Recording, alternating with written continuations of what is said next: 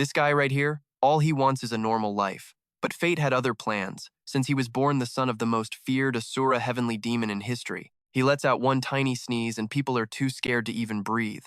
He takes out the trash, and they assume he just disposed of a body. All he can do is scream internally at these overthinking fools. Save me, I don't want to be the cult leader. Then one morning, some earth-shattering news drops. His father, the Asura Heavenly Demon, has officially kicked the bucket, and before he died, he passed on the title of demonic Yugang to him. Yugang can only cry out in despair. Man proposes, but his old man disposes. And the cause of death? A lame internal injury from that great war years ago. Back then, in the dead of night, razor-sharp sword strikes tore through space, felling enemies in an instant. This was the power of the rising star, Baek Mukwal. He charged like a madman, howling in excitement. So, you finally decided to show your face. Ha! Asura Heavenly Demon. Before him, the demonic cult's leader stands alone atop the mountain, yet his presence is absolutely overwhelming. Baek Mukwal thinks to himself, he truly is the demon who once shook an entire era. A living legend with a face as cold as ice and eyes burning with bloodlust. The Asura Heavenly Demon, worshipped by countless followers ready to die for him. A man who sees the world as dust beneath his feet. But Baek Mukwal felt zero fear. He points his sword straight at his opponent and asks coldly, "Do you have any last words?" In response, the leader's arrogant laughter echoes through the mountains. Seeing that defiance only makes Baek Mukwal even more delighted. This level of spirit is worthy enough to be a sacrifice in my heroic saga. A one-shot finish would be too boring. I'll play with you a bit before I end this. He roars with killing intent. Your arrogance ends here. Come, Asura Heavenly Demon. But in a complete twist, despite his fierce look and menacing red eyes, the cult leader suddenly blurts out a desperate plea. Please spare my life. Talk about having the face of a tiger but the personality of a Hello Kitty. This unexpected line completely freezes Baek Mukwal, his face showing a look of utter, dumbfounded confusion. He couldn't believe a peerless master, the legendary leader of the demonic cult, would toss aside all dignity to beg so pathetically. He thought maybe it wasn't sincere, but then the leader's voice urged him again. Please, just spare me this one time, okay? Turns out, he was using telepathy to fool everyone watching. The Asura Heavenly Demon promises, I will live as though I am dead. I will hide in the deep mountains and never appear in the martial world again. Seeing this pathetic cowardice, Baek Mukwal roars with pure fury. Impossible. He was furious that his grand plan to become a hero was ruined. There is no glory in beating a coward. Meanwhile, his opponent kept pleading telepathically, Brother Baek, for my sake, please use telepathy to talk. This left the disciples watching nearby completely bewildered, with no clue what was happening. They were probably thinking, what are these two doing? This is so awkward. Unable to accept this reality, Baek Mukwal charges forward, his killing intent flaring. If your dignity is so cheap, then just die, the Asura Heavenly Demon cries out in alarm. Brother Baek, please reconsider. But Baek Mukwal's rage hits its peak. He screams, then what in the world did I train all these years for? Facing the thunderous attack, the Asura Heavenly Demon can only choke out in pain, Ga. Is this the end? A massive explosion rocks the heavens. The battle was decided in an instant, but the result was completely unexpected. The one so confident in his victory, Baek Mukwal, was the one who fell, killed in just a single blow. Back in the present, with his father gone, a despondent Yugang opens the door, his heart heavy with thoughts of what comes next. He sighs to himself, can I really escape my destiny as the demonic cult's leader? But as he steps into the darkness, his instincts scream that something is wrong. Suddenly realizing something's off, Yugang freezes for a few seconds. Then his sharp gaze darts to a corner of the room as he asks casually, my sixth sense tells me there's a stranger in here. Who are you? Show yourself now. A tall, dark figure materializes behind him, bowing his head and replying mysteriously, forgive this one's disrespect. Before Yugang could process this, the stranger moved as fast as a ghost. In the blink of an eye, he's right beside him, striking all of his major pressure points. Yugang is stunned, unable to react. My pressure points. When did he even strike? Before he can resist, the man slings him over his shoulder, says, pardon me, and darts out of the room at a terrifying speed. Completely immobilized, Yugang grits his teeth in frustration, realizing all his pressure points are sealed, preventing him from circulating his energy to fight back. If I don't do something now, I'm dead meat, he thinks. He has to find a way to call for reinforcements fast before he gets killed. Just then, the figures of the red-haired evil spirits and the Yaksha soul chasers appear ahead. He rejoices internally. There they are. They can definitely take this guy down. He desperately tries to call for help. Hey, over here! But his hope is instantly crushed when those subordinates roar with killing intent. Halt! We must kill Du Yugang! Screams demanding the new leader's head echo through the air. Their commander even promises a handsome reward for anyone who succeeds. Surrounded by traitors, the stranger carrying Du Yugang suddenly draws his sword and says calmly, "Let us be on our way, leader." With just one mighty slash that rips through space, a storm of killing intent devastates the area. Witnessing the elite army get wiped out, Du Yugang is stunned. How were those elites defeated so easily? Die! An assassin screams, diving down from above.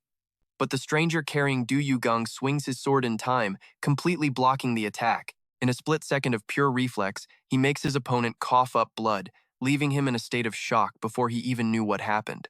Amidst the desolate aftermath of the battle, the dark figure vanishes like a lightning flash, leaving the assassins collapsed in agony. Standing on a peak under the pale moonlight, Yin San Scholar, captain of the red-haired evil spirits, roars in rage. What in the world are you all doing? Are you planning to let that Du Yugang just get away? He fumes at their incompetence, but a hand reaches out as a calm voice cuts in. Stop. It's the smiling-faced demon lord. He appears with that signature mysterious smile always plastered on his face. Even though the Yin San Scholar was fuming, arguing that letting their prey escape would bring disaster, the elder still ordered everyone to halt. Seeing this tricky situation, the captain of the Nightshade Soul Chasers also jumped in, urging, "We have to chase them, now! We might still catch them!" But the smiling-faced demon lord insisted that taking Du Yugang's life could be done any time, but killing him now would plunge the demonic cult into true chaos. He mentioned the preparations of Asura Heavenly Demon, a trump card that made everyone hesitate. That trump card was Feng Tian, the fiercely loyal guardian with overwhelming power and blazing eyes, who was currently protecting the Do Yugang and breaking him out of the deadly encirclement. The smiling-faced demon lord coldly ordered the others to dispose of the bodies at the scene and summon the elders to prepare for a major event. He declared with absolute arrogance that the succession ceremony for the 16th cult leader was officially beginning. Meanwhile, deep in the forest night, Feng Tian was still carrying Do Yugang, leaping through the trees at an insane speed to escape the main headquarters. Seriously, was he planning to carry him across the 7 seas or something, after being hauled around for a whole day straight? Du Yugang couldn't hold back his anger and yelled, "Hey, a full day has passed. Who the hell are you and why are you doing this to me?" The stranger just kept moving, coldly replying that they were almost at Shihei. Just as he finished speaking, he stopped and acted decisively. "I will now unblock your acupoints." Feeling the flow of energy return, Yugang let out a sigh of relief, finally regaining control of his body. Instantly, the mysterious man dropped to his knees in a formal bow. This humble one greets the Du Yugang. "I am Feng Tian, created to serve only the Du Yugang." Looking at his unwavering expression, Yugang guessed this must be the loyal subordinate his father had secretly trained. He looked Feng Tian straight in the eyes and asked about the biggest suspicion in his mind. "I have just one question. Was the mastermind of the rebellion the smiling-faced demon lord?" Feng Tian's simple yes echoed with heavy significance in the quiet clearing. "Is that so?" Yugang muttered, his mind flashing back to memories of the smiling-faced demon lord, the man who had always been so attentive and acted like the most loyal subordinate. But in a complete twist, instead of showing the pain of betrayal, Yugang's face suddenly changed. He broke into a sinister smile and whispered, "Excellent." In his mind, he was cheering. If the smiling-faced demon lord wanted to usurp the throne, it was the perfect chance for him to ditch this annoying responsibility and live a life of leisure. However, glancing at the loyal guard standing staunchly beside him, Yugang realized he had to find a way to get rid of this guy first to execute his escape plan. He pointed right at Feng Tian's face and snapped, "You've sworn loyalty to the wrong person. The current cult leader is the smiling-faced demon lord, so go. My only leaders are Asura Heavenly Demon and the Du Yugang. Please, retract your order." Feng Tian firmly rejected the dismissal.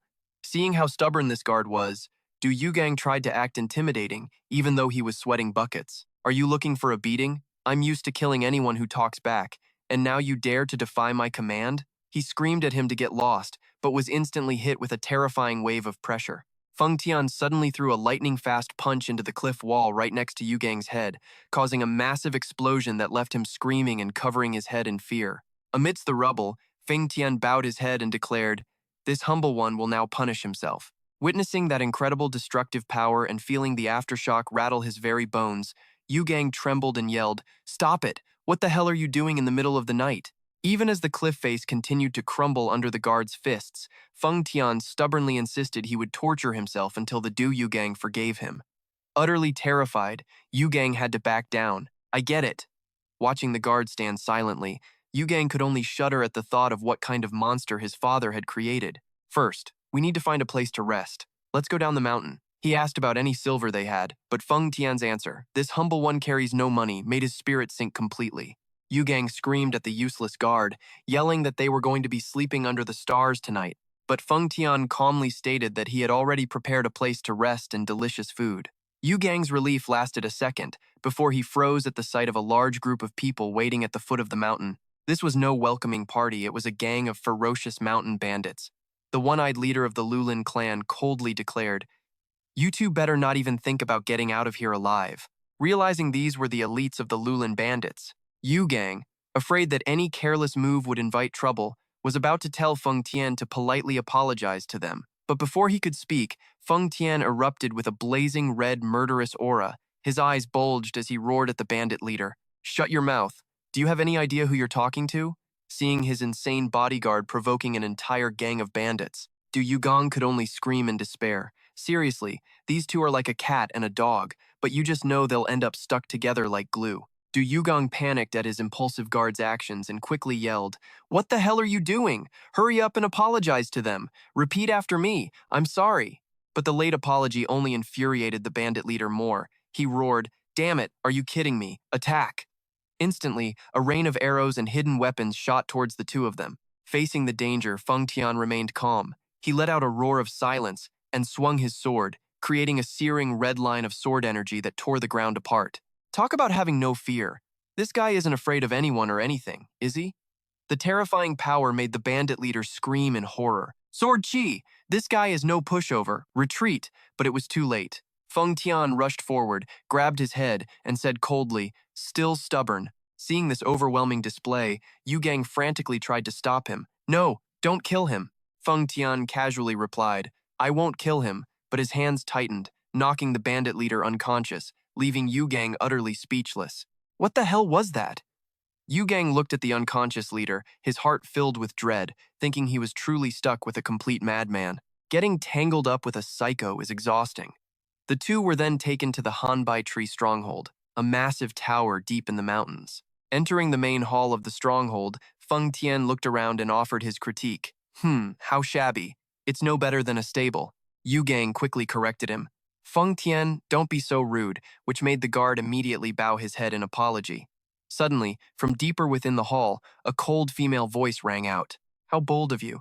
Du Yugang quickly forces a smile to diffuse the situation. "Ah, my apologies. It's quite late. Please forgive our sudden intrusion." But the second he sees the girl sitting there, he completely freezes, stunned by her unearthly beauty. He secretly thinks to himself, "This is a true celestial goddess." Seeing such a delicate woman in the middle of a bandit hideout, Du Yugang immediately suspects she's being held here as a hostage. Driven by his heroic nature, Du Yugang orders his guard, Feng Tian, "Go and rescue that young lady, now." Meanwhile, the girl strolls under the moonlight, a mysterious smile on her face. "What a beautiful moon tonight, and you two are." But that gentle act vanishes in a flash. Her entire demeanor shifts as she snarls with pure aggression. "You bastards, who the hell are you?" She's got the face of an angel, but man, that mouth is something else. Her smile disappears, replaced by a razor-sharp, hateful glare. She screams with absolute fury, "You bastards, who are you?" Before Du Yugang can even process what's happening, Feng Tian has already drawn his sword, radiating killing intent. He roars disrespectfully, launching forward like a tornado. "Shut your mouth and die." Facing the lightning-fast assault, the girl quickly counters, unleashing sharp spinning rings. The chakrams tear through the air, hurtling towards Feng Tian at a terrifying speed. With fiery, focused eyes, the guard calmly swings his blade, deflecting every single attack in an instant. Sparks fly as the two forces collide, igniting a spectacular battle in the middle of the hall. Feng Tian tightens his grip, spinning his body to create a powerful vortex of sword energy that envelops the entire area. Witnessing that insane move, the girl's eyes widen in absolute horror as she screams, "Oh my god, what in the world is that?" A massive explosion erupts, and she's sent flying by the powerful shock wave, collapsing onto the floor in agony. As the smoke clears, she's lying helpless in the rubble, gritting her teeth. "You damn bastard." But instantly, a hand of steel clamps down on her head from behind. Feng Tian declares coldly, "This ends now." Pinned down by Feng Tian, the girl shows no fear, instead letting out a defiant laugh. "Haha, you really think so?" And just like that, the tables turn. A group of bandits appears from nowhere, pressing a sharp blade against Du Yugong's throat. The leader bellows, "Let go of our chief, or this kid loses his head." Seeing his master in danger, Feng Tian screams in a panic, "Master!" She smirks triumphantly. "So, you get the picture now, you bastard? Or would you rather see this little brat's brains splattered?" Staring at the smug bandits, Du Yugang grinds his teeth in fury. "Damn it, what are these flies laughing about?" Before they can react, he suddenly unleashes his ultimate technique, the Yin Soul Palm. Tendrils of silver light rip through the air, striking the surrounding men. They can only let out pained groans before collapsing in unison. The battle ends in a flash as Du Yugang moves like a phantom, taking down every single person in his way. He coldly scans the wreckage and scoffs. Completely useless. Witnessing the young master's terrifying power, Feng Tian cheers excitedly. As expected of the master, the Yin Soul Palm is incredible, but his praise is met with Du Yugang's rage. He whirls around and snaps, "I told you to apologize, why didn't you listen to me?" Feng Tian, completely bewildered, tries to explain he was just atoning for his mistake. This unhinged guard then starts smashing his head into the ground again, cracking the very stone beneath him. Du Yugang is forced to yell helplessly, "Stop it!" Seeing this absolutely ridiculous scene play out, the girl can't hold it in anymore and bursts into laughter. "You two are more of a headache than the bandits. I've never met anyone like you. Ha ha ha." Du Yugang and Feng Tian can only stand there in stunned silence, watching her laugh hysterically. What's so funny? What could possibly be funny right now? In the quiet night, a scream echoes from the mountain fortress. But in contrast to the chaos outside, Du Yugang is enjoying a rare moment of peace in a hot bath. He lets all the exhaustion wash away, quietly gazing at the moon through the window as he thinks to himself, the martial world is truly unpredictable. As he gets dressed again, Du Yugang shudders, remembering the female chief's venomous curses. He feels like she's probably hexed him for the rest of his life. After a night filled with so many crazy events, all he craves is some rest to recover his sanity. He just wants to lie down and get some decent sleep for once. He's pretty surprised that the fierce bandit chief actually offered her own room to him. Even for a small fortress, the room is surprisingly well furnished and elegantly decorated, which he really appreciates. His eyes fall on a beautiful landscape painting as the scent of calming incense fills the air, soothing his mind. Unable to resist the call of the comfortable bed, Du Yugang excitedly dives onto it with a happy shout. Now this is true happiness, but as soon as he lies down, his hand suddenly touches something strange moving under the covers.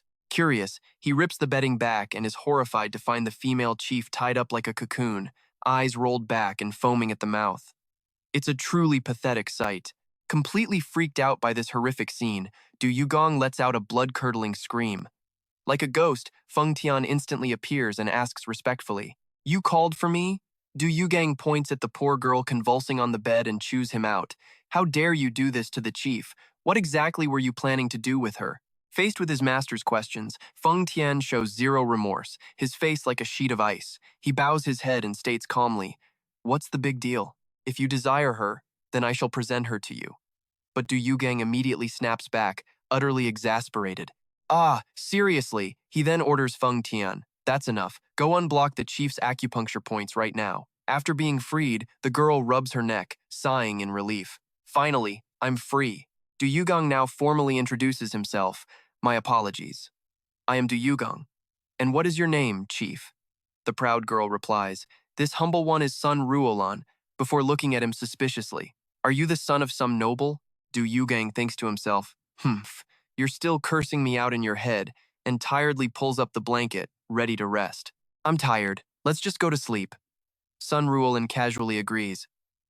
All right." But then she suddenly starts taking off her clothes, saying flirtatiously, "We really shouldn't waste any more time." Witnessing this incredibly bold move, a flustered Du Yugang turns bright red and yells, "What? We're just sleeping. If you're sleepy, then just go to sleep." Whoa, hold on, don't you dare go to sleep.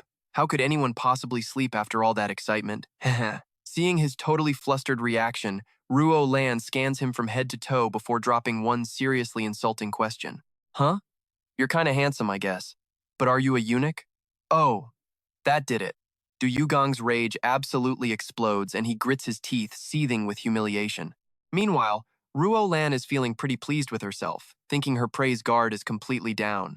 She gets ready to finish him off, right then and there. You dare drop your guard in front of me? I'll kill you. Ha ha ha. But just as she lunges for the kill, Du Yugang, quick as a flash, snatches her wrist. He bellows in pure, thunderous rage. You dare call me a eunuch? With zero mercy, Du Yugang unleashes a massive wave of energy, blasting the girl straight out of the room. Get lost. You don't even know who you're messing with, and you already tried to attack me, huh? The huge explosion echoes across the sky, even earning a nod of approval from Feng Tian outside. Haha, that's the master for you. But later, in the quiet night by a rushing waterfall, Du Yugang sits exhausted, muttering to himself, can't even get any sleep because of one crazy woman. He lets out a heavy sigh, realizing a pretty harsh truth about his life. This martial world is just packed with weirdos, and the most dangerous of them all is Feng Tian, the guy who can effortlessly shut down anyone's attack. Alone by the quiet stream under the dark sky, Du Yugang stares into the water, watching a lone fish swim by. Without warning, he flicks his wrist, sending a razor-sharp blade of energy slicing through the air. But his mind is somewhere else entirely. He knows that with his current level of strength, stepping into the dangers of the martial world would mean a guaranteed and miserable death. That image of the fish, skewered by his attack, feels like a dark omen for his own bloody future. The thought of Feng Tian's overwhelming power, the fact that the man could kill him at any moment, constantly weighs on him. It makes him feel tiny in the face of the massive conspiracies swirling around the demon cult. Man, my poor guy just can't catch a break. How can anyone live while constantly looking over their shoulder like that? It's not just Feng Tian either. The entire demon cult is now filled with people who want to hunt him down. Du Yugang looks up at the night sky, his heart full of resentment, questioning everything. Father, you unified the entire martial world, yet you only taught me the nether soul palm. Why is that? He clenches his fists, his crimson eyes burning with frustration as he stares at his own reflection in the shimmering water. And right at that moment, a mysterious shadow darts past behind the trees. A sudden sound makes Du Yugang whip around in alarm, but the mysterious figure has vanished without a trace. All that's left are the leaves, rustling in the wind. He can feel the killing intent lingering in the air, and he's stunned. What was that? Gone in an instant, his gut tells him something is very, very wrong. Gritting his teeth, he knows something is coming. Instantly, Du Yugang draws his short sword, on high alert against an unseen threat closing in through the darkness. Master, it's getting cold. You should come inside. Feng Tian's voice suddenly rings out from behind him, making Du Yugang jump and spin around. He lets out a breath of relief, seeing it's just his loyal guard. What? Feng Tian? Was I just being paranoid? Du Yugang gestures with his hand, sit down here, but Feng Tian remains perfectly stoic. I prefer to stand. Ugh, isn't he just trying to look cool? Fine, if you like standing so much, then stand. But Du Yugang insists, I have something to ask you. Sit down. Once Feng Tian finally takes a seat, Du Yugang begins to open up about the contradictions in his father's training. He recalls countless brutal battles, and he just can't understand why, out of so many techniques, he was only ever allowed to learn the nether soul palm. He wonders aloud, and yet, he named me the leader of the demon cult. How am I supposed to make sense of this contradiction? What on earth was my father thinking? Feng Tian tries to reassure him, saying the nether soul palm isn't weak and that his internal energy is incredibly deep. But Du Yugang immediately shoots that down. Internal energy alone can't rule the demon cult, let alone the entire martial world. In a harsh tone, he demands a proper explanation for why his father would restrict his training like this. Feng Tian looks his master dead in the eye and declares, with immense gravity, that it is because he must become the strongest. A statement that just sounds utterly ridiculous to Du Yugang, who roars back, completely fed up. Do you really think I can just roam around and do whatever I want with the power I have now?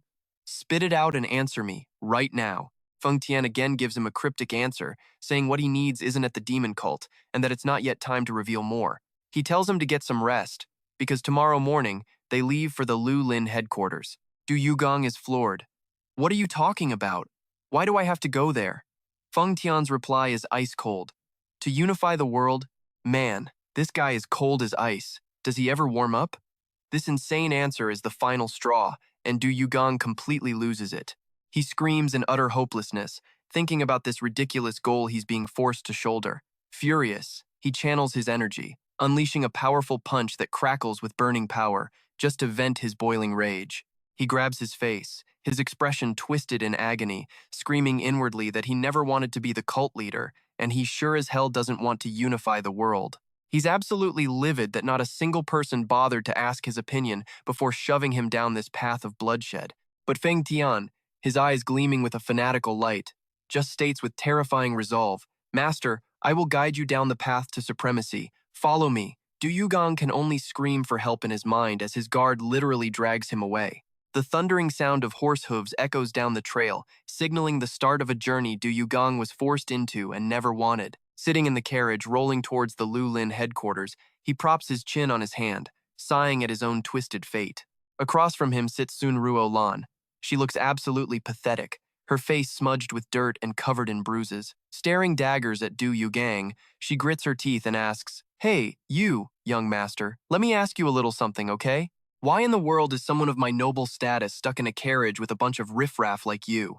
Du Yugang takes one look at her pitiful state and silently thinks to himself that she must be another victim, dragged along by the ruthless Feng Tian. When he doesn't answer, Ruo Lan just keeps going. "Come on, young master, let's talk about something.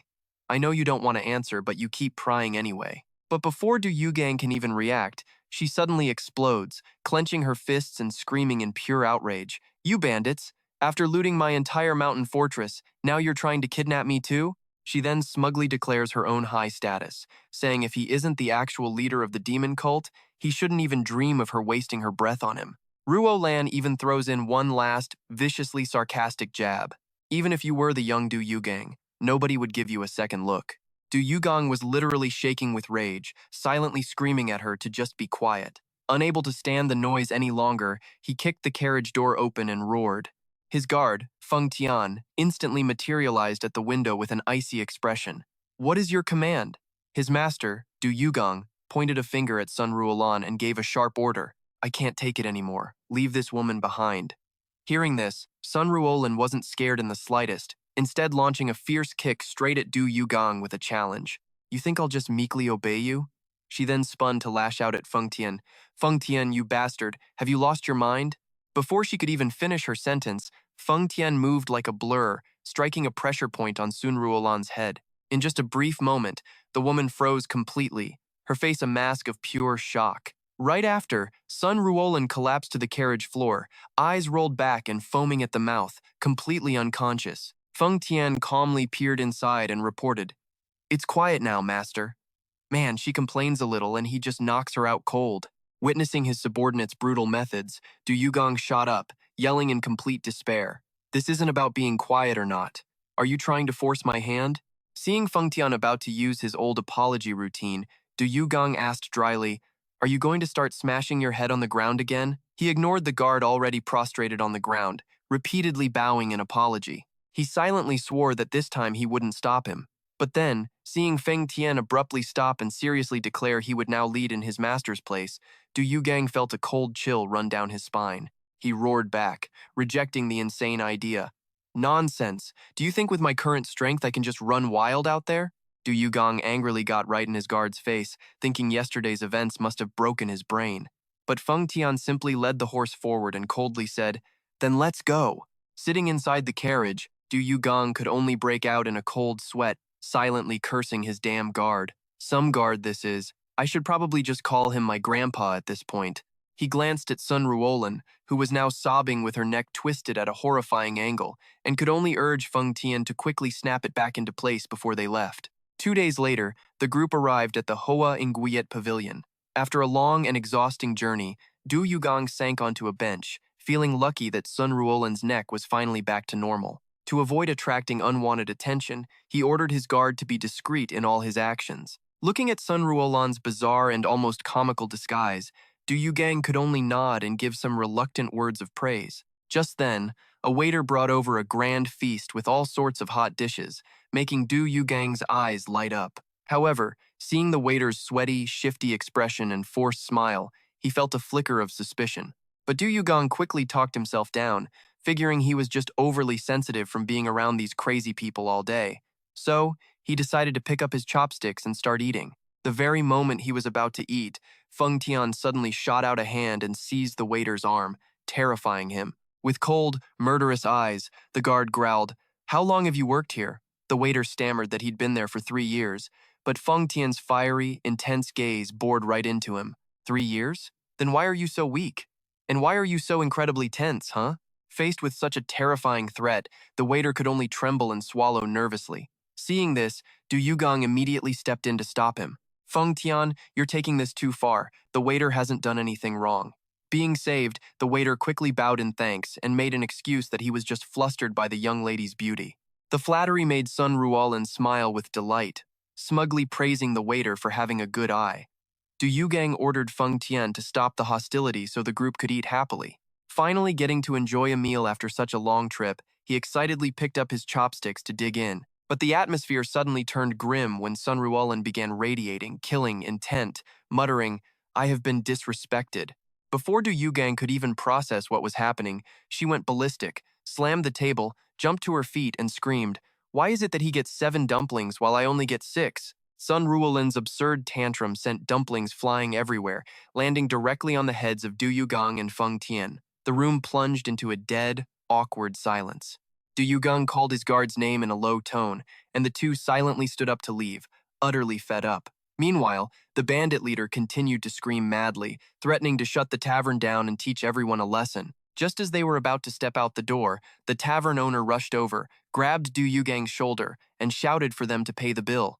All the anger that had been simmering finally exploded at the perfect moment. Du Yugang whipped around and roared back with pure rage. Weren't there only 6 to begin with?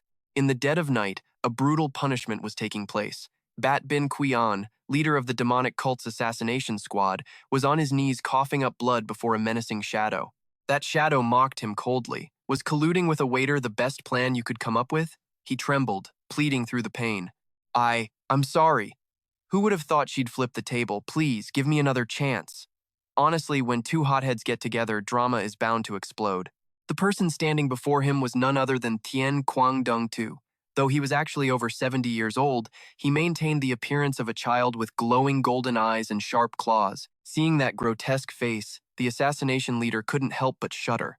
"Master, I'm still not used to looking at your face." Rumor has it that because Tian Guangdong Tu ate human flesh from a young age, he was cursed to forever have the body of a monstrous child like this. Knowing that his life was on the line if he failed again, Bat Bin Qian bowed his head and swore, "This time, I will absolutely succeed." Tian Guangdong Tu stared at him with cold eyes and gave his ultimatum. "This is your final chance. Come back, successful." Instantly, the assassin shot into the deep forest, already calculating a new plan. First, the Amlin squad had to lure Feng Tian as far away as possible. He quickly summoned more support and issued an order. "Am Duong Song Ma, you two will come with me to deal with that young cult master." 3 shadows tore through the night like ghosts, racing across the town's rooftops to close in on their target. Meanwhile, at the Hoa Nguyet Pavilion, Du Yugang was still sitting lost in thought by the window, completely oblivious that death itself was creeping closer. From a dark corner on the opposite side, a masked archer had silently appeared. He drew his bow, the sharp arrowhead aimed straight for Du Yugang's location, his eyes full of killing intent as he tightened his grip. This is it, their final chance. If this mission goes south, it's all over. Below, Du Kung watches a perfectly normal couple, happy in their own world. He can't help but feel a pang of longing, wishing he could have a simple, peaceful life just like them. But reality is cruel, especially when Tone Nyerklan's voice cuts in from behind. "Hey, you brat, when are you actually going to sleep?"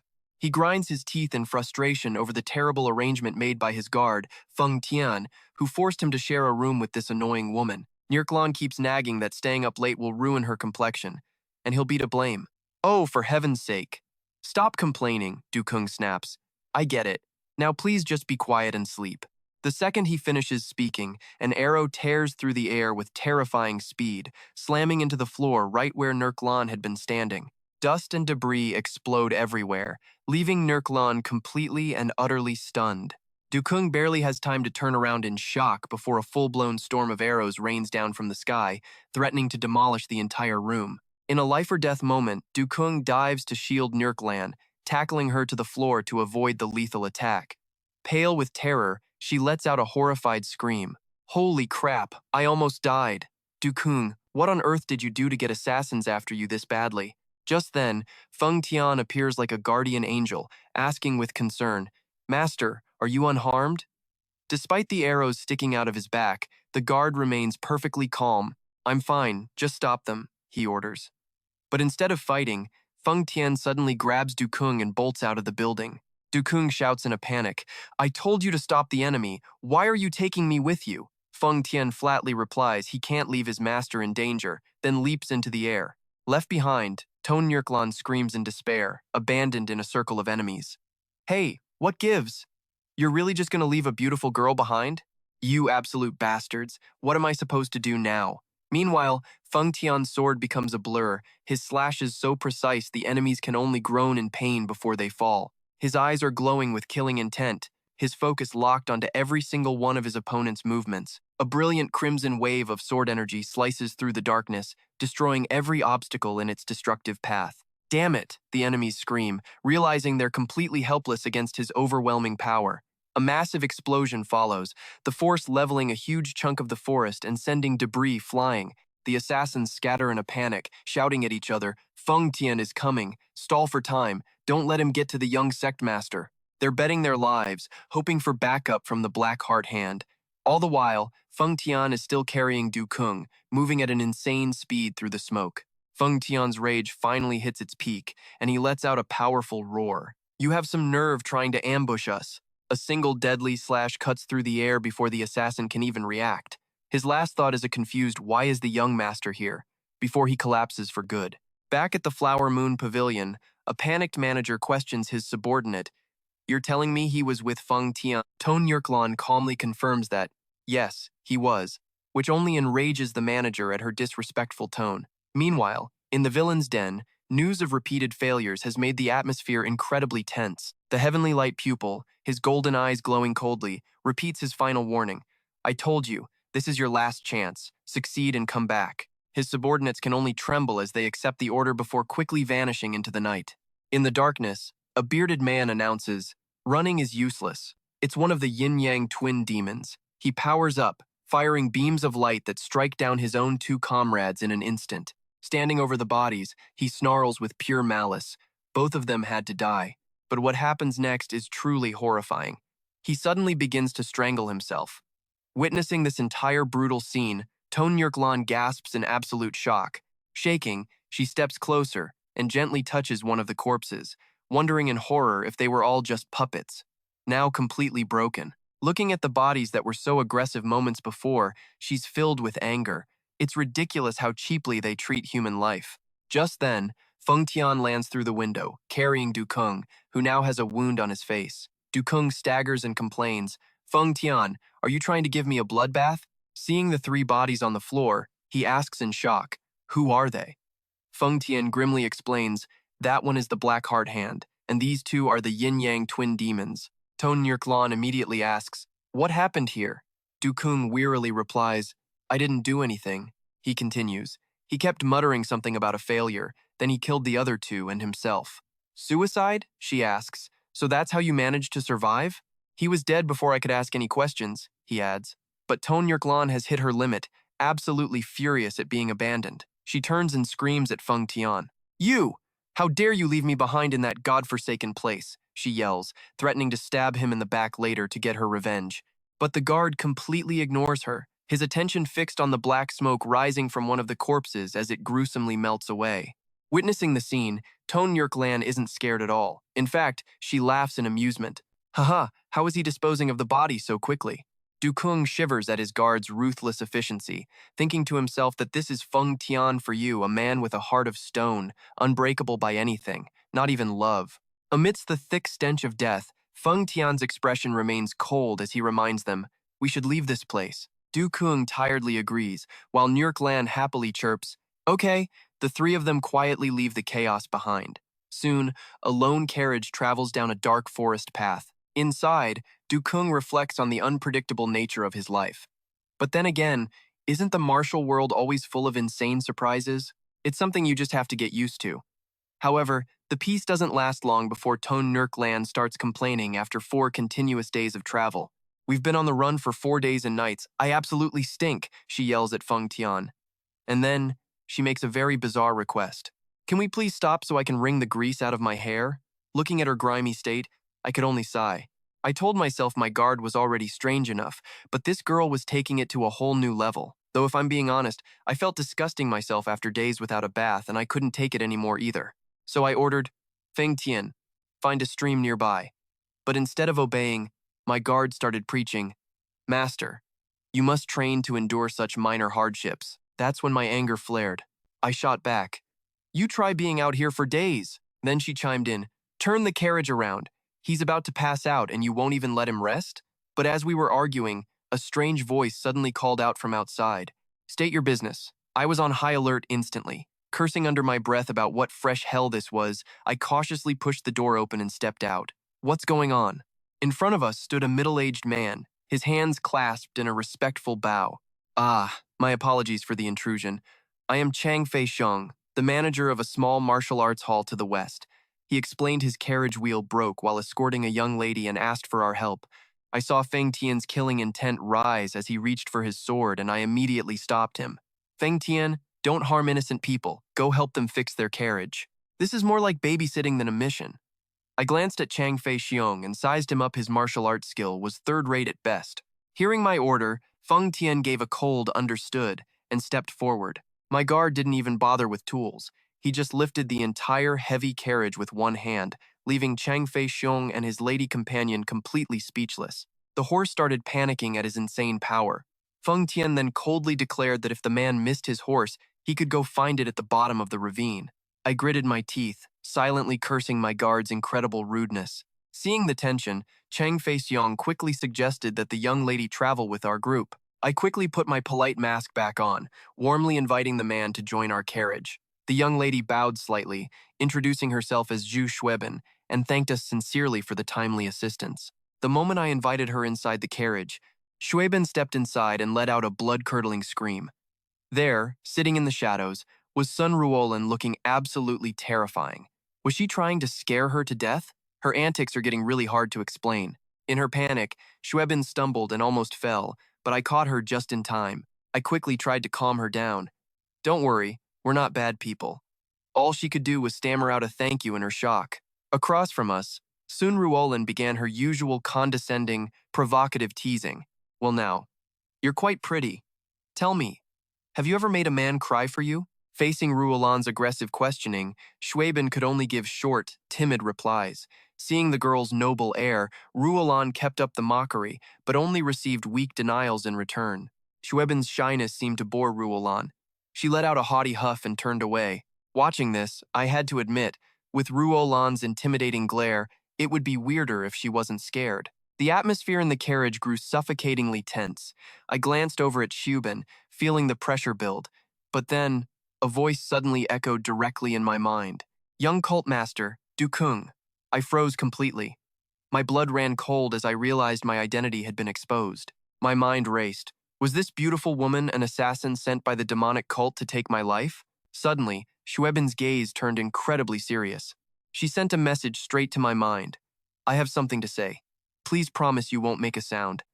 I held my breath, sweat beading on my forehead, feeling the weight of her mysterious request. Suddenly, a loud explosion shattered the tension. Feng Tian burst into the carriage like a storm and screamed, Master, danger! Before Xueben even had time to process what was happening, my guard's iron hand brutally clamped onto her head from behind. The poor girl's eyes widened in sheer terror right before his overwhelming power crushed her completely. Feng Tian calmly held Zhu Xueben's limp body and announced coldly, This woman is dead. Witnessing his subordinate's brutal decisiveness, I could only gasp, You acted on your own? Behind me, Sun Ruolan witnessed the horrifying scene, trembling and completely speechless. Feng Tian's expression remained empty as he bowed and explained, Yes, master, this was faster than using pressure points. The same applies to that Chang Fei Xiong. What the hell? Why does he give people an early grave at the drop of a hat? The absolute terror finally made Sun Ruolin snap. She screamed hysterically, Who are you people? Why does everyone we meet end up dead? Her screaming annoyed Feng Tian. He immediately spun around and delivered a swift chop to the back of her neck. She let out a single gasp before collapsing unconscious to the floor. I just sighed, looking down at two corpses and one passed-out girl. I really should have just knocked them out before they started a riot. Feng Tian immediately bowed his head in apology. My apologies, master. I thought for a moment, then asked. All right, fine. But how did you know about that Changfei Xiong guy? My guard replied calmly that he'd used sound transmission to ask him two questions. Are you a member of the demonic cult? And who is pulling your strings? The moment he heard those questions, Changfei Xiong's face changed completely. He swallowed hard, overcome with fear. Feng Tian continued, and just as I was about to make my move, he cleanly took his own life. I fell silent, a terrifying realization dawning on me. He took his own life cleanly.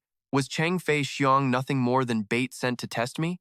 Even though Feng Tian was strange and brutal, I had to admit my guard was incredibly sharp, ending a lot of stories before they could even start. But damn it if he wasn't right on the money every single time. Feng Tian stepped closer, bowed, and stated with absolute certainty, Master, it's impossible for them to follow us this secretly without being detected. I believe you've been marked by the 10,000 Li blood scent. Feng Tian's voice was grave as he explained why we were being hunted. It's a special kind of scent that only cultivators of the divine tracking art can sense, and its range can spread for thousands of miles. Even worse, this scent vanishes the moment it locks on, making it impossible for the victim to even know they're being tracked. Understanding the dire situation, Du Yugang asks worriedly, Is that how it works? No wonder, but is there any way to get rid of this Wanli blood scent? Feng Tian is certain he can burn it away with pure yang energy, but he gives a sharp warning his master will have to endure some pain. Hearing it's just a little pain, Du Yugang scoffs, Just a little? Then get on with it. Following the guard's instruction, he sits down to begin the purification. But the moment Feng Tian's hand touches his head, a horrific surge of power erupts, making Du Yugang's eyes roll back in pure terror. The pain is far beyond anything he could have imagined, forcing a gut-wrenching scream from his lips. The carriage rolls on through the night, while inside, Du Yugang collapses from exhaustion, sweat pouring down his face. He pants, trying to tell himself he can't endure anymore. Good thing it was just a little pain. But the nightmare isn't over. Feng Tian once again places that iron hand on his head to continue. Du Yugang just howls in absolute despair. You monster, you said it would just be a little bit. Is this your idea of a little? Feng Tian, however, remains stoic and answers calmly. Yes, master, just one more moment. But when Du Yugang realizes his crazy guard's moment lasts for 15 whole minutes, a harsh truth dawns on him. This guy is clearly enjoying this. Meanwhile, at the edge of a forest, the bodies of Tuang Fi Hung and Chu Tuyet Ban are found next to a stone with a threatening message. Next time we meet, you die. Seeing this pathetic sight, the pursuer grits his teeth in rage, realizing he not only lost his prey because of the Wanli blood scent, but was also completely played by Du Yugang's group. The orders from the smiling-faced demon lord are really starting to frustrate his subordinates. They were supposed to kill Du Yugang to prevent future trouble, yet their lord wants to ensure the young master's safety. Thien Quang Dongtu grits his teeth in fury, unleashing a lightning kick that shatters the cliffside as he roars in frustration. Since when did the demonic cult become so merciful? Merciful? There's nothing merciful about it. But as angry as he is, an order is an order. He has no choice but to comply. Thien Quang Dongtu coldly summons a blood bat and commands his kneeling subordinate, deliver this order. He begins channeling his power, and a venomous purple aura from the Wanli blood scent engulfs the area. He decides to personally use this scent to continue pursuing the young lord and issues another command to his subordinate. Go to the Teha branch, report the situation, and gather more reinforcements. After your report, you may return to our headquarters. Seeing his subordinate hesitate, Thien Quang Dongtu shoots him a death glare that chills him to the bone. In a cold, cruel voice, he declares, No more words. If the chance arises, I, Thien Quang Dongtu, will join you in the afterlife. His ultimate goal right now is to force Feng Tian's hand and convey the Du Yugang's calculated message to Du Yugang at any cost. Meanwhile, the carriage continues its quiet journey through the lush green forests, and sitting inside, Du Yugang leans wearily against the wall, his face etched with exhaustion from one disaster after another. He hasn't had a moment to recover, and things just keep piling on, leaving him breathless. He reflects on Chu Tuyet Ban's death, silently blaming his guard. Feng Tian. Because of him, I couldn't hear her final words. What was she trying to tell me? The curiosity and regret over those unrevealed secrets throw his mind into turmoil. Du Yugang's silence becomes the perfect opportunity for Sun Ruolan's teasing. Sitting across from him, she starts prodding him with sarcastic remarks. "Oh, my dear young master, you seem to have so much on your mind today. You're not even paying any attention to me. Don't tell me you're still trembling from that little assassination attempt, are you?" Ha ha ha. When he doesn't react, Sun Ruolan presses on, her tone dripping with mockery. "You're so adorable. There's no need to be shy. Just say it. Our poor, pitiful young master, come now." Finally, his suppressed anger explodes. Du Yugang slams his hand on the seat and roars in frustration. "Sun Ruolan, is the word worry not in your vocabulary?" He glares at her, lounging casually with a completely carefree look, and can only grit his teeth in rage. "Look at your own situation. Or is your head just for decoration? Hey, you're going too far. I'm not playing games with you." Du Yugang frowns, warning her as she starts to lose her temper, but she immediately fires back just as fiercely. "Why should I be worried? Do you want me to cry and beg for forgiveness?" Sun Ruolan yells, asking if he wants to be comforted or coddled, but as he looks at her agitated expression, Du Yugang notices her voice is trembling slightly. He thinks to himself, could it be she's just trying to act tough to hide the anxiety that's building up inside her? Du Yugang lets out a soft sigh and uses voice transmission to apologize. "Sun Ruolan, I went too far. I'm sorry." Sun Ruolan is briefly stunned to see the new Du Yugang actually humbling himself. "Huh? The Du Yugang is apologizing to me via voice transmission?" Du Yugang calmly explains that it's because she's his friend. He isn't the type to apologize to just anyone. Sun Ruolan accepts his apology but is still curious about what's on his mind. Du Yugang then begins to tell her a story about a friend. His clan was huge, but his uncle staged a coup. He was lucky to escape thanks to a subordinate, but the uncle's men don't seem to want to kill him. He muses, "They should be trying to get rid of the problem completely, right? It feels like they're trying to send a message." After a moment, Sun Ruolan uses her sharp intellect to offer a theory. Maybe they're trying to say that as long as your friend lives in hiding, they won't hunt him down anymore? Her words make Du Yugang freeze. He wonders if that could really be the truth. Then, his crimson eyes flash with a cold light as he realizes something is absurdly wrong. There is no way the demonic cult's elite assassins would miss such an easy target. He recalls his encounter with Chu Tuyet Ban and finally understands the real message she wanted to send. The demonic cult doesn't want to kill the Du Yugang. A calculating smile spreads across Du Yugang's face as he processes this new reality. They don't want him dead. Just then, Feng Tian opens the carriage door and respectfully suggests, "Master, let's rest for a while before we continue."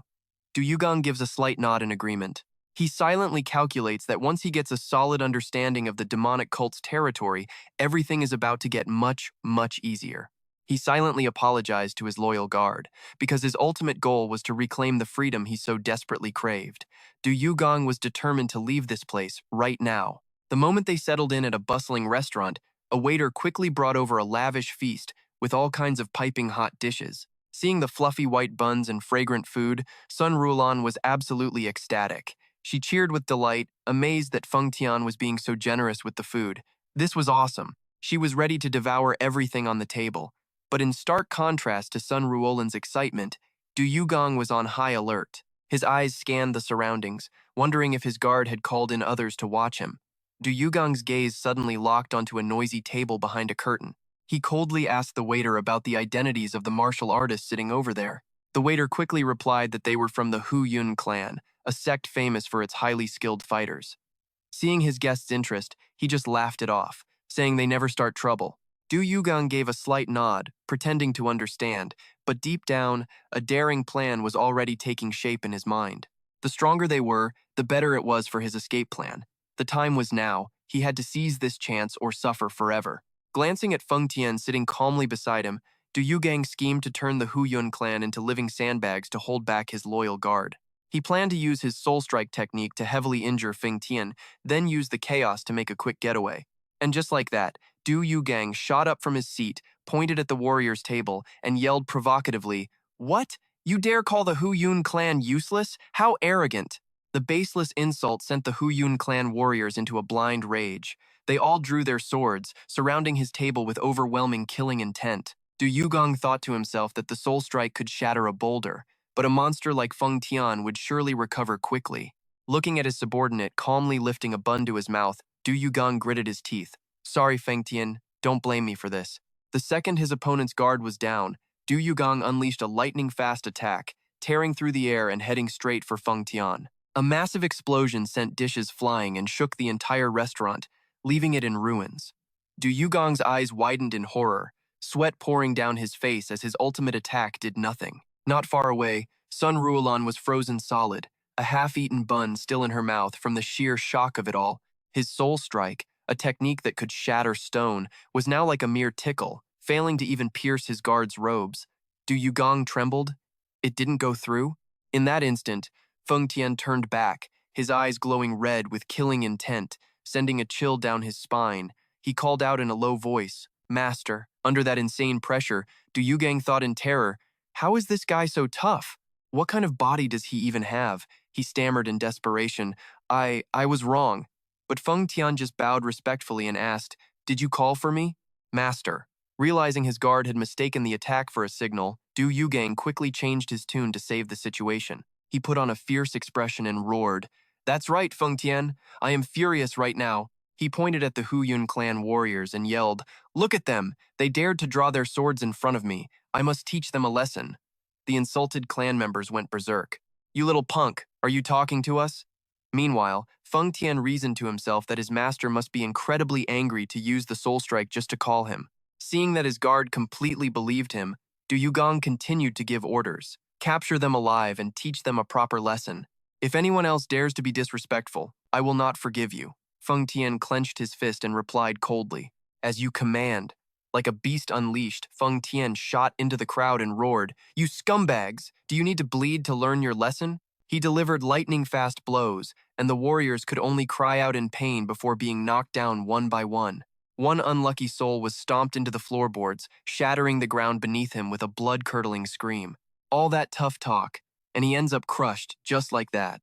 A terrified Hu Yun clan warrior cried out, watching his comrade get taken down before his eyes. Seeing his once-in-a-lifetime opportunity, Du Yugang hid behind a door and made his decision. Now's the time. Run! A huge explosion rocked the restaurant. Thick smoke and dust clouded everyone's vision, creating the perfect cover for his escape. Du Yugang dashed across the rooftops, sending a silent thank you to the unlucky warriors. "Hu Yun clan, I will not forget this favor." Even if it meant using all his internal energy, he pushed his movement skills to the limit, trying to get as far away as possible while they held Feng Tian back. Seeing the towering city gate up ahead, Du Yugang cheered with joy. Finally, the city gate.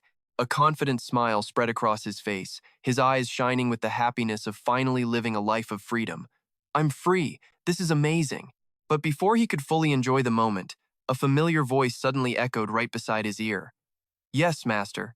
This was indeed an excellent lightness skill training exercise. Du Yugang froze, his face turning pale when he saw Feng Tian had already caught up. Before he could react, a hand of steel clamped down on his shoulder from behind. All he could do was cry out in pure despair. Sweat dripped down his forehead as Du Yugang shakily turned around and asked, How? How are you so fast?" He tried to bluff his way out of it by scolding him to hide his panic. "Don't tell me you disobeyed my order to capture them alive?" Feng Tian remained stone-faced and answered simply, "Let's go, master." They are. He must have been a bit too slow with his words because Feng Tian might have accidentally sent those loudmouths on their way. Looking back at the restaurant, the entire Hu Yun clan was now kneeling on the ground, chanting respectfully in unison. "Long live the Heavenly One. Please punish us," Feng Tian calmly reported.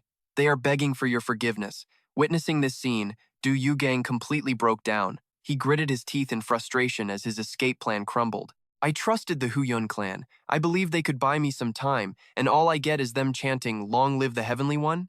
Amidst the chaos, one warrior remained defiant. He tried to seize the moment Du Yugang was distracted to launch an attack. "How dare they kneel to this brat? This is my chance." But in an instant, Du Yugang grabbed his head with absolute killing intent. He roared in pure rage, "This is absolutely unforgivable." Then he slams the guy's head into the ground, creating a horrifying shockwave.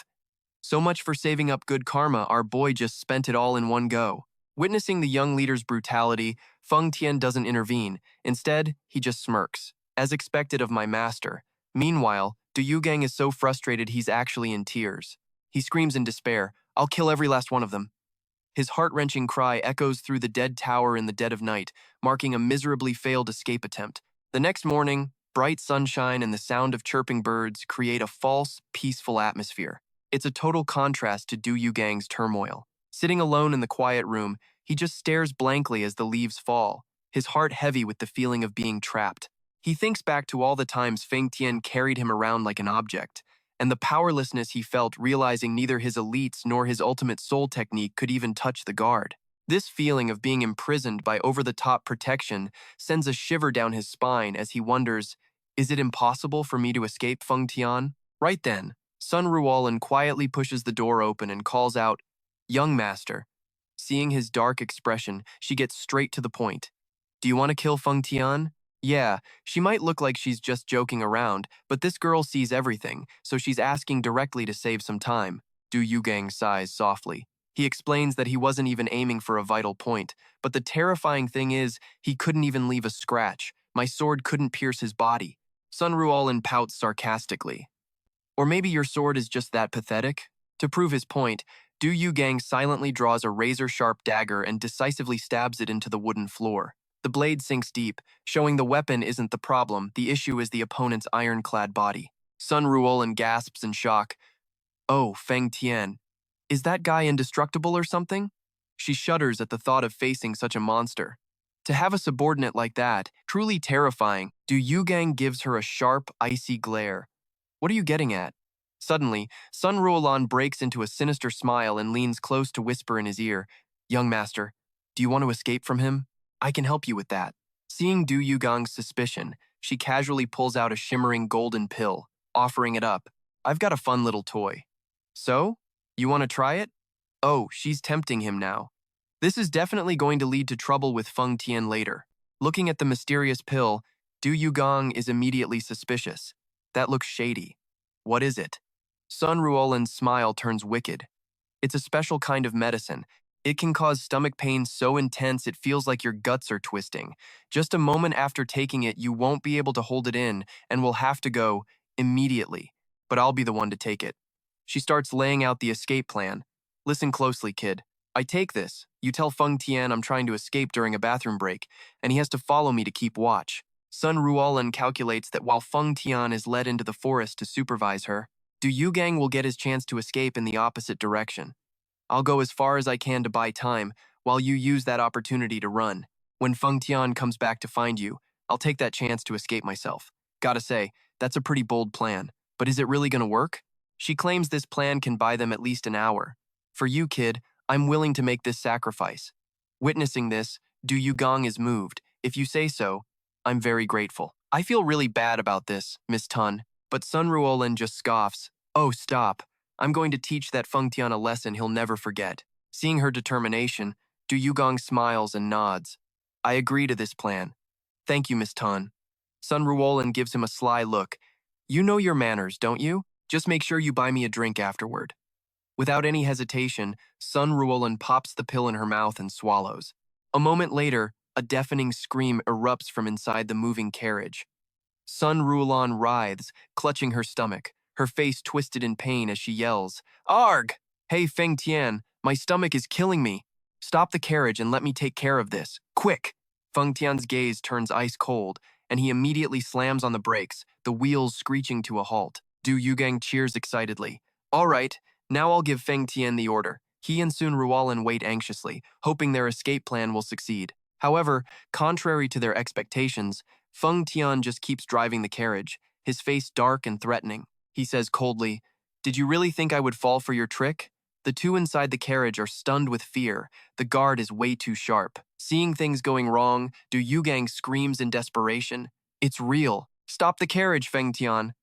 Beside him, Sun Ruolan's face goes pale as the intense pain from the pill starts to really kick in. Ignoring their pleas, the guard just calmly keeps driving and replies, "Don't let her fool you, master. That's when all hell breaks loose."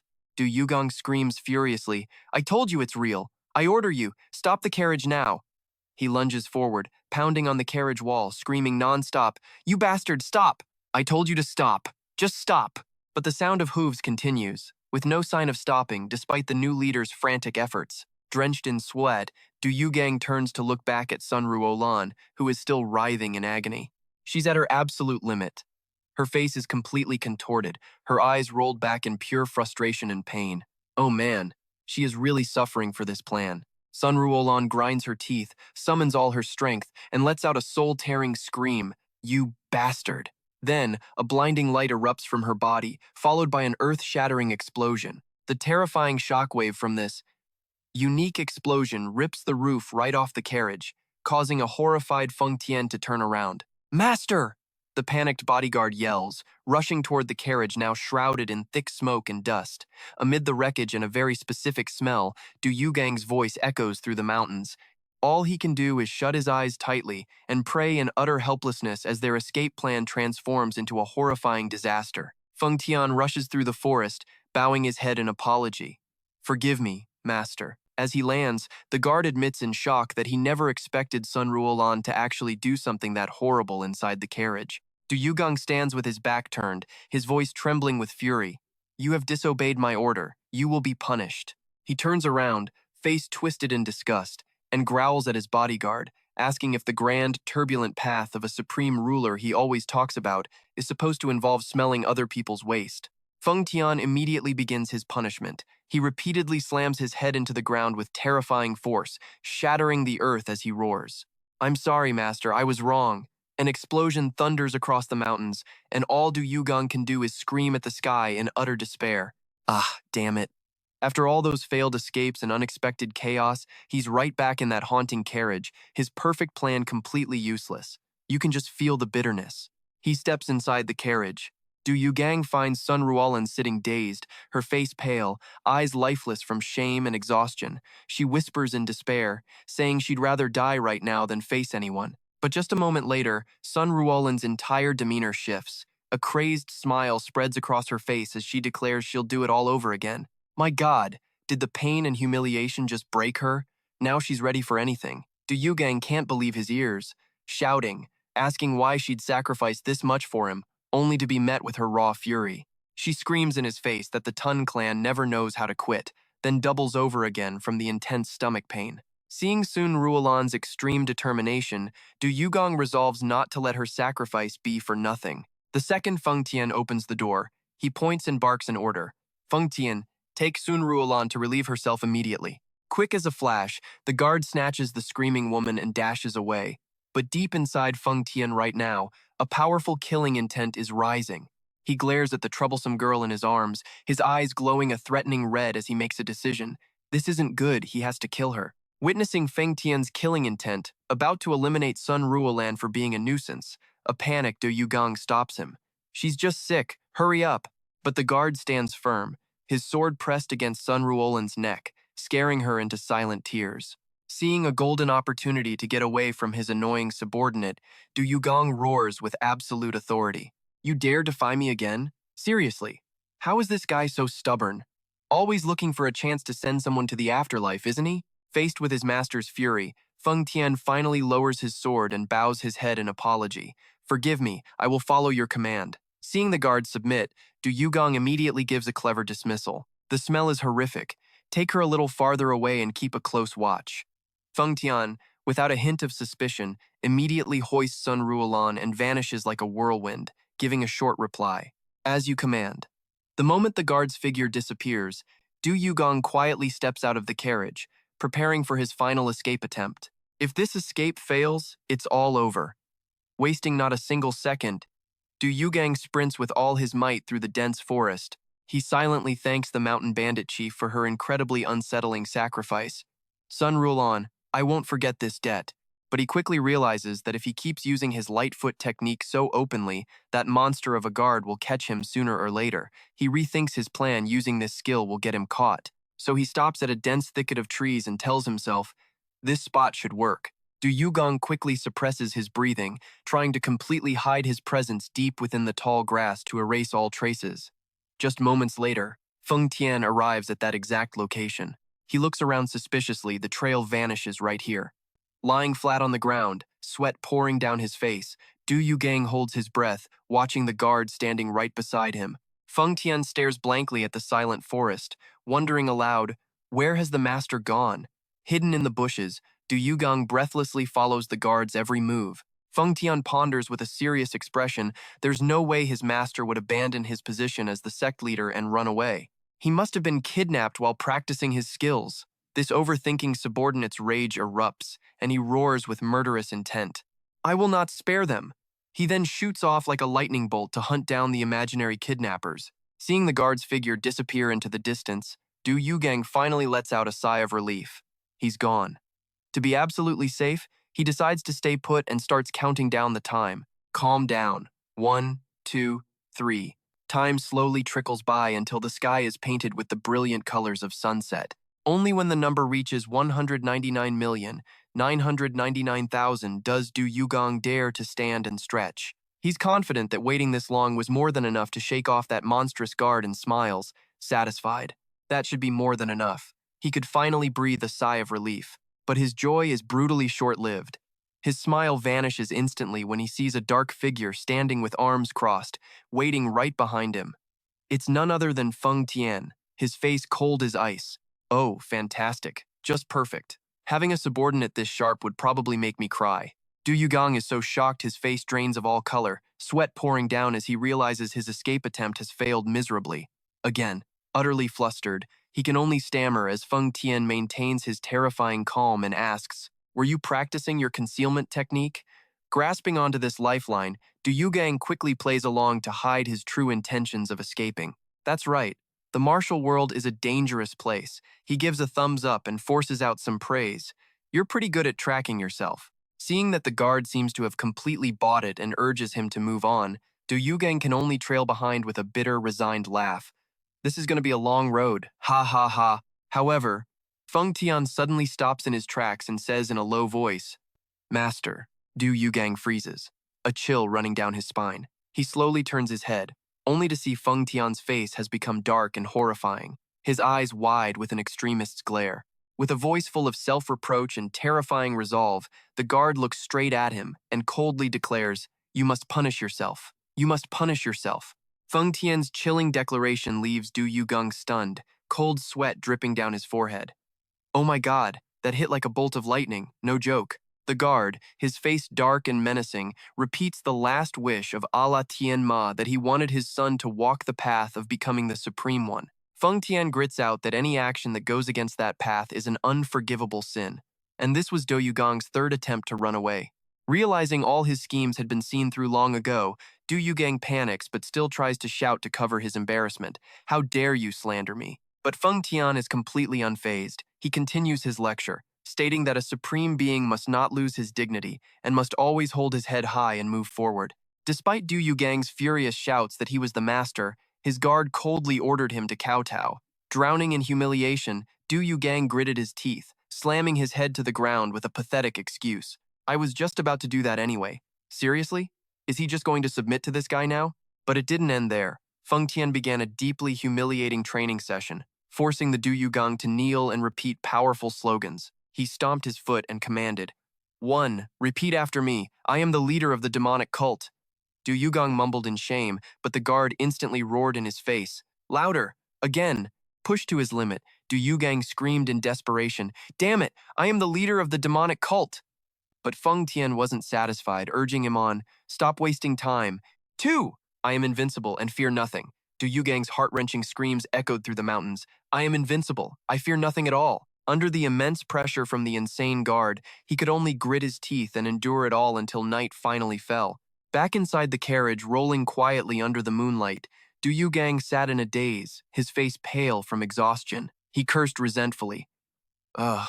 It's all Feng Tian's fault I'm suffering like this. He stared out the window, his heart weighed down with thoughts of the stormy and uncertain future that was waiting for him. To make matters worse, Sun Ruolin was sprawled out in the carriage, her face as white as a sheet, cursing silently.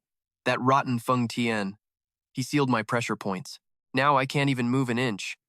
She painfully recalled that miserable moment in the forest, forced to endure the agony from that twisted pill without any way to fight back.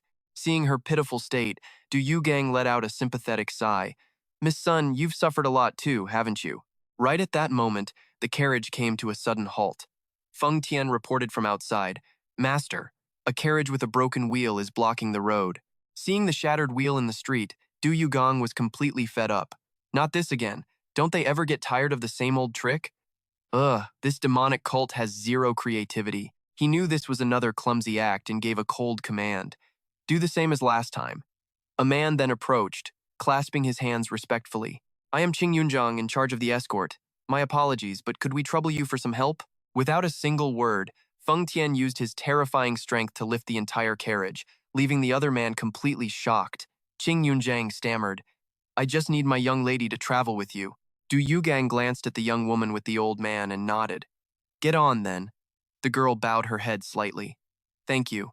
Inside the carriage, Du Yugang sat across from the new guest while Sun Ruolin was still motionless on the floor. The girl gently brushed her hair back, revealing a delicate face, and introduced herself. I am Wang Yuyu. I hope to be in your care. Seeing her innocent act, Du Yugang scoffed internally. So clumsy. Unbelievably clumsy. He rested his chin on his hand, looking her dead in the eye, and issued a cold warning. Just sit there quietly and then leave. Don't make a pointless sacrifice. But contrary to her initial timidness, Yuyu's eyes suddenly became resolute. She stared right back at him and challenged, Do you think I'm afraid of death? Du Yugang smirked. You fool, why do you think Feng Tian let you on board? He explained that his guard was just creating false hope to lure out their enemies, only to crush that hope in the most brutal way imaginable. But Wang Yuyu remained unfazed. She lowered her head and said quietly, I don't care. Du Yugang sighed, You really? If that was the smiling-faced demon lord's wish, I would have known. Before he could finish, Wang Yuyu suddenly looked up, leaned in close, and said something absolutely shocking. As long as I can tell you I love you, I am willing to die. The sudden confession left Du Yugang frozen. Sweat beaded on his forehead as a horrifying image of the old smiling-faced demon lord shooting hearts at him flashed in his mind. He screamed in terror. Hey, no way! What's all this about love? It's all just a bunch of nonsense. He then asked suspiciously if the old man had put her up to this, which sent Wang Yuyu into a rage. She leaped to her feet, screaming in his face. How dare you call my love nonsense? Du Yugang staggered back, unable to believe his ears as he stammered, Who are you? But that question was like pouring oil on a fire. Wang Yuyu roared with pure fury. You dare look down on my love? Without hesitation, she swung her hand and delivered a massive slap that sent Du Yugang reeling, his face a mask of shock at this woman's insanity. Yuyu flashed a bizarre, cold smile and told him to go in peace, just as the horses outside began to neigh in a panic. So this is what it means to be crazy in love? Man, this is getting tiring. In an instant, Feng Tian burst in like a hurricane and yelled, Master, what happened? Seeing his master staggering, the guard exploded in fury. He grabbed the manager, Qing Yunzhang, by the throat and squeezed, causing the old man to gurgle in agony. Witnessing his subordinate's overwhelming killing intent, Du Yugang frantically tried to stop him. It's a misunderstanding. Don't kill her. He tried to calm his crazed guard down by insisting everything was fine. It's okay, nothing happened. Du Yugang's sudden defense of her left Wang Yuyu speechless. She muttered in disbelief. You? Spared my life? But Feng Tian had no intention of stopping. He roared with menace. You dare touch my master? With eyes blazing with killing intent, the guard made a chilling declaration. Your crime is unforgivable, causing Yuyu to tremble in absolute terror. Refusing to back down, Wang Yuyu yelled, You insolent fool, and unleashed a powerful blast of white energy that tore through the space around them. The powerful attack sent Qing Yunzhang flying. He let out a single groan before he was knocked out completely. Yuyu then charged forward, ready to finish her opponent. You bastard, die. However, Feng Tian remained disturbingly calm. As fast as lightning, he observed her every move and then launched a decisive counterattack. Please, like he's that easy to beat. What a joke. While suspended in midair, Wang Yuyu realized her fatal mistake. The moment I landed, he kicked the bottom of the carriage to throw me off balance. That single moment of carelessness was all Feng Tian needed to end the fight. He brought his foot down in a thunderous stomp, carrying the force of 1,000 tons, slamming directly onto Yuyu and shattering the ground in a terrifying explosion. Crushed against the carriage floor, Wang Yuyu could only let out pained groans of utter helplessness. Feng Tian appeared behind her like a ghost, his iron grip locking onto her with an overwhelming killing intent. Seeing his guard about to execute the girl, Du Yugang screams in panic, Stop, Feng Tian! The razor-sharp blade is already at the girl's terrified face. Du Yugang rushes to intervene. Don't kill her, it's just a misunderstanding. Man, why stop him now? Let him finish the job. To calm his subordinate's murderous rage, he awkwardly explains, I was just teasing her a bit. Now put the sword away. Feng Tian's eyes glint with fanaticism. He stares at his master for a long moment, as if weighing his options. Finally, the guard silently sheathes his sword and bows respectfully. As you command, master. With the situation under control, Du Yugang lets out a sigh of relief. He signals for everyone to get moving and leave this troublesome place. Feng Tian silently turns to follow the order. But after just a few steps, he suddenly stops dead, his face cold and emotionless. He turns back to ask a question. A confused Du Yugang watches, wondering what his guard could have possibly forgotten. But before he can react, Feng Tian flashes back, grabbing Wang Yunok's head again with terrifying force. Witnessing this sudden, ruthless, and decisive act, Du Yugang can only howl in pure despair.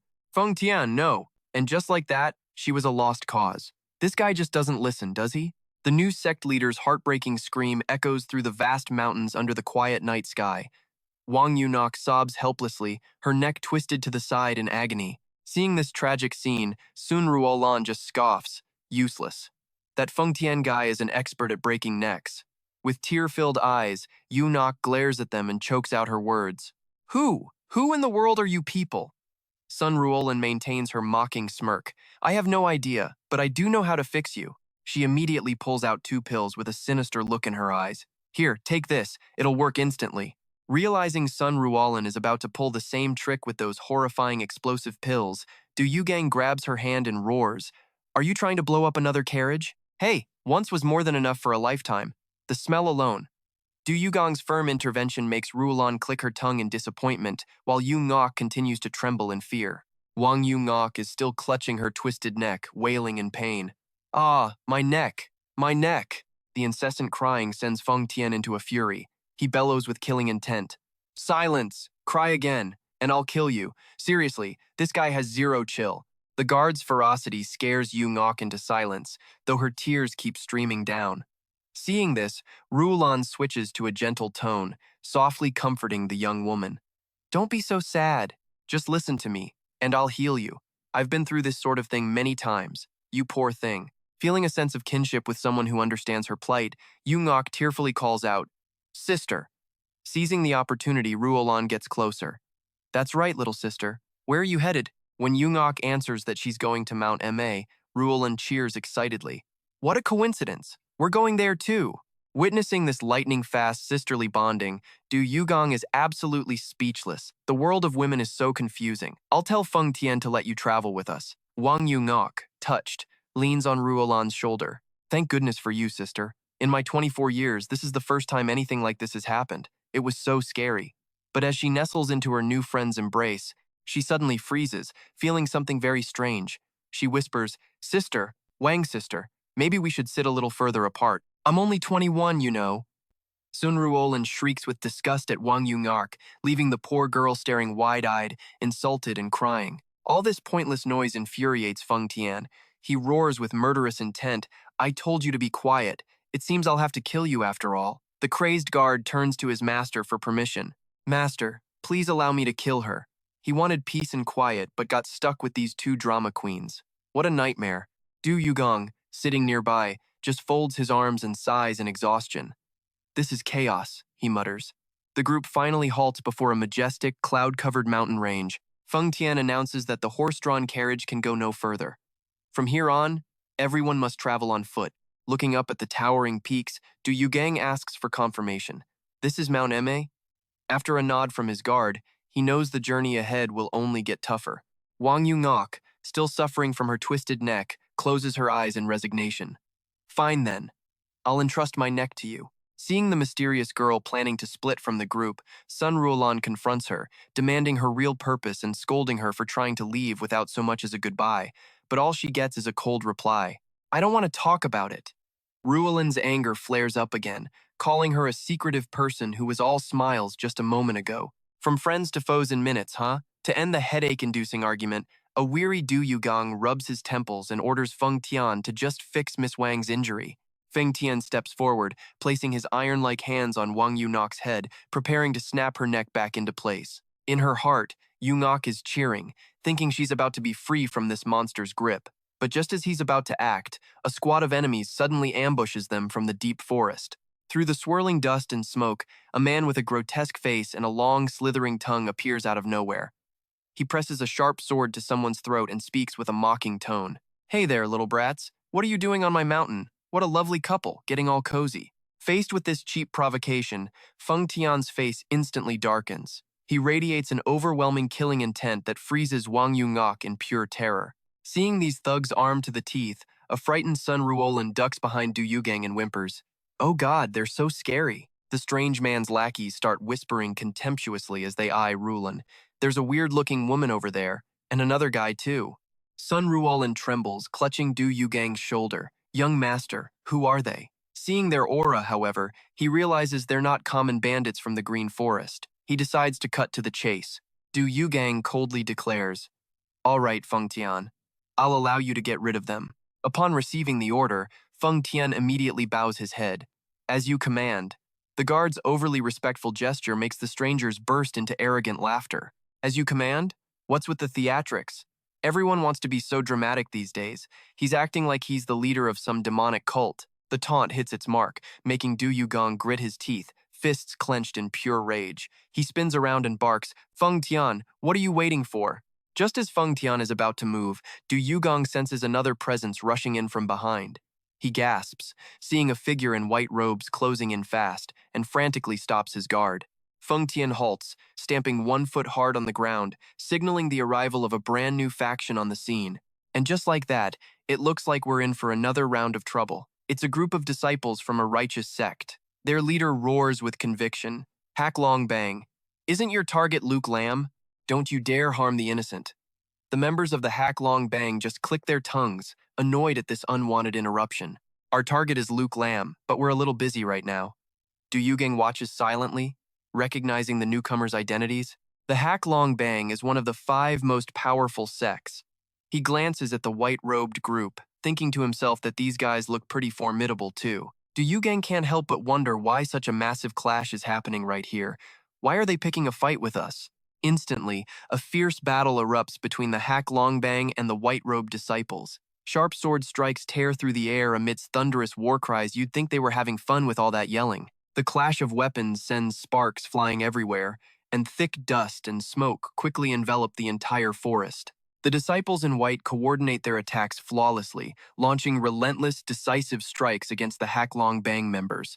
Amidst all the chaos, Feng Tian stands calmly, shielding Du Yugang from behind and suggests, "Master, we might as well enjoy the show for a bit." Du Yugang rubs his head, watching the fight reach a fever pitch. He realizes Luke Lamb must be in some serious trouble for Mount Nagami to be this chaotic. If not for this, the mountain would never be in such disarray. Meanwhile, Sun Ruolan is practically buzzing with excitement. She screams at them, cheering for an even bloodier fight. Seeing Feng Tian just standing there, she asks when it's her turn to join in.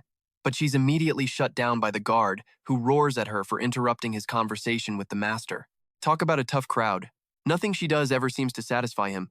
Feng Tian's ferocity scares Sun Ruolan to tears. All she can do is whisper an apology and turn away, looking utterly defeated. But as she mutters a curse under her breath, Feng Tian's sharp gaze catches her, and she frantically denies everything. No matter how much she protests, the guard insists he definitely heard her cursing just now. A weary Du Yugang orders them both to be quiet so he can watch the chaos in peace, but Sun Ruolan still feels she's been wrongly accused. Feng Tian suddenly leans in, his face menacing, and brings up Sun Ruolan's embarrassing memory of soiling herself to prove she was never normal to begin with. "Stop it! Stop fighting! You're giving me a headache!" Sun Ruolan is mortified, having her past exposed in such detail right in front of all these men. Sensing the escalating tension, Du Yugang quickly steps in to stop Feng Tian, telling Sun Ruolan to just apologize and end this. Pushed into a corner, she finally breaks down, crying that she misspoke, then asks if her guard is satisfied now. Seeing her finally admit fault, Feng Tian smirks victoriously at his master, leaving Sun Ruolan to squat down and go right back to wildly cheering on the bloody battle. Du Yugang just sighs, completely exasperated by his chaotic companions. At that moment, Sun Ruolan happens to spot a strange object on the ground, a small wooden whistle. As she cheers for the two sides to slaughter each other, she brings the small whistle to her lips and blows a long, sharp note. The piercing sound of the whistle echoes through the vast mountain forest, immediately grabbing the attention of a mysterious figure hiding in the nearby bushes. The whistle acts like a signal, spurring the hidden man into action. He sprints off, opening a door to report that the area around the Luke Lam headquarters has been cleared out. The one receiving the report is none other than the Hack Long Bang's leader, a man radiating killing intent, standing in a gruesome scene with a blood-soaked blade in hand. His face is covered in scars, his eyes chillingly cold. The old master orders his subordinate to gather all their forces immediately. Their final target has been set, a direct assault on the Luke Lam headquarters. Sun Ruolan, oblivious, is still excitedly blowing her whistle and cheering. Come on, kill each other already. For someone just watching, she's sure good at egging them on. But you know if trouble came her way, she'd be the first to run. Her bizarre behavior leaves the opposing warriors completely baffled, wondering what she's plotting. Right away, the Hack Long Bang subordinates begin to whisper amongst themselves. They conclude the whistle is a signal to end the fight and regroup their forces. Seeing this turn of events, Yugang's face pales. Are there even more Hack Long Bang members? He realizes their situation is becoming extremely dangerous and tells himself they have to get out of here before they're completely surrounded. His anger flares seeing his own group still casually enjoying the show. Realizing they can't wait any longer, he roars out an order. Feng Tian, that's enough. Go treat Miss Vuong now. Yeah, hurry up. Any more hesitation and this is going to get really ugly. The guard immediately bows his head in obedience. Vuong Dunok's face lights up with joy, thinking she's finally about to be freed from her twisted neck. She silently curses the whole group, hoping to never see them again, but she forces a small smile and thanks Feng Tian for his unexpected help. But Feng Tian just replies coldly, no thanks are necessary. In the next second, he lands a decisive blow on Vuong Dunok's lower back, making her scream out in agony. Witnessing this horrifying scene, Yugang yells in disbelief, Feng Tian, why would you do that to the young miss? At this point, Vuong Dunok can only cry, forced onto all fours on the ground by the overwhelming force of the blow. Feng Tian calmly places a hand on his chest, explaining that because she dared to insult the master's subordinate, her actions were the same as insulting the master himself. Yugang practically goes insane, screaming at his guard's audacity. Why do you always do whatever you want? You're all talk, but you never actually listen to a word I say. Feng Tian simply turns his back, casually reminding them that if they stand here watching any longer, it'll get dark. The group needs to head up the mountain immediately. All Yugang can do is storm off in frustration, muttering sarcastically about his subordinate's stubbornness. Right. Since when have you ever listened to me? Just do whatever you want. Feng Tian bows his head in gratitude to his master, while Sun Ruolan doesn't forget to wave goodbye to the brawling mob behind them. The warriors of the Black Dragon Gang just stare blankly, wondering about the identities of the strangers who just appeared on the distant mountain peak, where the Green Forest headquarters stands tall amidst the clouds. Yugang squints towards the massive tower, breathing a sigh of relief. Finally, he thinks, they're close to the Green Forest headquarters. Seeing Feng Tian suddenly stop to scan the area, Yugang asks worriedly, what's wrong? The guard remains on high alert, his eyes sweeping every dense bush before reporting, I'm checking the number of enemies, master. In just a split second, Feng Tian identifies every single person hiding in the shadows. He reports in a low voice, there seem to be about 500 of them. Knowing the enemy's strength, Yugang clicks his tongue in regret. Damn it. It looks like getting to the headquarters is impossible now. Feng Tian, however, keeps a straight face, confidently declaring he could wipe out the entire Black Dragon Gang, but is worried fighting would endanger his master. Faced with his subordinate's reasoning, Yugang reluctantly has to agree. Fine, we'll wait here. He glances around the forest for a good hiding spot, but before he can even decide, Feng Tian unexpectedly starts digging into the ground with his steel-like hands. Dirt and rocks fly everywhere, causing Yugang to yell in alarm, Feng Tian, why are you digging a hole? With a proud, beaming face, the guard explains that since his master's tactic of hiding underground was so effective last time, he wanted to recreate that brilliant strategy once more. Yugang's face darkens instantly upon hearing this. He asks through gritted teeth, in other words, you want to bury me alive? Just then, Sun Ruolan steps forward from behind, looking at his stunned expression with a smirk. Young master, why are you just standing there, planning to pay your respects? Feng Tian coldly orders, don't block the way. Let's go. Faced with Sun Ruolan's weak resistance, the guard pays her no mind, his face darkening with a menacing look. Yugang realizes his subordinate's insane plan in horror, screaming in desperation. I can't be buried alive here. but Feng Tian has already snatched Sun Ruolan. Ignoring her screams, he coldly barks, "Be quiet and get in," before roughly shoving her into the pit. Talk about having no gentleness whatsoever. A massive explosion erupts, sending dirt flying everywhere. Yugang can only stand frozen, watching the terrifying shockwave tear through the surroundings. Sweat drips down his forehead as Yugang stares in disbelief at the devastated scene below. Feng Tian appears like a ghost, calmly announcing, "Master, everything is ready." Before Yugang can even react, a decisive kick from behind sends him flying straight into the deep pit. All he can do is reach out a hand in vain, roaring in frustration, "Feng Tian, you bastard!" Just then, another huge explosion echoes across the majestic mountains. From a high cliff far away, a green forest scout looks around in alarm and wonders, what was that sound? His comrades rush over to ask about the situation, worried the Black Dragon Gang is waiting for reinforcements from the 7 Ghosts of No Mountain to launch their main assault. Another green forest scout, looking just as anxious, figures the enemy will strike the moment their backup arrives. Suddenly, he squints down at the valley and exclaims, "I think they're already here. Look at that guy down there." They both tremble, wondering if the figure striding forward is one of the 7 Ghosts of No Mountain. The fight hasn't even started, and they're already terrified.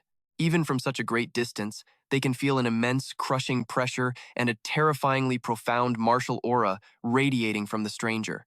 It's an old man with long, disheveled black hair and a grim face filled with killing intent. He stares straight ahead, enough to make any opponent's soul tremble. A soldier shakily stammers, "Who are you?" The appearance of a strange man with black hair streaked with silver strands makes the atmosphere incredibly tense. The Black Dragon Gang's leader looks at his opponent with utter contempt, mockingly remarking why he should bother listening to a dead man walking. He coldly orders his underlings to get rid of this obstacle, and to do it fast. The disciples of the Black Dragon Gang roar in unison and charge forward with their swords, like moths to a flame.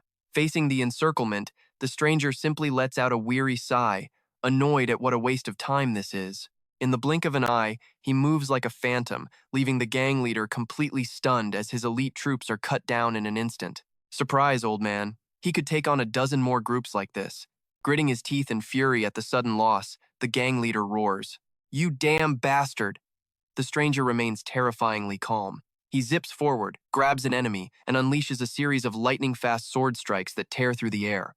Watching his men fall one after another, the gang leader furiously accuses his opponent of using cowardly tricks. But the man's overwhelming power and terrifying speed render all of the Black Dragon Gang's resistance completely meaningless. He glides through the crowd, his great sword swinging decisively, leaving behind a trail of defeated enemies screaming in agony. "Chief!" his men yell as they see their leader deciding to step into the fight himself. The Black Dragon leader frantically swings his massive blade, unleashing a 1,000-pound slash carrying a white-hot energy meant to take his opponent's life. But faced with this thunderous attack, the strange man with glowing golden eyes simply sidesteps it with incredible skill. He immediately counters, unleashing a horrifying blast of energy that sends the gang leader flying deep into the forest. The impact is so powerful it snaps trees and creates a massive explosion that shakes the entire mountain range. The remaining Black Dragon troops are completely stunned, unable to believe their mighty leader was defeated so easily. This is just embarrassing. In a state of pure panic, one of the squad leaders screams the order for all remaining forces to attack at once to avenge their chief. Facing dozens of blades pointed directly at him, the mysterious man remains unnervingly calm and collected. He tightens his grip on his sword hilt, his eyes glowing with sharp focus. A powerful, crimson arc of sword energy is suddenly unleashed, tearing up the ground and wiping out every enemy in a devastating circle of destruction. A world-shaking explosion erupts, obliterating everything in sight. The 2 green forest scouts can't believe their eyes. No, it's impossible. The Black Dragon Gang was so powerful. How were they wiped out in a single attack? There he stood, Feng Tian, a lone figure on a battlefield of death, radiating an aura so powerful it made the world tremble. Witnessing that terrifying power, the scouts trembled. This wasn't the 7-Demon Mountain. No, this was something else. Who was this man? Realizing the danger, they fled in a hurry. They had to warn Luke Lamb, and fast. But they weren't the only ones watching. From behind a tree, a mysterious woman observed the entire scene. She was confident she could take down the Black Dragon King herself, but after seeing this stranger's power, her confidence began to waver. She ran the numbers in her head. Could she wipe out the entire army and kill the Black Dragon King in just 10 seconds? Staring at the blazing, demonic red aura surrounding Feng Tian, she had a chilling realization. So this was Ala Tianma's doing. Have you conquered the world? Could I even take him down with me? The woman could only laugh helplessly at the impossible gap in their power. Meanwhile, at the Luke Lam headquarters on Mount Ngami, the atmosphere was buzzing with excitement. The scouts had just returned, urgently reporting that the Hak Long Bang's reign was about to end. Hearing the news, the bushy-bearded leader of Luke Lam roared with laughter. Ha ha ha, the Hak Long Bang finally got what they deserved. Excellent. Anyone who stands against them is a friend of Luke Lam. The enemy of my enemy is my friend, right? He immediately ordered his entire force to welcome their new allies with the highest honors. After wiping out the entire Hak Long Bang legion, Feng Tian quietly returned, his demeanor completely respectful. He bowed his head to report, "I've taken care of the Hak Long Bang. My apologies for not providing you a more comfortable shelter." Seeing this calm display, Du Yugang exploded with rage, yelling, "You dare say that after burying me alive? Heh, you almost feel sorry for him. But hey, at least it kept him safe, right?" Ignoring his master's absolute fury, the guard calmly announced he would go prepare a bath, leaving Du Yugang just gritting his teeth in frustration. "You scum! If this happens again, I won't forgive you." Seeing the guard's audacity, Sun Ruolan couldn't resist jumping in, pointing a finger right in his face. "Feng Tian, you really are a total scumbag." But before she could even finish her insult, Feng Tian moved like lightning, a single swift strike knocking her out cold.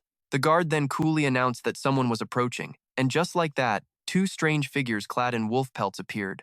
They bowed respectfully and introduced themselves. "Greetings. We are the scouts of the Luke Lam, Kwang, and Thien Ung. We are here on the orders of Luke Lam."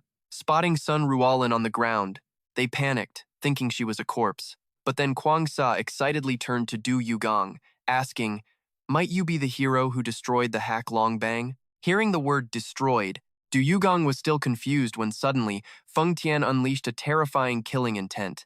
His eyes burned with rage as he glared at the scouts, his voice low.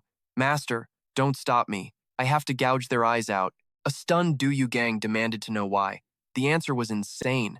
A supreme being must always appear perfect. No one could see him covered in dirt and mud like this. Du Yugang's rage finally exploded.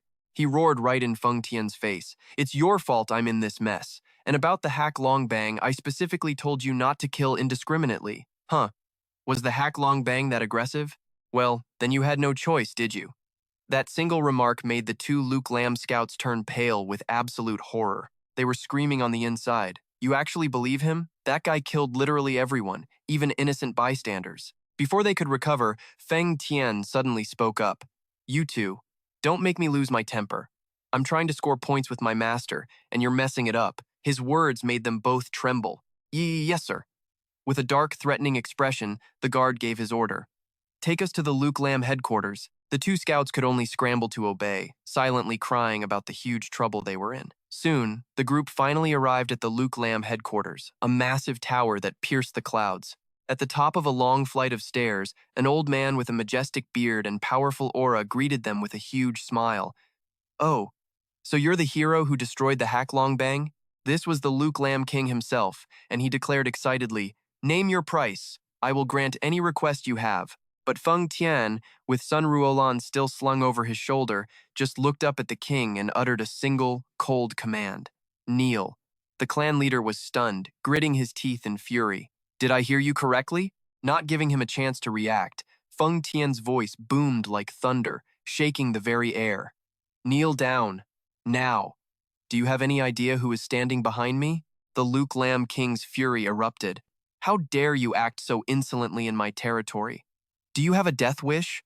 Just as the tension reached its peak, Feng Tian suddenly let go, dropping Sun Ruolan straight onto the floor. She could only let out a cry of pain. Oof, he treats her like a sack of potatoes. One wrong move and you're sore all over. But when the king got a clear look at the fallen girl's face, his own expression completely changed. You're... Sun Ruolan slowly lifted her head, flashing a bright smile as she gave a casual greeting. "Huh? Long time no see." "Father," the shocking revelation made the two scouts cry out in alarm. "Lady Sun Ruolan." As for Du Yugang, he was completely frozen in shock. Sun Ruolan is the daughter of the Luke Lam King? Even realizing his own daughter was being held hostage, the clan leader just gritted his teeth, clenched his fists, and roared defiantly. "Humph. Even if you hold my precious daughter hostage, I will never kneel. I am the Luke Lamb King. Man, his daughter's life is on the line, and he is still putting on that tough guy act. But the sudden appearance of Wang Dinok and his familiar call of Uncle Tone changed the entire situation in an instant. Faced with Feng Tian's terrifying pressure, the once proud Luke Lamb King suddenly broke down and screamed, "I'll kneel." His cry echoed through the Luke Lamb headquarters in the dead of night, as the legendary clan leader was forced to kneel before a stranger. He gritted his teeth in agony, feeling the pure humiliation as his lifetime of glory was trampled underfoot. He bitterly realized his entire mighty Luke Lamb clan was being crushed by two mere upstarts, unable to even lift their heads. His eyes shot daggers towards Do Yugang, who was just standing there in the hall, looking completely exhausted by the whole ordeal. The old man screams internally at this outrageous scene, unable to believe Luke Lamb fell so easily. Utterly desperate, he turns to his daughter, Sun Ruolan. "Who in the world are they?" Sun Ruolan lets out a tired sigh, then begins to recount the tale of the absolute madmen she's been traveling with. She warns him that the big guy, Feng Tian, has zero manners and a mind that is anything but normal. Sun Ruolan is certain that if they don't follow his orders, Luke Lamb will suffer the same tragic fate as the Black Dragon Gang. As for Du Yugang, she describes him as an incredibly strange person, one who's always hiding a massive secret behind a facade of feigned innocence. Sun Ruolan bitterly recalls how he humiliated her, not once, but twice, causing Lulin King's eyes to widen in shock. Humiliated? Realizing her father is misunderstanding, Sun Ruolan quickly changes the subject, asking about his relationship with Wang Dunyok, which makes the old man flustered. He speaks of his late wife, then, in an awkward silence, admits to his daughter that after so many years, this is the first time he's wanted to pursue romance again. Meanwhile, Du Yugang can only sigh in silence, absolutely exhausted from escaping one cult only to land right in the middle of Luke Lamb's drama. One is venting her frustrations, the other couldn't care less. Just then, Feng Tian approaches and respectfully invites him to sit on the magnificent tiger skin throne. Du Yugang eyes the tiger skin chair with hesitation, thinking, "Why should I sit there?" But Feng Tian completely misinterprets this, assuming his master is complaining about how shabby it is. Instantly, the guard roars, "Yes, master," and unleashes a thunderous punch, shattering the grand chair into 100 pieces right before everyone's eyes. And you know he's just trying to look impressive. Witnessing his subordinate's insane act of destruction, a bewildered Du Yugang screams, "What do you mean, yes?" At the same time, Lulin King is losing his mind, shrieking, "What did you do to my grand chair?" His rage boils over as the clan chief roars, "I will not forgive you!" He swings his massive greatsword and charges forward in a frenzied attack. The Luke Lamb disciples all surge forward at their master's command to protect their honor. Wang Dunyok can only let out a gasp of astonishment as she watches the fight break out so suddenly. But Feng Tian's face remains terrifyingly calm as he casually raises a hand, stopping the sharp blade with just his steel-like fingers, leaving Lulin King frozen in complete shock. The clan chief is horrified, realizing his blade didn't even leave a scratch on his opponent. It couldn't pierce him? Facing the overwhelming killing intent from Feng Tian's cold eyes, Lulin King trembles, swallows hard, and immediately changes his tune. "Sorry." The guard presses him in a low voice. "About what?" I asked. "About what?" "You called me out, so you'd better say something." The clan chief, pale with fear, tries to save face with the most ridiculous excuse. "I wanted to get you a new chair." Feng Tian glances at the trembling subordinates around them and asks, "You guys too?" Seeing them nod their heads frantically out of sheer terror, he coldly agrees. "Fine, but the guard makes sure to add a cruel threat. However, if the chair you bring displeases me, you will all end up just like that one." Seriously, why is this guy so aggressive? I don't think we've ever seen him show a gentle side, not even for a second. To prove his point, he crushes a piece of wood into dust with his bare hand, causing the disciples to flee in terror, shouting in unison, "We obey!" Sun Ruolan turns to her father with a smug expression. "See, father? They have absolutely no concept of proper etiquette." At this point, Lulin King can only accept the humiliation in silence, sweat dripping down his resigned face in the face of such an overwhelming power gap. Shortly after, a brilliant new red and gold chair is brought to replace the one that was destroyed. Feng Tian respectfully says, "Master, please, take your seat." However, when Du Yugang hesitates, the guard once again radiates an oppressive killing intent and demands, "Are you not satisfied with this chair?" His icy glare alone makes Lulin King and his men turn pale with fear. The trembling clan chief thinks to himself, "Is this it? Am I going to die right here?" Seeing his master remain silent, Feng Tian dangerously clenches his fist. It seems you don't like it. He then roars a single command. "Sit down." It's enough to make Lulin King burst into tears, his face a mask of pure terror. What in the world? A second ago he was acting all tough, and now he's a sobbing mess? Finally, Yugang sits on the throne of power, to everyone's complete shock. Down below, a furious Lulin King yells at his trembling subordinate, "What are you trying to say? Stop your stammering!" Yugang sits on the grand chair, his presence absolutely overwhelming. Feng Tian immediately bows his head. "Yes, master." He then turns to the people of Luke Lam to deliver the new leader's orders. Listen very carefully. The master has issued his commands, and he begins to list each one with a voice of steel. First, bury all the bodies of the Black Dragon gang. They were never here. Next, he orders Luke Lam to act as if nothing has happened, but to watch each other closely. Absolutely no one is to escape. And finally, Feng Tian commands them to bring their best chef here at once. You guys better make him happy, or this is going to get real ugly for you. And if anyone dares to escape, kill them all. Feng Tian's chilling threat makes Lulin King tremble. He looks in horror at Yugang sitting majestically on the throne and thinks to himself, "This kid is just as ruthless as Feng Tian." But just as he stands up to call out to Feng Tian, Yugang suddenly explodes with rage. He smashes a piece of wood and roars, "Is this how you treat your master? What an insolent brat." Wait, why is he snapping all of a sudden? Nobody did anything to him. To see the young master give orders, then immediately turn on his own subordinate, Lulin King is left completely stunned. He stares at Yugang's back and shivers. That man is a complete psychopath. In reality, Yugang is so furious that a dark purple aura is radiating from him. He's screaming internally at his guard's audacity. "I haven't even said anything yet. That bastard." Suddenly, a sharp whistle pierces the air, startling both of them. What was that sound? From high above, assassins descend like ghosts, shouting as they come. "It's the Black Dragon Gang! Luke Lam, surrender!" Faced with a massive invading army, a Luke Lam scout trembles, asking, "Surrender?" But then he freezes, noticing something is off. Wait, why does the Black Dragon Gang only have? Before anyone can react, Lulin King leads his disciples charging into battle with a thunderous roar. "Kill them! Oh yeah, this is getting good now. Go on, let's guess who's going to win this. Hehe." Blood-curdling screams echo through the mountains, staining the silent night crimson. Elsewhere, in a cozy room, a group of young nobles casually enjoys a lavish meal. One of them clicks his tongue, annoyed they couldn't handle that scar-faced guy. Another says he's more curious about the other five, calling them special.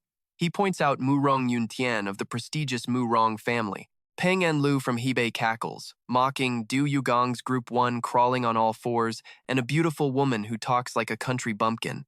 Zhuge Xiaoming of the Zhuge family quietly remarks with contempt that there's also a hick and a young man with an extraordinary aura.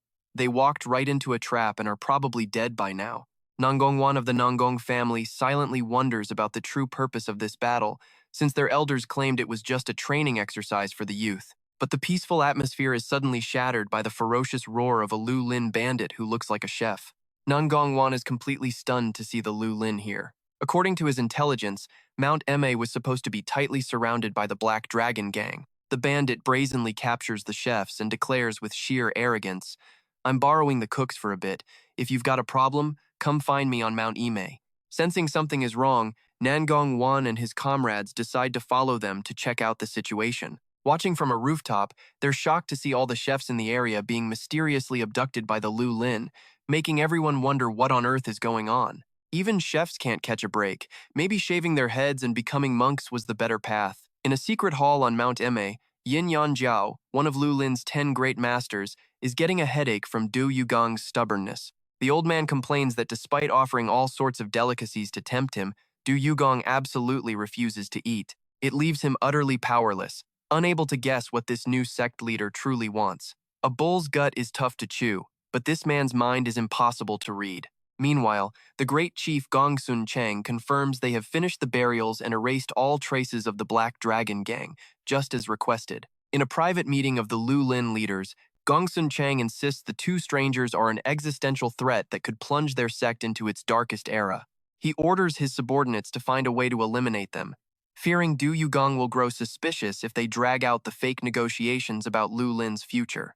Just then, Deputy Chief Qinglei Miaoshan suddenly speaks up, saying he has a question that needs an answer. The Deputy Chief's question is aimed squarely at Du Yugang, the very center of all their worries. He gravely notes that their plans will change depending on Du Yugang's martial arts. The stronger his skills, the more effort Lu Lin will have to expend. Hearing this, Sun Ruolan covers her mouth and lets out a smug little laugh. She claims that after observing him on their journey, the kid's martial arts are actually nothing to worry about. Though the deputy chief remains skeptical, Ruolan insists her judgment is based on what she saw with her own eyes. Sounds like she knows a little too much, doesn't she? Getting a bit suspicious here. Seeing the tension rise from the argument, the Lu Lin king slams his hand on the table and snaps, "Now is the time to unite, not to argue." Yin Yanjiao immediately suggests kidnapping Du Yugang, but another elder immediately shuts it down. That monstrous guard, Feng Tian, is always by his side, making it impossible to get close. The Lu Lin king impatiently demands a second option, and the brutal answer comes back: plant explosives and send them both to the next world. However, the fear of Feng Tian's true power still weighs heavily on the Lu Lin king's mind. He worries aloud, but what if that country bumpkin doesn't die? The desperate reply rings out, "Then we all die together." What a question. He's lucky he even got an answer instead of a mouthful of curses. Unable to accept such foolish recklessness, Yin Yanjiao roars in protest and suggests using a Chi-Men formation to trap them. But the harsh reality makes the Lu Lin king furious. He grabs Yin Yanjiao by the head and snarls, "Who in the entire Lu Lin can even use a Chi-Men formation?" In a moment of sheer despair, thinking the Lu Lin was doomed, Sun Ruolan's sinister laughter suddenly echoes through the hall. "Ho, ho, ho, why didn't we think of it?" The Lu Lin king freezes, then quickly asks what brilliant plan his daughter has come up with. Ruolan flashes a devilish smile and coldly announces, "Poison, father." Whoa, just pointing the finger directly now, are we? Realizing this is the true killing blow, the Lu Lin king lets out a triumphant "oh." She declares she'll use the strongest poison, Fire Hong venom, to poison them both during their meal. Meanwhile, Du Yugang is calmly enjoying his food, completely unaware that death lurks in every single bite. Bright morning sunlight shines down on the Lu Lin headquarters, filled with the peaceful chirping of birds. Du Yugang sits leisurely, sipping his tea. Enjoying the rare moment of tranquility after so many chaotic days, he smiles to himself, "What a wonderful morning. The lodgings are comfortable, the food is delicious. I could get used to staying here." But the peace is shattered when a knock on the door breaks the calm atmosphere.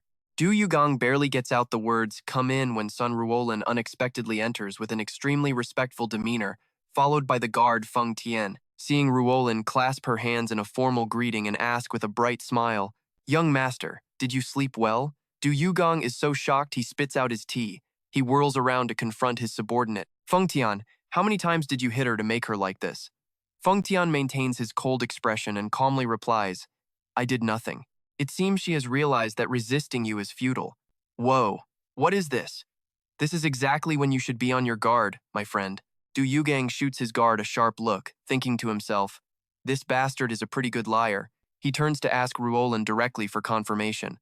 "Son Ruolan, how many times did Feng Tian hit you?"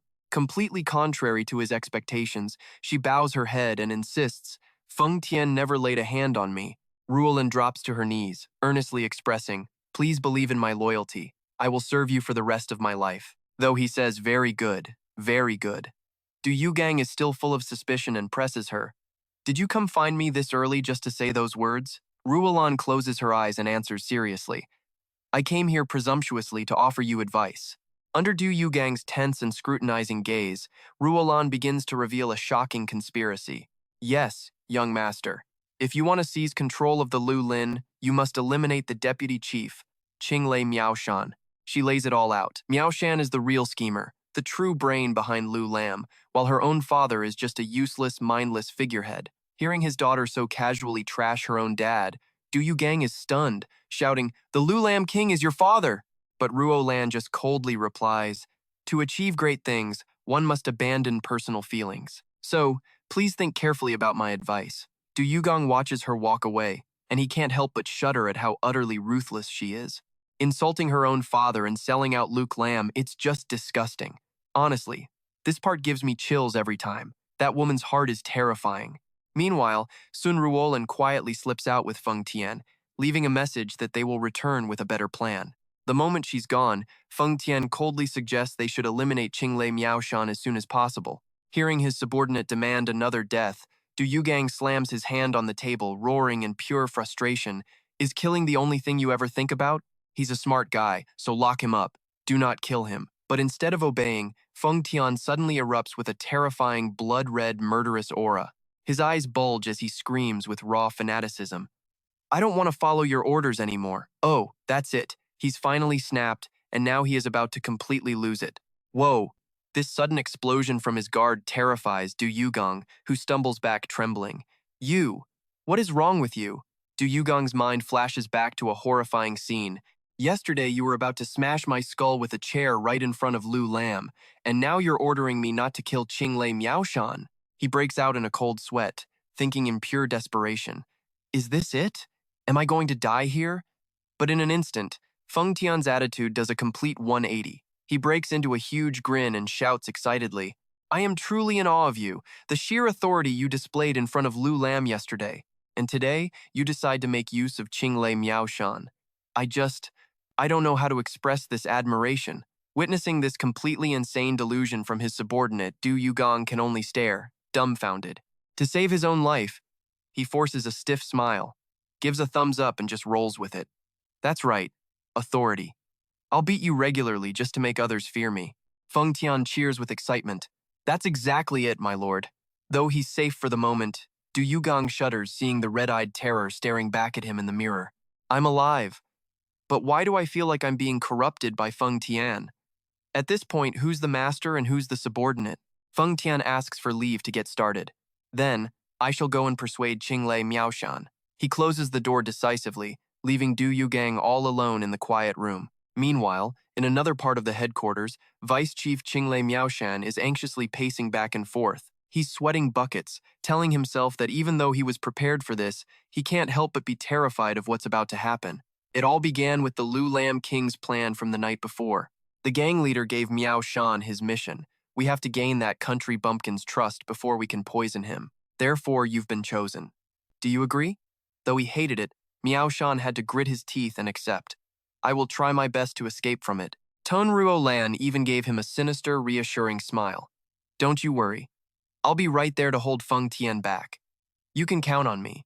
But reality, as it turns out, is far more brutal. Feng Tian suddenly materializes behind Miaoshan and makes a cold declaration. Qinglei Miaoshan, I will use your head to serve my master. Before Miaoshan can even try to explain himself, Feng Tian's iron grip is already around his throat, hoisting him into the air. Fueled by his own twisted logic, the guard roars with bloodlust. What? You say you have nothing to offer my master? Without a single ounce of mercy, Feng Tian brutally slams Miaoshan onto the floor, leaving the old man staring in horror at his overwhelming power. Feng Tian roars with absolute conviction. I will make it happen. He coldly notes that Miaoshan is a stubborn vice chief, but that's not going to stop him. Witnessing the violence, Tan Ruo Lan covers her mouth in feigned shock and horror. Feng Tian declares he'll use any means to persuade him, and when talking fails, he's forced to use violence all because Miaoshan dared to defy his master's will. A desperate, agonizing scream echoes through the Lu Lam headquarters as Miaoshan cries out for help in vain. A punch with the force of a mountain slams down, making the entire ground tremble violently. Back in his secret chamber, the Lu Lam king holds his head in regret. He feels an immense guilt that the plan to sacrifice Miaoshan turned out this brutal. Not thinking it through properly has led to nothing but belated tears of remorse. He anxiously asks for an update and is told Miaoshan won't be moving for a long time. Feng Tian broke every single bone in his body.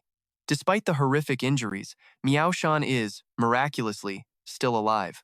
The Lu Lam king breathes a sigh of relief, feeling a surge of pride. He thinks his daughter successfully convinced Du Yugang's man to spare Miaoshan for their grand cause.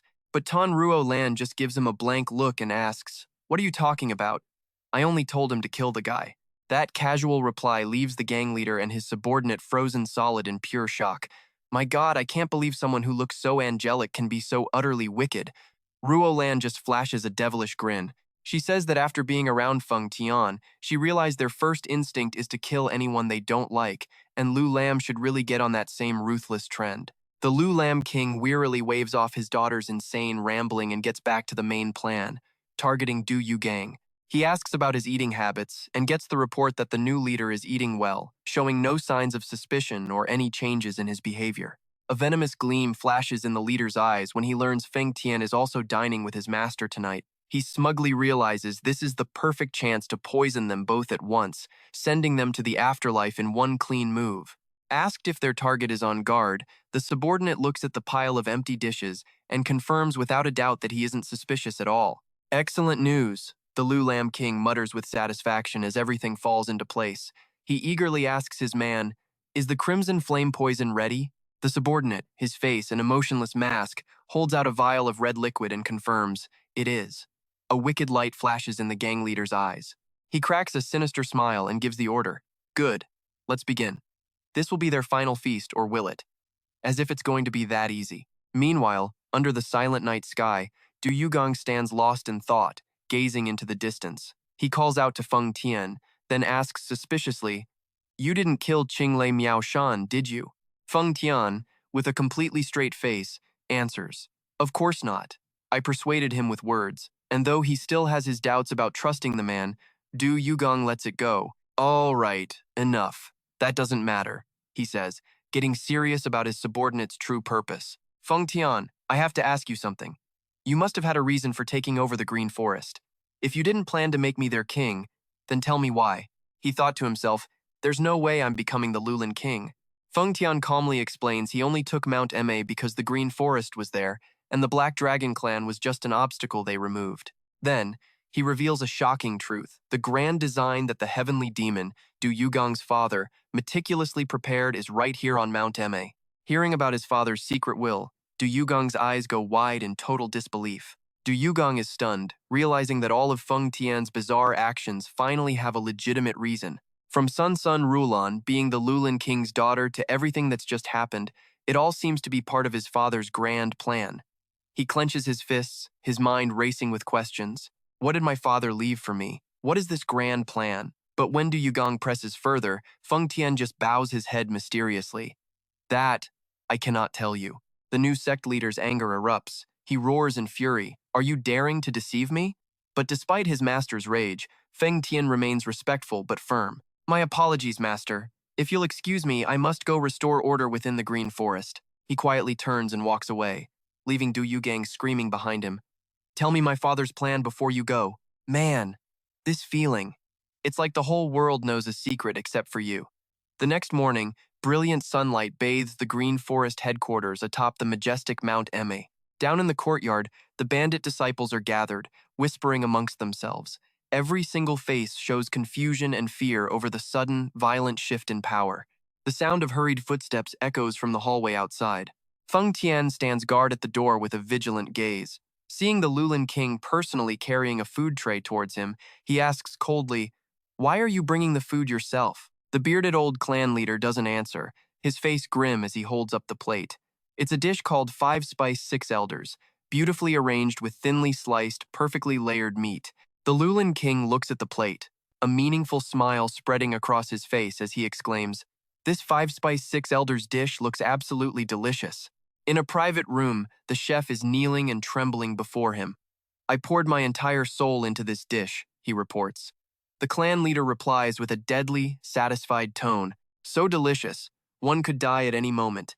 Now that's what you call sinister. The human heart can be a terrifying thing." He lets out a hearty laugh, then orders the chef to leave, promising to release him the next day. As soon as the chef is gone, the Lulin King turns to his trusted subordinate and calls out, "Perfect!" Ingan DMQ, his subordinate, quickly replies, "Yes," and quietly pulls out a small vial from her clothes. With a treacherous look on her face, Ngan DMQ decisively pours the dark red liquid from the vial into the dipping sauce at the center of the plate. The Lulin King watches her every move intently, then asks in a low voice, "To confirm, have you tested the poison thoroughly?" Ngan DMQ flashes a cruel smile and confirms with absolute certainty, "I tested it on 3 wild boars." That's some next-level disrespect. You can just feel the contempt.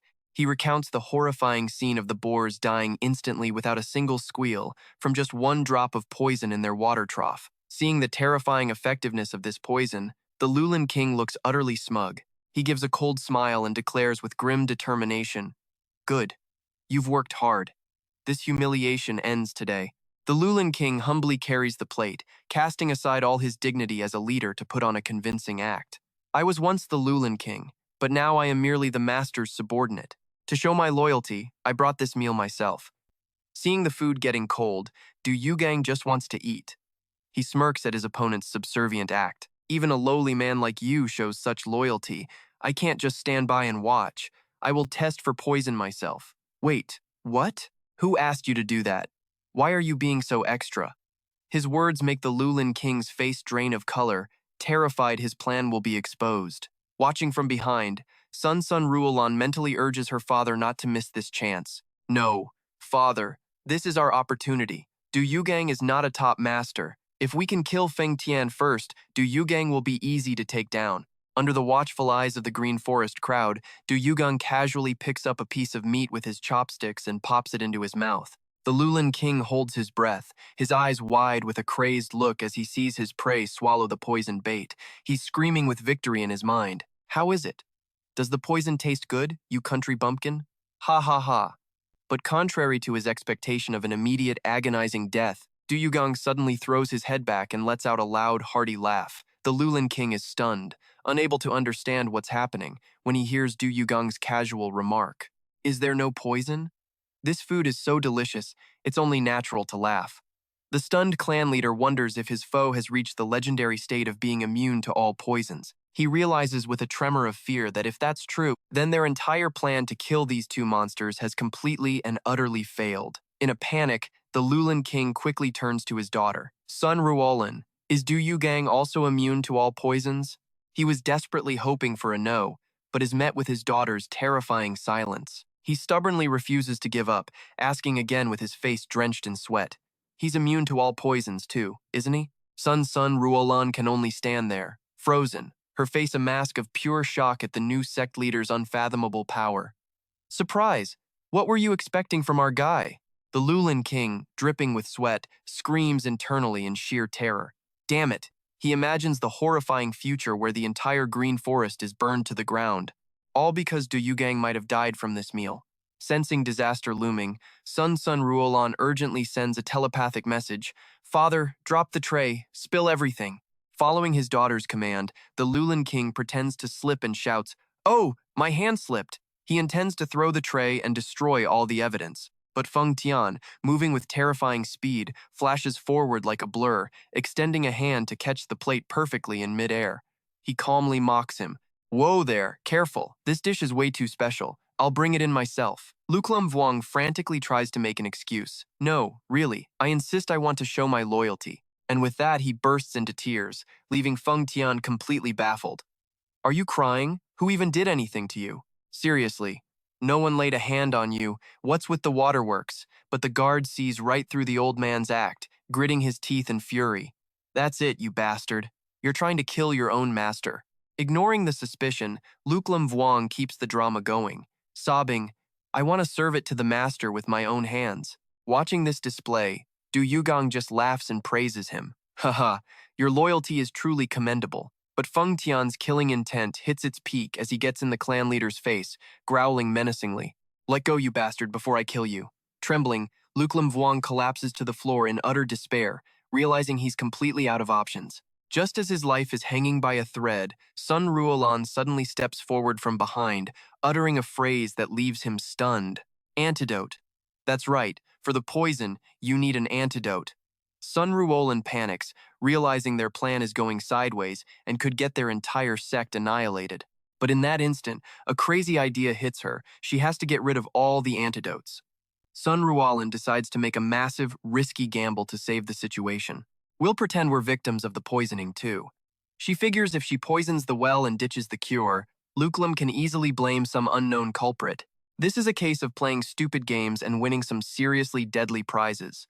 She grits her teeth, resolved. Even if a few people have to die, it's better than Luklum being wiped out. Sun Ruolan urges her father, "I'll buy us some time. You need to run to the well now." The second Luklum Vuong is gone, she returns to the banquet with a cheerful face to create a diversion. Meanwhile, Feng Tian is calmly eating and reassuring his master to just enjoy the meal. As he says the food is delicious, Sun Ruolan starts acting overly attentive, constantly serving him more. Master, please, you have to eat more. Sun Ruolan holds her chopsticks, but her furious gaze is fixed on the subordinate. She silently curses him. Nengan diem kyo, eat the 5-spice palm and die already. She's convinced making him a scapegoat is the only way to save Du Yugang and Luklam, and right then, the poison kicks in. Nengan DMQ suddenly clutches his throat, his face contorted in agony. My neck is suddenly stiff. His acting is pretty top tier, not gonna lie. Sun Ruolan grits her teeth, watching the subordinate gasping for air. Meanwhile, Feng Tian just keeps eating calmly, muttering, "Damn bastard." To complete her performance, Sun Ruolan suddenly does a complete 180. She clasps her hands, puts on a radiant smile, and cheers excitedly.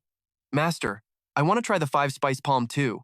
Her sudden personality flip leaves Du Yugang and Feng Tian completely frozen, staring at her with looks of pure suspicion and confusion. Seeing Sun Ruolan still lingering, Feng Tian coldly shoos her away, telling her to get lost, but she shamelessly begs for just one bite, trying to appeal to their shared history.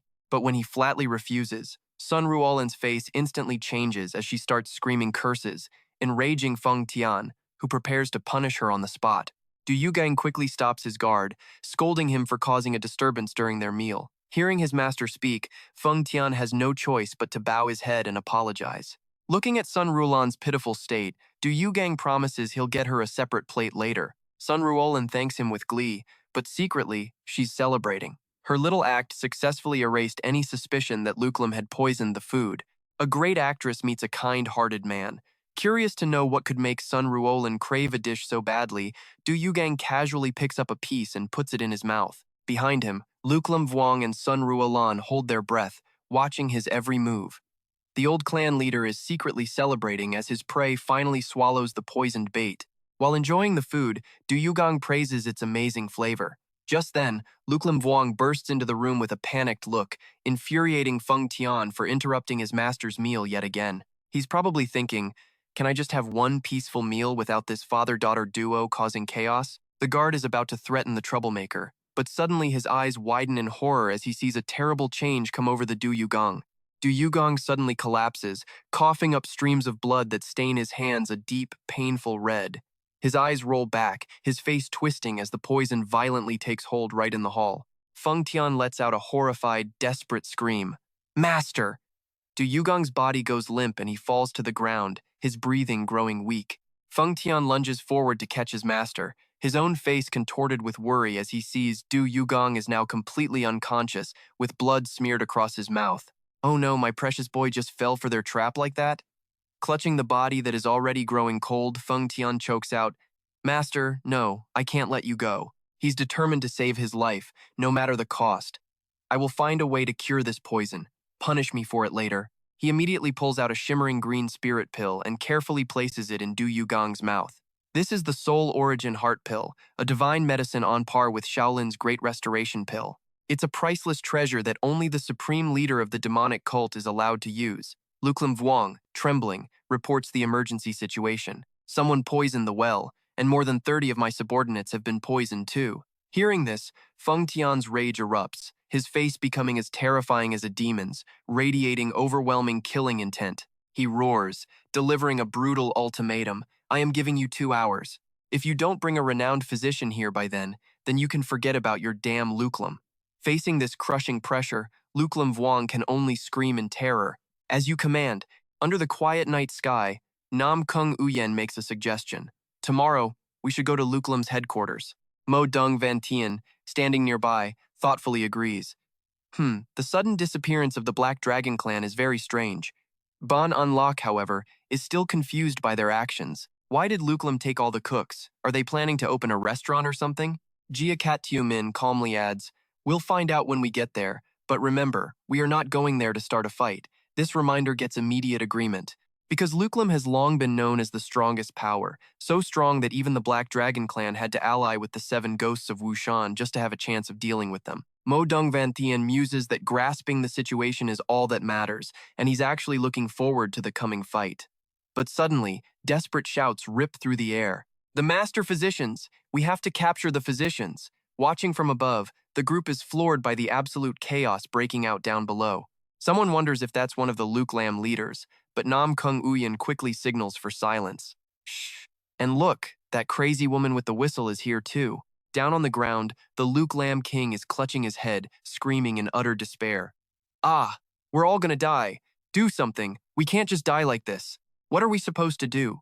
Witnessing her father's cowardice, Sun Ruolin explodes with fury. She yells, "Father, you're a disgrace! Uphold the honor of the Luke Lam king!" This shocking revelation leaves Nam Kung Yuyen's group completely stunned. They realize that the fierce girl is none other than the Luke Lam king's own daughter. The Luke Lam king is completely losing his mind in desperation, a sight so pathetic that even the young masters of the great families watching from afar are bewildered. At this rate, there's no saving him from this breakdown. They simply can't believe the weeping man below is supposed to be the strongest king in Luke Lam history. Just then, a subordinate rushes in with a group of people and reports, "I've brought all the master physicians here." The Luke Lam king's eyes flash with a cold, sharp light as he roars with finality. "Good. Now, pick out the ones who actually have real skill."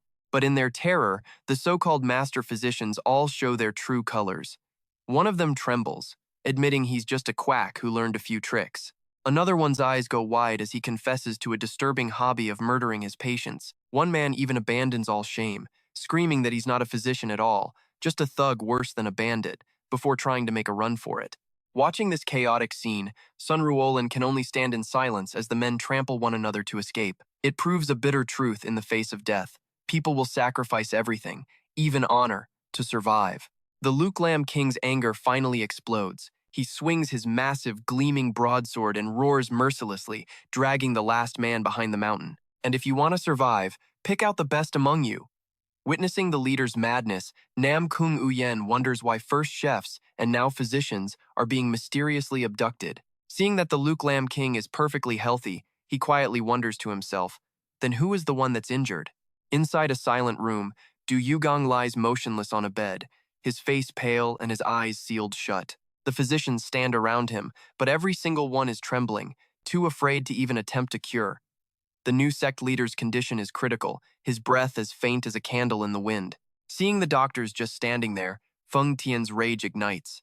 He roars, his killing intent flooding the room. "What are you all standing around for?" He lunges forward, grabbing one of the physicians, forcing them all to act immediately before his wrath consumes every last one of them. A hand like a steel vice suddenly grabs a doctor's collar, making him wonder who dragged him into this mess. Behind him, the Luke Lam king roars ferociously. "It was me!" The terrified physician stumbles to the bed, stammering, I'll check his pulse first."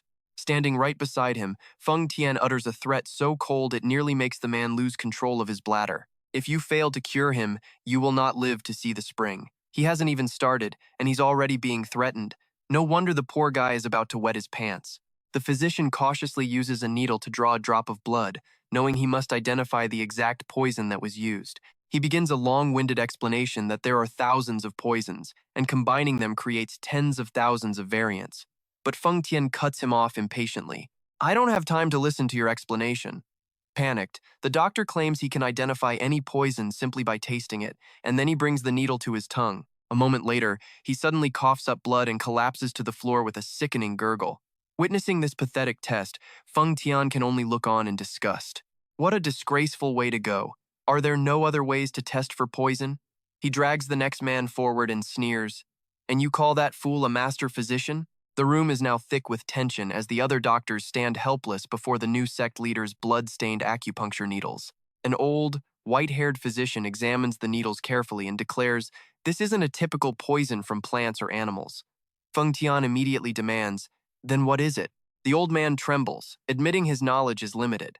This seems to be a complex mixture of many different types of poisons. He sighs, announcing that while Du Yugang has survived the immediate crisis, the real problem is yet to come. Feng Tian's expression darkens. "What do you mean?" The old physician shakily delivers his final diagnosis. If an antidote isn't found, this young master will die within 3 days. Lying motionless, Du Yugang vaguely hears his own death sentence being declared. In his delirious state, he thinks to himself, "I never even got to live a peaceful life. And now I won't even see the sunrise in 4 days." Pretty tragic, isn't it? But then again, maybe he shouldn't have been so optimistic when everything was clearly going wrong. Hearing the grim news, Feng Tian grips the hilt of his sword, muttering with a bone-chilling killing intent. Dead within 3 days? Without hesitation, he turns and gives an order to the waiting clan leader. That's right, Luke Lam King. Kill every last one of these physicians. Receiving the cruel command, the Luke Lam King replies decisively, "As you command." He raises a giant battle axe high into the air, causing the horrified doctors to cry out in terror. Facing the executioner's blade, one of them drops to his knees, begging, "Please, spare my life!" But Feng Tian just gives him a cold stare and asks, "And why should I do that?" The Luke Lam King roars with finality, "Kill them!" and brings the axe swinging down with incredible force. In that split second, the doctor screams out in desperation, "I know of a divine doctor." He was lucky he said it in time. Another moment and he would have been done for. The sharp axe stops just inches from his head, leaving him pale with fear. Feng Tian narrows his eyes, his voice low as he asks for confirmation. "A divine doctor?" The physician stammers his reply. "Yes, that's right. This person can cure any illness in the world." He trembles as he reveals their only hope is named Waseon, the divine doctor. Feng Tian's brow furrows in suspicion. A divine doctor? The kneeling physician trembles as he insists this person can truly cure any sickness on earth. Hearing this, Lulan King roars decisively, "Nonsense! Waxian is already dead!" He glares at the terrified physician, insisting the divine Dr. Waxian vanished 20 years ago. But the man stubbornly swears he saw him, even offering his family's lives as proof. Feng Tian quietly wonders, he can cure any illness? The doctor bows low, praising Waxian's skills so highly they make imperial physicians look like amateurs. He claims comparing him to other medical legends is an insult. Clenching his hands, he pleads urgently, "Feng Tian, if you find the divine doctor, keep it a secret." But Feng Tian coldly dismisses him. "I don't even know who you are." He absorbs the most important detail. Waxian is in Tuilium Valley at the foot of Longtry Mountain. Realizing the place isn't far, Feng Tian immediately gives an order. "Lulan King, prepare a carrier for me." The word carrier leaves the old clan leader and his men completely stunned. They're horrified, thinking the guard is about to slaughter them all. Feng Tian roars for silence and then explains the child's carrier is so he can personally carry his master to find the divine doctor. He's here to save his master, not waste time killing a bunch of paranoid fools. Meanwhile, Yugang is fading fast on the bed, dimly sensing danger and praying silently. "No need to go so fast. Feng Tian, hurry up." Seeing his master's condition getting worse by the second, Feng Tian shouts in a panic, "My master is in critical condition, hurry!" Lulan King rushes to obey, immediately preparing everything for the journey. Yugang is in so much pain he wants to scream inside, "I meant go slow." But Feng Tian completely misunderstands, spinning on Lulan King and roaring, "You idiot! The master told you to hurry up." Man, does he even understand anything? He always does the exact opposite. At this rate, the sheer frustration might just kill him first. Yugang can only give his insane guard a resentful, speechless look, all while Feng Tian is poised and ready to leave immediately. Feng Tian assures his master he'll use his lightness skill slowly so he won't hurt him. He carefully wraps a white silk sash, securing Yugang tightly to his back. But he pulls it so hard, Yugang starts choking, his eyes rolling back as he curses internally in agony. "Seriously, I'm about to suffocate here. This guy is unbelievable." Watching from the doorway, Lulan King and his daughter can only stare, frozen in terror. Sun Ruolan nervously asks if Yugang is still alive, but Feng Tian completely ignores her, coldly announcing, "Master, we are leaving." In an instant, the guard launches himself skyward, shattering the roof and shooting off like an arrow. Lulan King stares at the wreckage, stammering, "But..." He said he would go slowly. Sun Ruolan, horrified, asks her father about Feng Tian's insane action. He tells her the guard is going all out to find Waxian and save Yugang's life. Hearing that the divine doctor is still alive, Sun Ruolan screams in total shock. She realizes if Yugang dies, the Lulam clan is finished. She urges her father, "We have to follow them. We need to act as loyal as we possibly can."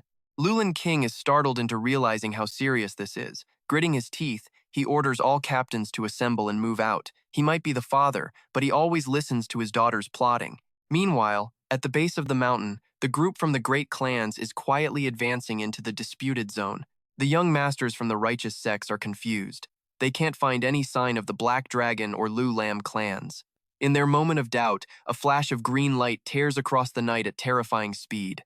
These martial arts geniuses barely have time to react, their eyes wide with terror as they feel an immense pressure blast right past them. They tremble, wondering what it was. That speed was beyond human. One of them gasps that it could only be a demon carrying something on its back. As more shadowy figures glide through the night at impossible speeds, the young masters of the righteous sects are left completely stunned. They then recognize Lulin King and his daughter among the figures, frantically chasing the streak of green light. Nam Kunguyen quickly concludes something huge must have happened at the Lu Lam clan's base. Now they have a choice: keep going up the mountain or follow the clan leader. As they hesitate, a small figure suddenly appears behind them, startling the entire group. They wonder, could the 7 black-clad figures have been the 7 ghosts of Vo Sun? But the weirdest part is, those people didn't even seem to notice them. The young master's gazes now lock on to the newcomer who just appeared. It's just a child with messy hair and a grim expression. Another ridiculously powerful character showing up? This is getting interesting. As a member of a noble family, Nam Kunguyen prepares to warn the child that being alone on the mountain at night is incredibly dangerous. But her kindness is met with a powerful roar. Silence! Ouch! Getting shut down by a little kid like that has got to sting.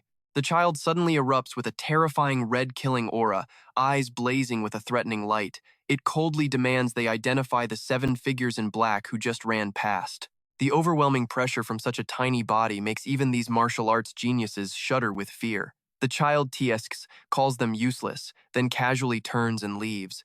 The young masters are left frozen in shock, unable to process what on earth is going on at Mount Na-Mi right now. Realizing the situation is spiraling out of their control, they decide to forget their doubts and follow that monstrously strong child. Meanwhile, in another part of the forest, the 7 ghosts of Vo Sun are also making their move. The 3rd ghost grumpily asks his leader how long they have to surround the Lu Lam clan. With the Black Dragon King completely gone without a trace, the 2nd ghost quickly silences him. "Third brother, be quiet and focus." They just can't wrap their heads around how a force as powerful as the Black Dragon clan could have been wiped out so mysteriously. The 1st ghost, Impermanence Ghost, suddenly lets out a haughty laugh. He claims if the Black Dragon clan had been defeated, there would be a mountain of corpses. He's confident his friend, the Black Dragon King, isn't someone who goes down easily. But faced with his ally's strange disappearance, he clenches his fist, his eyes burning with killing intent. Impermanence Ghost roars furiously, swearing that if the Black Dragon King is truly dead, he will make the entire Lu Lam clan pay the ultimate price. Feng Tian blazes through the ancient forest like a hurricane, leaving everything behind in a desperate search for aid. But the man strapped to his back, Du Yugang, feels anything but grateful. He can only groan in agony, on the verge of death's door yet still being tortured like this. It's almost comically cruel. His face is pale, drenched in sweat. Du Yugang laments in despair. Finding the Washian is a good thing, but at this rate, he's going to suffocate first. Realizing his pained silence is being disastrously misunderstood, Du Yugang makes a decision. This time, he has to be crystal clear. He forces out every word. "You don't have to go so fast, Feng Tian." But his insane bodyguard only hears encouragement. "Faster!" Even as Du Yugang pleads, gasping that he can't breathe, Feng Tian flashes an extreme, determined smile. "All right. I made myself perfectly clear that time." The bodyguard calmly questions his master. "You can't breathe, so we should slow down?" While rocketing through the canopy, Feng Tian yells back, "Master, how can you say something so irresponsible?" He believes his new sect leader's weak body has made his spirit weak too, and his eyes flash with command. "Promise me you will never say such weak words again." Seriously, these two are a comedy act. The most dysfunctional duo in the South, maybe? All while Du Yugang can only curse his fate. "No, I'm literally about to suffocate." But his plea only pushes Feng Tian to a terrifying conclusion. "If you're tired, I'll just have to speed up the search." He plants his feet, gathers his power, and launches himself over jagged mountain peaks under a starry sky. Hanging on for dear life, the pale sect leader can only grit his teeth and swear a silent oath. "Feng Tian, I will definitely kill you." Meanwhile, Lulin King leads his disciples, crossing rivers and mountains, pushing hard not to lose the trail. The old man is panting heavily, but his face is pure determination, feeling lucky he knows the shortcuts in this area. Otherwise, they would have been left in the dust long ago. Being carried to increase their speed, Sun Ruolin curiously asks about his mysterious actions before they set out. Lulin King explains he had to gather the other leaders first, but she teases him, asking if he actually went to see Wang Dungok. Hitting a nerve, the guildmaster's face turns beet red as he roars in fury. Hey, that's my wife's child. Don't you dare mention the person I love so casually. See? Sun Ruolan smiles slightly, then shifts to a more serious topic about the divine doctor. She's worried. Having heard Huaxian is incredibly stubborn, he'd rather die than be forced to do anything. Lulin King snaps irritably. I'm the one who told you that. Staring into the dark night ahead, Sun Ruolan wonders if Du Yugang can even survive this. With Huaxian's personality, Feng Tian will surely tear him to shreds if he refuses to help. Lulin King's expression becomes incredibly grim. He states firmly that Huaxian will not die because he will stop it from happening at any cost. He understands a harsh truth. If Du Yugang isn't cured, the entire Green Forest Guild will be annihilated by that crazed bodyguard. Seeing her father's resolve, Sun Ruolan smiles. I trust you, father. Immediately, Lulin King roars an order to his men. Speed up and chase them down. A resounding, yes, sir, echoes through the mountains as the entire group charges into the dark night with all their strength. Under the bright sun atop Dragon's Peak, Feng Tian is still sprinting through the dense woods. But now, Du Yugong's condition has become critical. He's passed out on the bodyguard's back, face ashen, soaked in sweat, his breathing ragged and pained. Just then, they spot an old man hunched over, gathering herbs by an ancient tree. Feng Tian immediately approaches and coldly asks for directions. Where is Shuilian Valley? The old man looks up, bewildered, and stammers out a clueless reply. I don't know anyone named Shuilian. Seeing the misunderstanding, Feng Tian growls. It's the name of a valley. But the old man just trembles, begging him to spare his herbs, insisting he knows nothing. Not giving up, Feng Tian glares menacingly and asks about the Huaxian. The old man again feigns ignorance, claiming he's never heard of any immortal with such a strange name. Figuring this country bumpkin is completely useless, Feng Tian turns away in frustration, plants his feet, and launches himself back into his frantic search. Better to find it himself than ask this clueless fool.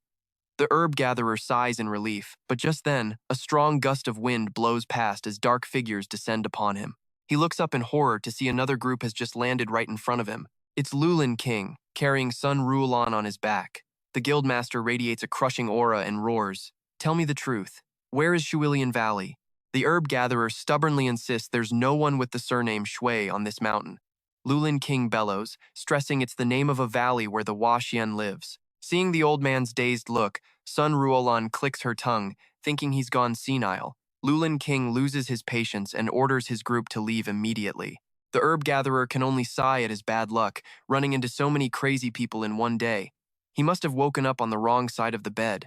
Just as he's about to gather a few more herbs to make up for the trouble, he freezes. A dark, murderous aura suddenly floods the entire area. Before him now stand the 7 ghosts of Mount Wu, their presence overwhelming. Facing the ice-cold gaze of their leader, the impermanence ghost, the old man tries his old trick again. He trembles, pleading for them to spare his herbs, swearing he has no idea who or what the Huaxian is. Hearing that name, the leader's lips curl into a sinister smirk. He coldly asks which way the people in leather armor went. The moment the trembling old man points ahead, the entire group of ghosts shoots forward, vanishing into the deep forest in a heartbeat. Fearing for his life, the herb gatherer quickly packs up his things, scrambling to get down the mountain and escape the chaos. But his bad luck isn't over yet. Another young man rushes toward him at an incredible speed. The old man stops, apparently too tired to pretend anymore. He proactively asks if the boy is also looking for Shuilian Valley. The youth pauses, turning to look at the old man with a suspicious gaze. Nam Kung Yuyen and his group of young masters approach the herb gatherer. He bows politely. Excuse me, old master, but do you know? But before he can finish, the old man completely loses his patience and screams in absolute fury. Damn it, you bastards! I told you I don't know anything about Thui Lim Kok, and I don't know any Huaxian either. The thunderous shout stuns Nam Kung Uyen, who lets out a shocked gasp. What the hell? What was that? Did I do something wrong?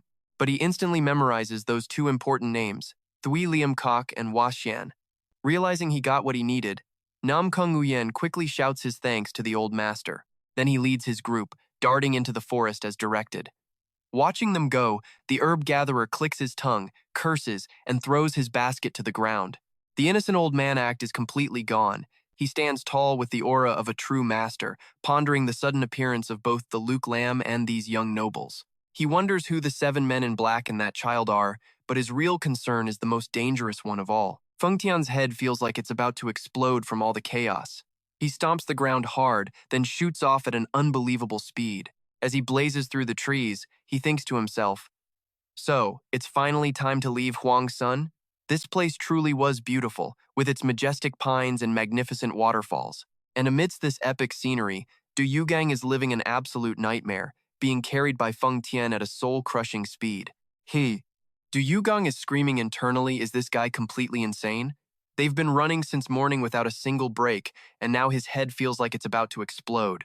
But ignoring his master's agony, Feng Tian just grits his teeth and pushes harder. He growls with grim determination, "Master, please hold on. I will not let you die." Bouncing on the guard's back, Du Yugang can only wail in despair.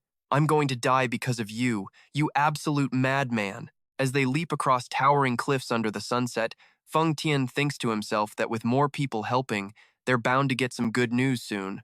But the moment they land, a shocked Yugang asks, "More people?" He's stunned to see the Luke Lam King, his daughter, and their entire bandit crew already gathered ahead.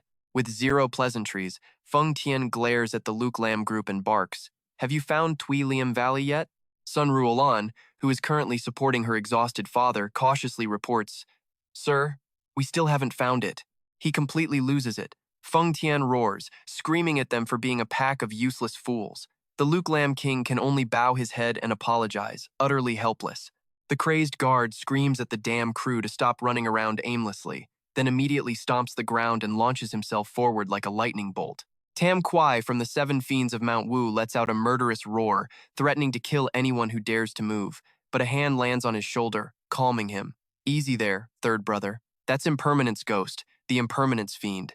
The towering old man steps forward with an overwhelming presence, announcing they haven't come for a fight. However, he adds a threatening caveat: their answer will decide whether the 7 Fiends of Mount Wu leave in peace or not.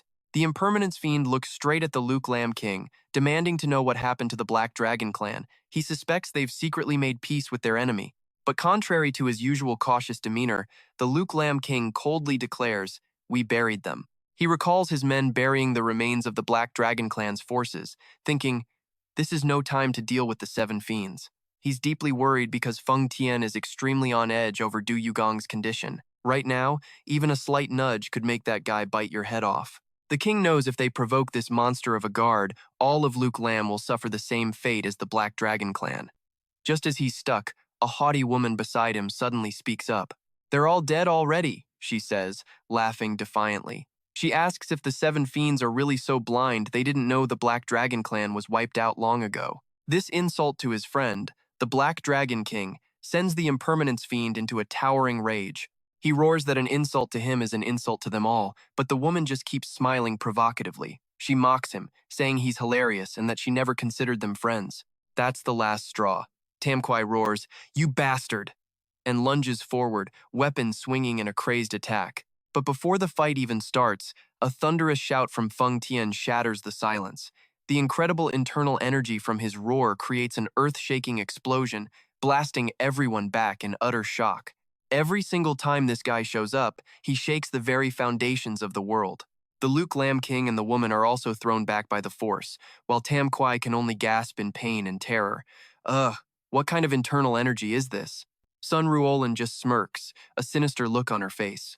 She says mockingly that she feels sorry for the Black Dragon King's fate. She casually reveals that even though he tried to run, Feng Tian hunted him down and finished him personally, then turns for confirmation. Isn't that right, Feng Tian? Man, this girl really loves to stir up trouble. The Luke Lam King realizes with a shudder that his own daughter is deliberately trying to start a bloodbath between Feng Tian and the 7 Fiends. Faced with this provocation, the Impermanence Fiend squints suspiciously and asks, "Is that true?" But while the tension is at its peak, Feng Tian suddenly falls silent. Realizing he missed a crucial detail, he mutters, "That old man," and a suspicion about the herb-gathering elder he just met begins to form in his mind. He realizes a normal old man could never have remained so calm before his overwhelming aura. It just doesn't make sense. Not wanting to waste any more time, Feng Tian coldly orders the 7 Fiends of Mount Wu to get lost, declaring he'll deal with them later. Everyone just stands there, completely stunned. Seeing Feng Tian has turned his back, Sun Rulan gets cocky and starts yelling aggressively. Did you hear him? What are you idiots staring at? Feng Tian told you to scram, so get lost. Her arrogance makes the impermanence fiend grind his teeth in fury, but there's nothing he can do. A moment later, Feng Tian stomps his foot, launching himself into the air with Du Yugang on his back, disappearing like a flash of lightning. He crosses sheer cliffs, heading straight for a colossal waterfall crashing down in the middle of the vast forest. Feng Tian pauses by the cascade, remembering this was the last place he saw the old herb gatherer. Observing the valley and its ravines, he figures the name Tui Liam Valley or Water Curtain Valley seems to fit this landscape perfectly. Ignoring the torrent of water crashing down on him, Feng Tian decisively carries his master straight into the cave hidden behind the waterfall. I swear, he's so devoted to his master, yet all he gets is yelled at day in and day out. Seeing Du Yugang fading from the poison, the guard silently moves deeper into the darkness of the treacherous rock tunnel. Looking down from a high cliff into the deep valley, Feng Tian thinks to himself that it's surrounded by rock walls. No wonder they couldn't find it. Down in the valley, an old man is being begged by two men kneeling desperately before him. Please, I'm begging you. How could you abandon a dying man? Please save my son. Another man pleads tearfully. Huaxian, I told you, my daughter is just sick. She's not a martial artist. Looking at the silent, white-haired old man with a resolute expression, Feng Tian is certain that must be the divine healer, Huaxian. He decisively lands on the ground, and instantly, the Luke Lam King and his men catch up right behind him. Seeing these murderous strangers appear, Huaxian clicks his tongue in annoyance and snaps. Stay back! I do not treat martial artists. That was my master's vow to heaven and earth. I'd rather die than betray it. Witnessing such resolve, the Luke Lam King thinks in awe, what an unyielding man. It's said that not even one of the 4 heavenly kings could make Huaxian bend. But Feng Tian couldn't care less about the doctor's fame or his sacred oath. He simply made a cold declaration. The 4 heavenly kings? So what? I'll just chop off your legs first. You only need your hands to heal. Hearing those brutal words, Lulin King cried out in horror. Huh? Chop what? Feng Tian loomed over the divine doctor, delivering a merciless ultimatum. Huaxian, heal my master. You have 3 seconds to decide. Every single time you refuse, I will chop off a leg. Staring into the guard's lifeless, murderous eyes, Huaxian realized this was no empty threat. The old man trembled in absolute terror. I've met all kinds, the angry, the desperate, the bootlickers, but this man, he has no emotion at all. He isn't threatening me. He's actually going to cut off my legs. Feng Tian then began to draw his sword, starting the countdown slowly. 3. Sweat streamed down his face from pure fear, but Huaxian grit his teeth, standing his ground. I will not break my oath. The guard continued his cold count. 2. He tightened his grip on his sword's hilt, a suffocating pressure filling the air as he prepared to speak the last number. 1. Huaxian, you will heal my master. You have 3 seconds. Feng Tian repeated his cruel ultimatum without a flicker of emotion. He tightened his grip, the suffocating pressure growing as he declared, for every refusal, I take a leg. Then, he began the countdown. 3. Sweat poured from his brow, but still, Huaxian grit his teeth, holding his ground. I will not break my vow. Unfazed, Feng Tian continued. 2. The moment the count hit 1, his blade descended without hesitation. The pressure was crushing. Realizing the divine doctor's life was on the line, Lulin King frantically leaped forward, refusing to let Huaxian die. He swung his own blade, intercepting Feng Tian's fatal strike in the nick of time. A massive collision erupted. The force from both sides tore through the air with flashes of light, shaking the very ground. His timing to save the man was absolutely perfect. The battle that followed was brutal, as Feng Tian unleashed a relentless storm of strikes, forcing Lulin King to defend with everything he had. The clan leader roared, channeling all his internal energy into a powerful palm strike, hoping to push back his opponent's overwhelming force. A world-shaking explosion erupted. A blinding light engulfed the entire forest as the two immense powers violently collided, and the terrifying force flattened everything, turning trees into a field of splintered ruins. Witnessing the devastating aftermath, Sun Ruolan and her followers could only stand there, completely frozen in terror. In their shock, they realized this level of power was far beyond any human limit. This wasn't a battle between men. It couldn't be. Amidst the utter devastation, Feng Tian calmly carried his master on his back, asking quietly, Are you all right, master? Du Yugang could only manage a pained grunt. Ugh. Lulin King called out, "Ghost Gate clan leader, Sir Quan's son!" But the only reply was a sharp retort. "This has nothing to do with you." The old clan leader roared back, full of concern. Because if that monster Feng Tian got his way, Huaxian's legs were good as gone. To save his own daughter, the clan leader knew one thing: the divine doctor must not die. It turns out the leader of the Ghost Gate clan, known as the Immortal of the Demonic Path, and Sir Quan's son, whose skills rivaled the 7 great families, had both been crushed by Feng Tian. The guard remained impassive, bowing to Du Yugang and vowing to finish the old man once the healing was done. Huaxian clenched his jaw in frustration. All of these people were trying to force him to break his sacred vow. Lulin King kept urging him, telling him to put aside his stubbornness and save the young leader at any cost. Huaxian just clenched his fists, insisting no one could understand his pain. His mind flashed back 25 years ago, when a severely wounded middle-aged man had come to him, begging for help. Believing the man was good, he poured his heart and soul into saving him, hoping he would live on to do great things. But sometimes, betrayal can hurt more than any wound. The reality, however, was 1,000 times more brutal. The man whose life he'd saved went on a rampage, slaughtering everyone indiscriminately, civilians and martial artists alike. Staring at the village swallowed by flames, hundreds dead because of his one mistake, Huaxian was consumed by agonizing regret and pain. From that moment on, he swore an oath before the heavens that he would never again interfere in the affairs of the martial world. He would rather die than heal another warrior. A single wrong choice can haunt you for a lifetime. And Du Yugang knew he couldn't let this legendary doctor die for nothing. Seeing the desperation all around him, Huaxian sighed and said he would handle it cleanly. Just as Lulin King felt a glimmer of hope, Huaxian suddenly roared, I will take my own life to keep my vow." He channeled power into his fist and aimed it straight at his own head, shocking everyone to their core. Huaxian raised his hand to end it all and honor his vow, but suddenly froze in complete and utter shock. He realized someone had struck his pressure points from a distance using a sealing technique. His whole body was paralyzed. He couldn't move a single finger. Feng Tian slowly lowered his hand, his voice like ice. "You are not permitted to die without my master's permission." Seeing this, Du Yugang narrowed his eyes, looking at his guard with deep suspicion. "Since when have you ever asked for my permission before killing someone?" Feng Tian advanced on the kneeling fathers, stating calmly that he just needed to remove any obstacles. Seeing his subordinate approach the innocent men, Du Yugang grit his teeth in rage. He cursed him under his breath. That bastard. He was only going to spare Huaxian, while these men were guilty of nothing but loving their children.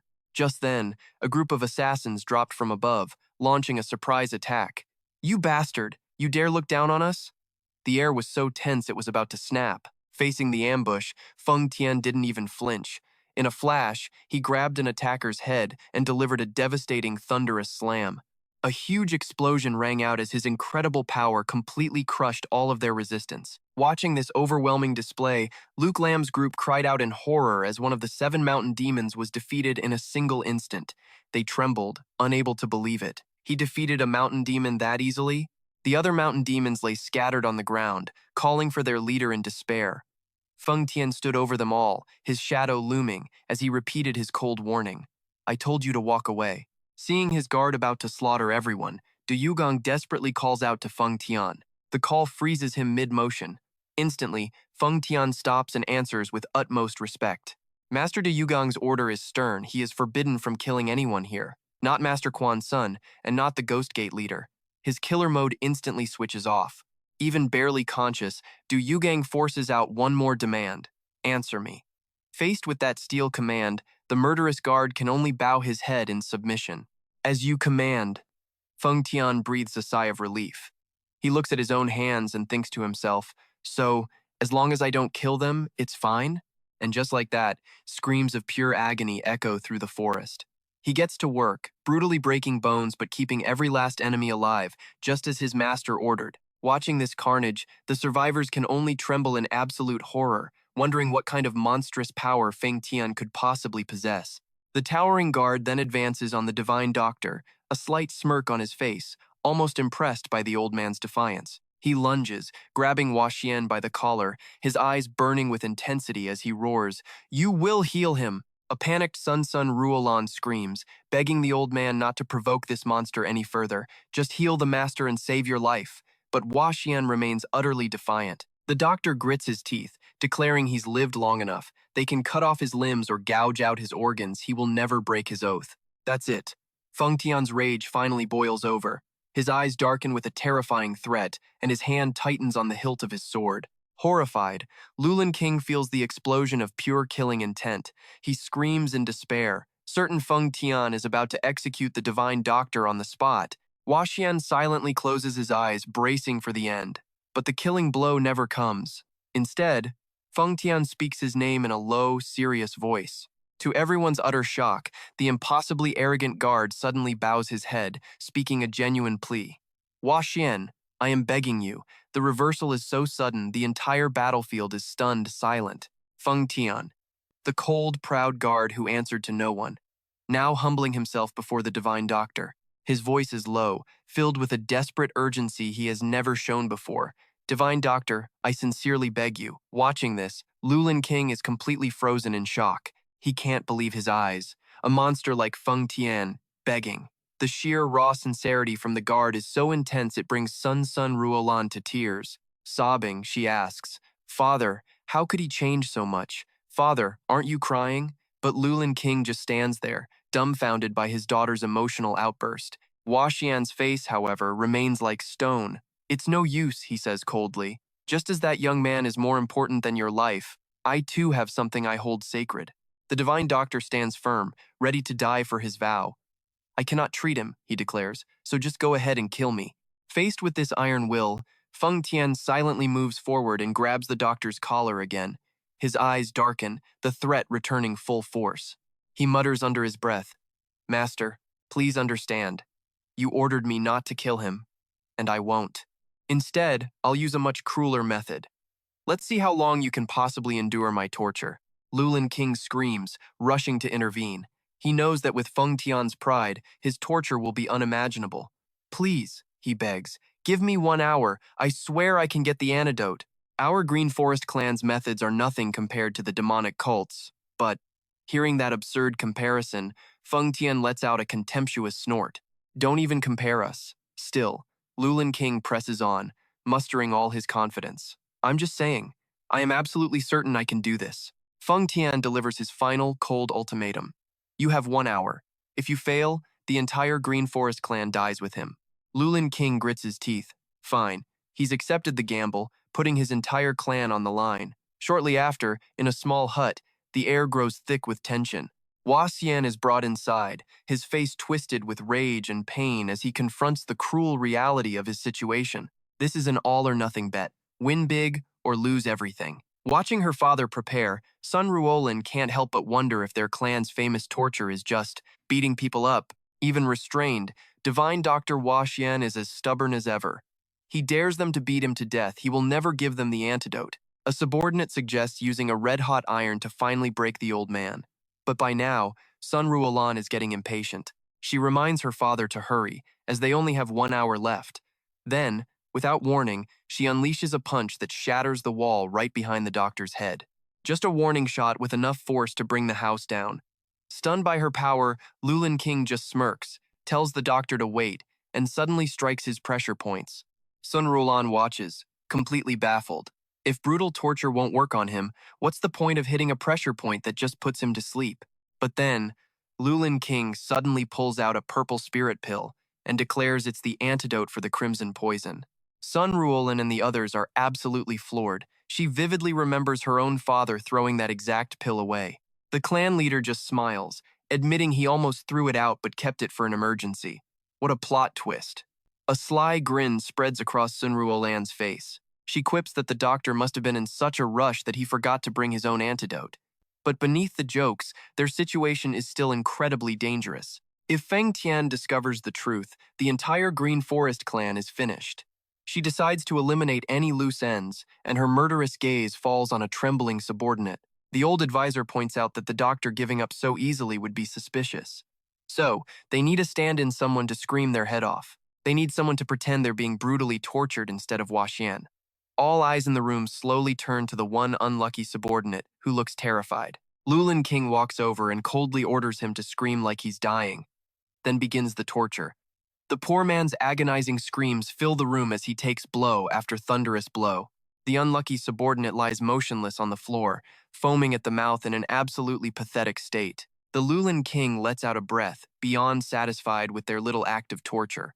Ruolan flashes a bright smile, telling her father not to worry, it wasn't obvious from outside.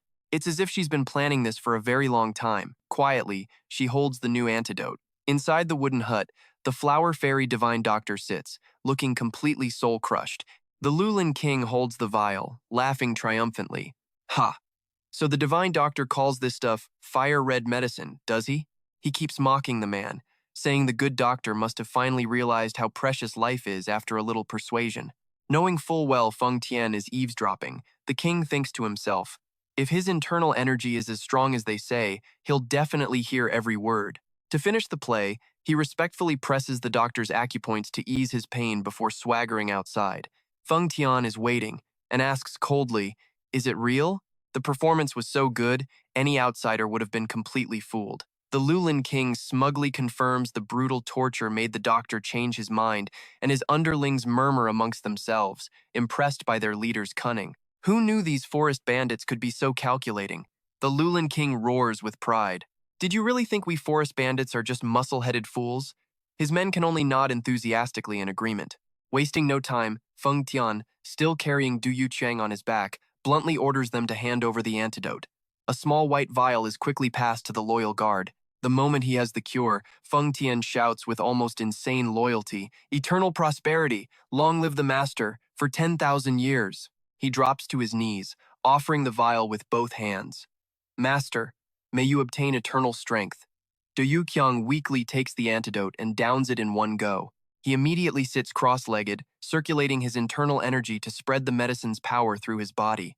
Yuqiang can feel it, the suffocating pressure in his blood is finally fading. He thinks to himself, if it weren't for Ling Dan and Feng Tian's energy protecting him earlier, he would have been dead for sure. Feng Tian orders the Lulin king and his daughter to step aside so he can directly transfer his own energy to speed up his master's recovery. A brilliant blue aura envelops them both, but just a moment later, Du Yuqiang suddenly freezes and coughs up a mouthful of black blood. His health bar just refilled, and now the system is purging the poison. Feng Tian sighs in relief, seeing his master's blocked blood flow is now clear. He asks with concern, "Master, how are you feeling?" Du Yuqiang gives a slight nod. His face is still pale with exhaustion, but he confirms, "I'm fine, no problems." But then his stomach growls fiercely, reminding him he hasn't eaten in 3 days. Seeing the situation is stable, Feng Tian orders the group to prepare to return to the mountain fortress. He respectfully offers, "Master, allow me to carry you." But Du Yuqiang firmly refuses, wanting to walk on his own. The danger's over, and his stomach is demanding justice. He only takes a few steps before stumbling, nearly falling, forcing Feng Tian to catch him. The loyal guard sighs, it's still too soon. Du Yuqiang grinds his teeth in frustration that nothing ever goes his way, finally letting Feng Tian carry him. All right, let's go. They speed through the night, crossing forests and deep caves at a breathtaking pace. Under the dim moonlight, Yuqiang clutches his guard's shoulders, feeling the wind rush past as they make a spectacular leap from a high cliff. Looking at the majestic scenery, Du Yuqiang quietly savors the feeling of recovery. Everything around him seems beautiful.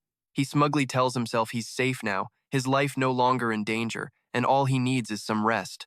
But reality is far more brutal than he could ever imagine. The moment he gets back to his room, Du Yuqiang suddenly collapses. He gasps Feng Tian's name in despair as fresh blood pours from his mouth and an ominous line of text appears. It's not over yet. In the grand hall of the Green Forest clan, Du Yuqiang tries to enjoy a moment of peace at a lavish feast. He finds himself reminiscing about warm family dinners, where the sound of laughter was the most special dish of all. But reality snaps him back, forcing him to share a table with these forest brutes.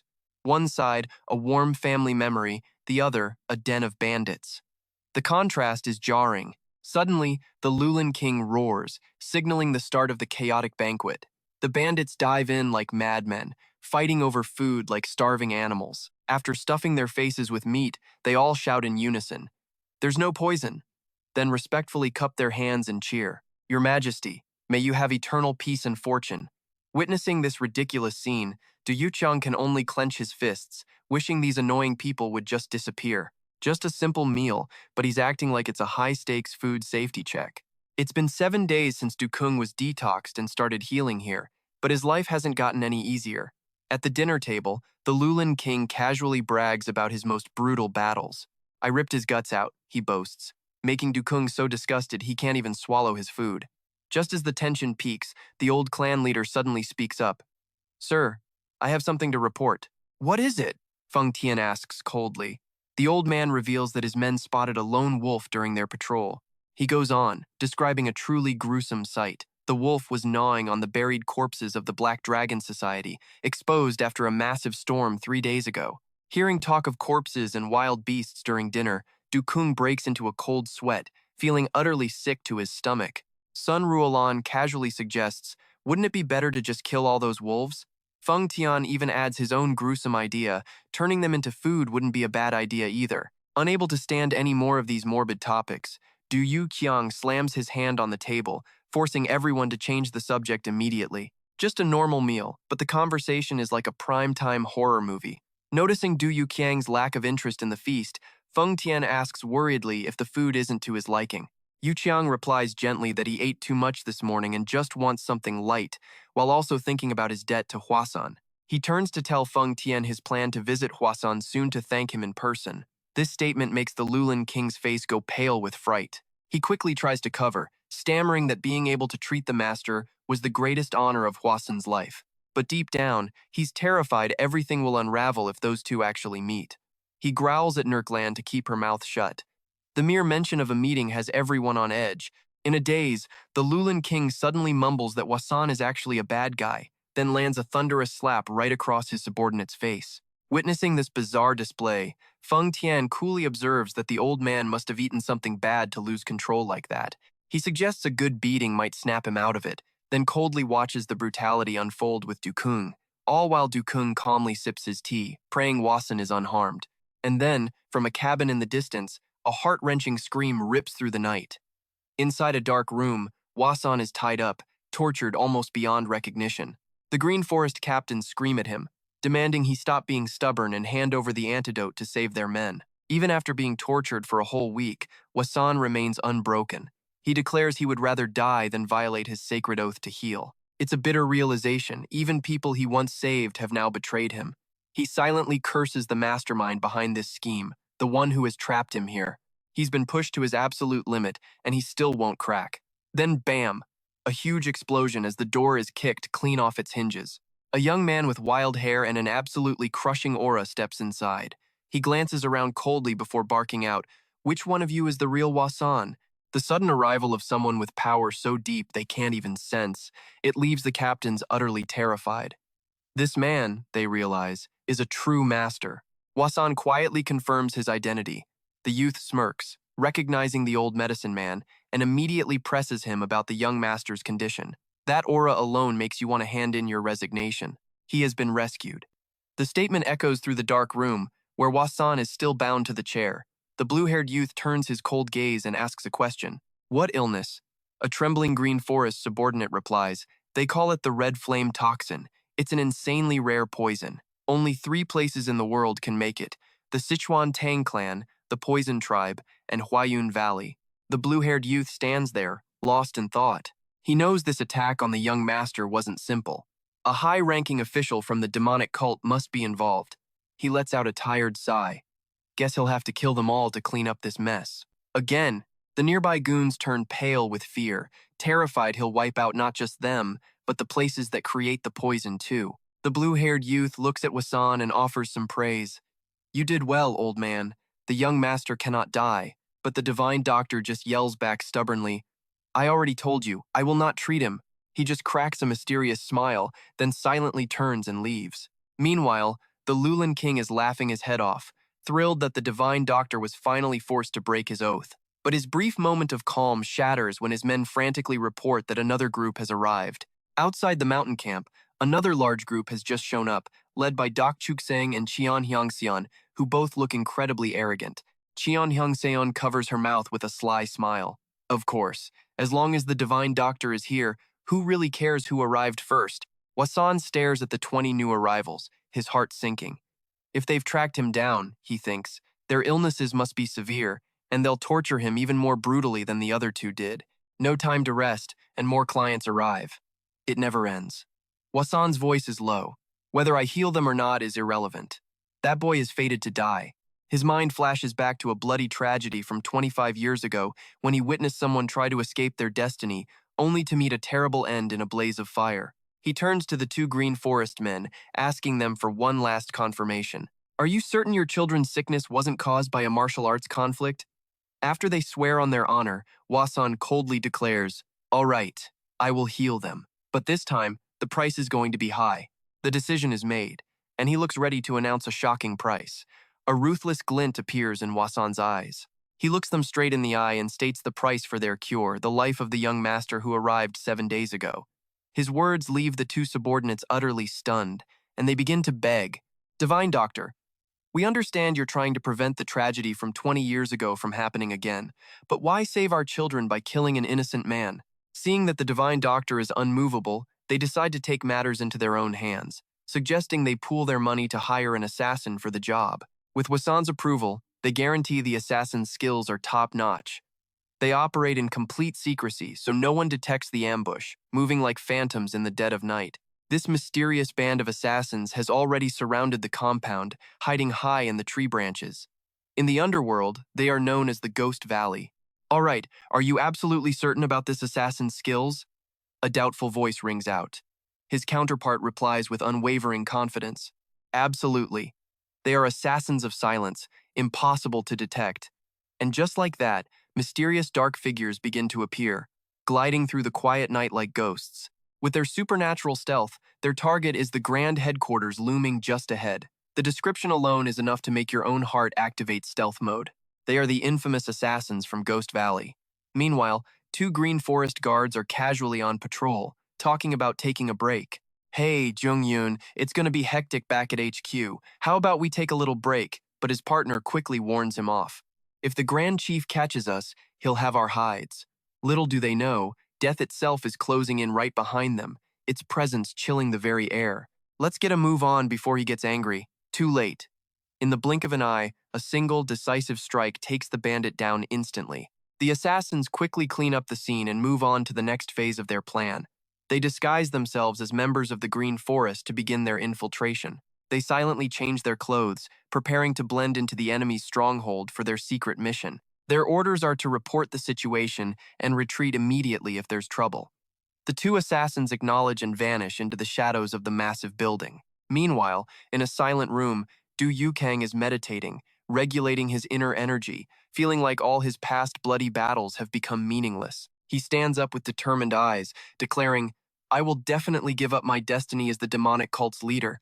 But a moment later, he bursts into tears, realizing his reality makes that impossible. Du Yugang remembered his 2 previous disastrous escape attempts. He bitterly realized no matter how hard he tried, he was just a small dog living in a lurking tiger's massive shadow, like a foolish puppy trying to escape the beast's lair. But Du Yugang thought, what if that puppy were stronger than the tiger? If he mastered ultimate martial arts, the tiger would be nothing, and only then would he truly be free. But just as he was concentrating on his breakthrough, Feng Tian's sudden roar shattered the absolute silence. Haha, the auspicious hour has arrived. Happy birthday, master. It was like someone blasting a loudspeaker directly in his ear. The sudden appearance and deafening shout made Du Yugong's eyes fly open in horror as his internal energy instantly went haywire. He coughed up blood, clutching his chest in a dangerously severe chi deviation. He gritted his teeth. No, if my energy scatters, I'll fall into chi deviation. Feng Tian, that bastard. How dare he make a scene right now? But while his master was choking, the guard just kept screaming, calling for the world to celebrate his supreme master's birthday. Some celebration, this was a direct critical hit. Du Yugang collapsed, his breath ragged with indignation. What birthday? I'm about to die because of you. I can't die here, not at the hands of my own subordinate, Feng Tian. Feng Tian, still oblivious, continued his booming congratulations for his master turning 19. Only then did he look down and see Du Yugang's convulsing body. He rushed over to reassure him. You're having a chi deviation? Don't worry, I'll handle this immediately. Feng Tian placed a hand on Du Yugang's back, channeling a stream of blue internal energy to stabilize his chaotic meridians. But after saving his master, he nonchalantly began to lecture him. Master, if I had arrived any later, you would have been in grave danger. Du Yugang seethed, thinking, am I really being lectured by the man who nearly just assassinated me? Feng Tian added that when regulating internal energy, one must carefully observe their surroundings. Du Yugang was absolutely livid, being schooled by his own subordinate. Finally, Feng Tian stood up and invited him out. Happy birthday, master. The birthday feast is prepared outside, let's go. Du Yugang walked out in silence, his heart filled with bitterness, knowing his near-death experience was all for this stupid party. He thought, let's see if this party was worth my life. The moment he entered the hall, the Lulin king and hundreds of disciples knelt, shouting, 1,000 years, 10,000 years to our master. After almost dying, he still had to take the spotlight. The cheers echoed through the entire mountain forest. Happy birthday to our supreme master. Witnessing the unexpectedly grand scene, Du Yugang could only let out a stunned "oh." Seeing the young master dazed by the cheers, Feng Tian approached from behind. Master, may you live forever without aging. Our guy's full of passion, but the hero's just thinking, wait, what? Live forever without aging? How delightful, Du Yugang mused to himself. But he immediately added that something even more delightful was currently happening. Suddenly, his face turned dark. He coldly announced that on such a happy day, someone had tried to assassinate him. Hearing this, Feng Tian erupted in fury, roaring he'd tear the bastard to pieces. Du Yugang began his story. While I was regulating my internal energy, I heard a shout, "Happy birthday, master!" But somehow, in my ears, it sounded like, all right, just die like that. Those words sent my internal energy into chaos. I couldn't even breathe. I nearly died on my own birthday. If Feng Tian hadn't arrived, I would be dead. Du Yugang flashed a sinister smile and asked pointedly, so, do you now know who tried to assassinate me? Feng Tian froze, beads of sweat running down his face as he realized his own overly loyal shouting had almost killed his master. Du Yugang gritted his teeth and slammed his hand on the chair, shattering it as he roared, is this all you can do for me on my birthday? He glared at his trembling subordinate, declaring the matter over for today. He ordered Feng Tian to report to him tomorrow for punishment. Talk about a brain freeze after nearly killing your own boss. The Ghost Valley assassins hiding in the crowd couldn't help but be stunned by the sheer arrogance of their target. They judged Du Yugang a true genius, able to make the entire Green Forest sect kneel yet still hurl insults like, is that all? Seeing the Lulin king quietly approach Feng Tian, the assassins guessed he was about to console his subordinate in front of everyone. They believed that after such a public humiliation, no matter how loyal Feng Tian was, he couldn't possibly endure it. You could just feel the major drama about to unfold. The Lulin king placed a hand on Feng Tian's shoulder and said sympathetically, you must be in great pain. The assassins watched, moved, thinking it was a touching moment between comrades. But in a complete reversal of their expectations, Feng Tian suddenly erupted with a pitch-black murderous aura. He unleashed a thunderous blow that sent the Lulin king flying into a stone pillar. Witnessing this insane and ruthless act, the assassins could only stand there, jaws dropped in absolute terror.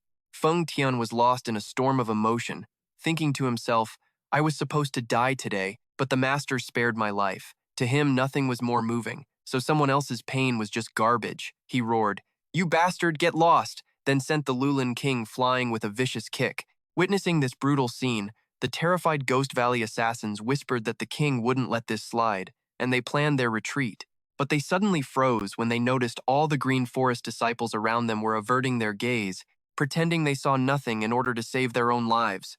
The Lulin king trudged away in utter humiliation. The assassins felt the atmosphere turn bizarre, but figured the king had no mind to notice them now. This was their one and only chance to complete the mission. Under the dim moonlight, an assassin stealthily approached the drinking well. He smugly took out Thondok Thao, a poison that takes 12 hours to kill the victim without them ever knowing why. He gave a wicked smile, believing his plan to poison the well and retreat was absolutely perfect. Max-level confidence on what he thought was an easy map. Sorry, Green Forest, but you all have to die with that kid, the assassin muttered. But just as he made his move, Feng Tian's shadow had already appeared right behind him. He speaks, his voice ice-cold. You're here? Did you come for a drink? The monster guard's sudden appearance terrifies the assassins, sweat pouring down their faces. Trying to save face, one of them stammers out an excuse. Right, they came for a drink, caught red-handed, but still trying to stick to the script. Feng Tian's expression remains dark, threatening. He gestures with a knowing look. Please, you drink first. Realizing their plan is blown, the panicked assassins want to retreat, but have to pretend to drink to avoid suspicion. They force a smile. The water here is really delicious. It is, isn't it? Absolutely amazing. Ha ha. But just seconds later, the poison kicks in. They collapse, foaming at the mouth and spitting up blood. They realize in horror the well was poisoned all along. What's killing them is fire-red toxin, a colorless, odorless poison that kills instantly. The assassins writhe in agony before finally going still at Feng Tian's feet. Witnessing this, the guard just strokes his chin thoughtfully. Truly extraordinary. He calmly steps over the corpses, feeling utterly bored. He just can't understand why so many people are pointlessly rushing to their deaths today. Looking at the bodies of Thap Ho and his men scattered on the ground, a mysterious figure emerges from the darkness, his eyes filled with hatred. He grips the hilt of his sword, veins bulging on his face as he swears a dark oath. I will not let your deaths be in vain. With killing intent radiating from him, he resolves to take Du Yugong's life at any cost, to avenge his fallen brothers. That's the look of a gambler about to go all in. Watching his trusted subordinates die so senselessly right before his eyes, the assassin leader of Ghost Valley can no longer keep his cool. He grinds his teeth in fury, his eyes burning with killing intent as he stares at Feng Tian's back. He could tolerate arrogance or bizarre behavior, but watching his brothers die so horribly leaves him choking with rage. That bastard just stood by and watched them die. I will never forgive him. His fury explodes, and he lets out a decisive roar. I will definitely kill that kid and you. In the blink of an eye, his shadow vanishes, disappearing into the deep darkness of Mi Mountain. Half an hour later, the assassin has quietly approached the main chamber, hiding on a high branch to observe his target. He cautiously reminds himself to check the surroundings thoroughly before making a move. Though the distance is a bit far, he's confident in his ultimate technique. With Ghost Valley's black cloud art, he can do it. A purple light emits from his eyes, a visual art that allows him to see through every nook and cranny. He smiles smugly, seeing no one in ambush. He's already celebrating the win before the fight even starts. However, Feng Tian is still standing guard outside Du Yugang's room. The assassin scoffs, thinking that guard can't possibly stand there all night. The moment he leaves, he'll immediately finish off the Du Yugang. But 1 hour, then 2 hours pass. Feng Tian remains motionless, like a stone statue in the silent night. The assassin starts to get restless. He silently admits his opponent is no ordinary foe, but still arrogantly relies on his own endurance. I once endured 2 days in a foul place. You're no exception. Sensing the time is right, he moves to deliver the final blow, but suddenly, a cold voice rings out right beside his ear. What are you doing? The assassin is so shocked his heart nearly stops. He turns his head and realizes in horror that Feng Tian has been behind him the whole time. With an incredibly menacing face, the guard coldly declares, I've been waiting for you for a long time. In a fit of sheer panic, the assassin draws his short blade and launches a desperate attack. Now, I'll send you to the afterlife. He puts all his strength into a fatal strike, but the blade just slices through empty air. His eyes widen in terror as he realizes he just attacked an afterimage. Like a ghost, Feng Tian appears right behind him, signaling an inescapable end. He turns his head and sees the boss standing there. Game over. Feng Tian mocks him for not being a headquarters assassin since he didn't even dare kill himself after being discovered. He calls him slow, then snatches his head and coldly demands to know which sect is behind this. The assassin groans in pain but tries to keep the secret, which only makes Feng Tian squeeze harder and roar with more pressure. Who hired you? Terrified that if this continues he'll never speak again, the assassin hastily confesses everything. Ghost Valley. Hearing the name of Huaxian, the divine doctor, from his enemy, Feng Tian isn't satisfied. He berates him for being a useless coward who broke after a little torture. He yells, Do you even deserve to be a Ghost Valley assassin? Then he violently twists the assassin's neck, leaving him in shock. He spilled the secret so easily, only to get his life erased anyway. The end of the line. The assassin is furious. He confessed, just like he was told, and still gets tortured. But Feng Tian coldly orders him to return and deliver a message to Ghost Valley. He declares that since today is his master's birthday, he won't kill anyone. But he adds a threat: if they ever dare return, he will wipe them all out. Feng Tian disappears into the night, leaving behind a final taunt about the useless man's luck. The assassin can only collapse in despair. He weeps, unable to avenge his comrades, while also cursing the guard for leaving without twisting his neck back into place. Aren't you gonna fix my neck before you go? That bastard. The next morning at the headquarters, Du Yugang wakes up excited about the secret arrangement his father left behind. He thinks to himself that he really wants to know what it is. Just then, Feng Tian enters to ask how his master slept, receiving a satisfied reply that he's arrived right on time. Feng Tian bows his head in sincere apology. My carelessness yesterday put you in danger. For that, I am truly sorry. Yugang waves his hand dismissively. What's past is past. Sit down. After taking a seat, the guard continues with another important report. Master, there is one more thing. 3 assassins sent by Washian the Divine Doctor have infiltrated our territory. He explains that since yesterday was the new leader's birthday, he spared one of them. The other 2 wanted to drink from the well. He says he tried to warn them, but they just kept tilting their heads, refusing to understand, so he had to let them bring disaster upon themselves. Yugang frowns. So you mean you just let them die? Feng Tian admits it, a fact that would surely devastate Washian. Yugang falls into thought, feeling a little guilty since the Divine Doctor worked so hard to create the medicine that saved his life. Model. I praised my guard for a job well done, sparing the assassin before cutting to the chase. Now for the main event, I said. Tell me about this arrangement. Feng Tian immediately obeyed, pulling out a mysterious red scroll. The side quest was over. It was time to get back to the main story. Unrolling the map, Feng Tian apologized for keeping this from me for so long. He revealed it was my father's dying wish I could only seek this arrangement when I turned 19. I had to ask, my voice full of anticipation, is this arrangement a martial art?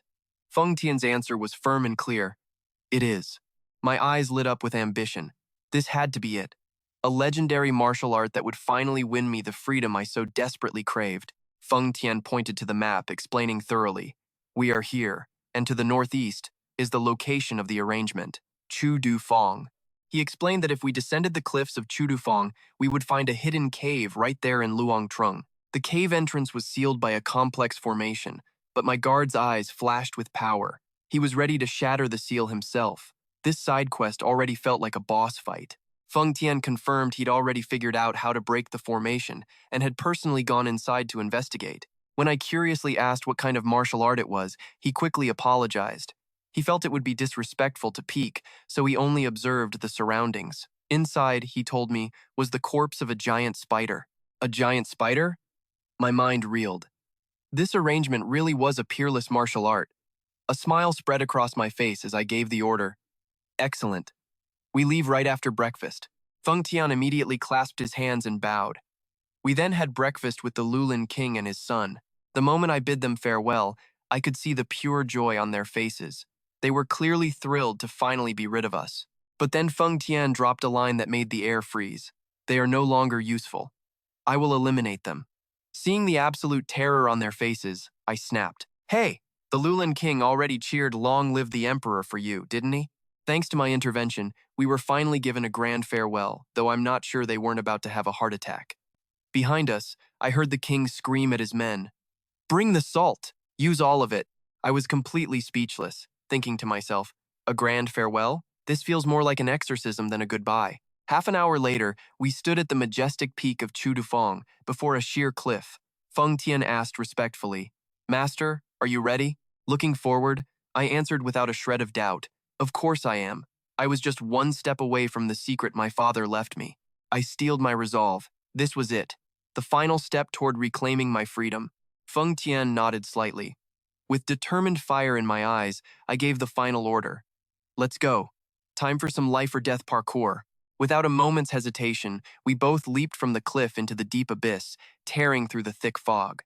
Like a flash, Feng Tian drew his sword, plunging it into the rock to slow our fall. The blade scraped against the stone, sending sparks flying as rock shattered around us.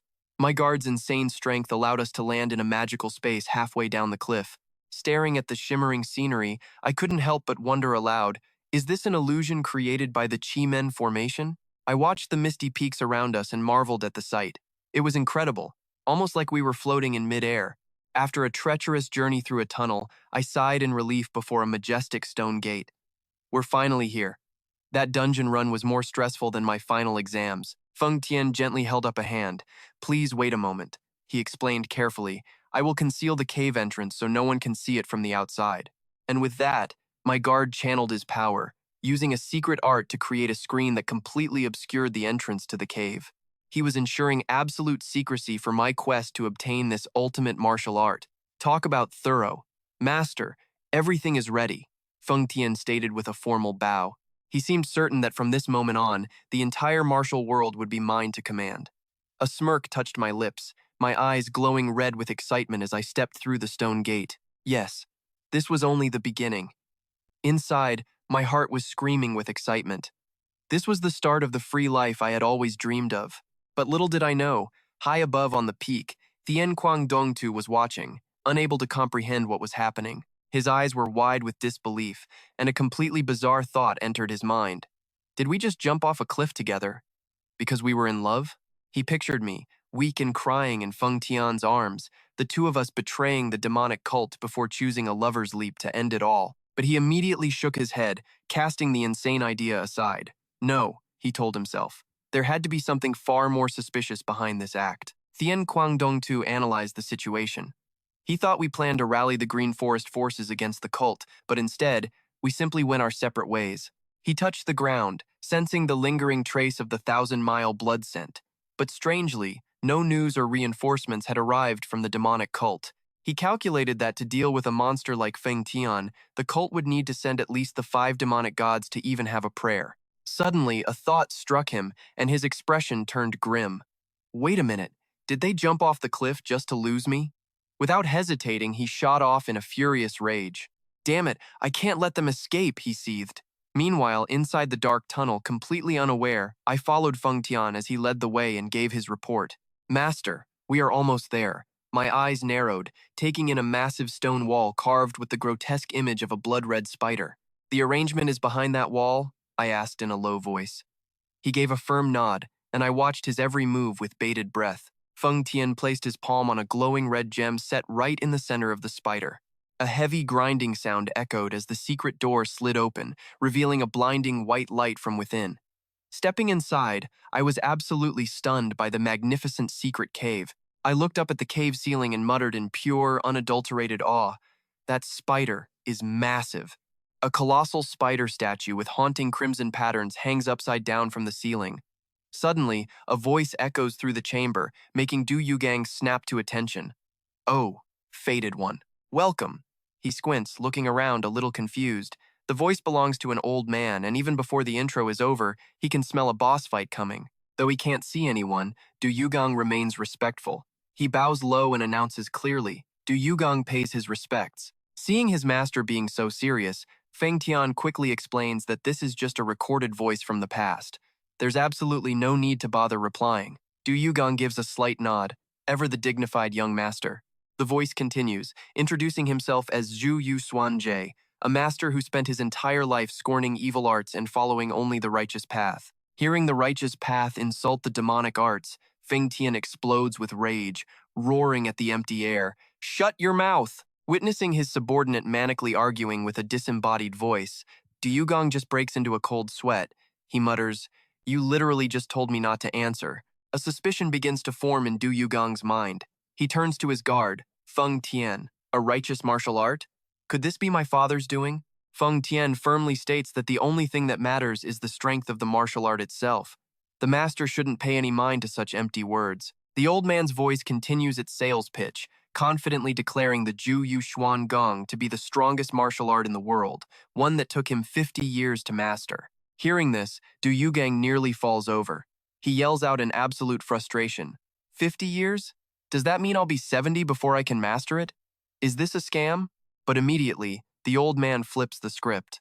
He reveals he found a way to master it in just 10 days, mocking anyone foolish enough to train for 50 years like he did. Feeling like he's being completely messed with, Du Yugang grits his teeth and shouts, "Stop screwing around, old man. A 50-year quest nerfed to 10 days? What kind of troll developer does that?" Feng Tian quickly tries to calm his master down, reminding him it's just a soulless voice from the past, so he shouldn't get so worked up. Du Yugang grudgingly swallows his anger, quietly waiting to see what happens next. The mysterious voice explains that to master the Juyu Xuan Gong, one first needs the inner core essence of the Wannian Juyu spider. Following the instructions, Du Yugang looks down at an ancient stone slab, where precious drops of essence from the giant spider's corpse are slowly melting and pooling into a milky white liquid. The old man then reveals another miraculous property of this liquid. After drinking it, the body will achieve a state of complete poison immunity, invulnerable to any toxin in the world.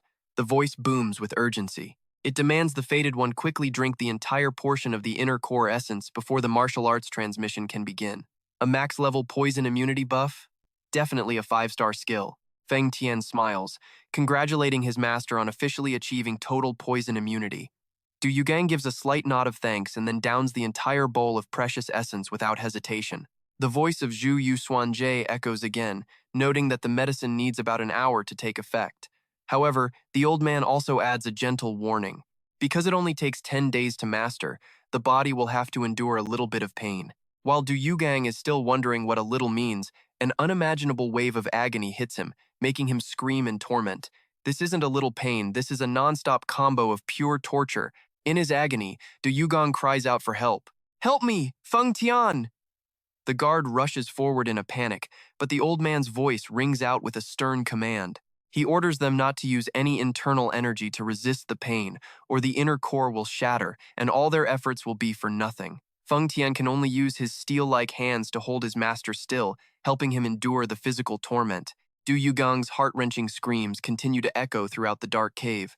If he had a health bar right now, it would have dropped to 1%. Du Yugang wonders in agony why the old man's definition of a little pain is so horrifyingly intense. 4 agonizing hours pass. When Feng Tian worriedly checks on him, Du Yugang can only snap back wearily. "Do I look like I'm okay?" But right after, he's stunned to see a stream of white spiritual energy flowing from his own hands. A powerful aura explodes from Du Yugang's entire body, signaling a complete transformation in his strength. The voice of Zhu Yusuanjie returns, praising the fated one's resilience. He instructs Du Yugang to stare at the wall and let his internal energy circulate on its own. According to the voice, after a long sleep, the Juyu Swan Gong will be officially mastered. Faced with this life-changing chance, Du Yugang's eyes burn with hope. He's cheering inside freedom is finally within his grasp. Turns out, the saying about sitting back and reaping rewards is true. Right now, the ultimate martial art is automatically being imprinted into Du Yugang's mind. First comes the general application of the Zhu Yu Xuan Gong, followed by the complex Shadow Swift body technique, which allows for rapid movement on walls and ceilings. Not only that, he also gains the Zhu Yu Dragon Subduing Hand, a powerful grappling technique, along with the soul-shattering brain shockwave. It's a sonic attack that could terrify any opponent. The transmission continues with the Zhu Yu Spirit Sense, enhancing his hearing, sight, danger, perception, and perfectly concealing his killing intent. And finally, the Zhu Yu Heart-Severing Palm, an ultimate skill that boosts his attack power to its absolute peak. Du Yugang slowly opens his eyes, feeling a new power surging within him. He's confident that with this martial art, he can now defeat Feng Tian. Just then, the guard steps forward and respectfully congratulates his master on his achievement after a long period of hard training. That full skill tree looks absolutely painful to face. Du Yugang asks in surprise, "A long time? Hasn't it only been 1 day?" But Feng Tian immediately corrects him, stating that it's now the 10th day since he started training. That number completely stuns Du Yugang. Not only does he not feel hungry, but his body feels absolutely overflowing with energy. What a truly magical martial art. Noticing his subordinate looks worn out, he asks with concern, "What have you been eating all this time?" Feng Tian just smiles and replies that with the master busy with his great work, he couldn't possibly indulge in food. Just seeing his master's success was more nourishing than a 1,000-year-old ginseng. Du Yugang gives a slight nod. "You've worked hard." He's secretly touched, realizing Feng Tian hadn't left his side for even a moment, protecting him for 10 straight days. 10 days without eating and still alive, that's some max-level faith right there. He thinks to himself, if Feng Tian wasn't forcing him to be a sect leader, they might have become good friends. To test his newfound power, Du Yugang looks his guard dead in the eye and proposes, "I want to see the results of my training. Do me a favor and be my sparring partner, Bottle." However, before starting their bout, Du Yugang coldly announces that he needs to take care of something first. He decisively draws his sword, unleashing a basic but powerful strike that shatters the giant spider statue in the cave, then quietly stares at the rubble. "Don't hold back during practice." Du Yugang gives the order to his guard, stating firmly, "Let's begin." His crimson eyes flare to life as his killing intent shoots forward with terrifying speed. Feng Tian is momentarily stunned by his master's improvement. "I see." But Du Yugang has already closed the distance. He carefully observes his opponent's every move, launching a combo to start the all-out brawl, no countdown needed. Seizing an opening, Du Yukang lands a direct blow to Peng Tian's chest. He channels the full power of the Juyu Hyungong, unleashing the Juyu Jelsimjang technique, creating a world-shaking explosion of internal energy. Seeing his guard sent flying, Du Yukang can't help but feel a little smug. Blasting Peng Tian away like that, this destructive power is truly worthy of the Juyu Hyun arts. A critical hit. The damage numbers are flashing red. But before the dust even settles, Peng Tian suddenly appears right behind him. He murmurs with admiration, "I'm truly impressed." His iron-like hand suddenly clamps down on Du Yukang's shoulder. The overwhelming force from the guard shreds his clothes. A powerful earthquake of internal energy erupts, sending a shocked Du Yukang flying.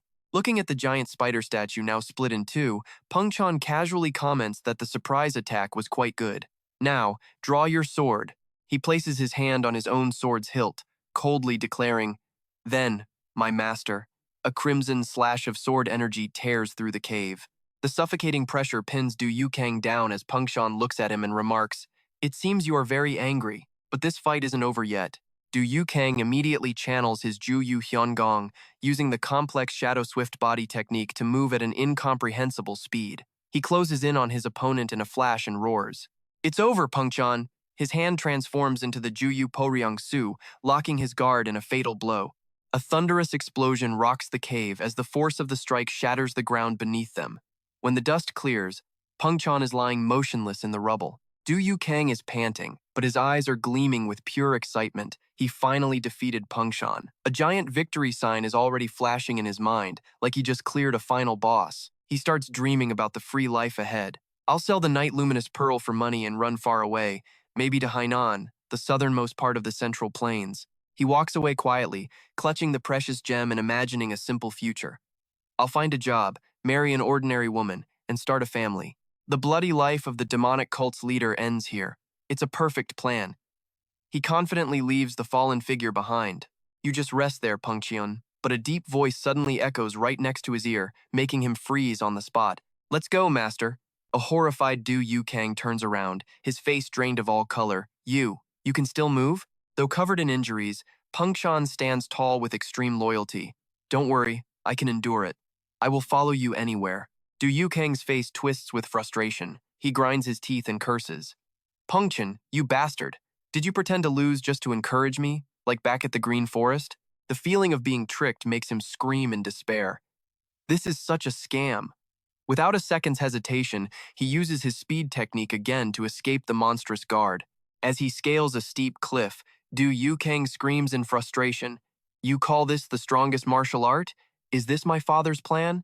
If I can't even beat Peng Tian, how can you call it the strongest?" From the abyss below, Peng Tian persistently follows, shouting, "Master, please wait for me." Du Yukang pushes his new movement technique to its limit, darting between the treacherous cliffs. Noticing the gap between them widening, he thinks joyfully, "Peng Tian can't keep up? At this rate, I can actually escape him." He thinks he's just maxed out his escape skill, but his newfound hope is shattered by a deafening roar from behind. "Master! Master An!" Peng Tian's powerful shout echoes through the valley, startling even So Yakran, who is far away. She trembles and mutters, "I suddenly got chills hearing Peng Tian's voice. Haven't I had enough bad luck already?" Feeling like misfortune is clinging to her, Yakran decides she needs to find a fortune teller to break the curse. Just then, a subordinate reports that a few fortune tellers are heading up the mountain, which brings her some relief. But the truth is far more brutal. Those two old fortune tellers are actually Gongling and Churyongjia, high-ranking assassins from the Ghost Valley. They're here to finish the job that number one failed, smugly asserting the Du Yugang will die for sure this time. Yakran isn't bothered with the future of the Green Forest. She tells her subordinate to ask her father about it later. With a knowing smile, she leads the two disguised assassins into the room. "Well now, if you don't want to die, you'd better get in here." The moment they step inside, the two assassins freeze in complete shock. Before them are not just members of the Green Forest, but also Go Chuk, Qian Hyang, and the geniuses of the 5 great Orthodox families. Chu Ryongjia is sweating bullets. He looks around in terror, wondering what kind of bizarre gathering this is. So Yakran cheerfully shoves the two fake fortune tellers into the room, not forgetting to add a playful threat. "All right, get in here. If you refuse the fortune telling, you'll die, so you might as well go inside." The moment they stepped in, Gonglin and Trulong Tu from the Ghost Valley froze. their eyes wide with sheer terror as sweat poured down their faces, seeing the bizarre group assembled there. It wasn't just the Green Forest clan. Elder Tao Truk, the Heavenly Fragrance Fairy, and even representatives from the 5 great righteous families were sitting right in front of them. They could only wonder what kind of insane situation this was. Meanwhile, Nurklan casually invites them to sit down and get comfortable. Seeing the bald fortune teller looking stressed, she pats his head, sarcastically telling him the Green Forest clan won't kill a fortune teller for fear of bad luck. Nurklan's bold move leaves the assassin completely frozen in shock. Her companion isn't doing much better. He's just trying to sit still, eat his food, and tell himself not to start any trouble. And just like that, Nurklan turns her attention to the old man. She grabs his head, telling him to relax his body. Internally, the 2 assassins are seething, promising themselves they'll get a chance to kill for money soon. But they have to be careful she can't discover their true identities. This whole situation is forcing them to put on the performance of a lifetime. The target Nurklan wants them to do a reading for is Thun Nomio San, Luke Lum's strategist. When asked what he wants to know, the assassins guess. Is it about the future of Luke Lum? Or the right time to unite the unorthodox faction? But Mu San's question completely throws them for a loop. Will I be able to find my soulmate this year? The question is so ridiculous they almost forget they're on an assassination mission. The assassins are just speechless, their faces showing pure disbelief. Meanwhile, Nurklan moves over to the table with the righteous faction members. She greets them with a brilliant smile, glad to see they survived the previous battle with the Black Dragon clan. Raising her cup, she tells them to forget their worries for now. Why they're here can wait. First, it's time for a drink. Lifting their cups, the young masters of the righteous faction are forced to toast to the prosperity of Luke Lum. One of the young heroes in the group feels the humiliation deeply. He lowers his head in despair, a man of the righteous path forced to share a table with the Luke Lum bandits. That gloomy expression doesn't escape Tone Nurklan's notice. She immediately starts teasing him. What's with that look? Did you fall for me and follow me all the way to Luke Lum? The sudden question makes the young hero turn beet red, and he stammers out a protest. What are you talking about? Seeing him flustered only encourages Nurklan. She points right at his face with a mischievous warning. Look at you, getting all angry. If you like me, just say it. What's there to be shy about? If you don't say it now, and dare to confess to me later, you'll be dead meat. Her blunt words make the young hero want to dig a hole and hide. Trying to calm the awkwardness, another member of the righteous group, Mordung Feng Tian, speaks up. He politely asks Nurklan about the whereabouts of the Black Dragon clan, wondering if the 2 sides made a secret truce since they haven't been seen lately. Nurklan takes a small sip of her drink and casually drops a bomb. A truce? They're all dead. Don't bother looking for them. She says it like she's talking about the weather, but the words are heavy. Seeing Von Tien's shocked face, thinking she's exaggerating, Nurklan insists it's the absolute truth. Mordung Von Tien narrows his eyes, still skeptical. He decides to switch to a more important topic. The 4 people who were with you before, are they still here? What are their true identities? Nurklan gives him a cold, sharp look. She reveals 2 are still in Luke Lum, but the scholar and the country boy left a long time ago. She claims she doesn't know who they really are either. When Von Tien still seems to doubt her, Nurklan snaps, I said it, so you'd better believe it. Then, she suddenly turns and slams her hand on the table, directing all her attention to Ngan Dirm Kyo. With a piercing gaze, Nurklan demands to know if he was the one who brought Ngur Tien Guri to Luke Lum. Called out, Nundirm Kyo denies it with a perfectly innocent face. But Nurklan doesn't let up, getting closer and mocking his fake act, revealing that Quan Sun already told her everything. The old man's face screams, I'm the victim, a masterclass in acting. She then reveals the shocking news that Feng Tian kidnapped the divine doctor, forcing their group to chase him all the way here. Ton Nurklan flashes a sinister smile. She starts using psychological manipulation, pressuring him to reveal the true whereabouts of Feng Tian and Nu Tien Nuri. Ngundirm Kyo recognizes this as the alluring soul-bewitching art, a dark technique that confuses the mind. He thinks to himself that even he would struggle to defend against it, so his opponent is surely doomed, his mind probably completely frozen right now. But then, Ton Nurklan suddenly erupts in fury. She slams her hand on the table and shouts, How dare you mention Feng Tian in front of me? This sudden outburst makes Ngundirm Kyo wonder, could she actually resist the alluring soul art? Nurklan yells for everyone to stop causing trouble, declaring this place is chaotic enough and they should all leave immediately. She points a finger, her warning sharp and final. Seriously, if you mention Feng Tian in front of me again, you're dead. Nurklan's ferocity makes everyone sweat, silently wondering, Who on earth is this Feng Tian to make her so sensitive? Just as the tension peaks, a thunderous shout of Feng Tian rips through the air, followed by an earth-shattering crash. Dust and smoke billow up as someone smashes through the wall. Two strangers with murderous faces appear amidst the wreckage. They roar, "Luke Lam, stay out of this! Today, we settle things with him for good." They furiously demand for Feng Tian to show himself at once. Faced with such insolence, the Luke Lam king roars back. "Feng Tian is gone. What are you still shouting for?" When they accuse him of lying, the clan leader snaps. He insists he has no reason to lie and tells them to get lost, since even their friend, the Black Dragon clan's leader, has already left. The leader of the intruders grinds his teeth in fury. "Do you think we're fools? We already saw what we needed to see at Mountain Gur Thai." He flashes back to a painful memory deep in the forest, watching silently as his comrades performed a farewell ritual. He had muttered an apology, filled with sorrow. "I was going to spare your life, but you chose death. Forgive me for having to bury you here." Every word was dripping with drama. Seriously, it sounds like a late-night social media post. With eyes burning with hatred, he swore to give his target a proper burial after his revenge, then let out a cry of pure anguish. Looking down into the deep pit, his subordinate stammers in terror. Seeing him unable to form words, the leader snaps irritably. "What's wrong with you? Screaming like you've seen a ghost?" But turns out, he really had seen something terrifying. The truth laid bare before him leaves the leader completely stunned. At the bottom of the pit lies the corpse of the Black Dragon clan's leader, the very man who was supposedly eliminated by Feng Tian without a trace. News of the Black Dragon clan's annihilation quickly spreads inside the hall, leaving the young masters of the righteous faction utterly shocked. So, the Black Dragon clan was wiped out? They all start whispering about this guy named Feng Tian, who not only destroyed a whole clan but also kidnapped the 5 poison immortals.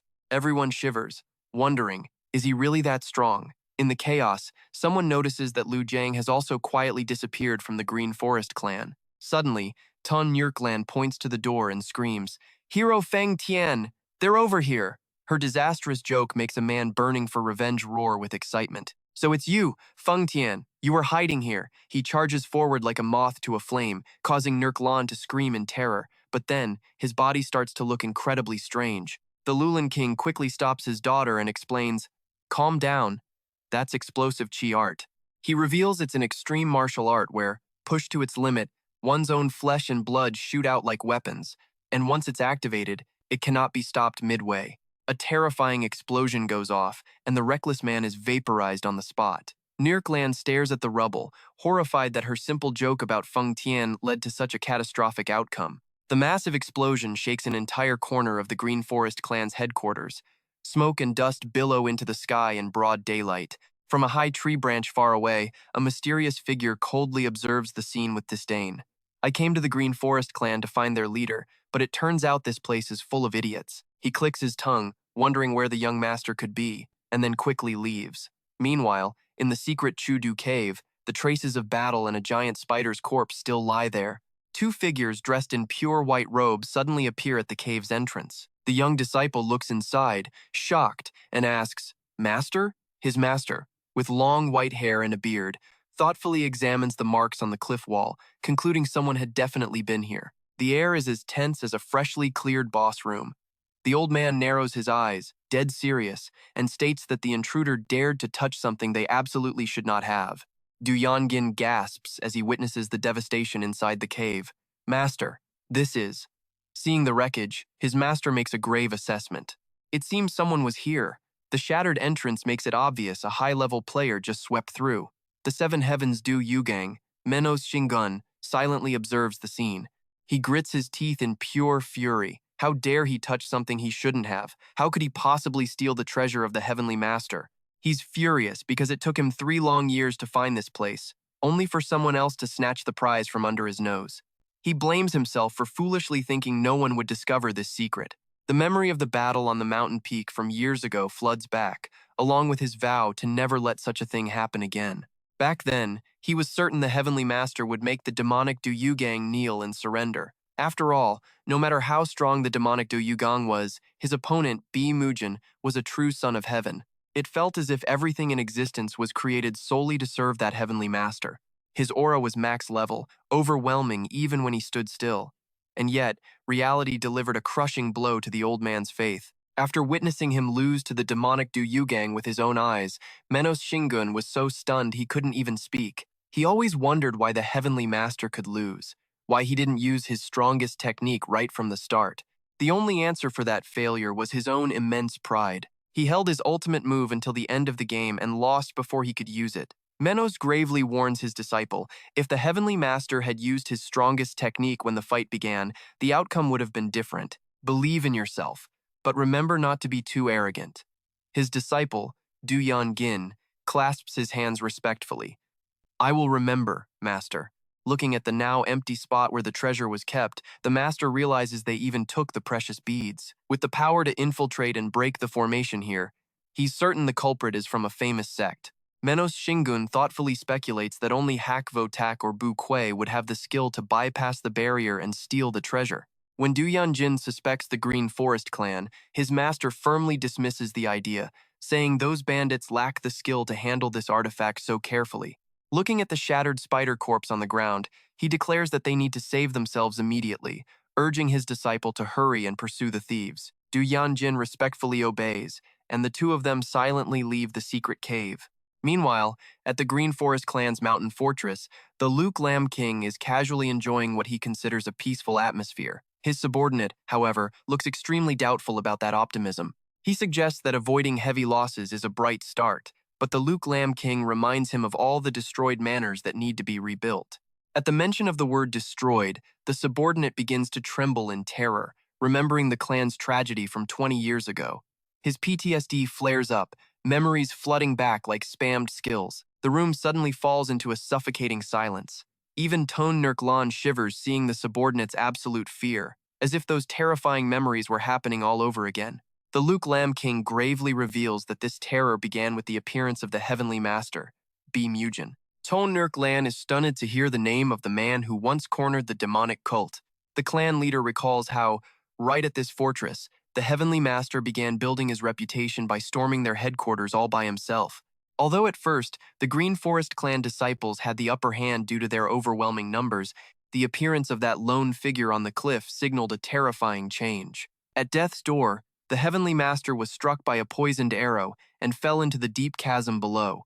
They thought that arrogant kid was dead, but no, he survived, returned from the brink of death, and inflicted incredibly severe damage upon the Green Forest clan. It's a classic trope, the tough guy act never dies. Seeing the Heavenly Lord's coldness reflected in another, Sun Ruolin shuddered at the terrifying coincidence. Wait! Du Yujiang was also poisoned and then cured. No, she screamed in utter panic, unable to believe the theory forming in her mind. Could it be? Is he the reincarnation of the Heavenly Lord?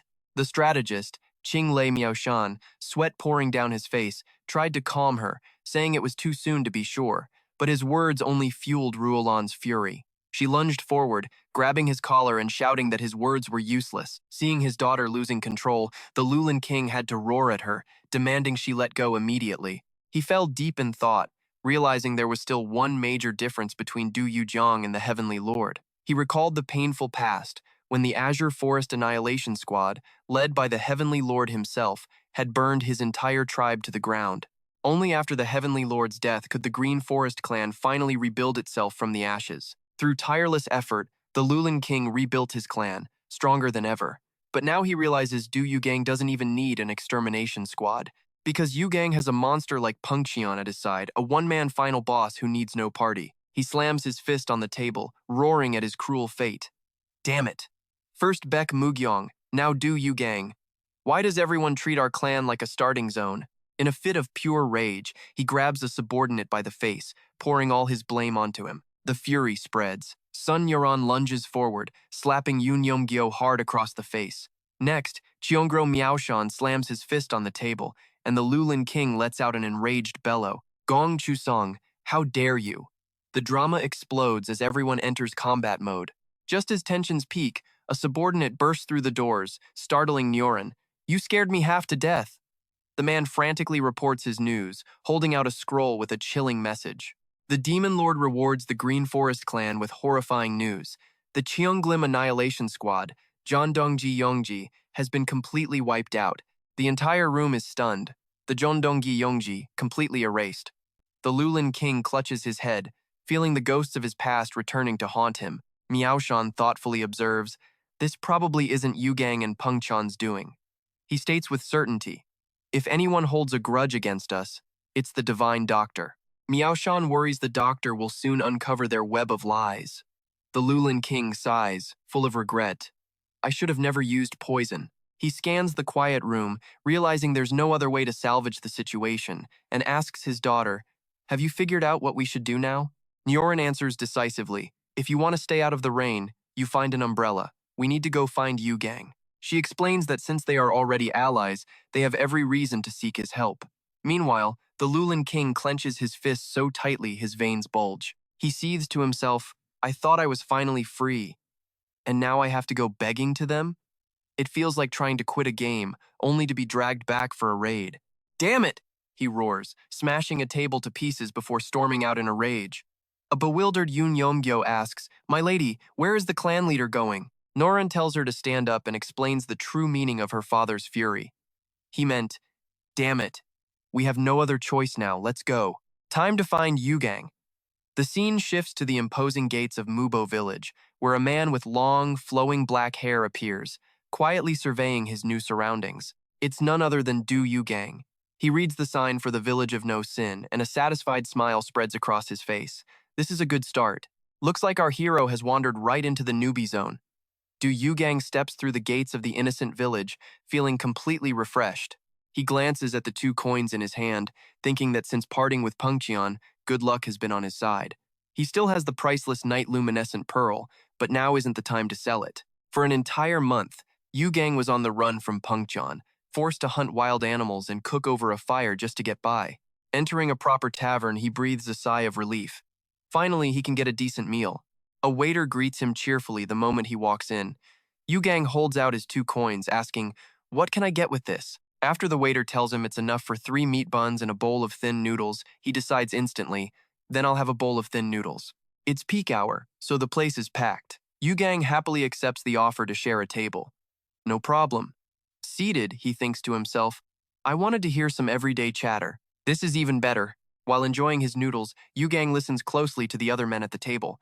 One of them is insisting on something. "It's true. There's no way someone can just leap over a 10-foot wall. That's what you call a scam. A scam." The other guy fires back, saying his friend just never saw the wandering doctor who came through before. They argue like a heated online comment section, each sure they're right. He tells a story about a ridiculously muscular doctor who performed incredible feats. Apparently, he pulled out a sinister-looking sword and started stabbing himself wildly right in front of the horrified crowd. Even more shocking, the sword shattered to pieces after striking his neck, his heart, and his entire body, without leaving so much as a scratch. A true immortality skill with maxed-out defense. Hearing this, Yugang thinks, "An invincible diamond body? He must be a master on Peng Tian's level." The storyteller then leans in, but that's not even the main story. The man excitedly continues with a tale about a 9-year-old kid who tried to imitate the doctor by stabbing himself. It was a horrifying sight, but the result sent the doctor running for his life. The sword broke on impact, and the child was completely unharmed. As Yugang slurps his noodles, it all clicks. Now he gets why this is called the Village of No Sin. It's a village that knows absolutely nothing about martial arts. Noticing his interest, the storyteller starts boasting about someone who runs on cliffsides like they're flat ground, nearly causing Yugang to choke on his noodles. Seeing the young man coughing, the man pats his back. "Easy there, son. Take your time." An old man across the table chimes in, asking if he's a traveler. When Yugang nods, the old man's face lights up, telling him he's arrived at the perfect time. Starting tomorrow at Yonggun Field, there's a huge festival celebrating a village elder's birthday. It'll be 3 days of feasting that will make the whole village buzz with life. The old man laughs proudly, boasting that for these 3 days, nobody in the village will go hungry. He even says he's fasting today to prepare for the feast, go all in today, and worry about tomorrow later. A classic farmer's all-or-nothing strategy. Witnessing the simple nature of the villagers, Yugang is deeply moved. The village of No Sin is truly a wonderful place where people live peacefully, without worry, and full of hope. An idea sparks. He'll sell the night luminescent pearl to help these good people. He turns to ask for directions to Yonggun Field. Meanwhile, in Jiangju, night falls on the majestic estate of the 9 Dragons Gate Lord. Just as the Dragon Gate Master was deep in a peaceful slumber, a cold voice suddenly echoed, urging him awake. "Wake up! I told you to wake up!" Jolted awake in the middle of the night. He was absolutely furious. It had been ages since anyone dared to break in and speak to him so disrespectfully. The stranger approached, a colossal broadsword on his back, radiating a suffocating killing intent. "Are you looking to die?" he asked coldly. A sickening squelch echoed through the room as the sharp blade pierced straight through the gatemaster, making him howl in agony. The assassin stared down at his writhing prey with razor-sharp eyes and made a cruel declaration. "You don't have the right to question me. I'm the one asking the questions here. If you dare ask again, I will gouge out your eyes." In blinding pain, the Dragon Gate Master's mind raced. The only people in Xing province who would dare target him were the Light City Gatemaster or the New Moon clan leader. He was almost certain it was the New Moon clan leader. They'd had frequent conflicts recently, with assassins sent to harass him. Desperate to live, he quickly tried to negotiate. "How much did the New Moon clan leader pay you?" "I'll pay you double." "No, triple whatever he's paying you." Even at death's door, he was trying to haggle his way out, but the generous offer only made the stranger's face darken with menace. He growled, "You dare to question me again?" His killing intent flared. He pressed a steel-like finger against the gatemaster's face. "Did you just ask me a question?" A heart-wrenching scream tore through the room as the stranger's finger pushed deep into the master's eye socket. Just then, a woman's weary voice cut through the tension. "Master, what are you saying?" The drama was so thick you could cut it with a knife. It was Su Yan, the gatemaster's close confidante. The stranger glanced at her with pure disgust. Without a shred of mercy, he launched a decisive blow, giving the girl only enough time for a pained cry before she collapsed to the floor. So noisy, he roared in annoyance, before striking her again, leaving her unable to fight back. Watching his woman being tortured, the Dragon Gate Master cried out in pain. "Su Yan!" he sobbed, calling her name in absolute despair. "You're my everything." Seeing this pathetic display, the stranger sneered. "Crying over a mere woman? How despicable. You're not even worth blinding." He coldly ordered the woman to come back, then brutally grabbed her face to assert his dominance. The Dragon Gate Master could only stare, wide-eyed in utter shock and horror. The stranger pointed directly at him and made a steely declaration. "The first time I called, you should have jumped up immediately. If you had, you wouldn't have been hurt," he added, "and that woman wouldn't be in this mess. This is all your fault." A masterclass in blame-shifting. The Dragon Gate Master screamed back in frustration. "I was just sleeping." Trembling, he fell to his knees, kowtowing pathetically. "It's all my fault. Please, give me any command." Feng Tian glanced towards the door and spoke coldly. "I suppose it's better for 3 people to hear this than 1. He called out, "Come in." The Gatemaster was stunned to see 2 other leaders suddenly appear, as if on cue for this apology scene. Talk about high drama. He recognized the New Moon clan leader and the Light City Gate Master, their faces also filled with absolute terror. "All of you, sit down," Feng Tian ordered coldly. Under the suffocating pressure from this monster, the 3 powerful leaders could only obey, kneeling meekly in a single row. Feng Tian then began to reveal his true purpose. "I've summoned you here because I'm looking for someone." One of them dared to ask, "Do we need to take their life?" That question immediately set Feng Tian off. His killing intent exploded as he roared, "You dare to ask?" The man who had misspoken begged through his tears. "Please, I beg you, spare my eyes." There was no mercy. Feng Tian launched a thunderous kick that sent the man flying, coughing up blood. "Your eyes?" he roared with extreme prejudice. "You should consider it an honor if you ever get the chance to lick his feet." He threatened that if they spoke any more nonsense, he would kill them all and find replacements. The 3 leaders could only bow their heads, chanting "Yes, sir" in utter terror. Feng Tian coldly told them they should feel lucky, then revealed the person he was looking for was his master. He admitted with self-blame that his own skills weren't refined enough to keep up with his master's speed. The leaders whispered amongst themselves, wondering who the master of this monster could possibly be, to be able to leave such a powerful subordinate behind. Feng Tian silently threw a glowing object onto the floor, silencing the room instantly. It was a priceless night-luminescent pearl, the very one Du Yujiang had when he escaped. He ordered them to gather every piece of information related to this pearl and report back to him at once. A dark pressure emanated from Feng Tian as he delivered his final ultimatum. "The deadline is 3 days. If I don't have results in 3 days, you will no longer need to exist." A deadline like that is an automatic game over. Feng Tian unleashed a suffocating aura, delivering his cruel ultimatum. The time limit is 3 days. If you can't find my master in 3 days, your lives are forfeit. The threat made the 3 leaders tremble as they knelt, not daring to even breathe. At that very moment, in a remote village, the night-luminescent pearl that Du Yujiang had brought had drained all the color from the face of the Longyan Villa manager. He clasped his hands, trembling as he stammered, "Who would dare to sell a night-luminescent pearl so openly? Are you actually serious about selling this?" Seeing the old manager's complete shock, Du Yugang remains perfectly calm. He offers a slight smile. "Is a single night-luminescent pearl really that surprising to you?" Based on that reaction alone, he knows its value is going to be a massive help to the entire village. The manager, sweating bullets, confesses he's never seen an item so priceless and has no idea how to value it. Du Yugang generously offers to sell it cheap, but the manager immediately refuses. That is absolutely unacceptable. No unfair transaction will ever happen in his village. He insists on summoning an expert appraiser from Trin Chao to ensure fairness, causing Du Yugang to silently admire him. A village manager with this much integrity is rare. There is, however, one small problem. The manager regretfully informs him that the expert will need at least 5 days to get there. The old manager, Chen Cheng, makes a generous offer. "If it's no trouble, please rest at our Longyun villa while you wait. I will handle this." Looking upon the beautiful Kangzhuang courtyard, Du Yugong's heart warms. He thinks to himself, "You're surprisingly thoughtful to a complete stranger like me." Life is so much warmer after leaving the chaotic martial world. As Du Yugang walks off, he turns back with a final request. "Oh, please keep it a secret that I brought a night-luminous pearl." The old manager nods, giving his solemn promise. "I will not let a single soul know." But the second Du Yugang is out of sight, that kind facade crumbles, revealing the man's true face.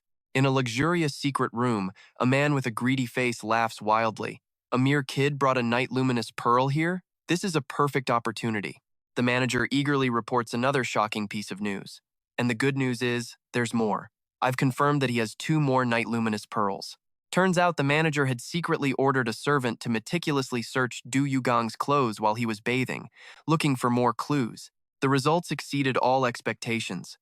They not only found the night-luminous pearl but also 2 razor-sharp daggers he carried for self-defense. Based on his style and behavior, the manager smugly concludes this kid must be from a noble family, not some professional thief. This makes their plan a whole lot easier. He turns to the man beside him. "Are you confident, Gu Wen?" The assassin with the cold blue hair replies with absolute certainty. "Please rest assured and leave this mission to me. This is Gu Wen, a notoriously cold-blooded killer and one of the most feared master assassins in the region. The villa master promises that if he can complete this task quietly, the 2 of them will share a bottle of priceless rose wine." Gu Wen smirks with pure arrogance. He's confident he won't even need to use his full strength to handle a boy like Du Yugang. He tightens his grip on his short blade, ready to eliminate his target quickly and return safely. For him, this assassination is just an easy quest. Meanwhile, Du Yugang has spent 2 days at the villa, completely immersed in a rare and welcome peace. Standing on the porch and gazing into the silent night, he dreams of one day going to Hainan Island and building a village just like this one. A life with a comfortable bed, hot meals, and the joyous sounds of a bustling party. It's everything he has ever craved. He sits down quietly, cross-legged, and begins to focus his energy to train. This peaceful life won't last if he isn't strong enough to protect it. Du Yugang recognizes that to truly enjoy these simple things in life, he must possess absolute, overwhelming power. He's nearly perfected his ultimate technique, the dragon capturing hand, a method of releasing chi like a spiderweb to completely bind and control his enemies. Looking at his hands glowing with a powerful purple energy, he wonders if the move is limited to just capturing. A bold idea sparks, and Du Yugang decides to apply it to his silver soul dagger to see what happens. Du Yugang hurls the dagger, embedding it firmly in a wall about 2 zhang away. He notes that retrieving a hidden weapon from this distance would be extremely difficult with normal methods, but using the dragon capturing hand could change everything. He channels his energy, and a web-like key immediately yanks the blade from the wall, pulling it precisely back into his hand. Du Yugang smirks at his success. "Haha, that's perfect." But as he's admiring his new move, Du Yugang is startled by a sudden knock at the door. He chides himself for being so focused on training that he didn't sense someone approaching. Retracting his aura, he coldly says, "Come in." A maid enters, politely asking if the young master slept well. Recognizing her as the servant who's been taking care of him, Du Yugang asks, "Is something wrong?" The girl bows. explaining the villa master sent her to serve and care for him during his stay. The moment he hears serve, his mind immediately jumps to the wrong conclusion. Yugang's eyes suddenly turn sharp with suspicion. He thinks to himself, "So because I'm an honored guest, you plan to serve me all the way to my bed?" He looks at the girl and tells her she doesn't need to do that just because she's a maid. Though she awkwardly explains it was the master's order, Yugang sternly cuts her off. He says that even as a maid, she shouldn't have to sacrifice her own body just to please him for a single night. But the maid just looks confused. "The master told me to give you this incense stick to help you sleep better." What an awkward plot twist. Yugang freezes solid, bright red with embarrassment. He stammers, trying to cover his tracks. "Ah, right, a fragrance. For aromatherapy." The maid silently places the incense on the table, softly wishes him a good night, and quickly exits. The moment the door shuts, Yugang clutches his head, his face twisted in utter shame. He curses himself for being so foolish. His obsession with the darker side of the world led him to this mortifying misunderstanding. Yugang vows to himself that he will never let something like this happen again. He lights the incense, trying to shake off the awkwardness and refocus. Sitting cross-legged in the quiet room, he realizes the fragrance is actually very effective at calming his mind. Yugang decides he'll thank the villa master for his thoughtfulness tomorrow. He returns to his training, knowing his dragon-capturing hand still needs more work. As he visualizes releasing chi threads from his palms, he hears it again, the sound of footsteps and the door creaking open. He thinks, "Is that the maid from before? Why is she coming back?" But the person who enters is a masked man, putting Yugang instantly on alert. The man explains, "The villa master specially appointed me to come here." Yugang snaps back, "I already received the incense, and you don't look like his man." He suspects they sent the maid away and have now replaced her with this different servant. The man quickly insists, "The villa master specially appointed me." Yugang is already growing weary of the outside world's constant annoyances. The servant bows his head, apologizing for the disturbance, and says he was sent to ask if he needed anything. This is getting ridiculous. Yugang is cold. "I have no problem. You can go. But why are you covering your face?" The man claims he's sensitive to fragrances, puts on a mask, and urges him to rest. Yugang just clicks his tongue at the over-the-top concern from these commoners. He's about to head back to the landlord, Bao Long Thu, when the door creaks open once again. He's furious. "Are you kidding me again? Even a public restroom doesn't get this many visitors." He spins around, shouting, "I told you I don't need anything," but standing before him is a masked man, brandishing a cold, sharp knife, getting interrupted by visitors like spam messages while trying to cultivate. Yugang takes a defensive stance and yells, "Who are you? Are you from the Washian sect, or one of the cult's men?" The assassin stays silent for a moment before a cruel smirk plays on his lips. A dead man talking way too much. A cold sweat breaks out on Yugang's skin as he realizes he can't sense the man's aura at all. He tightens his grip on his broadsword, his mind racing. "I can't sense his presence. This guy is definitely no small fry." Yugang is drenched in a cold sweat, horrified by the chilling fact that he can't feel a single trace of an aura from the person opposite him. He's stunned, realizing this assassin's cultivation has reached a level of pure mastery, allowing him to perfectly conceal his presence. To run into a master of this caliber in such a remote place, incredible. Yugang feels a surge of frustration. He hasn't even had a chance to enjoy a normal life, and now he's staring death in the face. But he makes a vow he is not going to die here. The boss fight starts without any warning. Instantly, a blast of white energy rips through the space, hurtling straight toward Yugang. He dodges it by a hair's breadth, but his heart pounds in his chest when he sees his opponent is still standing, perfectly still, like a statue. He can't believe it. The guy launched such a powerful attack without even moving or revealing a single opening. Attacking while standing still? This guy must be using an auto-cheat. The battle is intense as the assassin unleashes a relentless barrage of sharp sword strikes, forcing Yugang to use all his energy just to dodge. He narrows his eyes, confused. What is this guy planning with these attacks that seem so full of openings? A thought flashes through his mind, leaving him stunned. Is this bastard looking down on me so much he's not even trying? Meanwhile, in the secret chamber of Longyun Villa, the masterminds are smugly assuming that Yugang must be completely overwhelmed by now. A nearby subordinate agrees, praising their assassin. Brother Juyun's power is so profound that even I can't keep up with him. A woman sitting nearby asks curiously if he has ever witnessed that power firsthand, and gets a reply filled with pure admiration. He recalls how after finishing a mission, Juyun immediately returned to his training and, with just one finger, effortlessly blasted a hole through a thick wooden plank. Back in the guest room, the assassin stands amidst the swirling sword energy, his face grave as he confronts Du Yugang. Ju-Yun is sweating, his expression twisted in disbelief at what's happening. He's stunned. The report said the target was hit with a deadly poison and should be helpless, but the guy is perfectly fine. That's why he came to check himself. He grabs his subordinate by the collar, roaring in fury. How can anyone on Earth possibly resist that poison? But the truth is far more terrifying than that. Ju-Yun realizes Du Yugang has vanished, only to reappear right behind him in an instant. He trembles, stammering in absolute terror. What? When did you get here? He sees his opponent just floating freely in the air. He screams in despair. Impossible. He thought he was the hunter, but he's the one being completely outplayed. He tries to reassure himself that a normal person could never fly like that. While Ju-Yun struggles against Do Yugang's ghostly speed, the old villa master is still smiling smugly in his secret chamber. The old man confidently asserts that Ju-Yun is a monster, a creature beyond all imagination. He enthusiastically brags about the assassin's talent, claiming he can hit a target from 30 feet away even while blindfolded. He has absolute faith in their victory. He gives an order to his subordinate. Now, let's bring the celebratory wine to Longyun Villa. The old master sips his wine, overjoyed, believing that Ju-Yun has already finished the job. However, the reality in the guest room is the complete opposite. It is Du Yugang who is left standing, towering over the assassin's body. With blood spattered on his face, he lets out a small, triumphant smile. I did it. Looking down at the enemy crumpled at his feet, he figures there's no way he could survive wounds like that. Du Yugang looks down coldly and demands, "Can you talk now? Who are you?"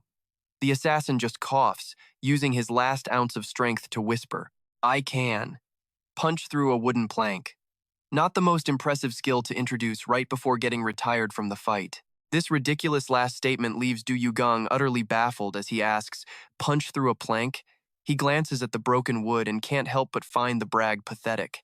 Du Yugang yells out in frustration, "Why are you telling me you can punch through a wooden plank?" He scoffs that in the martial arts world, there's no one who can't do such a childish trick. The assassin's eyes widen as he dies in shock, realizing he picked a fight with a true monster. At that moment, a thought flashes through Du Yugang's mind, and his expression changes. Could this guy have been after the night left? Du Yugang sprints across the rooftops in the dark, shouting, "The villa master is in danger." Down below at Longyun Villa, a lavish party is in full swing with hundreds of guests. The old villa master is lost in the festive atmosphere. He's laughing heartily and urging everyone on. "Ha ha ha, raise your glasses, everyone. Let's toast." But behind that cheerful facade is a sinister plot. He thinks to himself, "It won't be long now. All the night luminous pearls will be mine." At that exact moment, Du Yugang kicks the door open and storms in, stunning the entire hall. So much for a fancy party, he just crashed it with a bang. Seeing a figure enter, the villa master doesn't even get a clear look before asking eagerly, "Ah, you've returned? Has Ju-Yun taken care of the kid with the pearl?" But the smile on his face vanishes instantly when he realizes the person standing before him is Du Yugang, with blood still on his face. The master stammers in utter horror. The kid. With the pearl? The subordinates and guests are all stunned. Du Yugang stalks forward, making the villa master so scared that his face drains of all color. All he can do is gasp. What? The plot twist hit so fast, it's like the server crashed, and when he reconnected, the final boss was already standing right in front of him. Not letting the old man say another word, Du Yugang delivers a thunderous slap that sends him flying and then roars. "A kind village, my foot." Faced with his overwhelming power, everyone in the villa drops to the floor, begging for their lives. Du Yugang coldly announces, "This is the first time I've ever taken a human life. If you had just been honest from the start, I wouldn't have had to be so ruthless." As a martial artist, he felt a deep sense of shame for having to strike down ordinary men, but he also recognized the true evil of this place. "I, a martial artist, forced to kill commoners, what a disgrace," he seethed. "A place where ordinary folk freely wield swords is more vicious than the martial world itself." He roared at the trembling crowd. "How many lives have you taken in the name of Vo Pham village? Speak now, if you have any soul left." An old man, kneeling on the ground, frantically tried to explain that the young master was misunderstanding. He claimed the villagers were honest folk, crushed by the village chief's brutal oppression. But Du Yugang wasn't buying it, pointing to the feast with a sneer. "Oppressed people, happily feasting and drinking like this? There is no misunderstanding here." The old man lowered his head in anguish. confessing that in Vo Pham village, the chief is the king and the law. The annual festival wasn't for the people, it was a stage for the chief to flaunt his power, built on the villagers' own blood, sweat, and tears. People had tried to resist in the past, of course, but when someone calls themselves a king, you know you're dealing with a max-level tyrant. Choking up, the old man spoke of those brave few who stood up. They all vanished without a trace, leaving a terrifying shadow hanging over the village. Du Yugong's voice was ice. Anyone not involved with the chief, get out. Immediately. Awed by his sheer presence, the villagers scrambled away, leaving the chief groveling alone on the floor. Du Yugang glared, his voice like steel as he delivered his judgment. Today, you will be punished for your crimes. The tension in the air was so thick you could cut it. Watching his men abandon him one by one, the village chief gritted his teeth in pure fury. You bastards! How dare you leave me all alone? But facing the inferno of rage radiating from Du Yugang, his terror took over. He immediately began kowtowing, begging for his life. When forced to return the treasure, he stammered out an excuse. That, the Yaming Pearl. My worthless son already took it to Tin Chao. He desperately claimed he thought a simple invitation was enough to summon the appraiser, so his son took the pearl. The pathetic lie only fueled Du Yugang's rage. Du Yugang waited, his patience wearing thin. You seem awfully eager to wait. So when is the appraisal happening? The terrified chief stuttered, Soon! It'll be done very, very soon. But Du Yugang's patience had finally snapped. He roared, his voice shaking with pure fury. When exactly? At that exact moment, a massive pillar of light blasted through the roof. A body dropped from the sky, landing with a sickening thud in the hall. Everyone stared in shock as the chief realized it was his own son. My son? Why are you here? And just like that, right on cue, the drama crashes the party. An arrogant laugh then echoed from the hole in the roof. Ha ha. Hearing that familiar, haunting voice, Du Yugang froze in shock. Could it be? A figure descended from above with an overwhelming presence, calling out in sheer excitement. Master, I'm truly moved by this. It was none other than Feng Tian. He surveyed the chaotic scene with a look of pure, unadulterated admiration. You've already conquered the entire village, Master? He just shows up and assumes the final boss has already been beaten. Du Yugang was speechless, cold sweat pouring down his face, which was twisted in absolute horror.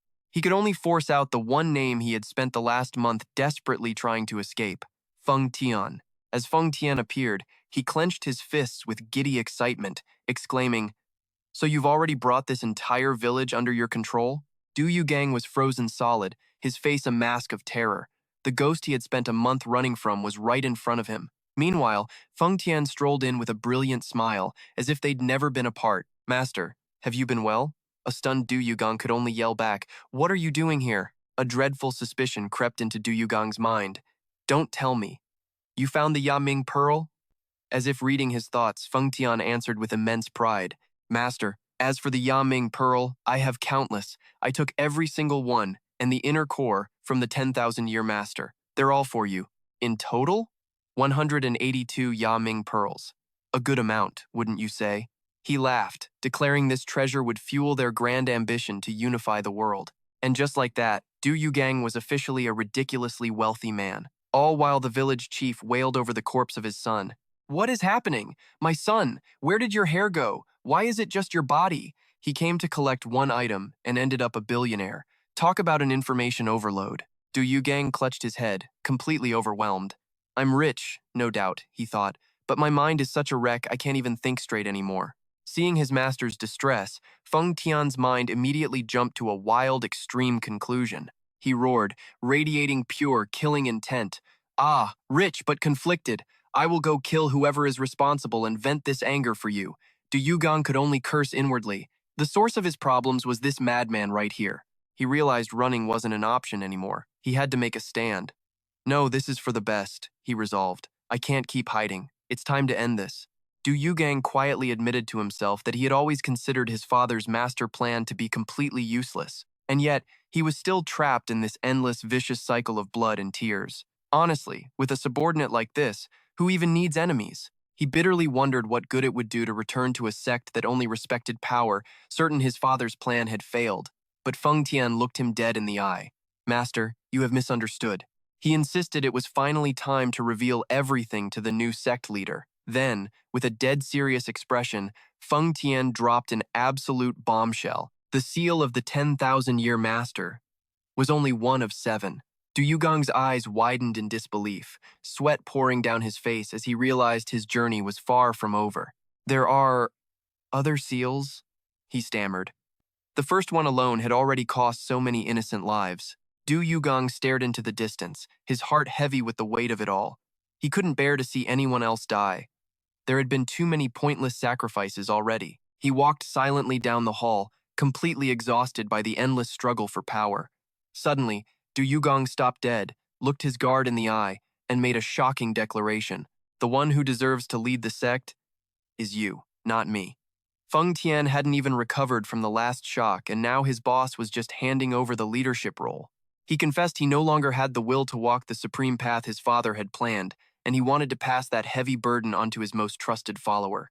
But Feng Tian keeps his expression ice cold, silently clenching his fist as he calmly replies, "I'll pretend I didn't hear a word you said, leader." Du Yugong's rage explodes and he roars, "My decision is final. You are the next sect leader. One of us quits, the other pretends they didn't hear. Just leave me alone. Kill whoever you want. I don't care." Du Yugang speaks coldly and turns his back, abandoning his guard in the darkness. This rejection absolutely shatters Feng Tian, and cold sweat pours down his face, which is twisted in horror. He trembles, stammering in desperation, "Don't you need me anymore?" The loyal subordinate can't accept being cast aside by his master. Suddenly, Feng Tian's eyes flash with a crazed, extreme light. He decisively draws his enormous greatsword, unleashing a chilling, killing aura that floods the entire area. He screams with conviction, "If that is my master's wish, I will end my life right here." Witnessing his subordinate's impulsive suicide attempt, Du Yugang whips around in horror, yelling, "Feng Tian, what? Wait, don't, just stop." Du Yugang desperately lunges forward, but Feng Tian's razor-sharp blade is already swinging straight down. The suddenness of it all leaves the old manor lord and his kneeling men completely frozen in shock. A sharp, cracking sound rings out as the force from the sword creates brilliant flashes of light, tearing through the silent night. Du Yugang is frozen solid, sweat pouring down his face. Feng Tian stands tall, his expression locked in intense concentration as the greatsword presses into his body, making a horrifying sound. This suicide attempt is so intense, it looks more like a durability test for a legendary item. With a loud crack, the incredibly sturdy greatsword shatters into 100 pieces, to the absolute astonishment of everyone watching. Du Yugang is speechless. He stares at the pile of scrap metal and curses internally. He can't even kill himself? What in the world is that body made of? Realizing he can't use death to threaten this monster, Du Yugang sighs in defeat. "I lose. Just stop." His self-destruct move was auto-cancelled. This game is definitely bugged. The moment he hears his master's words, Feng Tian withdraws his killing intent. He bows respectfully and says calmly, "Thank you, master. I almost died." Du Yugang just looks at his insanely loyal subordinate and clicks his tongue. What an absolute pain in the neck. He turns to the trembling Luke Lum crowd on the floor and gives a cold command. "I will punish all of you later. Now, get inside." The terrified subordinates all cry out, "Yes, sir," and hastily scramble inside to save their own skins. As they watch the backs of Du Yugang and Feng Tian disappear, those left behind are filled with suspicion. A woman and a man in yellow exchange a sinister glance, and she speaks with utter contempt. "They're incredibly cunning. I was almost fooled." The man in yellow agrees, saying he never believed the story about 182 night-luminescent pearls, calling Du Yugang a formidable con artist. Just then, the old general manager approaches nervously. "Sir, one thing puzzles me. Isn't the young master supposed to arrive in 2 more days?" The man in yellow just smirks, chiding the old manager for being too naive to see through their little trick. He picks up a fragment of the broken sword, noting that this stabbing method is exactly like the one a phony doctor used before. He remembers how that quack stabbed himself with a fake sword to fool everyone, so he's certain Feng Tian's sword must also be a prop. He grinds his teeth and declares, "If we can prove this sword is fake, eliminating those swindlers will be easy. I will repay today's humiliation tenfold." He thought he had them figured out, but he was writing his own doom. The woman beside him picks up a fragment, surprised at how heavy and real it feels in her hand. She scoffs, wanting to prove to her husband it's just a cheap trick like that kid's. The man in yellow challenges her. "Go on then, show me your world-conquering power." "Husband, come stab me then." Without a moment's hesitation, The woman takes the blade and plunges it forcefully into her husband. She even cheers as the blade sinks deep into his body, thinking one little test will end the argument for good. But her smile vanishes in an instant as fresh blood suddenly splatters across the room. The man's eyes roll back in agony. This is a real sword. The woman lets out a terrified shriek, utterly stunned to see her husband so grievously wounded. The general manager behind them is also frozen stiff by the gruesome scene. Their stupidity and arrogance made them pay a heavy price. Blood suddenly pours from the manager's mouth. He collapses to the floor, realizing the terrible truth about the sword in absolute shock. A torrential downpour begins, as if trying to wash away the catastrophic scene where bodies now lie scattered across the courtyard. From the shadows, a pair of cold, sharp eyes silently observes the entire incident. It's a female assassin from the demonic sect. She shudders, witnessing the young sect leader's increasingly bizarre and ruthless behavior. Seeing only superficial wounds on the corpses, she seethes with rage. She believes Yugang murdered unarmed civilians for sport, an act even the most vicious demons wouldn't commit. She coldly declares that this game ends now. During the pursuit, a new secret order arrives. The mission for Yugang has changed from capture to eliminate a switch as fast as changing a game skin. And get this, she's not alone.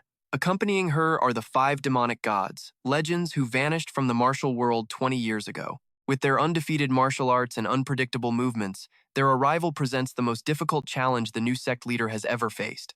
The female assassin thinks to herself, "You should have retired much earlier, because now both you and Feng Tian will die here." Later that night, Feng Tian stands over Yugang, who's on the ground looking utterly frustrated.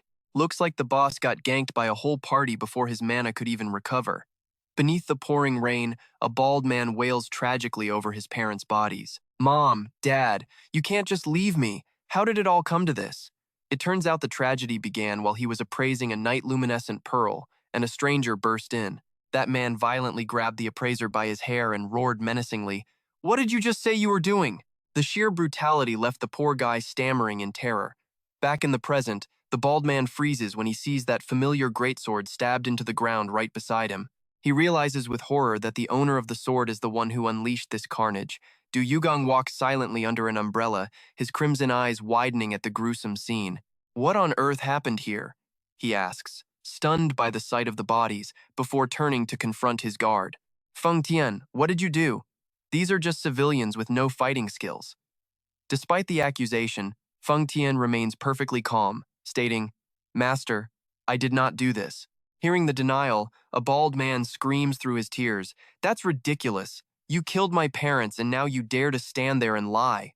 He collapses to the floor in absolute despair while Feng Tian calmly explains the sheer foolishness of these people. They used a story about a healer to claim the sword was a fake, then started slaughtering each other to prove it. They literally speed-ran their own destruction. Feng Tian confirms he heard every single word of their absurd story. Yugang quietly steps closer, observing that the wounds on the bodies are extremely amateurish. He thinks to himself that, as he suspected, this was definitely not Feng Tian's work. It was really them. They believed the sword was a fake and blindly massacred one another. Witnessing this horrific truth, the bald man can only wail in despair. Feng Tian silently holds the umbrella for his master, reporting that he's kept 2 maids behind to serve breakfast. But Yugang coldly replies that he isn't hungry and doesn't want to stay here a second longer. The scene is pure chaos, yet customer service is somehow still available. He orders Feng Tian to prepare to leave for Truongjiang at once. Before going, Yugang tells the bald man he should thank the heavens for surviving and live the rest of his life for the village. He makes a silent vow that if he ever returns, he'll see if this place truly deserves the name Village of Innocence. Under the pouring rain, their figures slowly fade into the distance, leaving the village to drown in its sorrow and darkness. That night, in a desolate room, the bald man is sitting in a daze when he's suddenly jolted by the appearance of strangers. He looks up in terror, asking who they are, only to see 3 men with an incredibly menacing aura standing before him. The mustache leader glares at him, demanding to know where Yugang's group went and what he knows about the night luminescent pearl. The bald man trembles, facing these unwelcome intruders. He stammers that they left a long time ago. When pressed for their direction, he tries to be vague, only to receive a brutal punch to the face. The powerful impact sends him reeling, spitting up blood as he collapses onto the table in absolute terror. The leader coldly threatens him, demanding he remember every last detail unless he wants to meet an even more horrific end. A foot presses down hard on his back, and the bald man trembles in fear.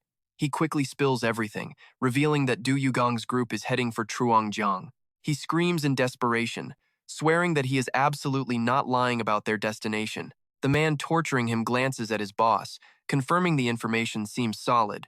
The old man with the goatee lets out a sinister smile. He mutters about their prey's terrible luck in choosing Truongjiang. A shadowy figure appears behind him, revealing that location is their own master's territory. The old man's eyes turn utterly ruthless. He figures that while he wants to kill Du Yugang himself, borrowing his master's power isn't a bad alternative. He decisively orders the entire group to move out, turning their hunt into a mission to call for reinforcements. Left behind in the empty room, the bald man completely breaks down, collapsing to his knees and sobbing over his miserable fate. He can't understand why these disasters keep happening to him. But the nightmare isn't over yet, as two more shadows appear behind him. An old man with a white beard and an overwhelming presence coldly calls his name, demanding to know where the group went. Seeing the glowing jewel in the old man's hand, the bald man can only scream in frustration at the endless interrogation. Meanwhile, at a rowdy tavern, the Luke Lam King and his daughter are demolishing a feast like starving wolves. The gang leader laughs heartily while stuffing his face with meat, saying it's been ages since he's had a meal this good. Sun Ruolan is no better. She eats crudely and even gets angry, swatting her father's hand away when he reaches for food on her plate. The Luke Lam King tells his daughter not to fight over the food, assuring her they've almost caught up to Du Yugang.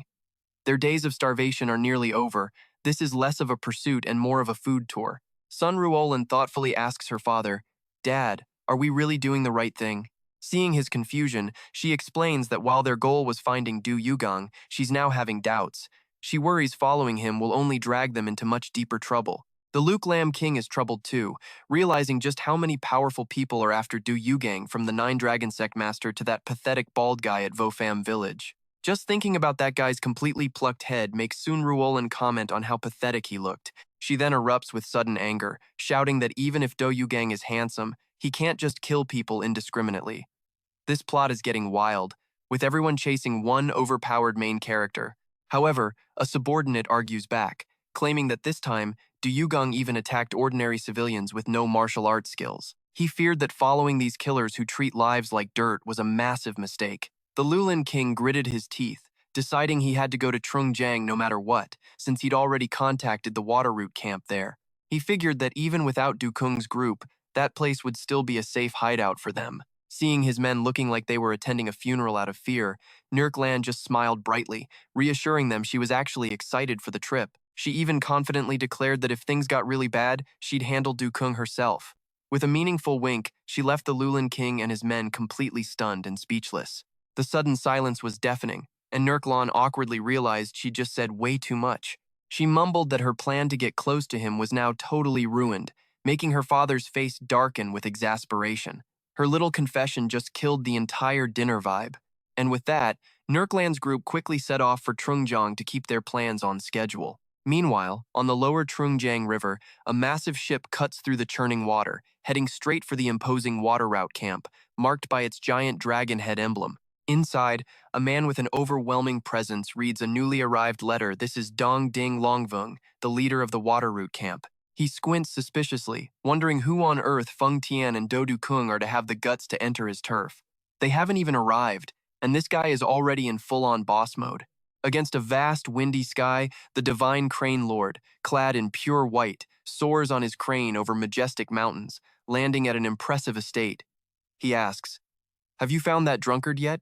The divine sword cat, his face deep in thought, slowly shakes his head.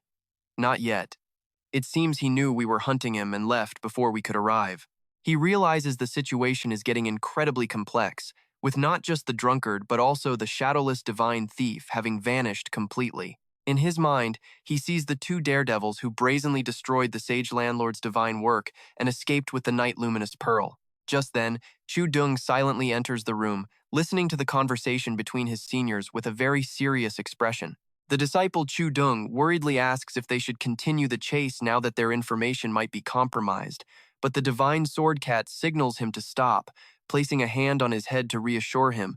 He's certain that after stealing the first seal, they won't stop there. They'll definitely come for the others next. So he decides they'll all leave this place and head to the second seal's hidden location, laying a trap and waiting for them there. In the middle of a downpour, the drunkard huddles in a dark cave, filled with resentment, wondering how he ended up in this miserable state. He trembles while reading his son's warning letter about being hunted by the Heavenly Might 7 armies sect, crushed by guilt for making his only child worry for him. Suddenly, a dark figure looms at the cave entrance, spitting cold, mocking words about a coward hiding in the shadows. He was just chilling in the cave and got ambushed without warning. The stranger erupts with an oppressive purple aura, roaring with absolute certainty. You are definitely the one who took the night luminous pearl. Before the lightning-fast attack tore through the air, the drunkard only managed a pained grunt as he was blown back and pinned hard against the cave wall. He trembles, trying to explain he's only been in Tai'an and hasn't touched a thing belonging to the Heavenly Might 7 armies.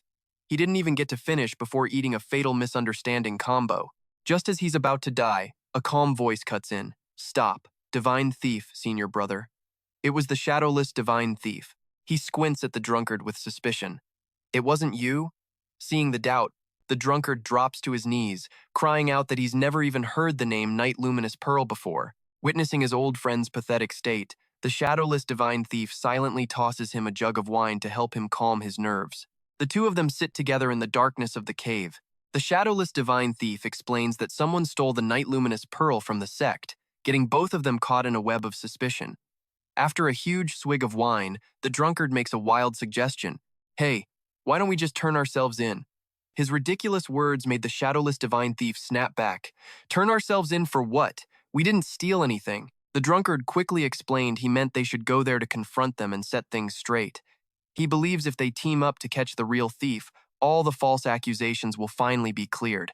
Realizing this was the only way to escape their life on the run, the shadowless divine thief resolutely stands up and yells, "We can't hide forever. Get ready to move."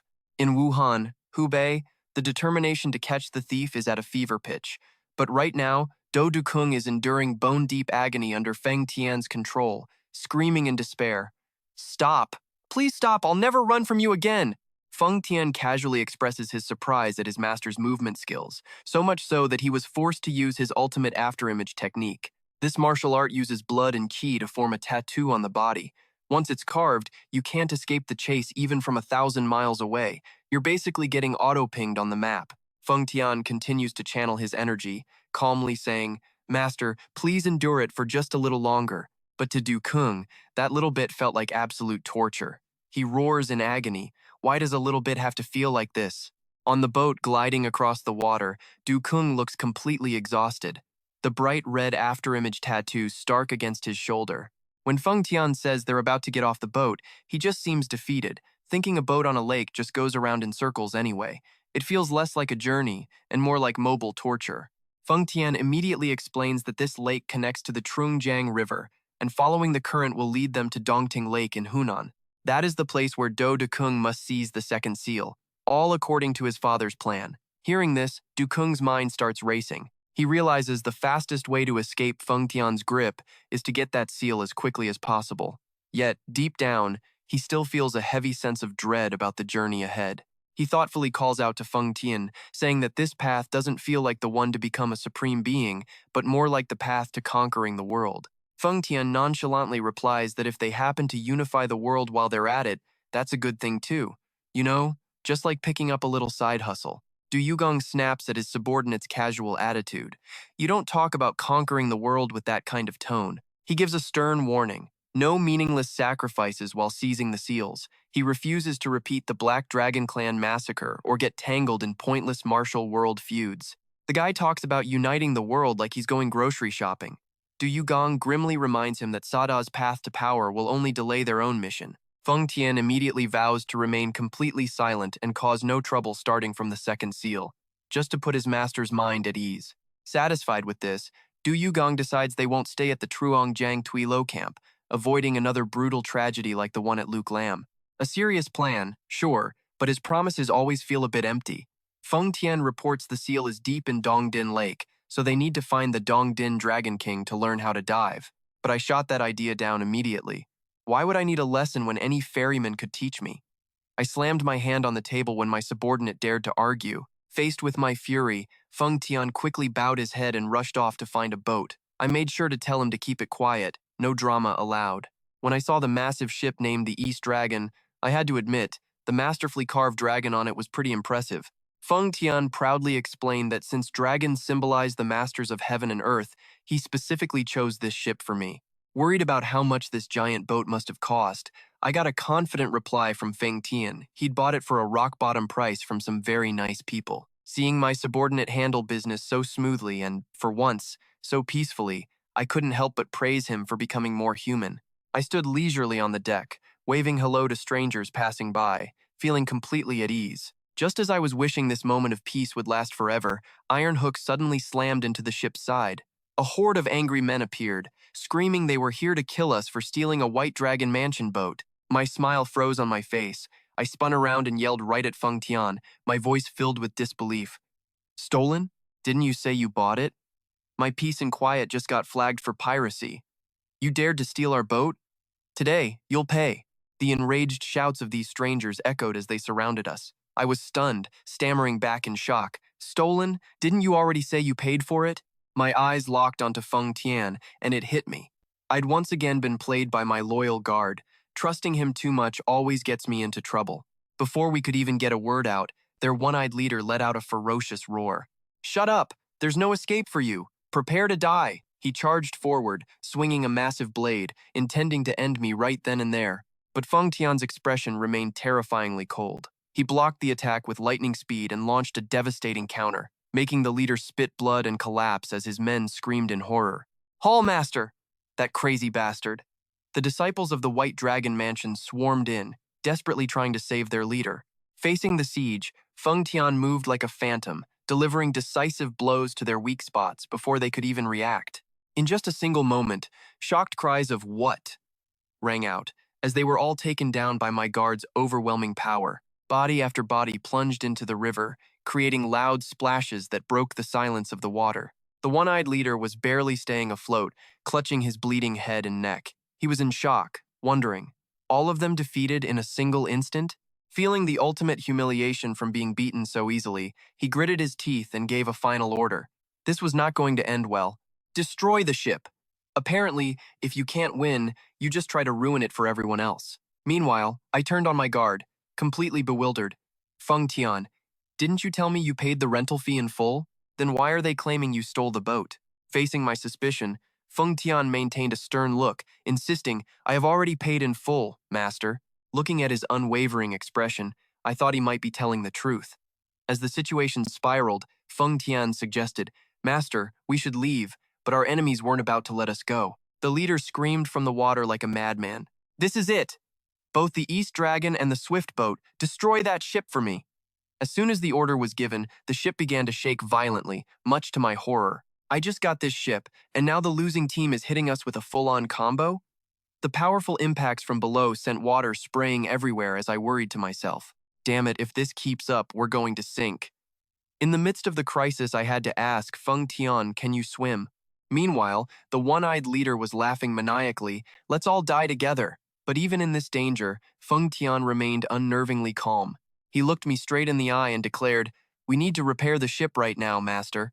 Seeing the boat rocking in the middle of this vast river, I asked in disbelief, repair it, out here?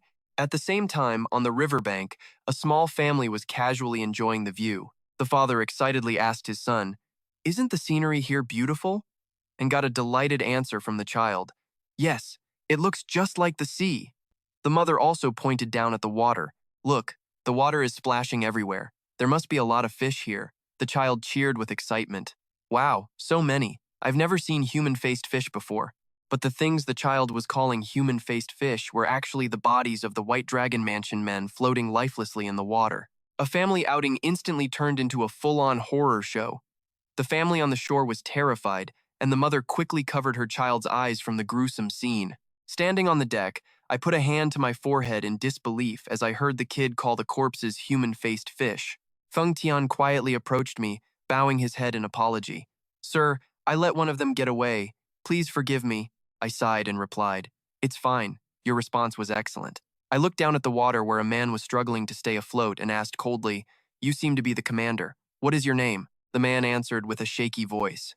Dongvo Kirk, the 7th Hall Master of the White Dragon Mansion. Just great, now I'm collecting half-drowned NPCs on my river trip.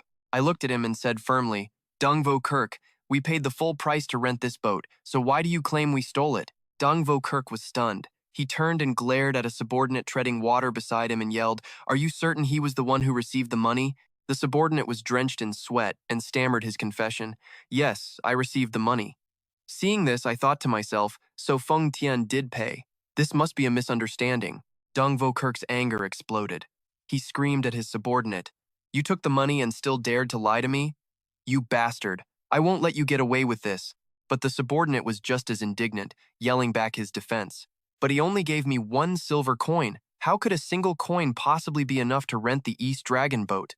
An eerie silence suddenly fills the air.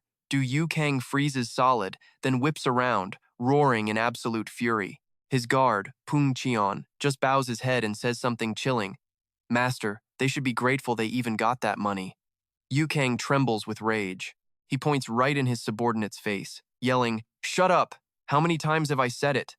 Finishing the objective quickly is the only smart move. Do you enjoy crushing weaklings like the Baek Ryong mansion? We're talking 1 silver coin, not negotiating a billion-dollar deal. Feng Tian immediately admits his mistake. I am at fault. Under the water, Deung Mu Gaok is so humiliated at being called weak he could cry. He grinds his teeth and curses, Us? Weak? This little brat? Seeing him still lying there, Yugang coldly reminds him, We have a long way to go. Are you planning on taking a break down there? Deung Mugyuk startles, snapping out of it. Ah, no! The giant dragon boat cuts through the waves once more, gliding into the thick fog of the Yangtze River, leaving the defeated to struggle in the cold, unforgiving water. The boat might be cool, but the drama on board is more turbulent than the river, Master. Feng Tian's voice cuts through the tense atmosphere. Yugang narrows his eyes. He realizes the situation is past the point of no return. It looks like blood is about to be spilled, there's no other choice. Understanding his master's intent, Feng Tian coldly places a hand on the hilt of his sword and declares, By your leave, I will strike first. But just as he's about to draw his sword, a voice suddenly rings out from above. Are you Master Yugang from Mount Otei? Startled by the stranger, Yugang asks quietly, Feng Tian, do you know this man? The guard maintains his stern expression, shaking his head. I have never met him, Master. Before them, a young man with pale purple hair bows. I am Gu Yang Su, from the Yangtze River Water Route Camp. I have been waiting for you two for quite some time. This mysterious answer makes Yugang suspicious. You've been waiting for us? He asks. Someone figured out our schedule already? That's unsettling. Stepping into the imposing main hall, they see an old man with an overwhelming aura waiting for them. This is Dong Bang Young, the leader of the Yangtze River Water Route Camp. The old man offers a polite, welcoming smile. Welcome, both of you, to the Yangtze River Water Route Camp.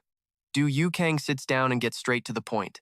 Thank you for the reception, but we are not here to cause trouble. If you do not want us to stay, we can leave immediately. He's not playing games, just getting straight to business. Dong Bang Young calmly strokes his beard. I have heard many things from the Nok-Rim King's letter.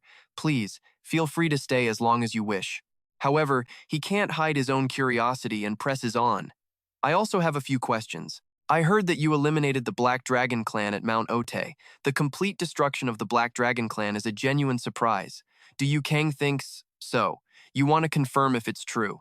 Yep, this welcome isn't friendly at all, he replies coldly. I do not wish to speak of it again. His firm tone immediately puts the men behind Dong Bang Young on edge. They stare back, their eyes full of defiance. Feng Tian's killing intent explodes in an instant as he lets out a threatening growl. You two, lower your eyes before I gouge them out. Seeing things about to get out of hand, Yugang quickly raises his hand to stop him. That's enough. Dong Bang Young is being respectful. He reminds his guard, it's normal for a few subordinates to be hot-headed. Just ignore them. Though he's still seething, Feng Tian has no choice but to bow in obedience. As you command. Dong Bang Young skillfully breaks the suffocating tension. All right, you both must be exhausted after your long journey. Please, rest in your rooms. We will serve food in an hour. I hope you have a comfortable stay. But the moment that door closes, the old man's welcoming expression completely vanishes. He lets out a roar of pure, unadulterated rage. Ah, you bastards. He starts furiously smashing furniture in the room to vent his anger. He grinds his teeth, fists clenched. Poison user. I will destroy you. He pulls out the Nok-Rim King's letter and sneers. What? Be careful? Sanmo, have you finally gone completely senile? He crushes the letter in his hand, his eyes burning with hatred as he declares, the thing you couldn't do, I, Dong Bang Young, will finish for you. I'm even putting Dok Chik Hong poison in their food. Meanwhile, somewhere else, Sun Yak Ran asks her father with concern, but father, surely Dong Bang Young won't actually use the Dok Chik Hong poison, right? The Nok Rim King can only sigh wearily in response. I already warned him. If he does it anyway, he's truly a fool. Gu Il Song, another camp leader, smirks as he watches a coffin being carried in by his men. He is absolutely certain that by now, Du Yukang and Pung Qian have already died from the deadly Dok Chik Hong poison. He gleefully imagines the two corpses lying neatly inside the special coffin he had so carefully prepared for them. So Su Taegong, the camp's second in command, suggests they keep the bodies as a show of force for when the Nok Rim King arrives. Gu Il Song enthusiastically agrees, certain that the Nok Rim King will never dare challenge their authority again. Their confidence is off the charts. But you just know a massive reality check is coming for them. The two laugh heartily, eager to see the horrified look on the Nok Rim King's face when he sees the corpses. Gu Il Song kicks open the guest room door, roaring with arrogance. Ha ha ha, how about it? This is the price you pay for daring to mess with the Yangtze River water route camp. But his triumphant smile instantly vanishes, replaced by a face twisted in absolute terror. Before his very eyes, Du Yukang and Pung Qian are calmly sitting at the table, casually enjoying some tea as if nothing happened. Well, that's awkward. The camp leader is completely stunned, stammering out a question, how can you be drinking tea? Du Yukang glances at him sideways, then replies with dripping sarcasm, you just lift it to your mouth and drink. Witnessing this insolence, Pung Qian explodes into a rage. He leaps to his feet, roaring with killing intent. You dare be rude to us? Do you have a death wish? Before anyone can even react, Pung Qian unleashes a thunderous slap. It sends Gu Il Song reeling, clutching his swelling face in utter disbelief. He gets slapped the instant he speaks. Now that's what you call swift justice. Pung Cheon then points at the coffin behind them and asks coldly, and what is that? The subordinates carrying the coffin are frozen in fear, their faces drained of all color, sweat pouring down under the suffocating pressure. The guard then draws his massive greatsword, radiating a terrifying, murderous aura. I have ways to make you talk. Chu Yitong trembles, realizing a horrifying truth: both of these men possess bodies immune to all poisons. The old man panics, thinking he can't let the Truong Jiang Tui Lo camp be wiped out so senselessly, but he's completely out of options. He has no idea how to talk his way out of this and save his life. Just as the tension peaks, Chu Yangzi steps forward, respectfully saying, this humble servant, Chu Yangzi, wishes to speak. Seeing his son's reckless move, the camp leader Chu Yitong breaks out in a cold sweat, anxiously eyeing the sword pressed against his own throat. Thinking fast, Chu Yangzi presents a large wooden box. It's the Ko Duong Mak Cam, a special treasure prepared by their camp as a tribute. He explains, this treasure is forged from Mak Thiet and Ho Yen Thiet, following the 5 elements. Simply lying on it can increase one's internal energy. Du Yugang squints skeptically and asks, increase internal energy? Chu Yangzi quickly adds that it takes at least half a year to see any real effect. At first, it sounds like a clever move, but any seasoned martial artist would immediately recognize it as complete nonsense just to get away. Feng Tian moves forward with an overwhelming aura, his eyes glowing with danger. His steel-like hand reaches straight for Chu Yangzi, making the camp leader scream internally in terror. Just when you think a bloodbath is about to erupt, plot twist. Completely defying expectations, Feng Tian suddenly grabs Chu Yangzi by the head and lets out a huge, excited laugh. Excellent. You wanted to present a gift so badly that you had to barge in like this? Witnessing this scene, Chu Yitong is utterly stunned. He can't believe his son's ridiculous excuse actually fooled this monster so easily. All the while, Du Yugang watches with a doubtful expression, observing his subordinates' every move. Feng Tian turns to his master, saying that even with good intentions, these men were disrespectful for storming in. He will punish them according to his master's will. Another wild twist. This is just unreal. Feng Tian bows his head, awaiting the order. Your command, master. Du Yugang quickly weighs his options. If he exposes the lie now, Feng Tian will definitely kill them all. The best play is to issue a warning and de-escalate everything. Getting the signal from his master, Feng Tian announces loudly, our master is moved by your sincerity and has decided to forgive you this time. Leave the coffin here and get out. Hearing his subordinate call the treasure a coffin, Du Yugang just freezes, completely lost for words. Feeling like he was just snatched from the jaws of death, Chu Yitong is overjoyed. He quickly bows in obedience, then immediately leads his men in a hasty retreat. That escape was way too close for comfort. Du Yugang can't suppress his anger any longer, roaring, "Feng Tian, why do you always have to make things up?" Despite his master's fury, Feng Tian remains perfectly calm. He explains the item is to help increase his internal energy, and more of that is always better. Du Yugang points right in the guard's face, sarcastically yelling, "You think that lump of iron is actually useful? Fine, then you get in there and lie on it." But Feng Tian stands his ground, insisting that their sect has countless treasures that are beyond normal comprehension. And since this is a gift meant only for the master, a subordinate like him could never possibly use it. Du Yugang helplessly accepts a bitter truth. Even though he's the sect leader, Feng Tian always makes the final decision. Just then, maids sent by the Dongdin Dragon King ask to enter the room to clean. Feng Tian glances at his master, then casually asks his opinion on learning how to dive from the Dongdin Dragon King. Du Yugang's pent-up rage finally explodes. He smashes a wooden chair and yells in frustration, "I already told you. Why even ask for my opinion? If you've already decided, just go do it." The guy is a sect leader but gets treated like an NPC in a dialogue loop. It's just ridiculous. Watching his guard pretend to faint and collapse after his outburst, Du Yugang grinds his teeth, enraged by his subordinate's shamelessness. But when he turns, his fierce look terrifies two nearby maids. Seeing them trembling, their faces completely pale, Du Yugang stops short. He silently curses himself for letting his temper get the best of him and scaring innocent people. He tries to pull back his killing intent, forcing the gentlest smile he can muster. He steps closer to calm them. "Don't tremble. I apologize for scaring you." But even though the young sect leader tried his best to appear friendly, the two poor maids remained frozen in shock, sweat pouring down their terrified faces. Witnessing this bizarre behavior, Dongfang Yong can only wonder, is this man insane? Behind him, a subordinate trembles, thinking that he has never seen anyone with such a clear-cut split personality. He's shocked that Du Yugang isn't suspicious of the food, but is instead busy beating his own subordinate. In the martial world, a powerful expert is scary, but a powerful and insane expert is 100 times worse. More importantly, the most dangerous person here is the one hiding quietly in the guard's shadow. Qiu Yangzi senses that things are getting out of hand and steps forward. "Father, I have something to say." He suggests that even poisons like Shichongdak probably have an expiration date. Dongfang Yong's eyes widen at the thought. "You're right. Who on earth could possibly withstand the Shichongdak?" He decides to test the theory right away, handing the food tray to his subordinate. "If you're so sure, then you eat it." The subordinate takes it, trembling with utter confusion. "All right then, I'll give it a try." Just like that, he becomes a poison tester, talk about taking risks for the job.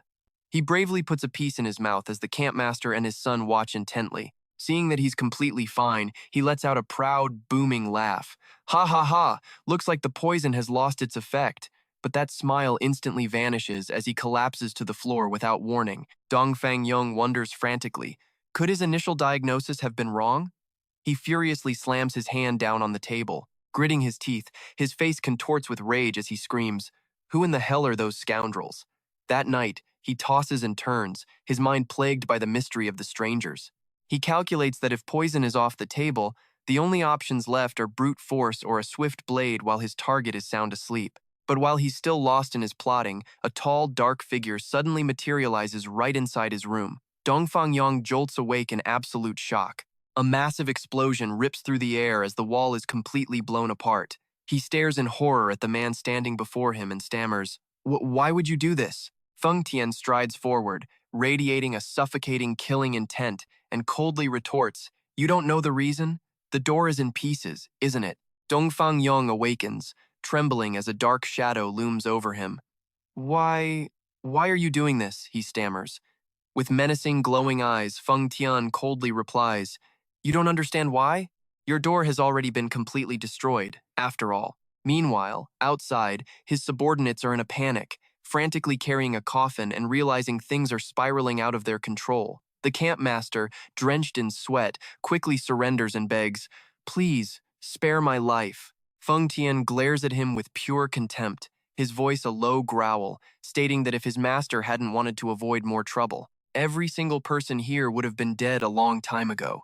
Pinned to the floor, Dongfang Yang silently vows never to act so foolishly ever again. Seeing this obedient attitude, Feng Tian smirks. This is more like it. You still have some use, so I'll spare your life this one time. Just when Dongfang Yang lets out a sigh of relief, thinking he's safe, Feng Tian's killing intent suddenly explodes. Survival is a total coin toss here. He unleashes a thunderous punch straight to the campmaster's face, sending a spray of blood through the air. A merciless barrage of brutal blows rains down like a storm, giving his opponent absolutely no chance to fight back. The sounds of breaking bones and pained groans fill the dark room. He was just spared. And now this. What a classic 180-degree turn from the boss. Dongfang Yang lies motionless amidst the wreckage, his breathing shallow as his body convulses. Feng Tian looks down at the broken man at his feet and scoffs. Humph, trying to play dead, are you? He leans in close, getting right in his face to deliver a final, chilling warning. You are forbidden from taking any action, no matter how small, that might harm the master, and you will not speak a single word of disrespect. Remember this, the master is as important as your own life.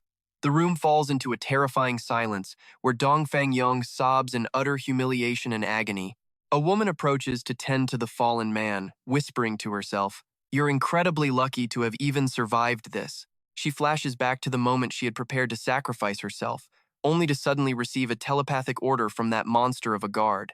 Feng Tian stood there, his massive greatsword on his back, and stared down at the trembling man at his feet, coldly declaring, "Behave, and I'll spare your life." Lying there in a daze, Dongfang Yang admits to himself that Feng Tian's threats were absolutely real. He resolves that it's better not to provoke that mysterious young master if he wants to stay alive. The image of the arrogant Yugang on his dragon boat flashes in his mind, a brutal reminder of the terrifying power he's up against. The giant dragon boat continues to part the waves, gliding majestically down the roaring Yangtze River. He may have escaped death, but it feels like he's still in a hardcore survival game. Inside a luxurious room, Yugang calmly sips tea with Feng Tian.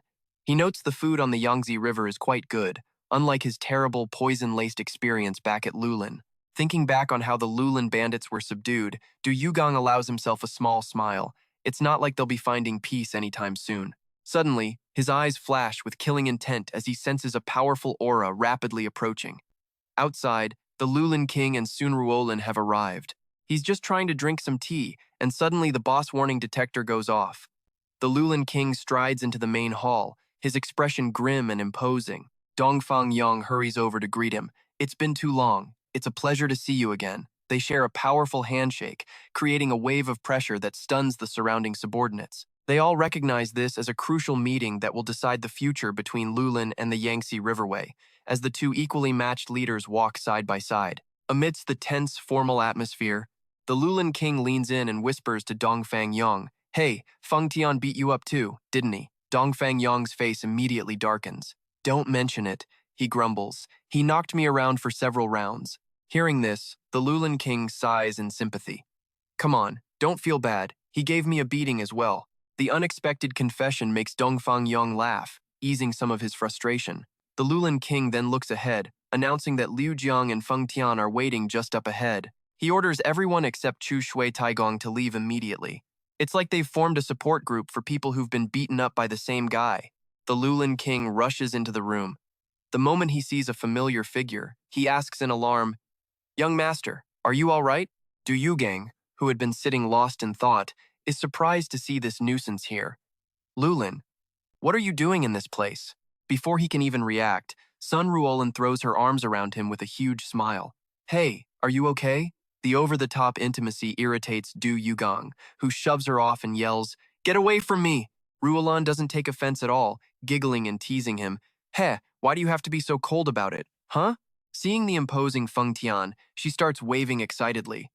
"Whoa, Lord Feng Tian, it's been way too long since I saw you." But her cheerful greeting is met by a thunderous slam as Feng Tian smashes his hand on the floor, kicking up a cloud of dust. The guard glares and roars. "The master ordered quiet. How dare you just waltz in here?" He radiates a suffocating killing intent, reminding them he warned them to stay put. One simple greeting gets you a taste of physical violence. Before anyone could even speak, Lulin King rushed forward, hands clasped with desperate sincerity. "While you were with us, I was blind to it, but now that you're gone, I see your presence was a monumental blessing." Hearing the ridiculously empty flattery, Dukung could only narrow his eyes in disbelief. Huh? Weren't these the same guys who were practically celebrating when he left? He vividly recalled the father-son duo cheering the moment he vanished. As the air thickened and Feng Tian's hand went to his sword, Dukung's voice cut in, cold as steel. Enough. Tell me the real reason you're here. If you speak any more nonsense, you won't get a chance to regret it. Under that immense pressure, Lulin King finally cracked, trembling as he confessed. Please, you must forgive us.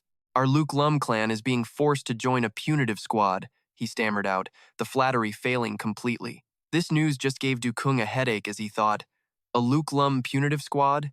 This is getting way too complicated. He's being swarmed by too many forces at once, assassins, the demonic cult, and now a subjugation team on its way. The drama is escalating like a new game expansion. Seeing his master's concern, Feng Tian grips his sword, proposing they should just deal with them immediately. He figures that once the subjugation team mobilizes, it'll be a massive force packed with an insane number of powerful warriors. For this overzealous guard, the best solution is simple: wipe out the Green Forest clan to eliminate any loose ends. Du Yugong's eyes burn with killing intent as he coldly calls out, Lulin King. The old clan leader's face drains of all color, so terrified he can only clasp his hands and await his fate. In an instant, the sharp tip of Feng Tian's sword is pressed against his throat. Du Yugang stares thoughtfully into the distance before giving his orders. Do not let your guard down, stay vigilant, and make sure you remain completely hidden. And remember, he adds, warning that if they're discovered, they will personally witness the terrifying speed of Feng Tian's blade. Hearing this, the Lulin King breaks out in a cold sweat. The old man immediately prostrates himself, bowing respectfully. I am eternally grateful for your lordship's generosity. His men behind him roar in unison, their cheers echoing across the rushing water. But in another room, Dong Fangyong erupts into scornful laughter. Ha! Unbelievable. I never thought I'd see the Lulin King shouting, Long live the Lord. He taunts that Lulin King's groveling looks so natural and wonders if he'll play dead after Feng Tian gives him a beating. He who laughs today might be the one on the ground tomorrow. Talk about famous last words. Suddenly, a loud noise startles one of his subordinates, who snaps out, You idiot! Dong Fangyong's face also twists in annoyance at the abrupt interruption. He grinds his teeth and clenches his fists, roaring with pure fury. Dong Fangyong yells at his subordinate that he can only speak so carelessly because he's never been beaten by Feng Tian. He turns to Lulin King and demands to know, who are those madmen? The leader of the Green Forest clan can only click his tongue, completely helpless. If I knew, we wouldn't be in this mess. Dong Fangyong insisted they had to figure things out, but Sun Yu shot him down, warning him not to get too curious. These guys were not to be trifled with. He stressed that Liu Jiang was an unpredictable, erratic madman. Whether he killed you or spared you depended entirely on his mood at that very moment. So, not so much an enemy, but a boss with a random mood setting. Spotting a subordinate trembling alone, Sun Yu asked in surprise, Hey, you, why are you shaking out here in the hallway all by yourself? The man jumped in terror, asking if there was anything he could do to help. Just then, the imposing figure of Feng Tian appeared, startling them both. The guard coldly announced he'd thought it through, and there was only one way for them to survive this. He then silently entered the room and reported, Master, I've brought the person. Du Yugong turned, confused. Huh? Who did you bring? Right after, a woman in a flowing pink dress and a noble golden hairpin gracefully stepped inside. Her otherworldly beauty and gentle aura left Yu Qiang so stunned he actually blushed. Just as he was wondering who she was, the imposing Feng Tian bowed and reported, Master, I have brought the person. Du Yugang, still pondering at the tea table, asked absently, who did you bring? The door swung open, revealing a flash of pink silk and an exquisite hairpin, accompanied by the faint scent of flowers. Du Yugang held his breath, his eyes widening in pure horror as he recognized the identity of this esteemed guest. Because before him stood not one beautiful woman, but 3 burly men from the Lu Lin clan in horrifying drag, complete with garish makeup and flowers in their hair. The gang leader, leading the charge in a pink dress, announced with grim determination, From now on, we will live as women. The sheer whiplash from that statement left the room in stunned silence. Du Yugang was completely frozen, sweat pouring down his face, which was contorted by the sheer perversity of this group. He screamed internally, Lu Lin, you guys actually did it? Seeing his master's grim, silent expression, Feng Tian asked worriedly, Master, are you not satisfied? The bandits trembled, their faces drained of all color and fear. They frantically explained that they had tried their absolute best to look as feminine as possible. One of them was about to lift his dress to show more skin for added charm, making Yuchang scream in horror, "Don't! You should cover up more!" But the old gang leader was still dedicated to his new role. He held up a powder box, offering to apply even heavier makeup if he wasn't satisfied yet, all while patting more powder onto his own bearded face. Yuchang finally snapped, yelling, "How ridiculous are you people going to get?" He couldn't believe the Lulin clan was taking this cross-dressing mission so seriously. He told himself to respect their dedication and absolutely not laugh, but their appearance was so absurd that all his self-control completely shattered. Finally, Yukyung burst out into roaring laughter. Ha ha ha, all that intimidating gangster aura broken by a hilariously bad cosplay. The new leader's laughter echoed through the hall, and even Feng Tian joined in with a smirk. But in the next second, the guard's tone changed, becoming deadly serious. He glared and yelled at the Lulin men for laughing along without reading their master's mood. Terrified by Feng Tian's chilling aura, the gang leader and his men could only force pained, teary-eyed smiles. Just as the chaos hit its peak, Sun Ruolan suddenly appeared from behind, dressed handsomely as a man, and cheerfully announced, "Look, I've cross-dressed as a man." The laughter continued to echo through the room as Ruolan looked at her cross-dressing father and exclaimed in shock, "Oh, Dad!" The Lulin gang leader's eyes filled with emotional tears. He called out his daughter's name, Ruolan, choking up as he said, "Only you care about me." But as he moved to approach her, Ruolan stepped back, frantically telling him to hold it right there. She couldn't hold it in anymore and burst out laughing. "Oh my God, you two are so pretty."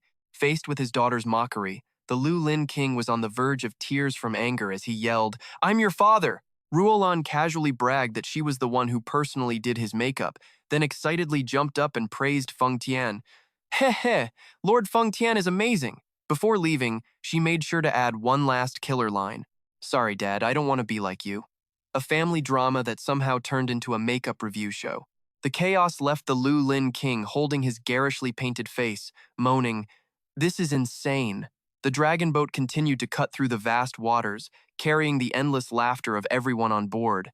As night fell upon a quiet dock, two drunk men were stumbling along, propping each other up. One of them nearly fell and started yelling, "Hey, watch where you're going. You dare bump into me?" He glared at a teenager sitting quietly by the railing and demanded, "What's this? A little brat like you dares to drink?" With pure arrogance, the old man barked, "Hand over that bottle of wine right now and apologize to me," he muttered with contempt. "A kid like you has no business drinking." All the while, the teenager remained silent with a cold expression, gripping the wine jug tightly. Despite the absurdity happening on the boat, darkness still fell on the lonely dock, where new dangers were quietly closing in. The two drunks continued their belligerent rant. One grabbed the strange teen's shoulder and shouted, "Hey, kid, apologize to me now."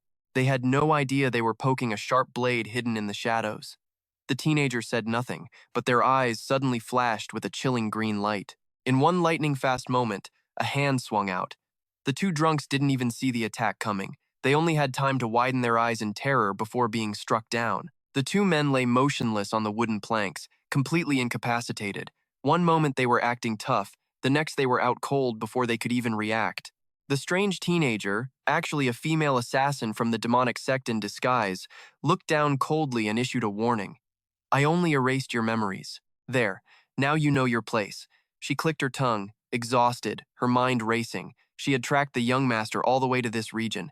She was stunned to realize Du Yugang had so easily taken over both the Lulin clan and now the Yangtze River Waterways camp, making her question the true purpose behind his actions. In the eyes of the demonic sect's subordinates, Du Yugang was an unsolvable mystery. His personality, his habits, even his true martial arts skills, none of it had ever been clearly revealed. However, there was one undeniable fact that made everyone fear him. The young master had successfully mastered the Silver Soul Kill, reaching the powerful 5-star realm. Just the name of that technique alone screams final boss. 500 years ago, the previous master of the demonic cult used this very art to become the strongest under heaven, spreading terror across the martial world.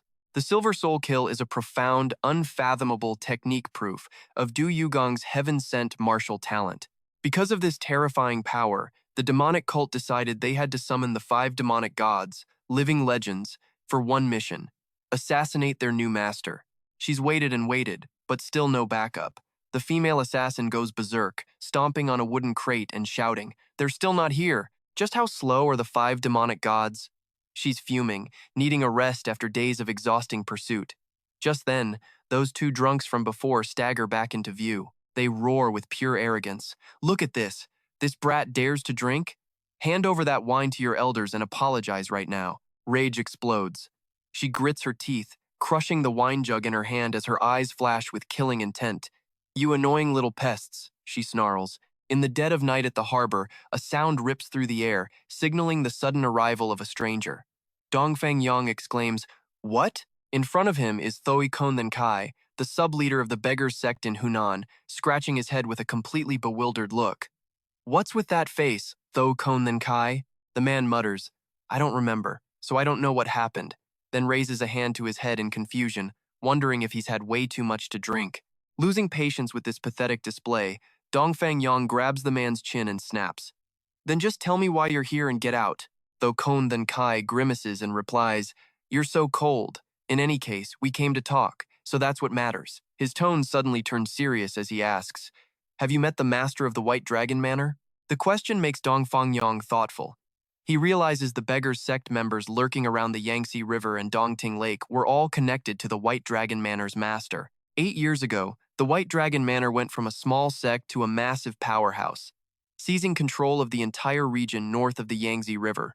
This terrifying expansion was what forced the 18 fortresses of the Yangtze to shrink into the 10 fortresses of the Yangtze. In the end, they had to accept a truce, ceding the northern lands to the White Dragon Manor. Sitting across from the beggars sect sub-leader, Dongfeng Yang realizes a crucial truth. "I thought you beggars were risking your lives because you were starving for fish. I never imagined the White Dragon Manor and the beggars sect were enemies." Though Konden Kai leans in and offers in a low voice, "I have a few words for you about the White Dragon Manor's master." He emphasizes that this is just a theory and brings up the time the beggars sect wiped out the 10 great villains. However, there was one man they couldn't kill, Blackheart Angler, known as the leader of the 10 great villains. Though Konden Kai drops another bombshell, Blackheart Angler wasn't just a master martial artist, he was also brilliant at manipulation and a master of the disguise art. Dongfeng Yang is completely stunned as a horrifying thought flashes through his mind. The disguise art. If it's the disguise art, did he change his face and go into hiding? He suddenly understands the real reason the beggars sect has been hunting the White Dragon Manor's master, the leader of the 10 great villains. Blackheart Angler has disguised himself as the famous manor master, inside a grand and imposing room. The white-haired manor master quietly gazes out a window and says in a deep voice, "It has been a while." Instantly, the shadows behind him drop to their knees, bowing in unison and calling out with deep respect. "The Peerless 7 Ghosts greet you, Master." The atmosphere here is as tense as a game lobby right before a boss fight. The disguise art was the very reason the beggars sect had been searching for the White Dragon Manor's master all this time. Turns out, the leader of the 10 great villains, Blackheart Angler, used a sophisticated disguise to hide under the identity of the renowned manor master.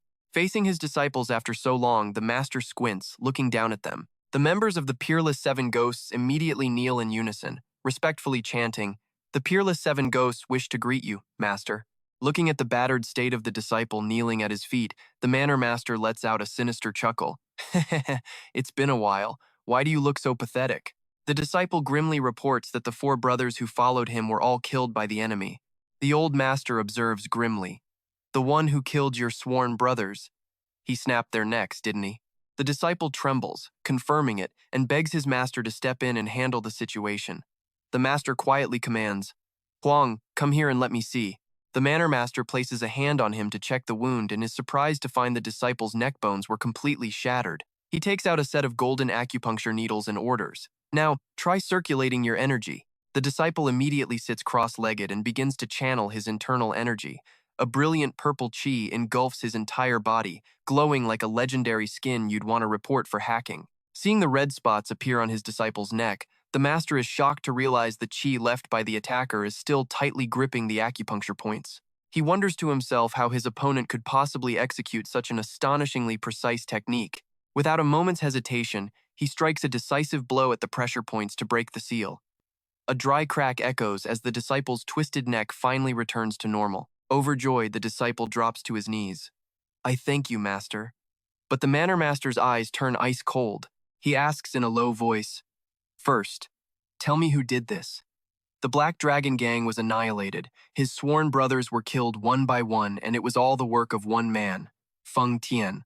The White Dragon Manor's master exclaims in shock, "Feng Tian? He has appeared again?" He admits he had only just heard the name from a subordinate who luckily escaped after a bloody battle. The details of how Feng Tian used human corpses to create a mermaid formation on the river would send shivers down anyone's spine. His subordinates are furious, unable to believe someone would dare to challenge the prestige of the White Dragon Manor. They declare that Feng Tian has no chance of survival, but the Manor Master suddenly bursts out laughing, filled with excitement. He orders them to prepare a surprise gift in return, because this is an insult he simply cannot ignore. The disciples are confused, wondering if gift is a code word for a gruesome death. They shout in unison that they understand his intentions and quickly bring out trays of shining gold. Feeling a burning heat in his chest, the Manor Master urges his men to take the gold and call for a doctor immediately, because he still wants to live a long, long life. The story cuts to the middle of the vast Yangtze River, where Du Yugang and Feng Tian are approaching a solitary rocky island. Feng Tian points ahead, confirming the Shadow's target is the exact location of their second secret plan. Then he drops a bombshell. "Master, you need to dive down there alone." Du Yugang now is instantly suspicious for the first plan his guard led the way, but now he wants him to just jump into danger by himself. Talk about a plot twist. This feels like a total betrayal is coming. The red flags are flying. Feng Tian explains with a straight face. This place has a strict barrier forbidding anyone who practices demonic arts from entering. Du Yugang is floored. What did you say? He's totally baffled. If this plan was made by the demonic sect, why this ridiculous contradiction? A horrifying suspicion begins to dawn on the new sect leader. What if this place is a trap set by the righteous factions? After all, at the first location, demonic arts could get in just fine. But this place is the complete opposite. Yeah, the logic is so bugged my brain is spinning. Standing on the edge of this massive secret, Du Yugang is stunned. What kind of plan did his father really leave behind, and why would he base it on righteous martial arts? In response, Feng Tian just bows his head in cryptic silence, as if to say, "I know nothing, I only follow orders, my apologies." And then the cruel irony hits. Du Yugang, this place was never meant for demonic cultivators. He clenches his fist, finally understanding why his father only ever taught him the Silver Soul Strike. It turns out that because the great Ala Tianma once dominated the world with the Yin Soul Strike, everyone just assumed the Silver Soul Strike was also some kind of evil art. But only after training it himself did Du Yugang realize how wrong they were. The Silver Soul Strike is a pure martial art, based on sword mastery, meant to achieve the ultimate state of the heart sword. Stunned by this revelation, Du Yugang confronts him. How could Feng Tian possibly know all the details of the plan? The guard reveals his source, a man named Than Fa Kiem, a subordinate he personally trained to specialize in righteous path martial arts. But there's a catch. This guy is currently locked away in the infamous demon prison, so they can't meet. The plot thickens like a massive lore update, and Du Yugang shudders at the news. The demon prison? Isn't that where they carry out the most brutal punishments imaginable? Why on earth would your own subordinate be locked up there? He furiously demands to know why Feng Tian would throw his own man into that living hell. Feng Tian's explanation is chillingly calm. Than Fa Kiem knew too many secrets and his skills were too low, so this was the only way to keep him quiet. Du Yugang roars in pure indignation at that cold logic. How can you judge loyalty based on someone's power level? Even the demonic path, which scorns worldly rules, still values honor. So basically, their management style is if you're weak, you get sacrificed. What a messed up system. Seeing his master's rage, Feng Tian quickly clarifies that Than Fa Kiem volunteered, terrified he might leak a secret. Even Ala Tianma hesitated before agreeing. Du Yugang just sighs wearily. Are any of your subordinates sane? Setting the argument aside, he demands Feng Tian explain the actual plan. According to Than Fa Kiem, Du Yugang must dive 20 zhang deep into pure, inky blackness where no light can reach. After another 20 zhang, he will hit a powerful underwater current. He's not supposed to fight it, just let the current carry him. Its final destination is a secret chamber hidden in the depths, the location of his father's second plan. As Du Yugang dives deep into the dark cave, he can only think, this is way harder than I imagined. So begins his training under the Dongdin Dragon King. On the shore, Feng Tian watches with a stern, encouraging look. As the master, you can do this in 3 days. Du Yugang's resolve hardens. No matter what, I have to succeed. I can't waste any more time. And just like that, the underwater training tutorial begins, except this is the hardcore version.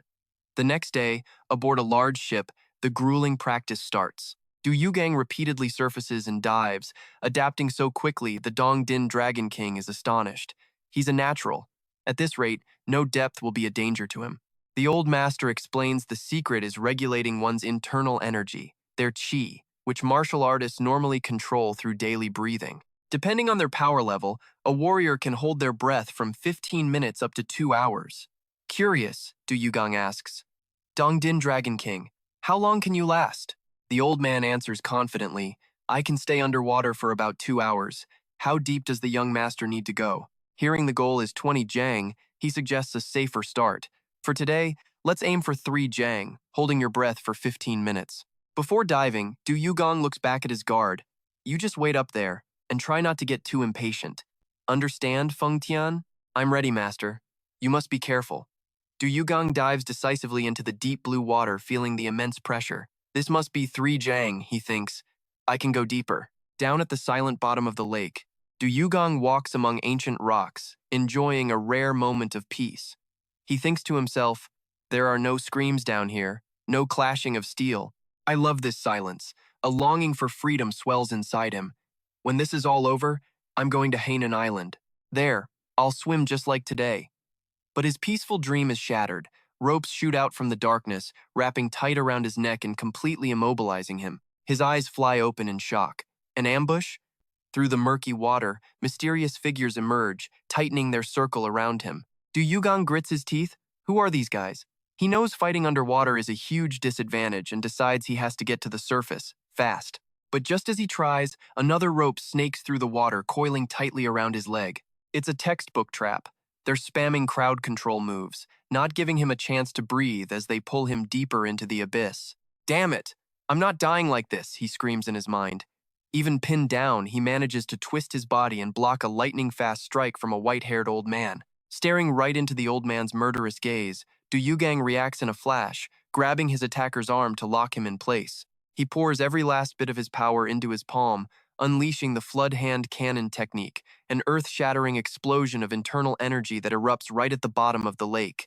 A massive shockwave rips through the current, blasting the old man away. His eyes widen in pure terror for a split second before he's knocked completely unconscious in the murky water. Du Yugang knows this is his only chance to escape, but there's a problem. That deadly noose is still cinched tight around his neck. He's in shock, unsure when the man got behind him. The oxygen in his lungs is nearly gone, and he can only gasp out, I'm running out of air. This is literally a breathtaking situation, his health bar dropping faster than a rage quit.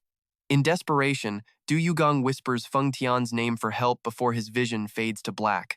Meanwhile, on the big ship, the Dongdin Dragon King approaches Feng Tian with a report.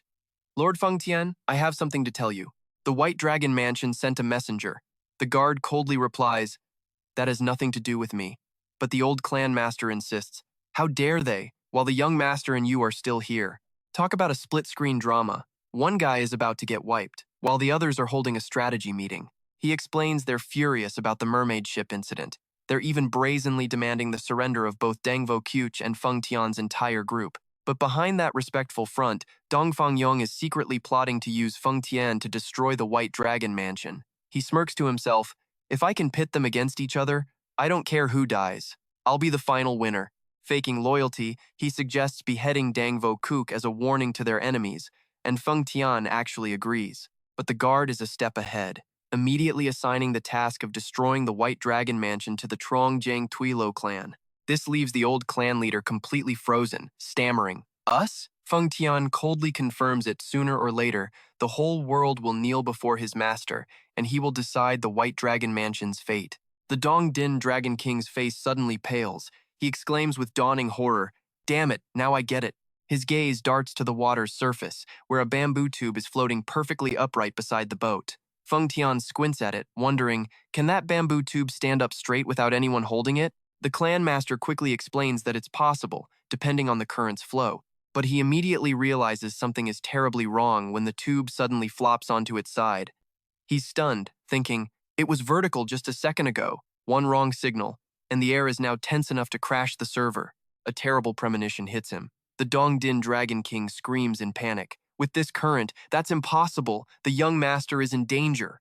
Deep beneath the lake, Du Yugang is being choked by two old assassins, a noose dragging him down into a rocky abyss. They're feeling pretty smug, thinking the main mission is done and it's time to retreat. But then, a blinding light erupts, tearing through the murky water and scaring them senseless. Realizing they've been spotted, they start to panic and flee as a figure rockets towards them at an unbelievable speed. Just when they were celebrating, someone crashes the party. It's Feng Tian, diving like a torpedo, going all out to rescue his master. The long-haired assassin grits his teeth, determined not to lose Lu Jiang here. Another massive energy explosion rips through the lake bed, creating powerful shockwaves that blast everything away. And amid the cloudy, turbulent water, Du Yugong's figure suddenly disappears, leaving his enemies completely lost and wondering what happened.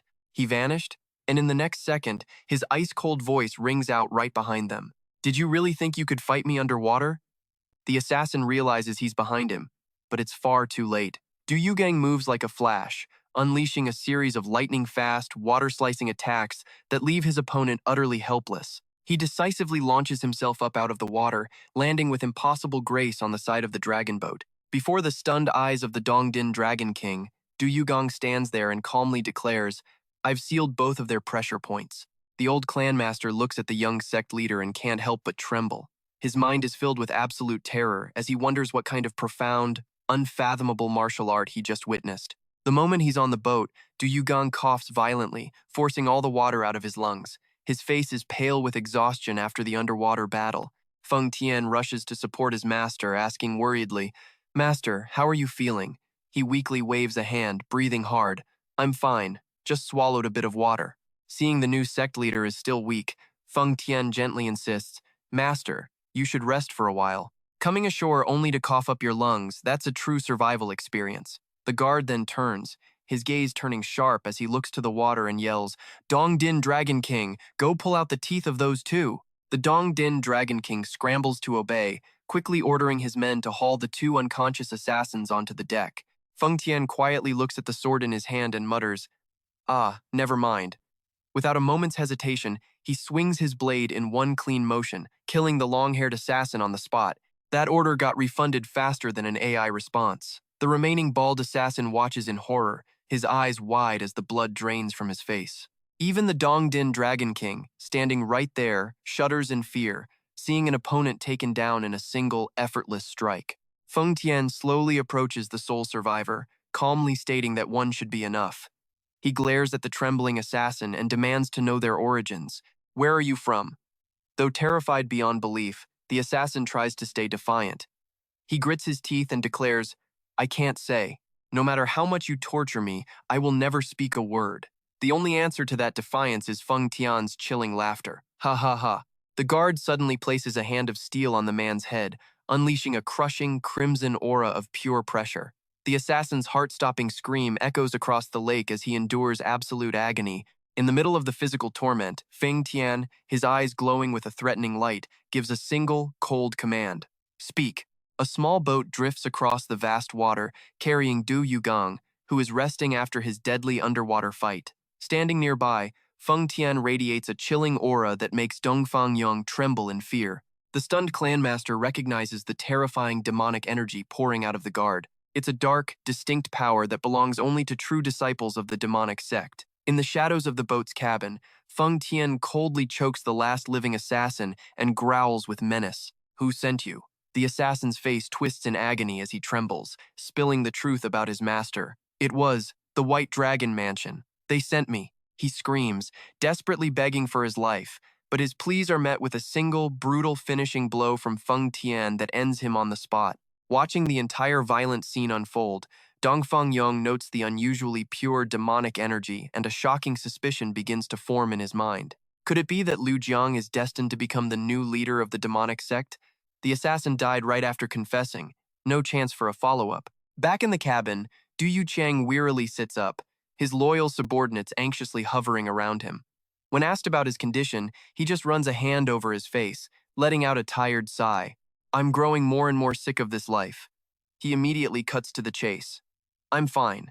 Have you identified those attackers yet?" Feng Tian reports that before dying, they confessed their mastermind was the White Dragon Mansion. But Du Yucheng squints his eyes, full of doubt. He spots a glaring flaw in the story. If the White Dragon Mansion truly wanted him dead, they would have also targeted Feng Tian to prevent revenge. Not just focus on him at the bottom of a lake. The logic doesn't add up. It sounds like a rushed script. He mulls it over. Even the demonic sect couldn't be behind this. They know better than to touch him while Feng Tian is around. Only one possibility forms in the new sect leader's mind. This was the work of Wo Shanxi. He remembers the 3 assassins the divine doctor sent to infiltrate Luliang before. Feng Tian admits with regret that he'd spared one of them for the old master's birthday, and that man must have returned for revenge. The guard bows his head in shame for his oversight, but Du Yucheng skillfully reassures him. It's not your fault. They were just too clever. He lets out a quiet sigh of relief. It seems Feng Tian has completely bought his theory. Feng Tian's expression remains grim and determined. But we can't rule out the White Dragon Mansion based on your speculation alone. I will go there myself to verify it. Seeing his guard's stubbornness, Du Yucheng sighs internally. He still doesn't believe me, does he? Just then, the Dongding Dragon King speaks up in agreement. Lord Feng Tian is right. We cannot let our guard down around the White Dragon Mansion's master. According to my sources, he is the black-hearted angler, leader of the 10 great villains. Hearing the unfamiliar name, Du Yucheng can't help but ask, surprised, the 10 great villains? The intel is coming in like spam chat, it's making my head spin. The Dongding Dragon King nods grimly. Yes, I'm sure you've heard of them, my lord. They massacred an entire village, leaving behind a scene of utter devastation. Their list of crimes is endless. The memory of the cold-blooded killers surfaces, their cruel, sadistic smiles haunting him. But Feng Tian has a completely different take on the matter. He states calmly, calling them villains might be a bit of an exaggeration, though. My master's followers say the 10 great villains are actually quite cute. His insane reevaluation makes the Dongding Dragon King's face contort in pure shock. The old man screams internally, what kind of lunatic would say something like that? Images of smiling psychopaths and cannibals flash through his mind as he realizes something horrifying. This guy's a madman. And when Du Yucheng agrees, the old chief's world completely shatters. The craziest one is right here in front of me. Could it be, are these guys really the demonic sect? Du Yucheng makes a decisive call. If I let you investigate, you might just wipe out the entire White Dragon Mansion. I'll verify this myself. He gazes out over the vast water, lost in thought. The black-hearted angler. I can't rule out that possibility. He needs more time to think. He orders the ship to dock at the village ahead so the group can rest. The majestic dragon ship slowly approaches the bustling port of a large city. Meanwhile, in a luxurious private estate, 2 mysterious figures with stark white hair walk in silence. One of them breaks the quiet.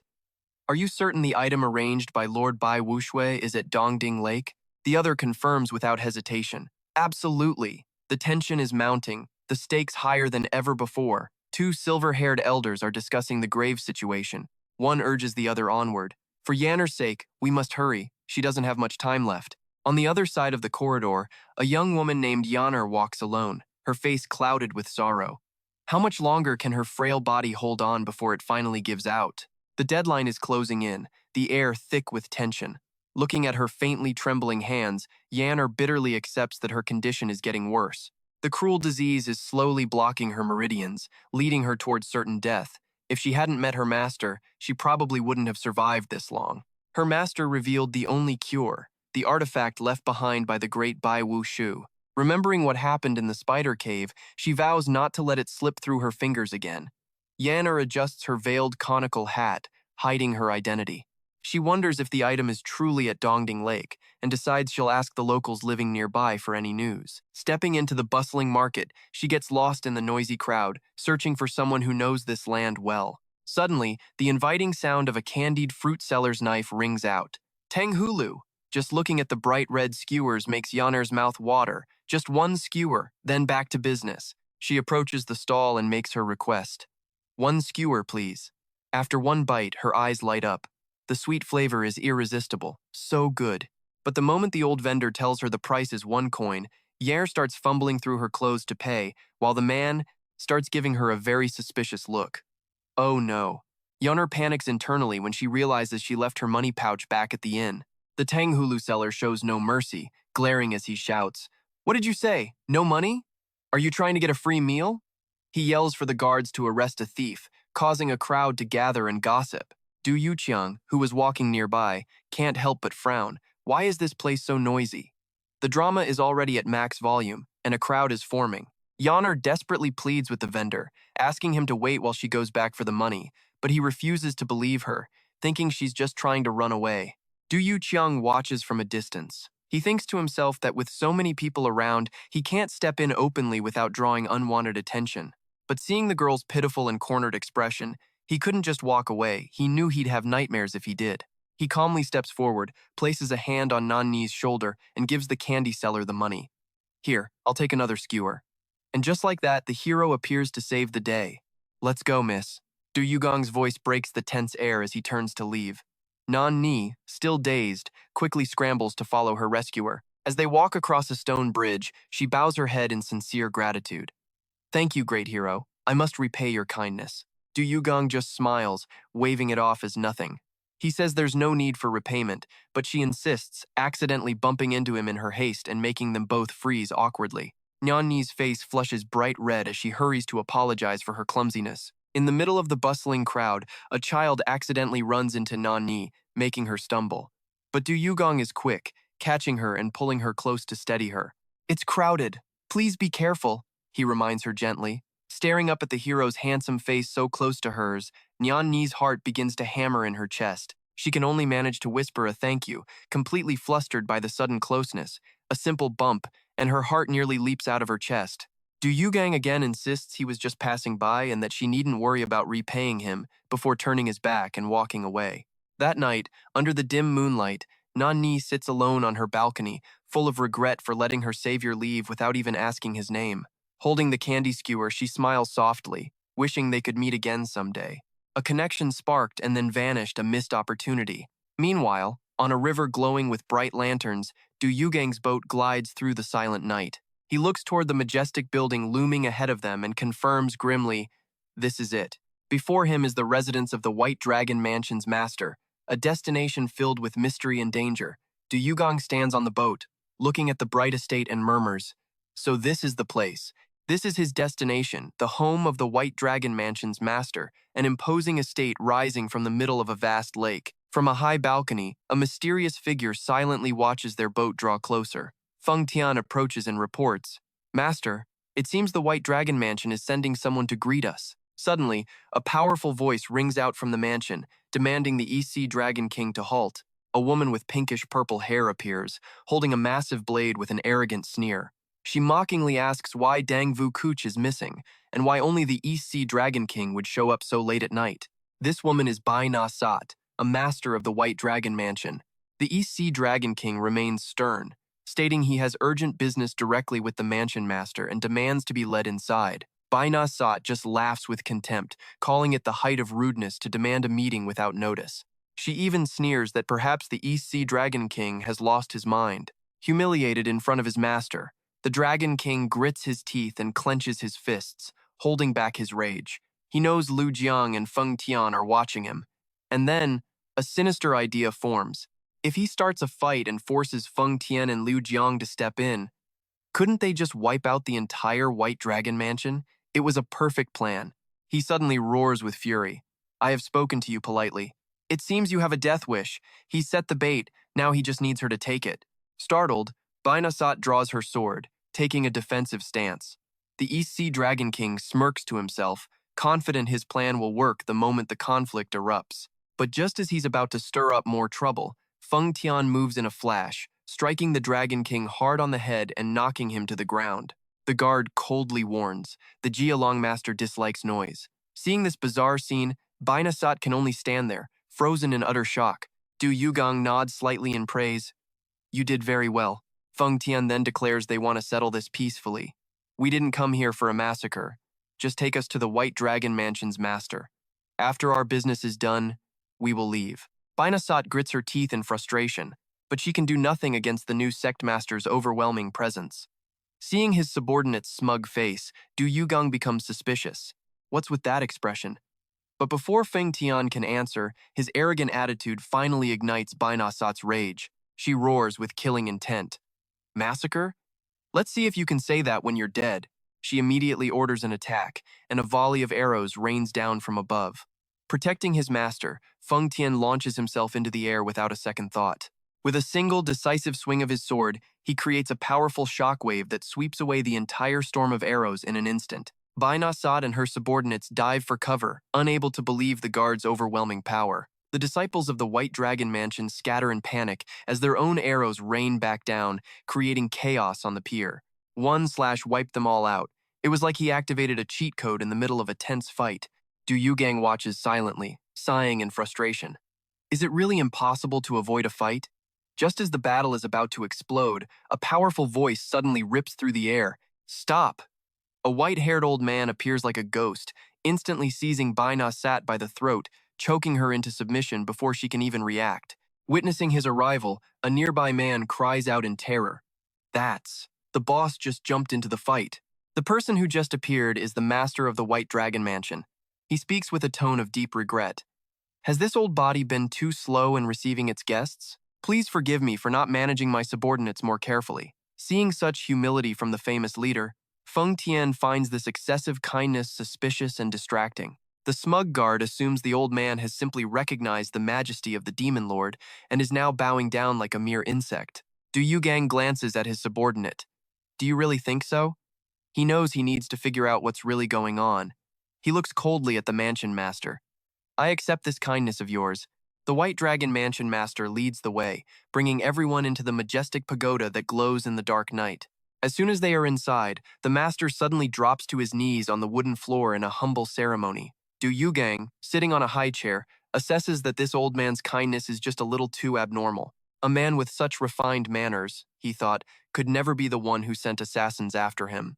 To be certain, he stared right at the old man and asked directly, White Dragon Lord, did you send your men after me? Instantly, the polite facade vanished as the Lord looked up with sinister, cold eyes and admitted it. That's right, the answer shocked Yugang to his core. He couldn't believe the man would so casually admit to paying a steep price to have him killed. The Lord's face was still a mask of stone as he mockingly asked if he was ready to accept his next gift. Remembering nearly drowning at the bottom of the lake, Yugang gritted his teeth and roared, You son of a bitch! The old man silently drew a bizarre weapon from his sleeve, declaring he would deliver this gift himself. Sensing the killing intent, Yugang yelled, Feng Tian, kill him now! In a flash, his bodyguard shot forward like a whirlwind, great sword in hand, making the old man's eyes widen in terror. Feng Tian unleashed a thunderous strike that tore the floor apart, but the old man dodged with incredibly fast footwork. Twisting in midair, he unleashed a storm of glowing red threads, each pulsing with a deadly aura. Seeing this technique, a subordinate cried out, recognizing it as red brocade silk, the signature hidden weapon of the black-hearted angler. He poured all his strength into his blade, creating a flurry of sharp cuts that shredded the web of poison threads, like he was spamming his ultimate move with no cooldown. Seeing his prized technique so easily countered, the Lord was stunned, crying out, How could my red brocade silk be broken so easily?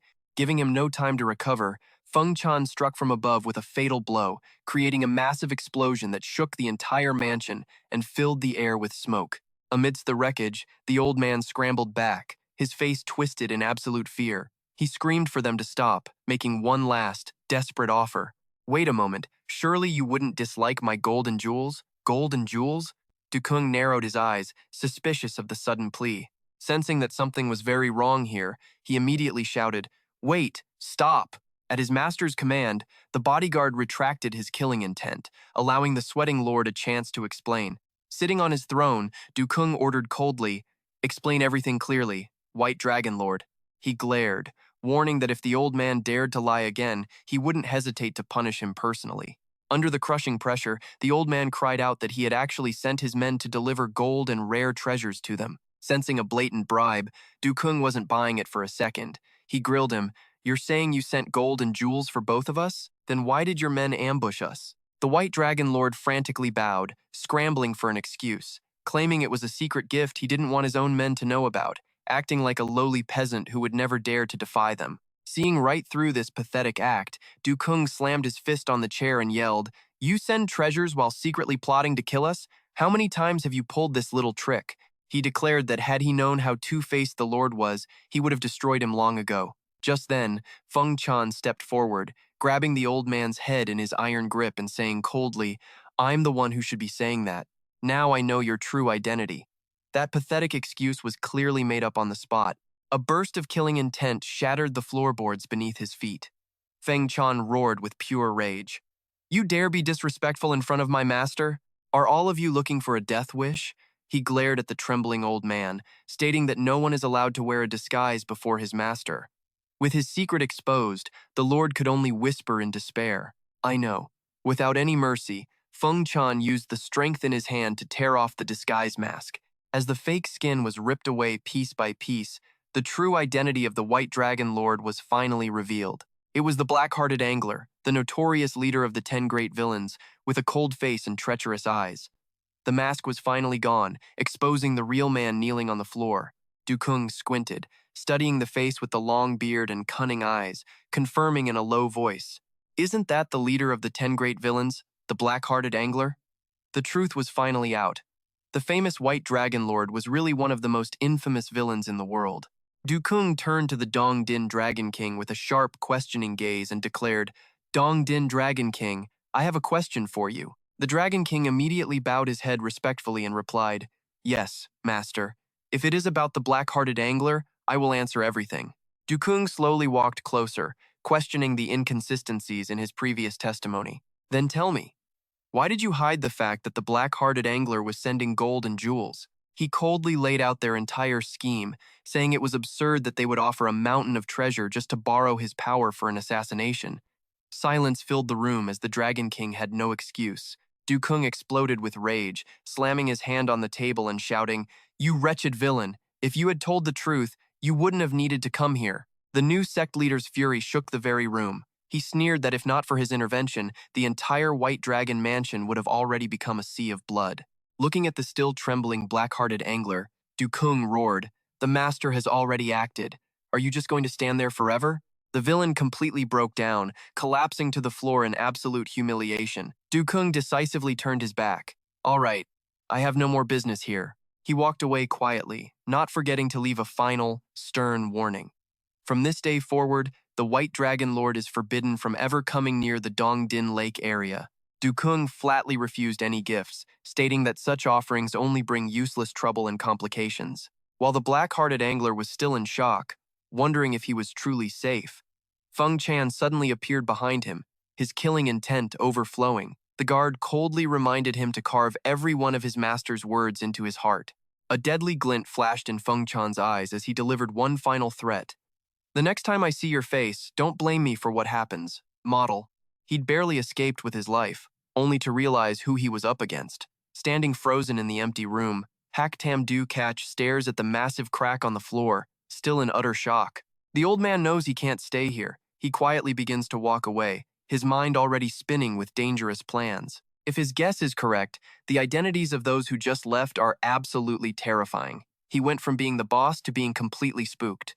He suddenly storms into the secret chamber, where his 3 disciples are still paralyzed. One of them whines, asking why their master would use a demonic pressure point technique on his own students. But the only reply is the sound of cold, approaching footsteps. He roars with pure fury, "Silence! Do you even have a clue who you are trying to kill?" At the mention of Feng Tian, a disciple panics, asking about the monster bodyguard. Pure rage erupts.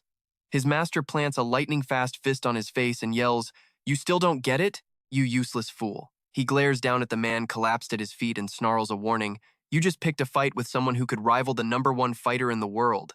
He explains that the sword aura Feng Tian carries a demonic energy with soul-shattering power, something the martial world has never seen or even heard of. With that kind of monstrous strength, he's certain there's only one place that could employ him as a right-hand man: the demonic cult. The power of the demonic cult is so immense that even if every master from the orthodox sects united, they could barely hope to match them. This news absolutely terrifies the disciple. He'd rather be hunted by the beggar sect than face that evil power. He whispers in utter despair, "The demonic cult, it can't be." Seeing his subordinates still don't grasp the gravity of the situation, the old master comes up with a truly cruel plan. He thinks to himself, "Before I'm implicated in this mess, I have to deal with them." Immediately, without hesitation, he grabs the disciple's head and ends his life as a blood-curdling scream echoes through the room. Just the mention of the demonic cult is enough to shatter their morale. They've lost before the fight even began.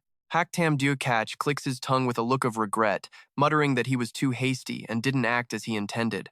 At his feet, a disciple lies motionless, the sickening crunch of broken bones in the air. Witnessing this horror, the two remaining disciples scream in agony, realizing their second brother is truly dead. Haktam simply turns away, casually admitting he messed up the sequence, which led to his subordinate's gruesome death. The old man coldly orders the others to stop making a scene, then cracks his knuckles and declares he'll do it right this time. It's like reloading a save file after a glitched mission, but the price is steep. His master's cruelty drives another disciple mad. He lunges forward, ready to die with him, and screams, "How dare you do this to our brother?" He unleashes his explosive art with everything he's got, determined to drag Haktam Koch down with him. Recognizing the suicidal attack, the old man twists away in a flash, effortlessly dodging the incoming wave of force. The enraged disciple throws lethal strike after lethal strike, but hits nothing but air. "Die!" he screams in frustration, while Haktam Koch starts to look genuinely annoyed by this resistance. Suddenly, a world-shaking explosion of internal energy rips through the building on Dongting Lake, creating gigantic waves. From a distant boat, Yugang silently watches the scene, guessing his opponent is suffering a rather bitter humiliation. He thinks to himself it would be better to finish the old man now to avoid future problems. But then, Yugang sighs and decides against it. He figures it's understandable for the man to vent his anger like this, so he decides to let him go this time. Feng Tian immediately bows his head in compliance. The dragon boat cuts through the waves, continuing its journey and officially leaving the Changjiang Waterway Fort's territory. On the deck, a ridiculously muscular old man stretches, savoring the fresh air after his long confinement. But he's also worried his unique look will make it impossible to move around unnoticed. Late at night, Lulin King, wearing a flashy female disguise, looks towards a brightly lit mansion. This guy's cross-dressing skills are on another level. He wonders to himself why Feng Tian is still standing guard outside. Doesn't that guy ever sleep? Looking at the bodyguard's extreme loyalty, he can't help but sigh. The man really will do anything to protect his so-called master. No sleep, no freedom. He remembers seeing Yugang smash a chair in a fit of rage and feels pity for Feng Tian's fate, serving such an unpleasant master. The old man sighs to himself. That guy must be suffering so much from all that stress. I wonder what else he's had to endure. He's so busy pitying someone else he forgets his own trouble. And right then, a lightning-fast fist suddenly slams down, stunning him completely. From above, Feng Tian calls out coldly, "Lulin King, get up here." Filled with frustration, he can only grit his teeth and quickly reply, "Damn it. Yes."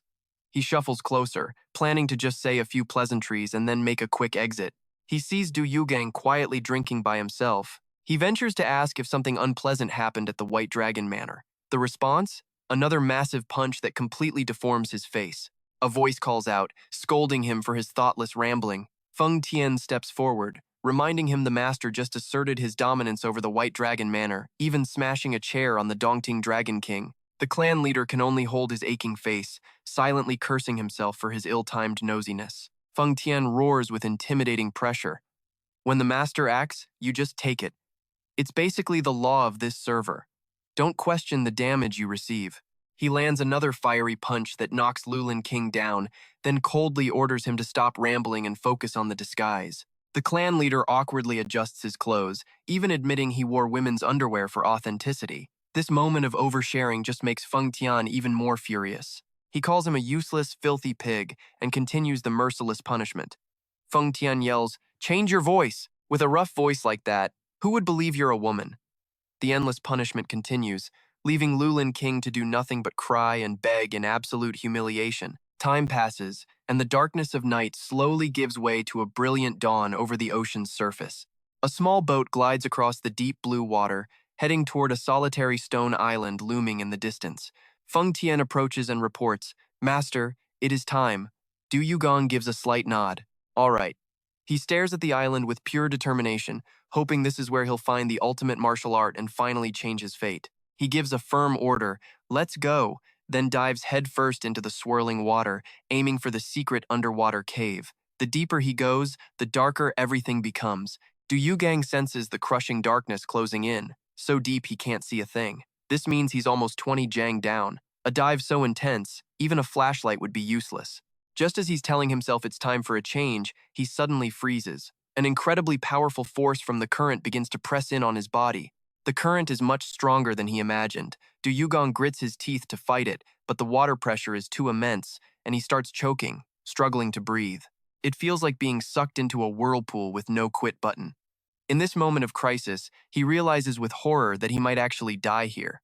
At the same time, at a majestic lakeside estate, Yang Ren stands in silent contemplation, a worried look on her face. Her old master approaches and asks gently, "You seem worried, Yang Ren." "Ah, seventh master."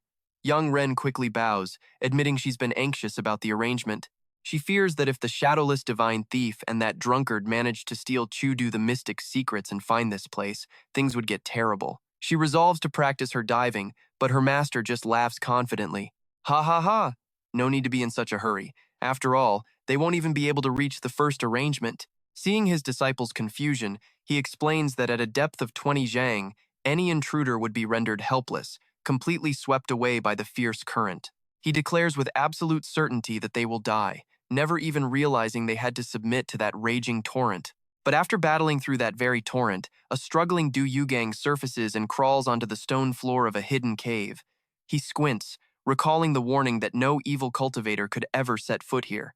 Before him now is an ancient chamber, where a skeleton sits silently in front of a massive landscape painting. Du Yugang wonders to himself, is this the place of the arrangement? Approaching, he realizes it's the remains of the immortal from the legends. One look, and you know this is no ordinary NPC. Even though the person has long since passed, his respectful nature compels him to show reverence. Du Yugang clasps his hands and bows deeply. Du Luongjiang pays his respects. "I don't desire ultimate power or authority over thousands. I only wish to live a normal life. Please help me." Noticing the skeleton is covered in dust, he gently reaches out to brush it off. But the moment he touches it, the entire skeleton suddenly crumbles to the floor. Du Yugang's eyes widen in horror. He stammers in a panic, "I'm sorry, I apologize. I was just trying to dust you off." He hastily scrambles to pick up the bones and restore them. But in his confusion, he ends up reassembling the skeleton into a bizarre, monstrous shape. The bones are a chaotic, haunting mess. Staring at his failure, he can only clutch his head, helplessly wondering what to do now. In his desperation, his eyes are drawn to the landscape painting behind it. Du Yugang recognizes the scene in the painting as Huang Sun, the place where he once desperately searched for the frog-immortal divine doctor. The memory alone makes his heart ache. Though his memories of that place were terrifying, depicted in the painting, it holds an otherworldly beauty. Suddenly, he freezes, his face filled with doubt. What was that? It felt like the painting just moved. Right in the middle of that natural scenery, a beautiful woman with long blue hair and piercing blue eyes suddenly appears, smiling right at him. Du Yugang is absolutely thunderstruck as he stares at the woman's image in the painting. He blurts out, "Young miss!" His face contorts in shock, sweat pouring down as he realizes she looks exactly like the girl he met at the market. But Du Yugang immediately dismisses the thought, believing there's no way that young lady could appear in such a secret location. He clears his throat to regain his composure, wondering what on earth he was just thinking. Suddenly, the woman in the painting covers her mouth and lets out a teasing chuckle. That laugh echoes, and you just know something big is about to happen. Du Yugang stands frozen, hit by the horrifying realization that she must have seen his clumsy fiasco with the skeleton. He narrows his eyes suspiciously, a vague sense of dread rising within him as he wonders if this woman can actually see him through the painting. The woman's gaze suddenly turns sharp as ice, staring straight into his soul and making Du Yugang tremble with fear. It was a look that seemed to see everything. There was no escaping it. He starts to feel uneasy, fearing that she might even be hearing the secret thoughts inside his head. Abruptly, the landscape painting starts to vibrate intensely, emitting a deep blue spiritual energy that brilliantly illuminates the dark cave. A blinding light explodes from within the painting, and a whirlwind of leaves engulfs Du Yugang's entire body. He can only shield his eyes against the powerful force pulling him in. When he opens his eyes, Du Yugang is shocked to find he's no longer in the cave. He's standing in a magnificent natural space, with a murmuring waterfall and countless flowers in bloom. Right in front of him, the mysterious woman sits silently on a stone slab, gazing at him with an air of absolute authority. Du Yugang holds his breath, realizing this is the woman from the painting. At the same time, in another ancient room, a worried Nan Ni asks her master, "You mean I have to enter the painting?" The master, his hair white as snow, quietly nods in confirmation. Nan Ni can't help but wonder how a normal person could possibly step into the world of a painting. The old master calmly explains that the painting's gate opens according to one's martial aptitude, so she shouldn't worry. He strokes his beard with pride, declaring that Nan Ni is a once-in-a-thousand-years genius, so it will surely take her only about 5 to 6 days to enter. Hearing this, Nan Ni curiously asks how long it took the past martial prodigy, Bok Vo Kuyet, to do it. The old master bursts into hearty laughter at his disciple's competitive spirit. Ha ha ha, you want to compete against someone who is already gone? A laugh like that means this is going to be tough. He reveals that even the legendary Bok Vo Kuyet took exactly 5 days to overcome this trial. He explains further that the 7 arrangements left by the ancients are all legendary martial arts that once shook the world. According to him, upon entering the painting, the challenger will have to face one of those great masters. Nyani nervously wonders about the identity of the person she's about to meet, and the old master confirms it with a sharp nod. It's the strongest person from 1,000 years ago, the Thon Thon fairy. Back in the painting, the fairy rests her chin on her hand, giving Du Yugang a death glare. You just called me this woman, didn't you? She smirks with pure contempt, flatly declaring that he's a junior who knows nothing about respect. Du Yugang immediately bows, apologizing frantically. I was just so surprised. It was a slip of the tongue. I'm sorry. He's bowing so fast, hoping to take less damage. He squints, asking where he can find the immortal, but she just shoots back a cold insult. Idiot. Despite the insult, Du Yugang forces himself to hold back his anger. He explains that he just wants to meet his predecessor and will leave immediately after.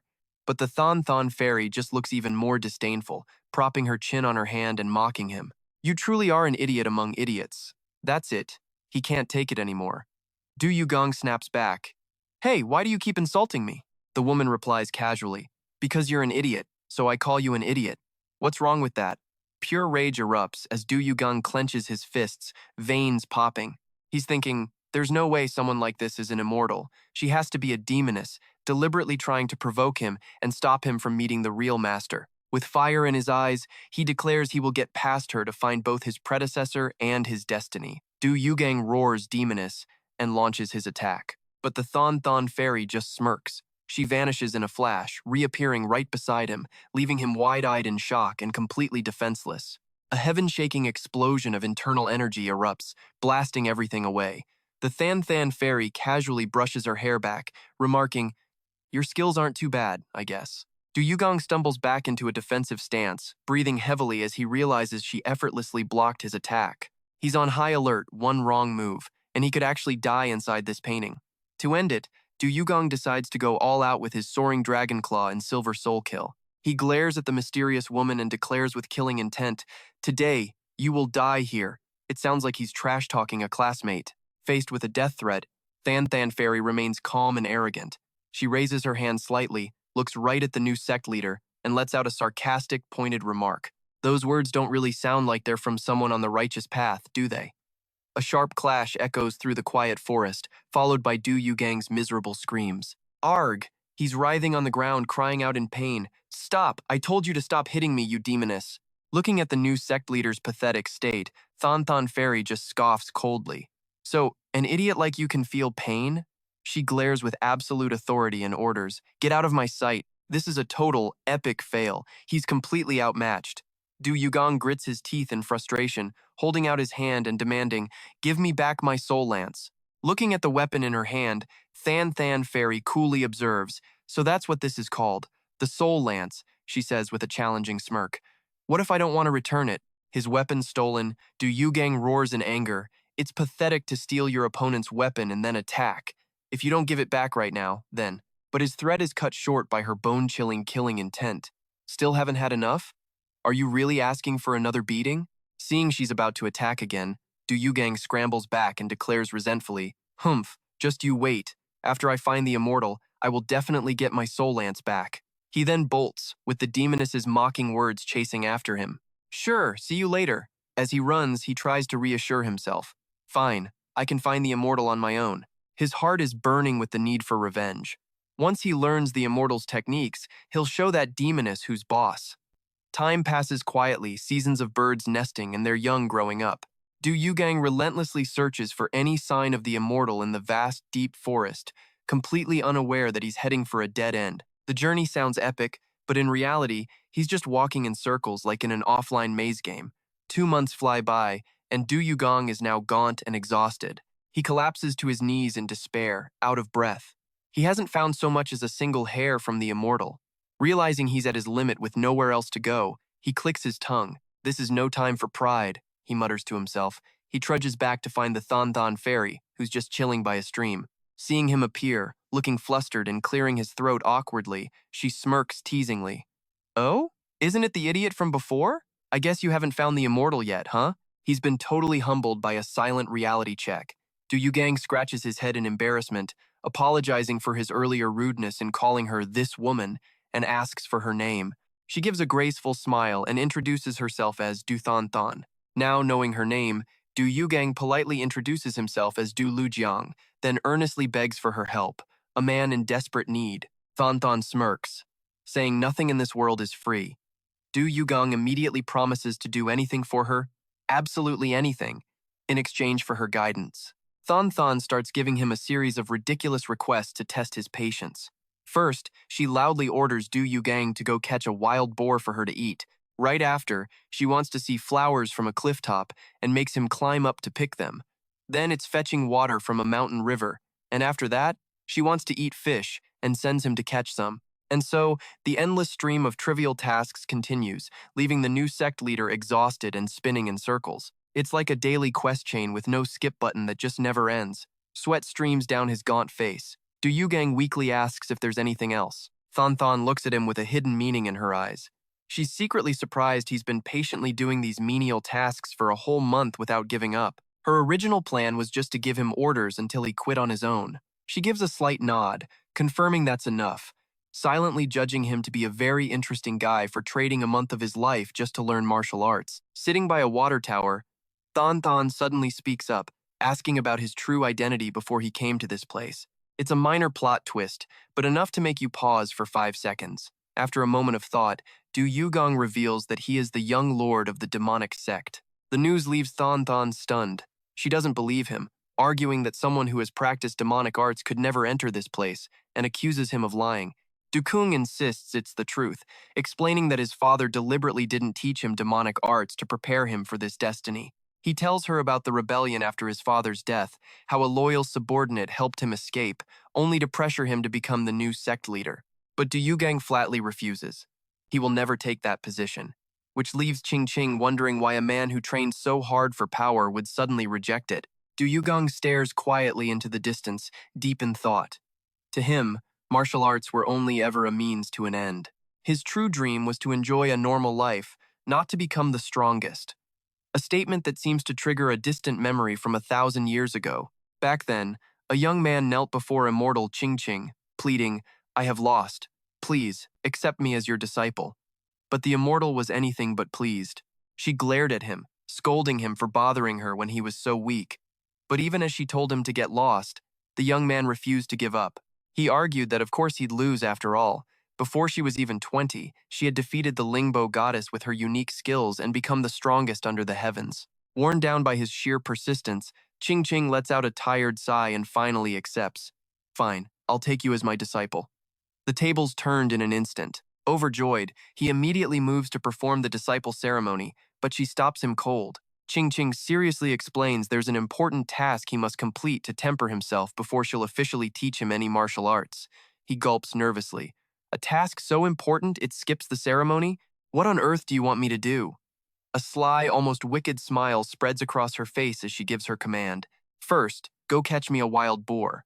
This twist completely shatters his expectations. So instead of training, the poor disciple ends up hauling a giant boar back for his master. He asks resentfully, "Master, when are you actually going to teach me martial arts?" Qing just casually prepares their meal, replying dismissively, "I'll teach you when the time is right." This looks delicious. Summer passed with the constant chirp of cicadas. Instead of picking flowers like she asked, he had to scale treacherous cliffs to gather fruit. He complained again, begging to learn martial arts, but his master's only reply was indifference. Autumn arrived, covering the yard in red leaves. Qing just smiled, pleased with the food he'd gathered for the long winter ahead. And so the seasons turned, until the first snowflakes of winter began to blanket the porch. In the dead of a freezing winter night, master and disciple sit quietly by the fire, sharing fragrant skewers of grilled fish in the silent air. Ching Ching reflects on the past. Her original plan was to use these tedious chores to make him give up and leave. But after a full year, his incredible persistence and effort had completely changed her mind. Sitting by the fire, she makes her decision. Starting tomorrow, no more chores. I will begin teaching you martial arts. But contrary to all expectations, the disciple just bows his head and says something completely shocking. I don't want to learn anymore. Ching Ching is floored. After all this time by my side, what are you saying? You'll regret this later. Think about it. The disciple quietly grills his fish, explaining that he heard a rumor in town that the #1 expert in the world was a girl not even 20 years old. He scoffs that such fame won't last, a disrespectful comment that clearly angers Ching Ching. Then he reveals the shocking truth behind the rumor. Immortal Ching Ching suffers from the 9-yin absolute meridian, a fatal condition. The drama just went from high to critical. A flicker of sadness crosses Ching Ching's face. She asks if he's giving up because he knows she doesn't have much time left to teach him, but the disciple firmly denies it. He kneels before her, sincerely explaining that while martial arts was his initial goal, he now realizes this simple, everyday life is far more precious. His eyes burn with conviction. In the time you have left, I want to enjoy this peaceful life with you, Master. That is my dream now. Talk about a simple life being the ultimate goal. Back in the present, under a shower of romantic petals, Ching Ching looks at Du Yugang and smiles softly. I'll tell you where the immortal you're looking for is. As Du Yugang stares in confusion, she declares calmly, that immortal is standing right in front of you, also known as Immortal Ching Ching. Du Yugang can't help but laugh, a sarcastic, disbelieving sound. He thinks she's joking, because no true immortal would ever behave so improperly. To prove my strength, Ching Ching says, standing decisively, seeing it yourself will be faster, right? Follow me. She leads him before a majestic cliff face. Du Yugang is still not convinced. What are you going to do? Destroy this entire mountain? Without a word, Ching Ching clasps her hands and channels her power.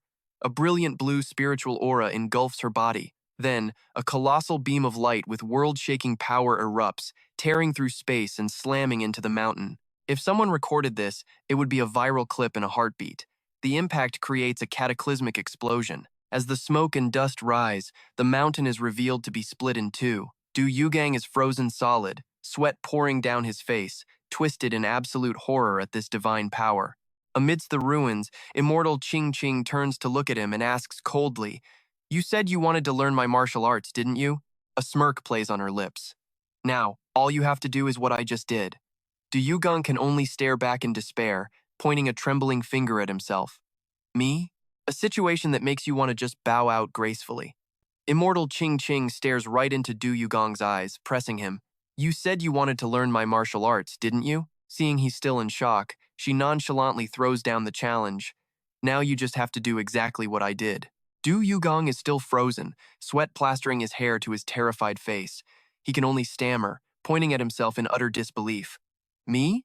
But while he looks terrified on the outside, a powerful surge of hope is rising within Du Yugang. No way. If it's that power, maybe I can actually defeat Feng Tian. Suddenly, the ground beneath them begins to tremble violently. Loud cracks echo through the air as the cliff face starts to shatter. Du Yugang realizes in a panic that the aftershock from Ching Ching's attack is causing the entire mountain to collapse. A landslide? From a martial arts technique? They both leap into the air, dodging giant boulders raining down like meteors. Amid the chaos, Du Yugang desperately calls out Ching Ching's name, while she, in complete contrast, remains perfectly calm. Liu Jiang lands on a precarious cliff as Fairy Ching Ching calmly announces, class is now in session. Liu Jiang just stares at the apocalyptic landslide around them, completely bewildered. Hold on, isn't a mountain collapsing right this second? Ignoring her student's confusion, Ching Ching introduces her ultimate technique. What you are about to learn is my unique martial art, the extreme pure 100 palms. She explains it's a technique invisible to the naked eye, but to help him learn, she'll reveal the flow of her meridians. Ching Ching gathers her power, unleashing a brilliant deep blue aura as she shouts. First, the first stance of the extreme pure 100 palms, the first lesson, and the pressure's already cranked to the max. A pillar of light with unrivaled force erupts, tearing through the air and slamming into the opposite cliff face. Liu Jiang's eyes go wide, holding his breath as he watches the fairy's every elegant move. Ching Ching lands gently on the water's surface. She narrows her eyes at a massive boulder hurtling towards her and speaks in a low voice. This move, with one decisive strike, is called the 18 Divine Fists. She unleashes a world-shaking explosion of internal energy, crushing the 1,000-ton boulder into dust in an instant. Fairy Qingqing explains that the Extreme Pure 100 Palms was created specifically for her body type, so it's not compatible with Liu Jiang. Instead, she decides to teach him the lesser Extreme Pure 100 Palms, tossing the manual to her disciple. "Memorize this in 1 week," she orders. Inwardly, the fairy scoffs, wondering if this fool even has the ability to grasp the profound secrets hidden within its pages. A 1-week deadline? That sounds absolutely insane. Fairy Qingqing smirks, thinking this 20,000-character manual has broken countless aspiring martial artists. She's curious to see if he can actually memorize it all before the week is up. But while she's lost in her own schemes, Liu Jiang decisively closes the book and declares, "I've learned it all." The sheer speed of it leaves the fairy utterly speechless. She demands to know if he's lying to her. Liu Jiang calmly replies, "Why would I lie about something anyone can do?" He reveals that at 8 years old, he memorized all 30,000 characters of the Silver Soul Sutra after a single read. Despite that, his father always called him a failure. Hearing this, she's floored by how casually he mentions it. 30,000 characters in one go, Fairy Qingqing is stunned silent by her disciple's genius. To test him, she demands he recite it on the spot. Liu Jiang sits down calmly and begins reciting every single word perfectly, sending a shiver down her spine as she realizes he actually memorized the entire thing. Faced with such a martial arts prodigy, she has to ask again, just to confirm his refusal to become the demonic sect's leader. Liu Jiang states it plainly, "Never." Qingqing silently agrees. If someone with his terrifying power took that throne, the martial world would erupt into absolute chaos. She just can't believe someone so powerful only wants a normal life. Fairy Qingqing smiles, realizing Liu Jiang's dream might be far grander than she ever imagined. Time flies by like the wind through the mountains. His hellish training begins, with Liu Jiang forced to carry a giant boulder on his back while his master casually sits on top, observing. Just like that, 108 days have passed. The surrounding area is now a wasteland of chopped down and scorched trees. Liu Jiang lets out a sigh of relief after another day of brutal training. One look is enough to tell this grind is no joke. Fairy Qingqing looks at Liu Jiang and notes, "You've gotten much stronger. You'll surely succeed soon." When he asks how long, she replies casually, "About 50 years."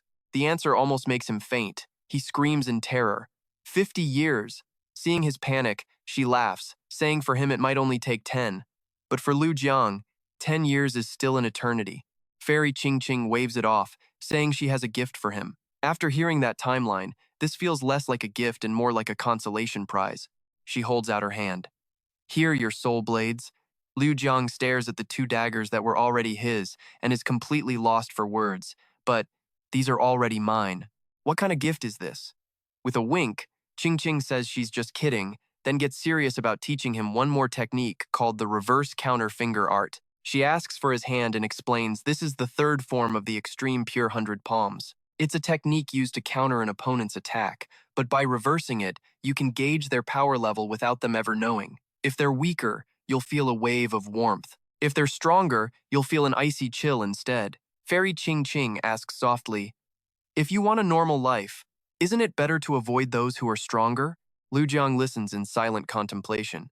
He suddenly asks why she's giving him a gift now, only to get an answer that makes his heart stop. Qingqing reveals that their time left in this painting is 108 days, and today is the 108th day. She takes his hand, sincerely expressing her gratitude. Without him, she would have forgotten the most precious memories of her life. Hearing this, the mood drops instantly, the emotion hitting like a ton of bricks. An image flashes through his mind, a film of a past disciple carrying his master on his back, both laughing together under blooming cherry blossoms. Back in reality, the horrible truth dawns on Liu Jiang. It can't be.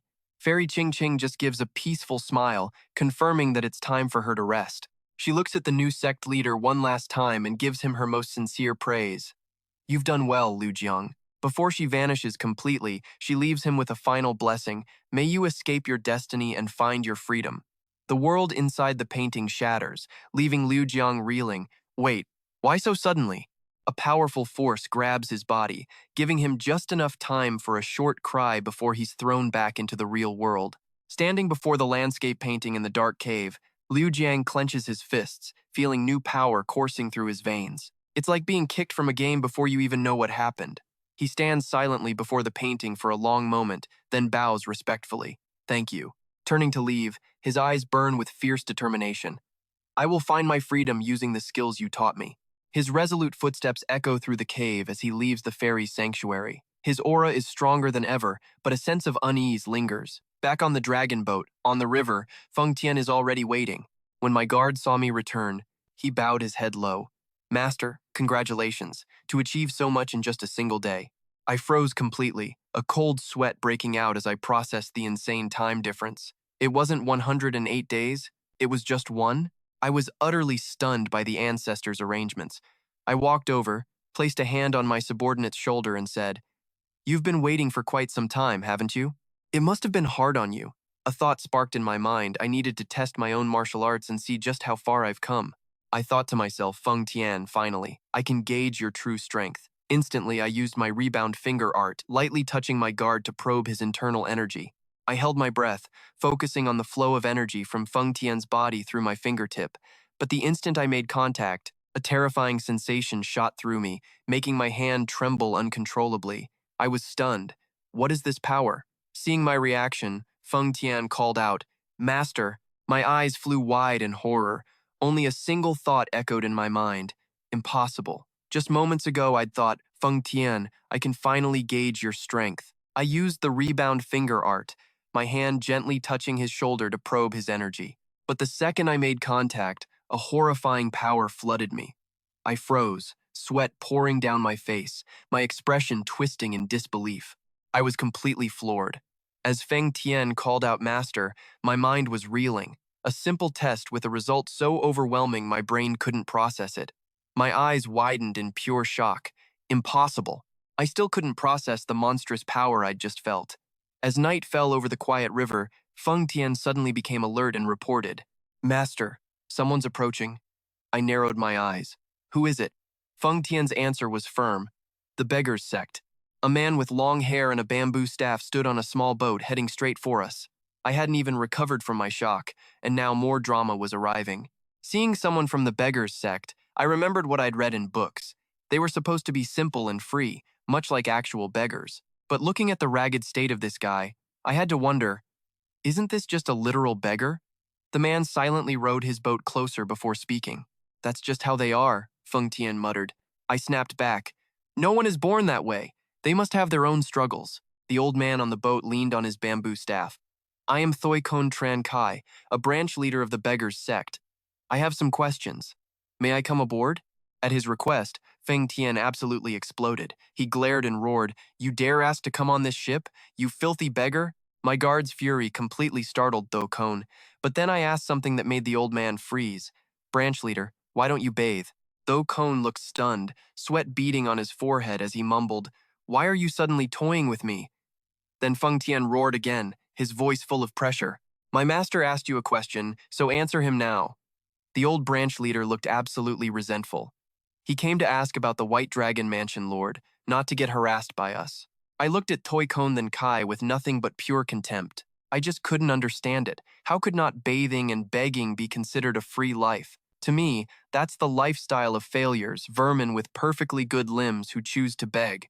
Behind me, Feng Tian nodded his head, clearly in complete agreement. Thoikon stood on his small boat, muttering about how unreasonable we were. That was it.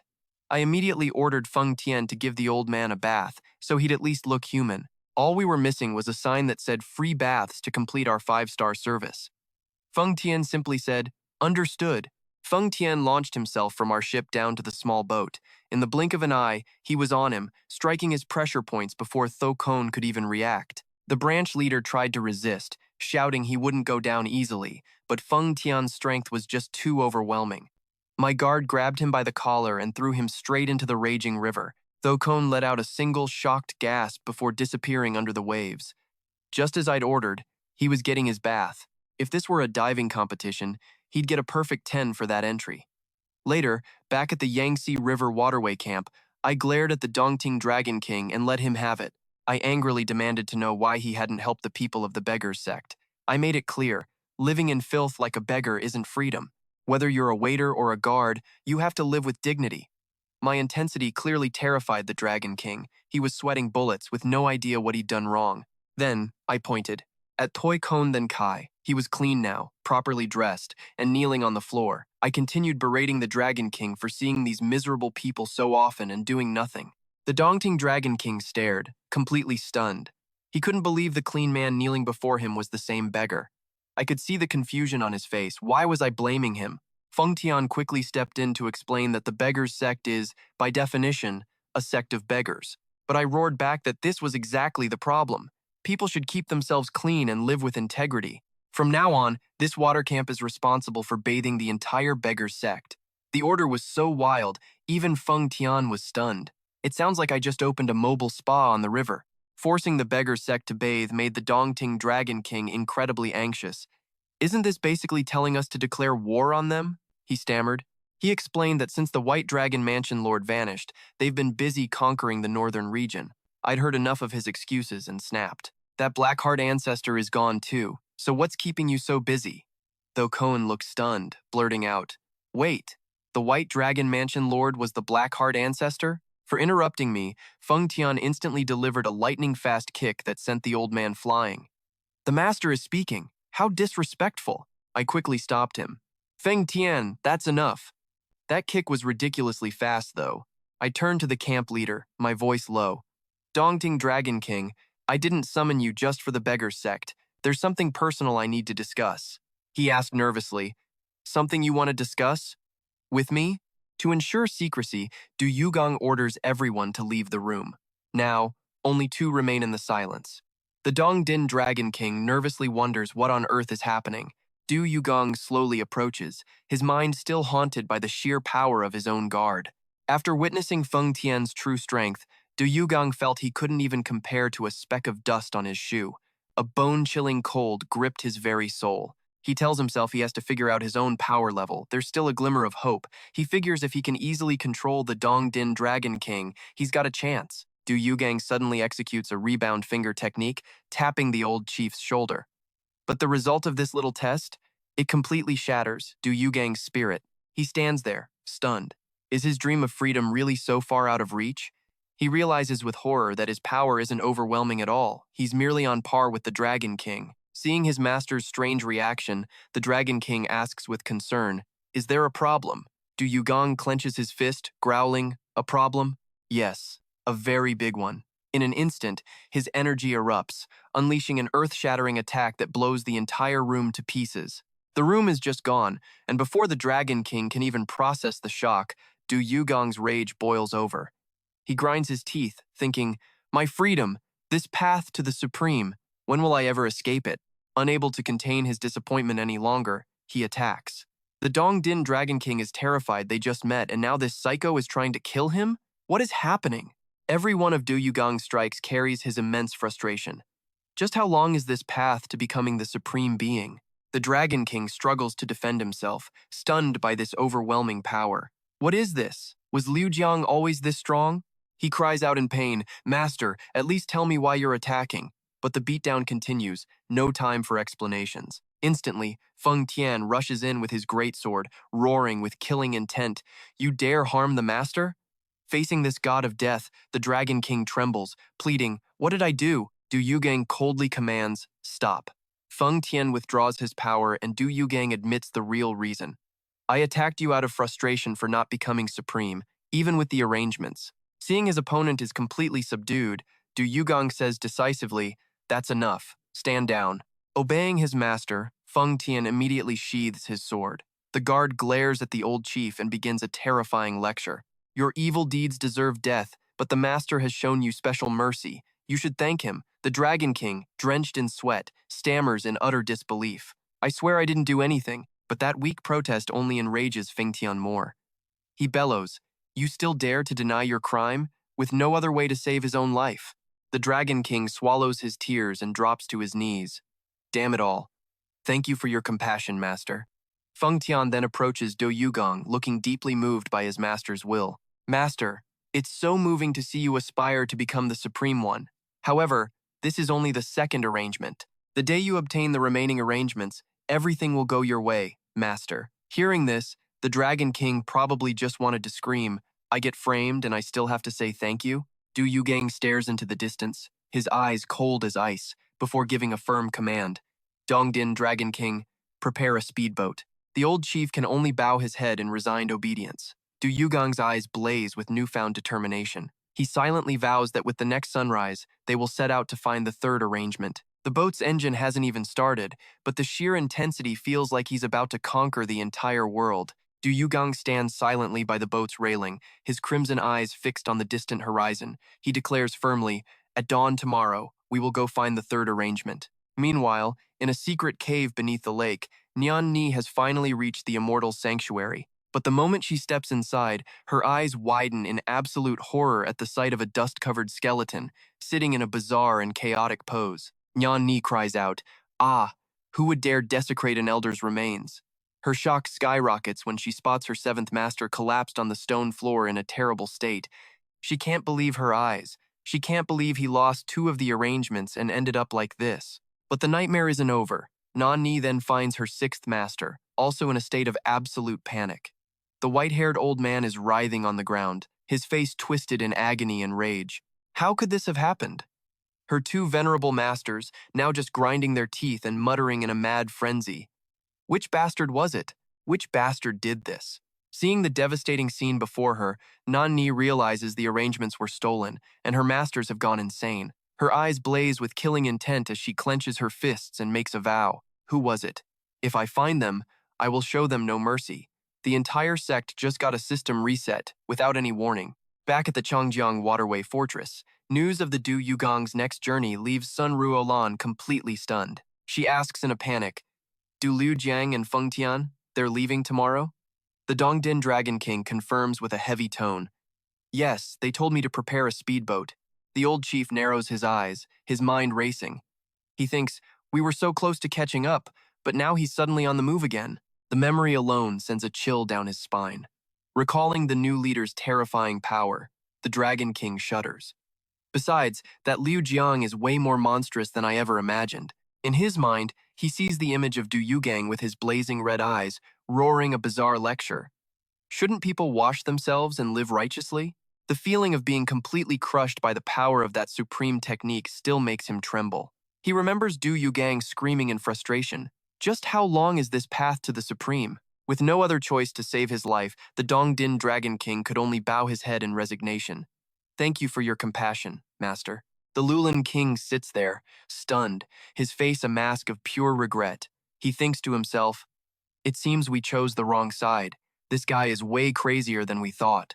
His subordinates nod furiously in agreement. One of them exclaims, "Exactly. Who thinks of telling the beggar's sect to take a bath? That's a level of insanity that's beyond saving." In the middle of the gloomy atmosphere, Sun Ruolan suddenly slams her hand on the table and roars, "This is no time for moping. We need to toast our master right now." And just like that, the somber mood flips 180, as Lu Lin Wang and Dong Feng Yong just stare at each other, utterly bewildered. "Are you crazy too, Nurklan?" She explains that since Dukung's group is leaving tomorrow, all they have to do is stay put to get out of trouble. Hearing this, the underlings are overjoyed, right? Why else would we follow him if not for his madness? Even Dong Feng Viren breathes a sigh of relief. The old man announces Luke Lam and his daughter can stay at the Water Bandits' camp. A thrilled Nurklan rallies the troops. "Let's all give a loud cheer for Dukung." A little blood mist. Turns out surviving by just standing still is a pretty solid tactic. Dongfeng Viren thoughtfully notes that this is usually when people start cheering the main character's nickname. And just like that, the crowd starts throwing out names, from the jade-faced Demon King to the sacrificial demon to the Demon Prince. Lulin King grips his wine jug, his face turning incredibly serious as he thinks of a truly worthy title. He shudders, recalling Dukung's strange, unpredictable personality and Feng Tian's cruelty, turning battlefields into seas of blood. He roars out the perfect name, Frenzied Soul Demon Emperor. Nurklan cheers ecstatically. "That's perfect. Let's go with that." The entire group raises their cups to toast the glory of the Frenzied Soul Demon Emperor. Their triumphant shouts echo throughout the room in a moment of pure bliss, but the noise abruptly stops when a hulking shadow appears in the doorway. Do Dukung stands there motionless, his cold eyes fixed on the party. He tilts his head slightly, casually dropping a question that freezes them all. A nickname for who? Lulin King, still in his ridiculous female disguise, goes rigid as he feels a cold, murderous intent right behind his back. He trembles, sweat pouring down his face, having no idea when the monster guard appeared. In a state of pure panic, he silently screams for help, certain his end has come. But instead of a sword to the throat, Feng Tian places a hand on his shoulder and exclaims with excitement, "Amazing! The frenzied soul demon emperor." The guard passionately praises the powerful nickname, believing it perfectly suits his master's supreme power, without a single flaw in the title. Lulin King is speechless. He thought he was dead, but instead got a 5-star review from a hardcore fan. Seeing his subordinate's over-the-top reaction, Do Kung just looks on, completely helpless. He silently wonders, "You really consider that a compliment?" Then he quietly announces that he's leaving the next day. Immediately, one of Luke Lam's men rushes forward, grabs his leg, and starts wailing. "Sob, you're leaving again? Please don't abandon us." Lulin King stands by, secretly hoping his disciples keep clinging like annoying flies so Feng Tian gets disgusted and never speaks to him again. But the bandits just keep screaming wildly, "We will follow you to the ends of the earth, even to the very depths of hell." The drama level here is off the charts, like a true fan club. But the word hell instantly triggers Feng Tian. He explodes in rage, blasting the wall with a lightning strike and roaring furiously, "You intend to take the master to hell?" The guard stomps away, utterly disgusted by these annoying pests who are tiring just to look at. In stark contrast to his subordinate's fury, Do Kung makes a quiet declaration. "But if you desire it that much, then I will allow it. You have my permission to follow me." This unexpected decision leaves Luke Lum's men staring with wide-eyed disbelief. After gaining new followers, Feng Tian turns to give Dongding Longvung a new mission. Destroy Ghost Valley, the ones who previously tried to assassinate the master. Longvung brings up the previous order to reform the Beggars sect, but Feng Tian just scoffs. Reform the Beggars sect? That's ridiculous. He claims the reform order was just a test of loyalty, and now it's time to direct that loyalty towards Ghost Valley to clear all obstacles from the master's great path. Dongding Longvung is drenched in sweat. He numbly wonders what this great path even is that's causing him so much suffering. Being on a mission with these guys feels like getting constant whiplash, with no time to breathe. Feng Tian's gaze turns hard as steel as he orders Lulin King, "Raise your head." The sect leader's heart pounds, sweat pouring down his face under the suffocating pressure. Feng Tian leans in close, hissing a question that makes his blood run cold. "Are you prepared to die right here?" Terrified by the horrifying killing intent, Lulin King can only stammer, frozen in fear. Getting no answer, Feng Tian calmly turns away. "That's all. I have a private matter to discuss with Luke Lum, so follow me." Such a simple question with the pressure of a final boss interview. Lulin King sullenly follows the guard deeper into an empty room. Sometime later, the group has arrived in a forest near Chongqing. Amidst the vast green wilderness, Feng Tian silently holds the reins, guiding the horse-drawn carriage forward.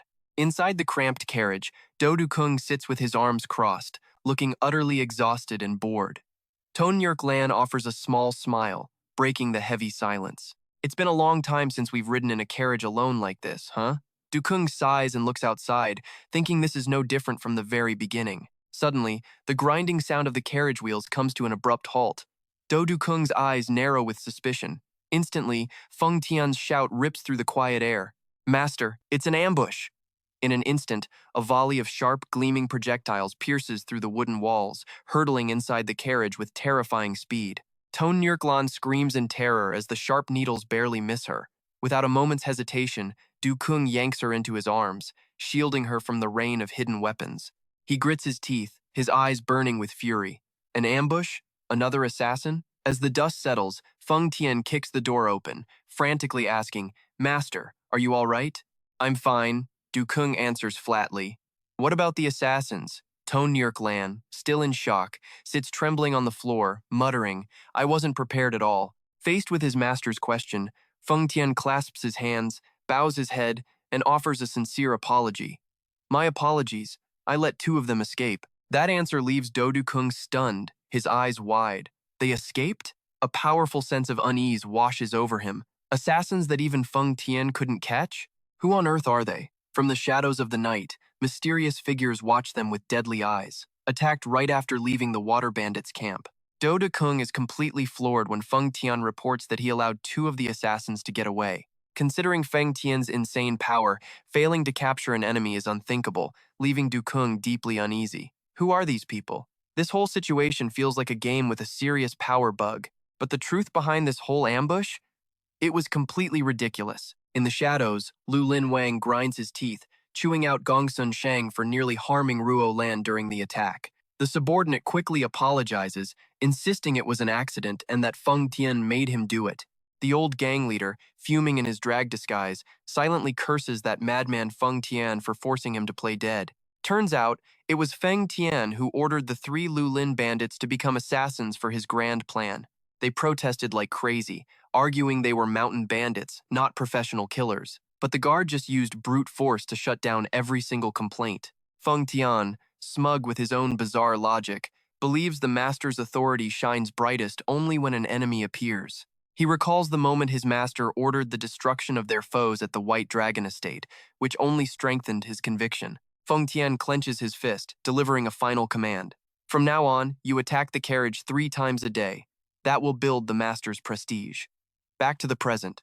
As the convoy moves through the forest, Feng Tian quietly observes, thinking the time has come. Up in a tree, a Lu Lin subordinate reluctantly makes his move. He hurls a hidden weapon toward the carriage, creating streaks of light that tear through the air. The plan sounds serious, but it looks more like a daily drama rehearsal. A barrage of sharp needles rips through the wooden carriage wall, forcing Du Yuchang to scramble and dodge. Outside, Feng Tian yells with fake concern, "Master, are you all right?" Meanwhile, the 3 Lu Lin bandits perched on a tree branch look completely and utterly bored. They sigh, thinking that these staged attacks don't even surprise anyone anymore. Getting assassinated has become as normal as eating dinner. From a distance, hidden in the trees, 2 mysterious figures watch the entire scene unfold, the shadowless divine thief and his drunk companion. Seeing the bandits in drag, the drunkard can't help but ask, "They're so confusing. Senior, are they men or women?" The shadowless divine thief snaps back, "Yes, but is that important right now? Don't forget why we're here." The drunkard and his partner are in serious trouble, hunted by the Tianwei 7 army sect after being framed for stealing the night luminescent pearl. To clear their names, they have to find the treasure and the real thief. The shadowless divine thief squints towards the carriage and scoffs. And here they are, putting on this cheap assassin show. I'm keeping my eye on them. The drunkard, fired up, is about to rush out and show them what a real ambush looks like, but he's held back to continue observing. Suddenly, the divine thief's expression shifts. He senses something else lurking in the shadows, another follower so stealthy that even masters like them can't identify them. It's a female assassin from the demonic cult, her golden eyes glowing like a predator's in the dark. She scratches her head, looking completely exhausted. Who in the world are these people? Why is any of this happening like this? She sighs to herself as the number of people chasing the young cult master keeps growing, all while the clumsy Lu Lin gang plays at being killers. She smirks, thinking that even Lu Lin Wang's life is a complete mess. She stealthily tails the young cult master, feeling like she's watching a movie with way too many plot twists to follow. She realizes she's not so different from the Lu Lin gang, always having to sneak around. Still, she decides they aren't the ones she needs to be wary of. The real problem is the other pursuers secretly tailing the young cult master. She wonders about the 2 figures hidden in the darkness. She can't tell if they are secret bodyguards or yet another group of assassins. Their concealment technique is easily as good as hers. She grits her teeth, worried. The 5 demonic gods still haven't appeared, leaving all this trouble on her shoulders as the carriage continues its slow journey forward. Everyone is hiding, everyone is suspicious, and most importantly, everyone thinks they're the main character. Inside the carriage, Sun Ruolan suddenly asks a cheerful question. "Master, will our wedding night be in Sichuan?" Du Yuqiang lets out a weary sigh, telling her to stop talking nonsense again. But Ruo Lan babbles on, saying things are moving way too fast since they haven't even confessed yet. Seeing how serious she seems, Du Yuqiang starts to wonder if she's actually telling the truth. Ruo Lan leans in closer, telling him not to play so hard to get, then suddenly closes the distance with an inviting look. She reveals that Feng Tian himself asked if she possessed pure yin qi, teasing that it seems Du Yuqiang is desperate for their wedding night. The new cult master's face turns beet red. "You idiot!" he yells at her. Ignoring her claims that he shouldn't be shy, Du Yuqiang furiously screams Feng Tian's name. He sticks his head out of the carriage window, demanding to know if his guard really asked Ruolan that bizarre question. Feng Tian quietly admits it, leaving Du Yuqiang frozen in shock. He pauses for a solid 5 seconds, his brain overloading. He starts to wonder, could Sun Ruo Lan be tied to the next arrangement his father left behind? When Feng Tian nods in confirmation, Du Yucheng understands. His loyal guard would never, ever act without a purpose. He asks why something so important was kept from him, only to be told that Feng Tian feared his master's soft heart would cause him to develop feelings for the girl. Du Yucheng instantly dismisses the idea, insisting that no one could ever like a lunatic like Ruo Lan. Hearing this, Feng Tian quietly concludes that Sun Ruo Lan is the perfect choice. This whole conversation sounds like they're trying to ship two real people without a script. Feng Tian emphasizes that to keep the plan an absolute secret, all loose ends must be eliminated without mercy.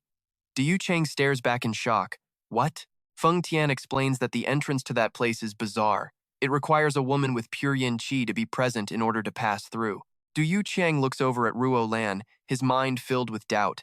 Does it really have to be Sun Ruo Lan? The guard insists the third location is treacherous, so bringing a martial artist like her is crucial for success. He recalls how someone willingly entered a demon prison just to protect this very secret. That just goes to show this mission is as important as their own lives.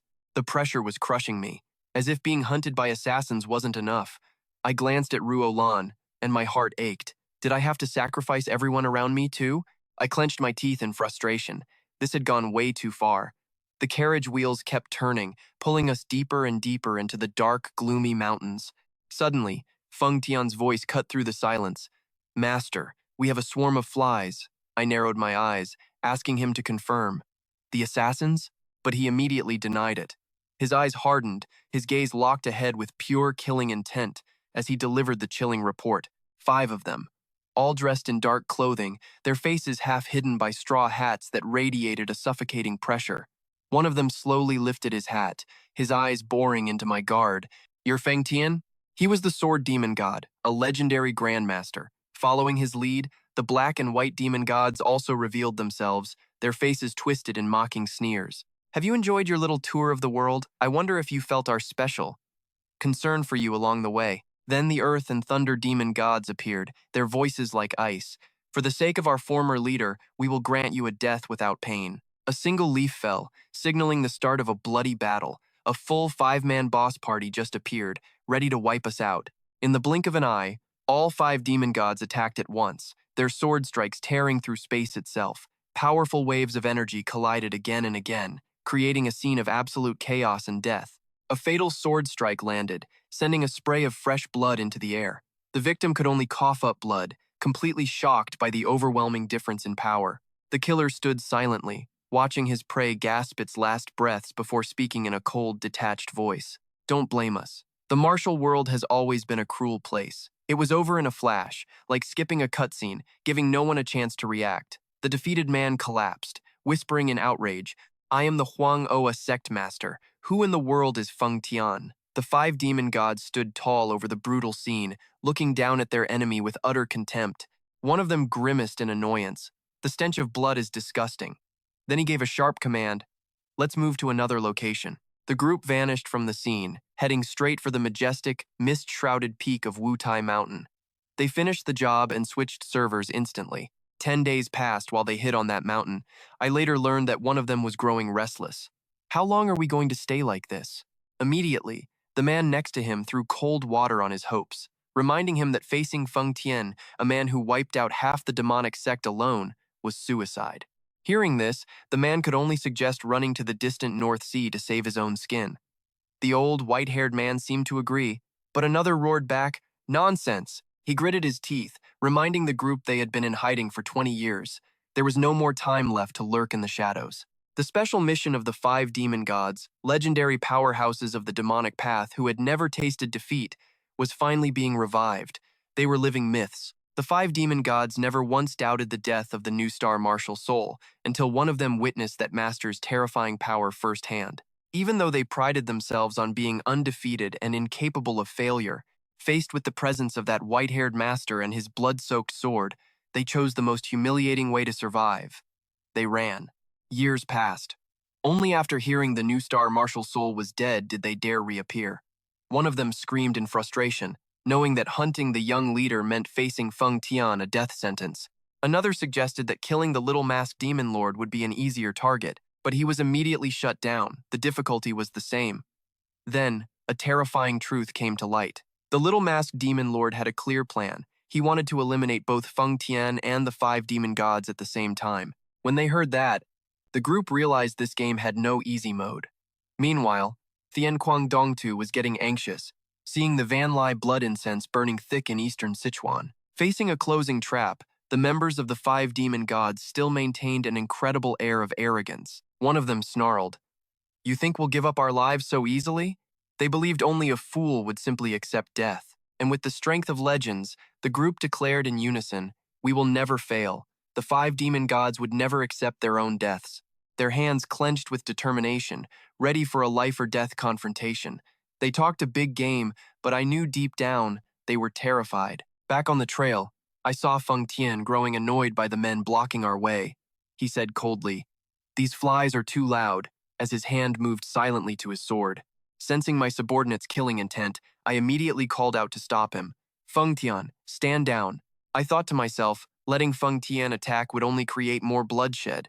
I just couldn't bear to witness another horrific scene, especially when it seemed Sun Ruolan's death was already sealed. I stepped forward from the carriage and asked calmly, "Why are you blocking our path?" The leader of the group squinted at me with contempt. The old man growled, "You look barely 20 years old. Do you not know how to speak with respect?" I kept my cool, telling myself I would try to resolve this as peacefully as I possibly could. I gave him a sharp reply. "The one blocking the road is demanding courtesy?" I made it clear if he had been polite, I would have matched his energy. My confidence seemed to make him suspicious. He announced loudly, "I am Tang Ha Kan, the young master of the Sichuan Tang clan." His eyes turned greedy as he glanced towards the carriage. "It seems what we're looking for is on your carriage. What do you think, kid?" Demanding things before he even apologized. "Answer me, boy." Before Tang Ha Kan could even finish his sentence, a dark shadow had already materialized right behind him. In a single flash, Feng Tian struck with horrifying speed. Splatters of fresh blood suddenly tore through the quiet air. The Tang clan disciples around them didn't even have time to react as they were cut down in an instant. Tang Ha Kan stared in absolute horror at the crimson blood pouring from his men, his mind unable to process what was happening. He was out of the game before he even knew what hit him. Feng Tian slammed him down in a blink, and fresh blood sprayed as he stomped hard on the old man's back. Feng Tian bows his head coldly, hoping his master will forgive him. But Du Yugyang strides forward, his voice low and dangerous. "I've had enough of the martial world's disrespect. Why did you block my carriage?" Pinned to the ground, Tang Xiajing lets out a wicked laugh. "Ha ha, you think I'd let an insult like that just slide?" The old man screams for his men to tear them to pieces, and a cloud of dark green poison smoke instantly floods the entire area. He gloats that his 7 souls poison will paralyze them, and they'll be dead in half a day. "This," he says, "is the price for looking down on the Tang family's toxins." Tang Xiajing orders Xian Zhao to search the carriage for the fire dragon saber. Seeing his opponent standing motionless in the smoke, Xian Zhao scoffs, assuming he's totally paralyzed.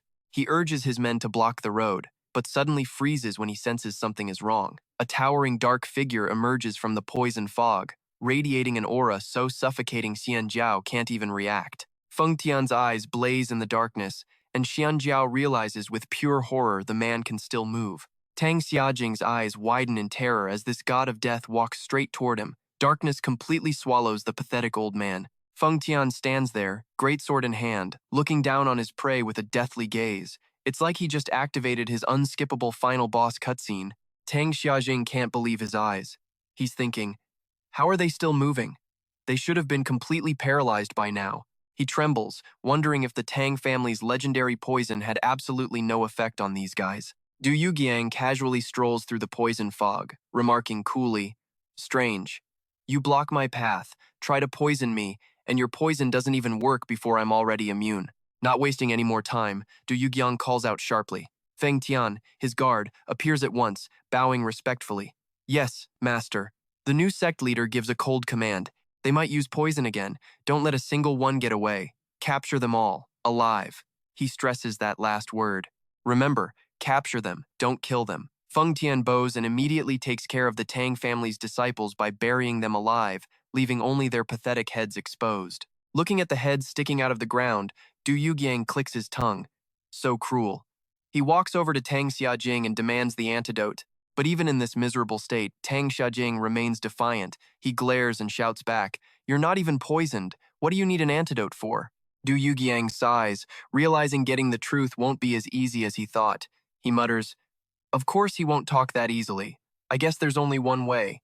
Du Yugiang's eyes turn to ice. "Here's the ultimatum. I'll count to 3. If you don't talk, I'll have my man chop off your subordinates' heads, one by one." While Feng Tian stands by waiting, Tang Xiajing is already plotting his escape, thinking 3 seconds is more than enough time for him to get away. But the moment Du Yugiang finishes, counting 1, 2, 3, the new sect leader lets out a powerful roar that completely terrifies the old man.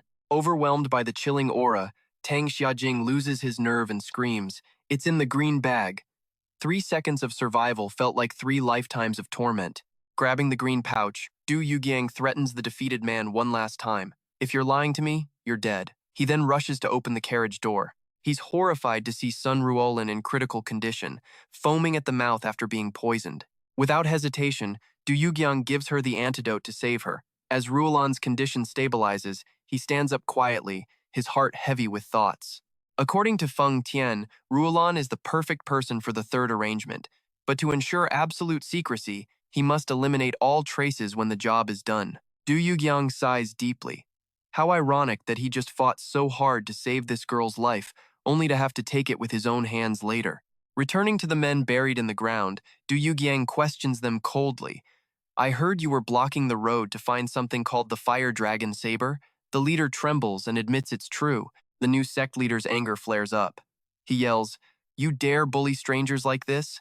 What makes the Tang family so special that you act so high and mighty?" He scoffs that the Tang family's poison is just mediocre, leaving their leader stunned. He can't believe someone would dare insult his family's reputation like that. Du Yugiang wearily raises a hand to his forehead, saying he just arrived from Henan and knows little of the Tang family, realizing it's useless reasoning with them. He gives them a final choice, laying out 2 paths. First, they can live, but they must keep this secret and leave immediately. Or second, all of them will die right here, without leaving a single trace behind. Seeing Feng Tian eyeing his blood-stained sword and suggesting the second option, Du Yugiang snaps, "Are you just going to kill your way everywhere?" The tension is thick enough to cut.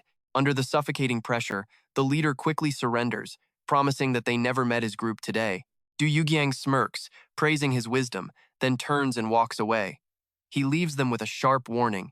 If they dare break their promise, their only future is death. Feng Tian looms over the defeated man, muttering about his plan to chop off their heads, which sends a fresh wave of terror through the old man. Seeing his fear, the guard casually clarifies that he was only talking to his master. He gives his sword a smug swing and asks if his moves looked cool.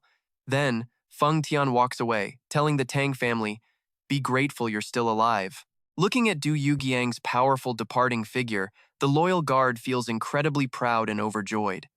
He was cool, all right, but maybe he scared the wrong guy. Feng Tian puts one last suffocating pressure on the defeated man.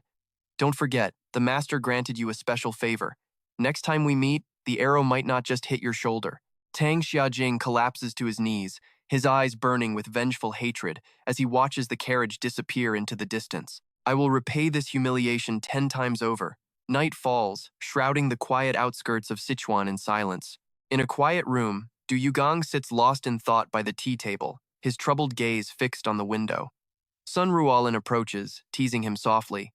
"Master, aren't you going to sleep? Staying up late will ruin your handsome looks." Seeing his silence, she presses on. "Where are we going tomorrow that has you so worried?" Du Yugang clenches the cup in his hand, his heart heavy with a terrible thought. That's right.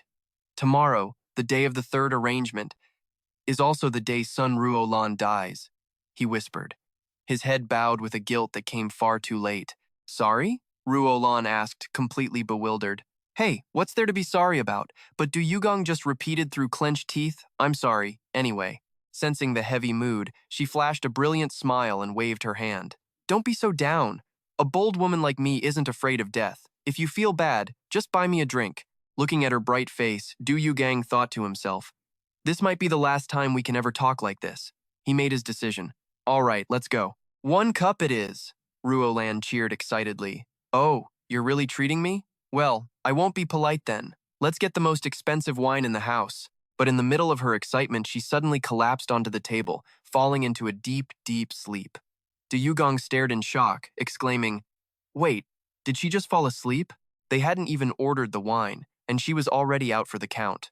Watching Sun Ruolan dead asleep mid-sentence, Du Yugang could only think this was the weirdest woman he'd ever met. Right at that moment, Feng Tian kicked the door open and stormed in, reporting some absolutely earth-shattering news. "Master, all the villagers have been hit with a sleeping poison." The guard explained that when he went to check the situation, the enemy had already made their move. Du Yugang squinted at the poisonous mist spreading outside, wondering who could deploy a toxin on such a massive scale. The enemy's plan? Put the entire population to sleep. He suspected this was a provocative invitation from the Tang clan. Feng Tian roared with killing intent, claiming they were digging their own graves and this was a perfect chance to eliminate them.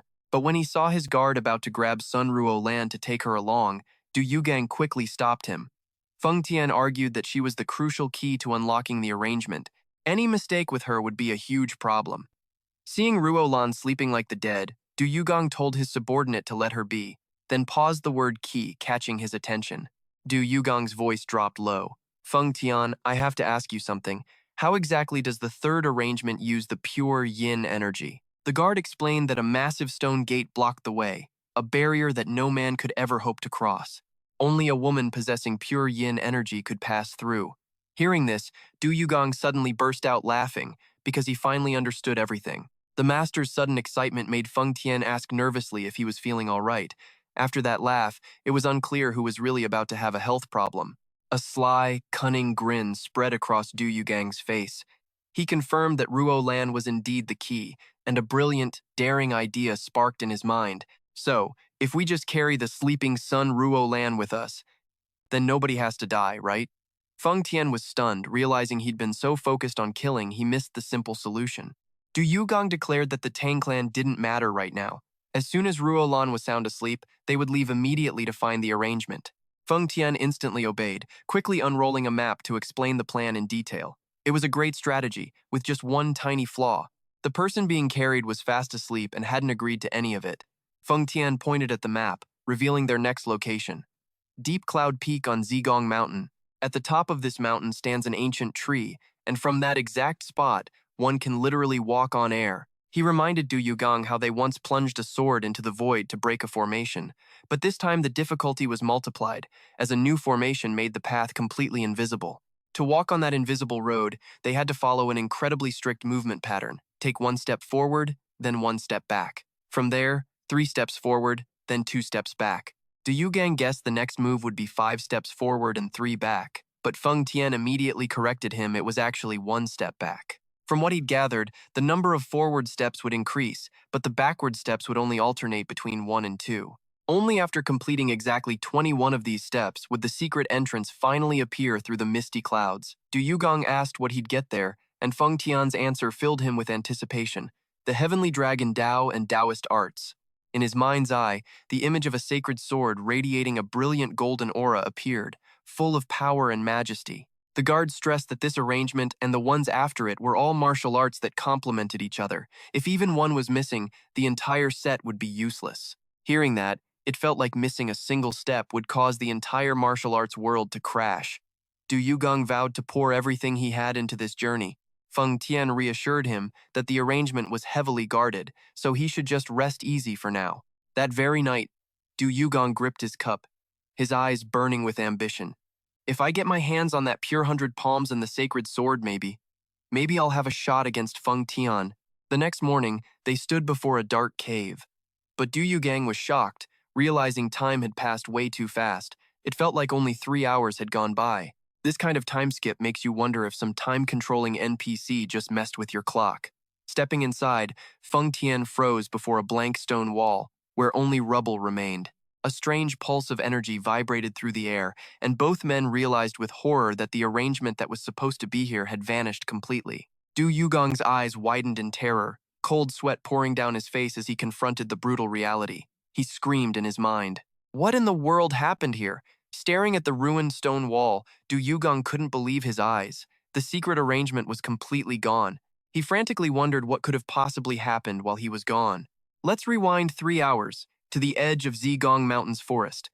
A subordinate nervously asked his leader about the Heavenly Dragon Dao, the legendary artifact of the Xin Xing martial soul. The image of that sacred sword, glowing with golden energy inside the cave, stirred up a powerful greed in the hearts of these treasure hunters. The leader, with his green hair and distinct goatee, stated confidently that thanks to his heavenly ear skill, he could hear even the faintest of sounds. His subordinate was amazed, urging his boss to sneak in and steal the artifact immediately. However, the leader was extremely cautious. He reminded his crew that Zigong Mountain was the Tang family's territory, so they needed to scout carefully before making a move. He sat down quietly in a meditative pose, activating his heavenly ear skill to get a full sense of the entire area. He smirked, realizing the sleeping poison had spread throughout the village, certain that his targets would soon fall right into their trap. Meanwhile, back at the Tang family estate, the clan head stood menacingly in the cold night. The old man waves off his subordinate's advice to rest, declaring his family's code debts are repaid tenfold. The air grows so tense, even a mosquito wouldn't dare to buzz. Under the dim moonlight, the Tang clan master roars with conviction, vowing not to move a single step until his enemies appear. Witnessing his master's stubbornness, the subordinate breaks into a cold sweat. Is the old man really going to stand there for the rest of his life? Noticing the Tang clan is completely focused on the main entrance, the leader of the treasure thieves smirks. Now, nothing can interfere with their plans. He gives the order to move out and seize the heavenly dragon saber and its techniques. Beneath falling cherry blossoms, two shadows silently approach the grand wooden gate to the hidden realm. The scenery is gorgeous, sure, but if they get caught being this sneaky, this is going to turn into a slapstick martial arts film. Stepping inside, the leader marvels at the place, truly a paradise fit for immortals. His subordinate, however, is panting while complaining about carrying an unconscious body and following tedious walking rules. He has no idea why they have to haul this dead weight around during such a critical mission. The leader silently observes the glowing portal up ahead. He knows that only pure yin energy can open this entrance. After a moment's thought, he leaves the woman behind and enters decisively as time runs out. They step through the gate of light, heading straight for the treasured sword shining brilliantly in the cave.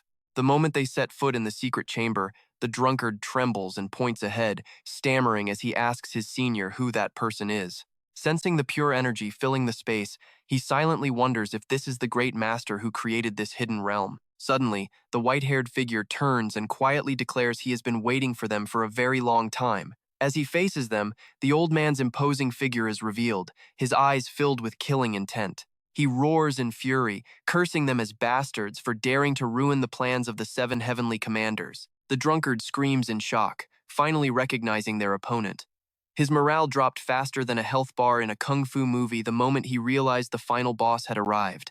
Wasting no time, the white-haired man unleashes a thunderous attack that rips through the air, forcing them both to desperately dodge the overwhelming power. He yells in frustration that because of them, his group rode non-stop all the way from Dongting Lake, ordering them to stand still immediately. The drunkard yells back sarcastically while running that no one is stupid enough to just stand still and get caught.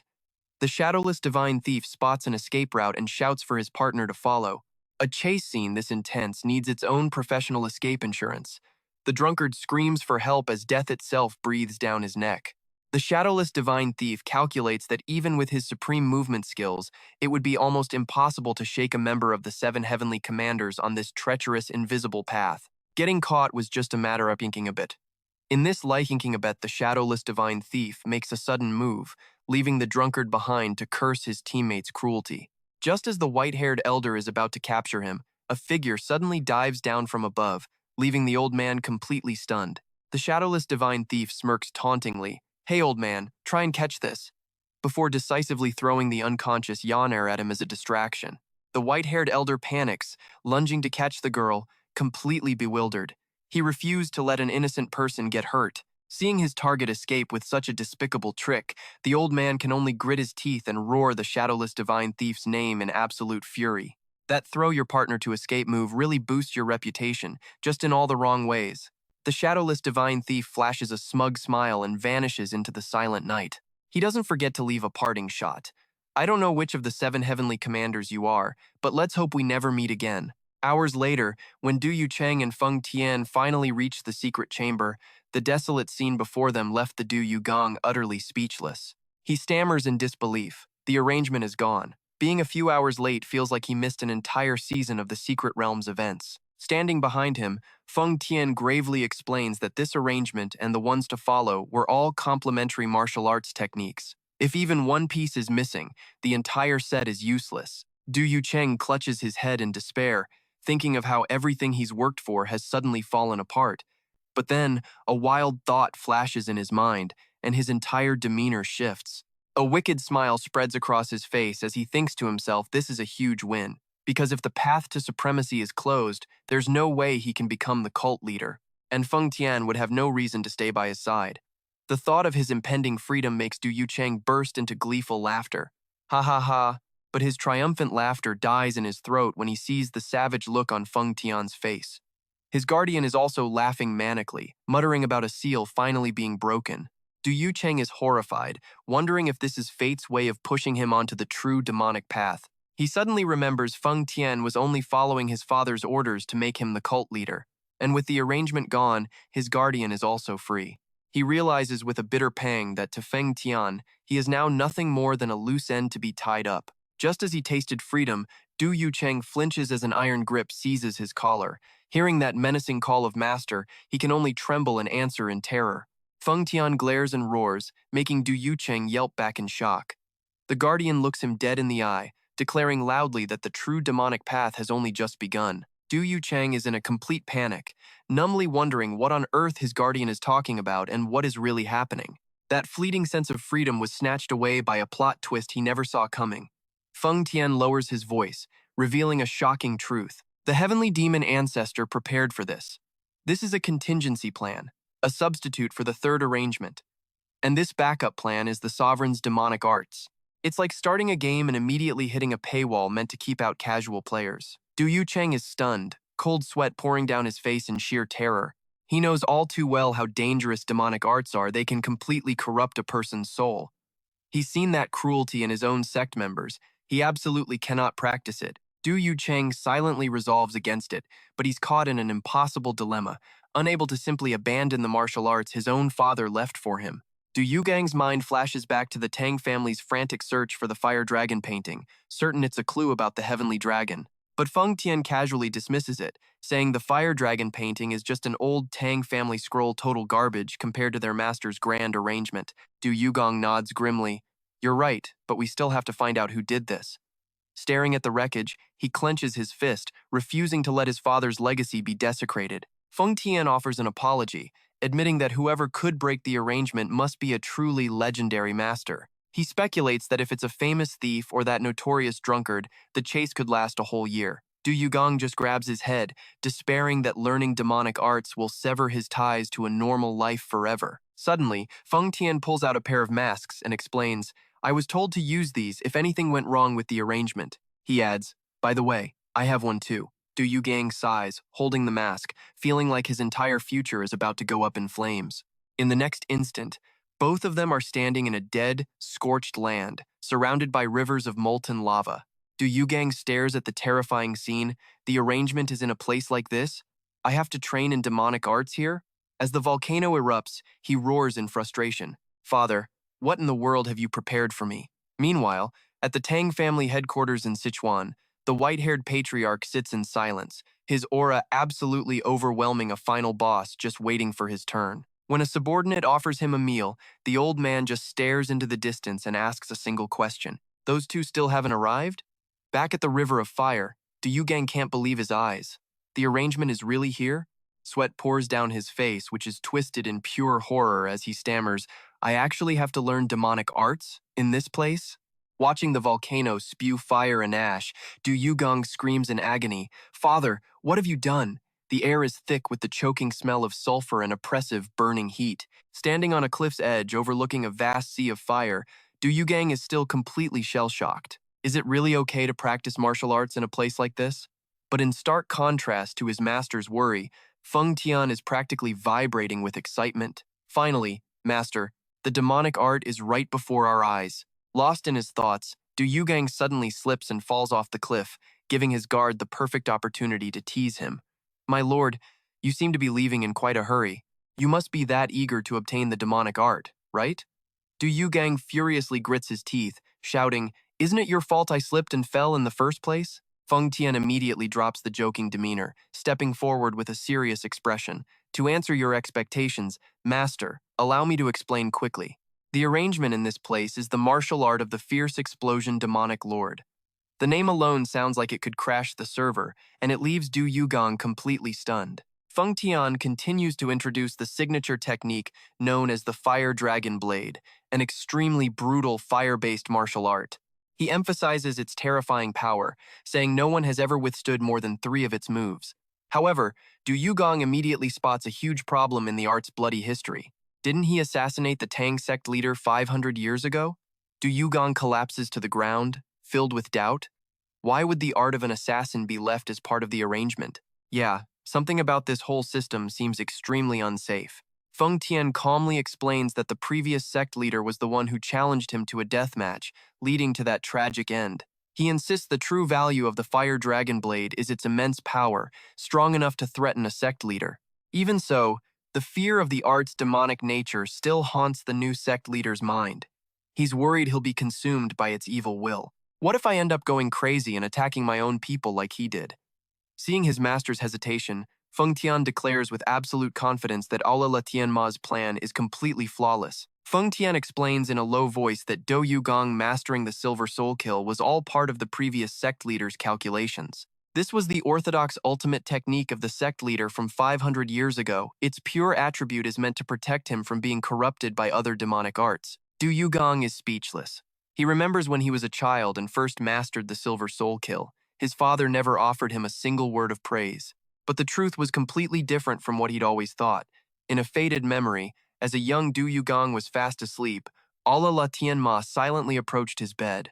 He gently placed his large hand on his son's head, stroking his hair affectionately as he whispered, "My son, Du Yugang, I love you." Back in the present, Du Yugang realizes that a father who loved him that much would never leave him something that could truly harm him. With newfound conviction, he resolves that if this can help him surpass Feng Tian without being consumed by demonic energy, he'll learn any demonic art he has to. No background check needed.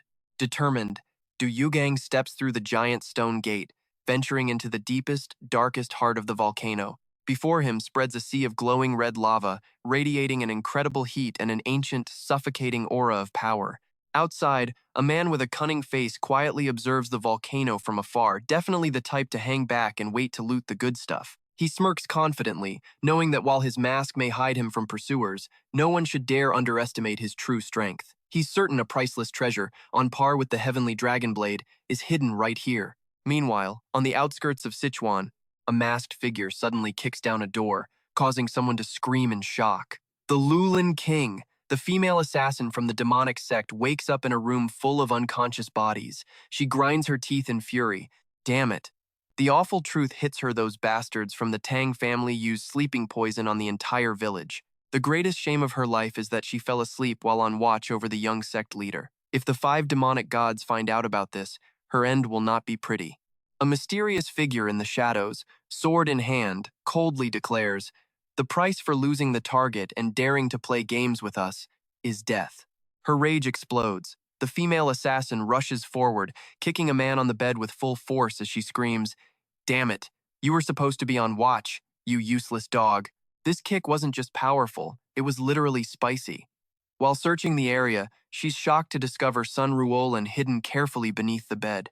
Meanwhile, an assassin was getting suspicious. They're deliberately hiding a woman like this, she thought. It's gotta be a secret message. She quickly searched Ruo Lan and, sure enough, found a piece of paper.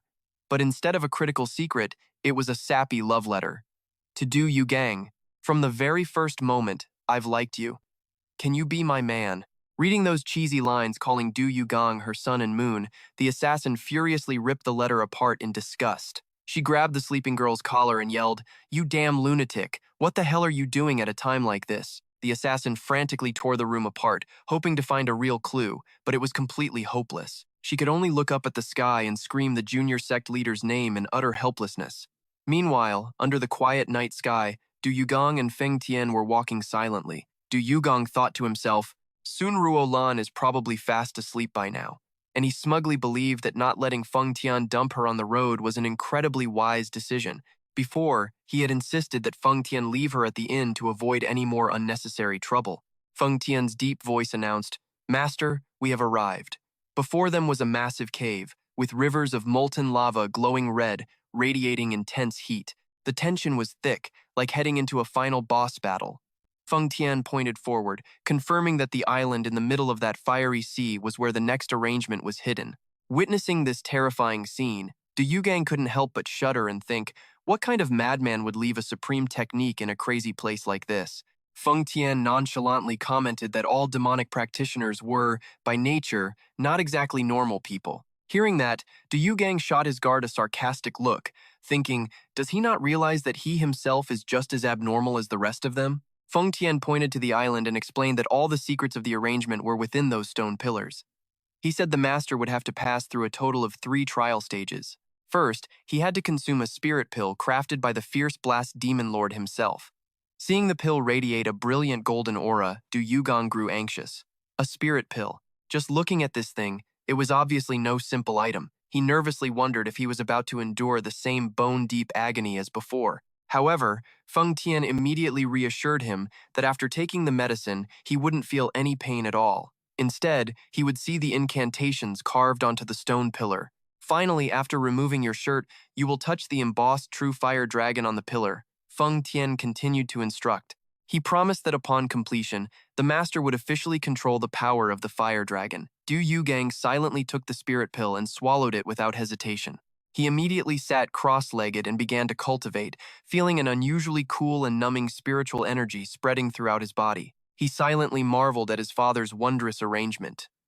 It was unbelievable that a demonic art could bring such a pure sensation. Du Yugang's eyes blazed as he sent a silent thank you to his father for this priceless gift. He quietly removed his robes, revealing his rippling muscles, then decisively placed his hand on the stone pillar to begin the final stage. With all preparations done, he started feeling a little tense. But the moment he made contact, a sudden searing heat washed over him, making his face drain of color. Du Yugang exclaimed in shock, "What is this? It's so hot!" The terrifying heat from the pillar began to mercilessly burn his flesh. "Feng Tian, something isn't right." Du Yugang screamed in agony, realizing the pillar was heating up to an uncontrollable degree. He looked back at his guard, sitting silently with his back turned in the distance, and grew suspicious. "Don't tell me you knew this was going to happen." Feng Tian. He tried to pull his hand back but was completely powerless, as if an invisible force was binding him. Du Yugang realized in horror that his hand felt like it was on fire, and the strange stone pillar held him fast. Du Yugang's heart-wrenching screams echoed through the scorching cave. "Ah, help! Someone save me!" His cries were like spamming for help with 999 ping, too laggy for anyone to rescue. In the throes of extreme pain, an image of his father suddenly appeared in his mind. Du Yugang sobbed, feeling utterly betrayed. "Hey, father, this can't be real. You said you loved me," he roared in despair, unable to believe that the love his father had for him was this kind of brutal, physical torment. The new sect leader's screams for his father continued to echo across the boiling sea of lava. The scorching heat from the stone pillars finally subsided, leaving a heavy silence amidst the bubbling sea of lava. Du Yugang stood among the pillars, sweat streaming down his gaunt face. He panted in exhaustion, whispering, "It's finally over." Getting through that felt like soloing a raid boss with full damage. But as soon as he regained a bit of strength, his anger at being abandoned flared up. Looking at Feng Tian, still sitting calmly with his back turned, Du Yugang gritted his teeth and roared, "You're going to die!" He lunged forward, landing a barrage of punches on his subordinate to vent his frustration. "Your master was crying for help, and you dared to ignore me? You should just drop dead." Beaten until he coughed up blood, Feng Tian still lay on the ground, taking the punishment. He weakly admitted his fault. Cough. "Master, your subordinate deserves death. When I heard the master's pained cries, I couldn't bear it. I was afraid I would lose control and shatter the pillars." Du Yugang angrily pulled back his fist. He narrowed his eyes and remarked, "Humph, you have a smooth tongue." Then he ordered sharply, "Get up." After Feng Tian got to his feet, the new sect leader got straight to the point. "Is everything over now? Where is the fire dragon diagram?" Feng Tian quietly reported. "It has already been carved onto both of your arms, master." A stunned Du Yugang raised his hands to check, but he saw no traces on his skin, and asked doubtfully, "I don't see anything on my hands." Feng Tian patiently explained the secret behind it. "You just need to channel your will according to the incantation and cross your hands in the formation." The fire dragon diagram will then reveal itself. It sounded like a game tutorial, but with the difficulty set to hard mode from the very start. Hearing this, Du Yugang felt a mix of curiosity and excitement. He thought to himself, in that case, I'll try summoning this fire dragon myself. His eyes blazed with determination as he clenched his fists and commanded, "Prepare for a match." Du Yugang immediately leaped back into a defensive stance, while Feng Tian quietly placed his hand on the hilt of his sword, ready for battle. Du Yugang stared at his guard and asked with a smirk, "Are you perhaps afraid of the fire dragon?" Feng Tian tightened his grip on his sword, honestly admitting that he was indeed a little scared of the power radiating from him. Looking at the fiery patterns now glowing on his arm, Du Yugang tells himself that if the fire dragon is this powerful, then the bone-deep agony he just endured was completely worth it. A blazing torrent of spiritual energy explodes from him, forming a gigantic fire dragon that coils around his body. Du Yugang triumphantly declares he has finally subdued Feng Tian. With eyes glowing red with killing intent, he shoots off like a fiery arrow through the lava-filled cave. His speed is off the charts, like a maxed-out character activating their ultimate skill. Feng Tian quickly raises his guard, but the new sect leader's velocity is beyond anything he can handle. An earth-shattering collision occurs. The sheer heat from Do Yugang's hand makes even the great azure sword tremble. The guard is wounded by the immense pressure, letting out a choked cough, stunned by his master's sudden leap in power. But then, the fire dragon's demonic nature begins to overwhelm his sanity. Du Yugang screams in agony. "Ah, it burns!" His face contorts, scorched by the flames from within as his eyes become wild and completely out of control. He roars with terrifying resolve, vowing to kill anyone who dares to come near. The raw power stuns even Feng Tian, who can only watch in horror as his master descends into madness, unleashing one brutal attack after another. The entire cavern trembles violently under the force of his devastating fire-based power. Du Yugang dazedly wonders how he became like this, when the only thought left in his mind is the overwhelming urge to kill. His frenzy hits its peak. He lets out a horrific scream and launches a fatal blow toward his guard. Feng Tian's eyes widen in terror, seeing his master completely consumed by the demonic art, charging at him with murderous intent.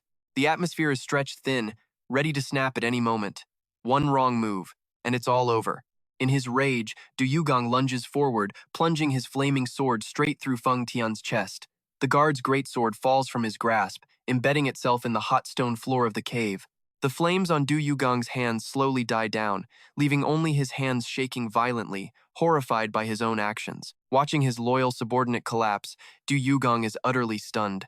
What have I done? He realizes in that moment that he has truly become the master of the fire dragon. The very instant he summoned the fire dragon, the soul-tearing pain and the insane urge to kill had completely taken over his mind. Du Yugang looks at his trembling hands, filled with regret, thinking, "I only meant to injure him and retreat. I never meant to kill him." Just then, a deep voice suddenly rings out, "Master." Du Yugang can't hold back his tears, sobbing, "Feng Tian, I'm so sorry." But the powerful voice calling Master from right behind him makes him jump in shock. Feng Tian appears, standing tall with a stern expression, and asks coldly, "How much longer do you intend to wallow in your emotions?" Seeing his guard completely unharmed, Du Yugang stammers in disbelief. "But weren't you just incinerated by the fire dragon?" This plot twist is like getting a game over, then respawning with full health. Feng Tian lets out a hearty laugh. "Haha, the fire dragon can only be summoned 3 times. Its power only lasts for 3 moves. Du Yugang suddenly remembers the 3 moves. That's right. He flashes back to the fight and realizes a critical truth. The blow that struck Feng Tian was the 4th move, after the fire dragon's flames had completely vanished. That's how his guard survived a seemingly fatal attack. Feng Tian approaches and says softly, "Master, it seems the last move wasn't a boss outplay, but the game itself forgetting its own rules." He suddenly grabs Du Yugang's hand, repeating Allah Tianma's words. The fire dragon will protect its successor in a life-or-death moment, but once used, one must return to this place to restore its spiritual energy. Du Yugang is stunned, unable to believe his ears. What? Now that he remembers, he realizes he lost because he lacked knowledge, not skill. His anger explodes and he roars in frustration. "This is ridiculous. Who would create such a bizarre treasure? It needs to be recharged to be used again?" Du Yugang furiously unleashes his anger on a stone slab, then grits his teeth and yells at his guard, who is casually walking away. "Feng Tian, you bastard, I'll kill you." After completing the spiritual energy recharge, the two of them silently leave the volcano cave under the quiet night sky. Du Yugang raises a hand to his forehead, looking exhausted. He sighs in relief. Finally, it's over. He'd better not use that fire dragon again. But suddenly, he freezes, sensing something wrong. The new sect leader's senses have become strangely sharp. Everything around him is suddenly crystal clear. The shifts in the wind, the chirping of insects in the grass, but then, a powerful, white figure flashes in his mind. Du Yugang clutches his head in pain, his face twisting from a sudden psychic shock. Ack! Du Yugang halts, hearing the distinct sound of metal scraping against metal in the dead of night. Feng Tian is bewildered, having heard nothing at all. He starts to wonder if his master's senses are just overly sensitive after the energy recharge. The two walk silently under the dim moonlight, leaving the erupting volcano behind them. Nearby, a stranger hiding in the shadows is shocked, realizing his presence has somehow been discovered. He can't believe that some kid managed to see through his high-level concealment and diversion technique. However, he quickly dismisses his worry and sneaks toward a mysterious cliff with a cunning smile, thinking that the opponent's identity no longer matters. Being spotted while hidden? This has to be a game bug, not because the opponent is strong. The treasure is finally right in front of him. He cheers triumphantly as his hand touches the cliff face. But in the next instant, a powerful force erupts from it, making him scream horribly in agonizing pain. The heart-wrenching scream echoes across the volcanic basin, signaling a tragic end for a greedy man who dared to touch what wasn't his. He wanted the treasure, and the treasure gave him a full combo of reflect damage. Du Yugang calmly approaches, confirming that his gut feeling was absolutely right and not just a hallucination. Feng Tian praises his master's keen senses, then glances irritably at the man writhing on the ground. The guard coldly notes that without an antidote, the only way to stop his agony is to end him with demonic energy. He moves to drag the intruder away for interrogation, but Du Yugang stops him, ordering him to just leave the man there. Yes, my lord. Feng Tian respectfully retreats upon command. Du Yugang glares at the dying man, confirming this is the thief who stole the Heavenly Dragon map. A ruthless light flares in his eyes. He declares it was because of this very man that he had to endure the bone-deep agony of the fire dragon. With a demonic smile, Du Yugang unleashes a brutal punishment on the thief, his horrifying screams echoing throughout the mountains. Standing in a sea of lava, Du Yugang glares at the broken man on the ground, seething with rage. If this fool hadn't stolen the Tian Long Du, he never would have endured the fire dragon's bone-searing pain. He wanted to see what other tricks the thief had, but honestly, Du Yugang was starting to get bored. He coldly orders Feng Tian to drag him out. The guard immediately complies, hoisting the intruder up and announcing his true identity, Shadowless Divine Thief. The thief's eyes fly open in shock, unable to believe his secret identity was exposed so easily after a lifetime of anonymity. Looking at the pathetic state of the so-called number one thief, Du Yugang is disappointed. He seems so ordinary. Feng Tian steps forward, telling him to hold on to his prey. And while Shadowless Divine Thief is still stunned, Du Yugang suddenly erupts in absolute fury. He roars at him to shut up, then unleashes a storm of thunderous punches straight to the thief's face, screaming out all the pain he's had to endure. He furiously asks if the thief has any idea how many times he nearly died because of this one stupid theft. Every single punch carries the weight of all his pent-up, unresolved rage. After venting, Du Yugang coldly orders Feng Tian to find where the Tian Long Du is hidden, and a list of everyone who knows the secret. Feng Tian immediately begins a brutal interrogation. He grabs the thief's head, demanding he spill the truth. Faced with defiance, the guard unleashes a dark, suffocating aura, gets right in his face, and repeats the command in a deathly tone that terrifies him. Under the crushing pressure, Shadowless Divine Thief finally breaks and agrees to confess. Du Yugang narrows his eyes, questioning how he used a special technique to find the artifact, only to discover the treasure was already gone. The thief weakly confirms it, then drops a bombshell of information. The Tian Long Du is actually in the hands of Wanmiao Shenjun. He trembles, confessing his intuition warned him never to reveal this to anyone. Du Yugang's eyes burn with absolute fury. You insolent fool! Did you think your slick tongue could save you? Before him, Feng Tian is choking Shadowless Divine Thief so hard his eyes are rolling back. The guard roars. A petty worm like you dares to spout nonsense before my master? The sound of neck bones cracking sends excruciating pain through the thief. But then Feng Tian suddenly reports, Master, what he said is true. Du Yugang squints, confused. Then why are you still choking him? What do you mean?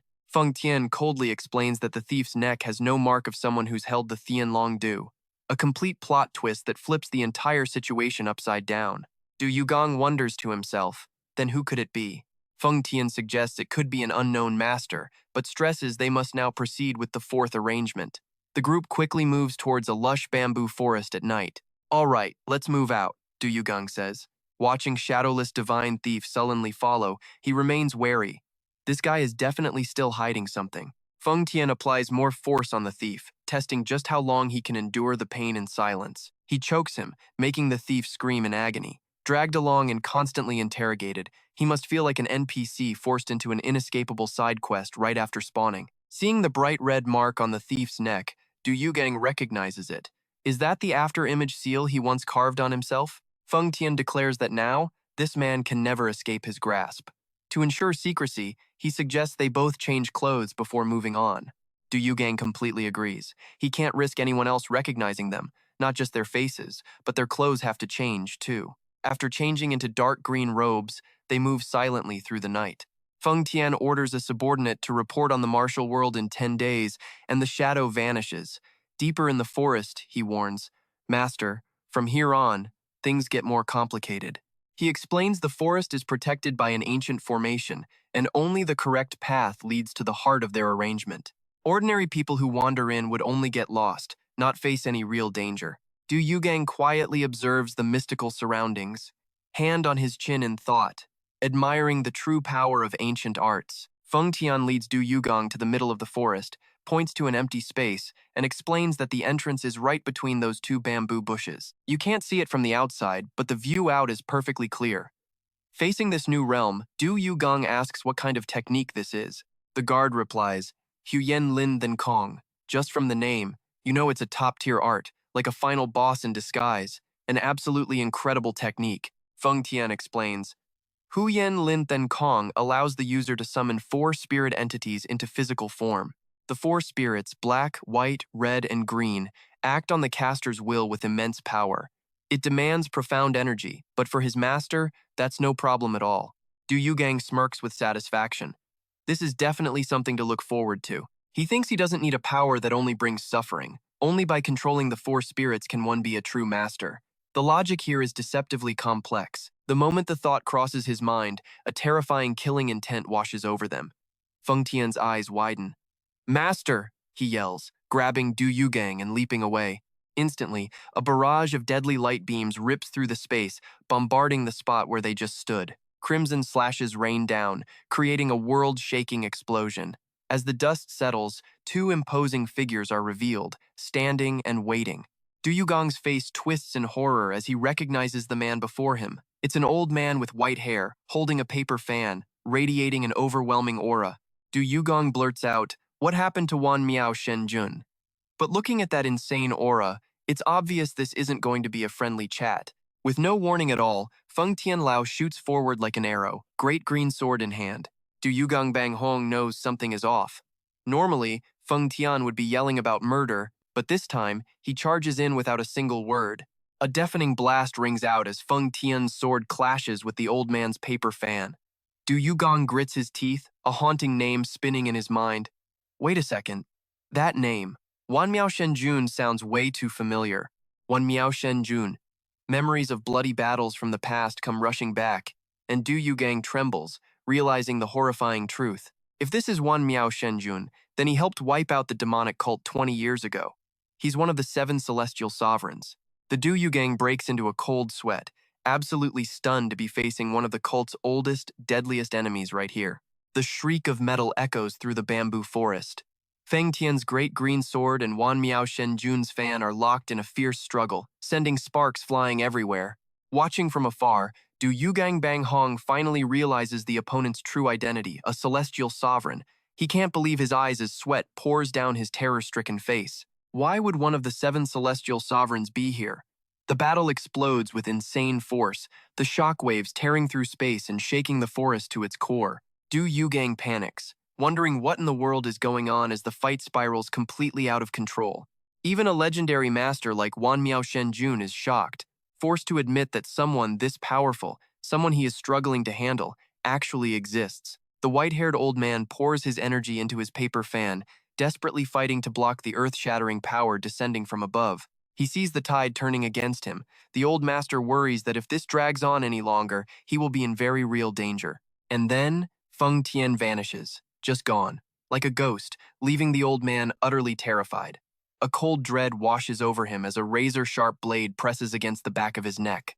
Wan Miao Shenjun's eyes widen in absolute horror. Cold sweat pours down his face as death itself stands right beside him. Before he can even process it, a brilliant blue, dragon-shaped aura explodes, coiling around the blade with overwhelming power. Du Yugang declares, "This ends here." Witnessing this divine power, Wan Miao Shenjun realizes the secret. Could that be the heavenly dragon diagram? Instantly, the four mythical spirits materialize in a flash of brilliant color, unleashing a suffocating pressure that blankets the entire battlefield. Feng Tian stands firm in the center of it all, cursing these pests before unleashing a final, night-tearing strike. And wow, just look at the effects budget on this scene. No expense spared here. The power erupting from these spirits forms a colossal pillar of purple light, slamming down and shaking the entire bamboo forest to its core. Wan Miao Shenjun gasps in horror at this display of power. Realizing the danger, he immediately orders his disciple to retreat from this place. Yang Ren trembles but obeys, and the two quickly flee the collapsing plain. Deep in the forest, a lone deer just watches them go, completely bewildered. As they run, Wan Miao Shenjun grows anxious, noticing the forest's protective formation is starting to destabilize. He knows they have to get out before its power throws them around again. Yang Ren asks her master if these are the ones who stole their secret arts, her voice filled with worry for Elder Lu now that the Heavenly Dragon Diagram's vault has been breached. Wan Miao Shenjun falls silent, knowing the situation is grim. He makes a snap decision, ordering his disciple to summon the White Crane and leave immediately. "We're totally out of time. There's no running from this." The white-haired master decides to stay behind. "I'll try my best to hold him off," he declares. A desperate Yang Ren refuses, not wanting to abandon her master, but he harshly scolds her for speaking foolishly. Despite her pleas, he shoves her away to save her life. Her desperate cries echo through the vast forest as the formation's energy violently tears the master and disciple apart. And just like that, in a clearing, Du Yuchang appears with an ice-cold stare. Yang Ren is flung by the formation, landing right in front of him. She looks around, stunned, and stammers, "Who are you?" Yang Ren glares at Du Yuqiang, her heart burning with rage. How could this man, who commands even top-tier demons, stand there so arrogantly with his hands behind his back? Gritting her teeth, she swears she'll never forgive the one who ruined everything and got her master, Wan Miao Shenjun, killed. But hold on. A complete contrast to his calm exterior, Du Yuchang is actually shaking so badly he has to clench his fists behind his back. He's terrified she'll notice how scared he is. He tells himself he has to explain that he's never even met Wan Miao Shenjun to clear up this misunderstanding.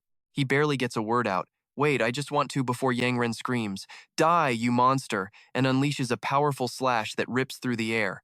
Left with no choice, Du Yuqiang immediately summons his own technique, the Peng Mountain's pure white palm, to neutralize the attack. Piercing sounds echo as their energies clash fiercely amidst the bamboo. Du Yuqiang realizes this single move won't be enough and starts considering using the fire dragon diagram to escape. He feels so wronged. All he wanted was to say he'd never met her master, and now he's being forced to use his most devastating technique.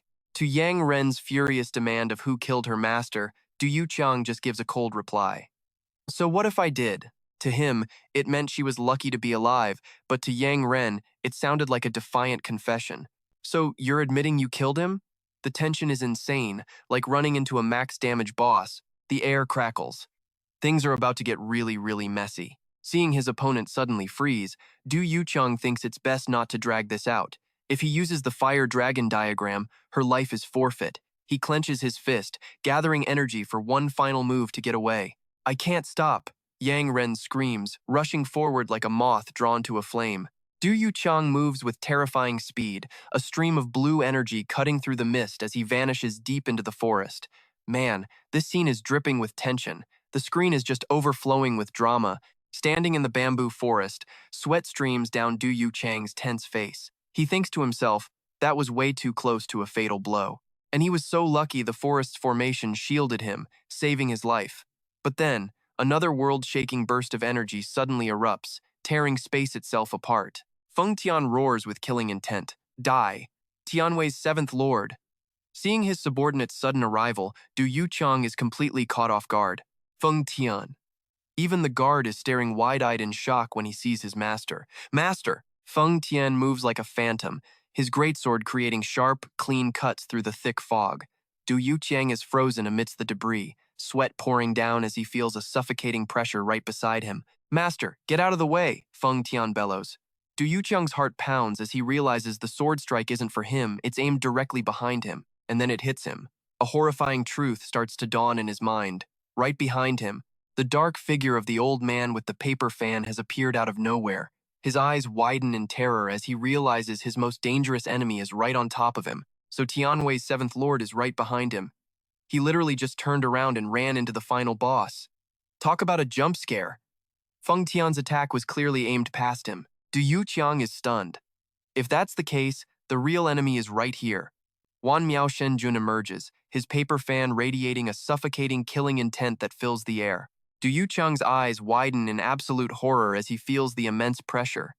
He grits his teeth, telling himself that the legendary Tianwei's seventh lord can't possibly let him die like this. This kind of pressure feels like walking into your final exam without having studied a single page. Instantly, a violent burst of fire energy erupts and envelops Du Yuchang. Facing the attack from the old lord, he roars in fury. Arg, I'm going to kill you. Wan Miao Shenjun squints, surprised by the blazing demon blade surging from the new sect leader, and exclaims, "The demon blade!" The old man uses his fan to block the lightning-fast slashes, while the divine flames from the fire dragon diagram incinerate everything around them, making the air scorching hot. Du Yuchang lunges forward, landing a fatal blow that creates a world-shaking explosion. The ground shatters, sending rocks flying. Wan Miao Shenjun grunts, struggling under the powerful impact. The old man squints, his mind racing with calculations. Is he trying to hide his true strength? Amidst the rubble and thick smoke, Du Yuchang stands with his flaming sword, ready for the next brutal exchange. Wan Miao Shenjun glares at the young leader, then suddenly leaps into the air for a lightning-fast counterattack. The two clash repeatedly, their powerful impacts creating shockwaves that rip through the mist of the bamboo forest. Deep down, the old man sighs, even if it's just you, I'd have you as a friend on this path. But then, a terrifying explosion rocks the land, sending a massive pillar of smoke tearing through the entire mountain forest. Du Yugang is suddenly in freefall, plummeting into a bottomless abyss. He realizes with a jolt that this bizarre shift is probably caused by the green bamboo forest formation. In this moment of crisis, he desperately reaches out, his fingers just barely catching a dry branch on the sheer cliff face to stop his deadly fall. One slip and it's game over, no time for goodbyes.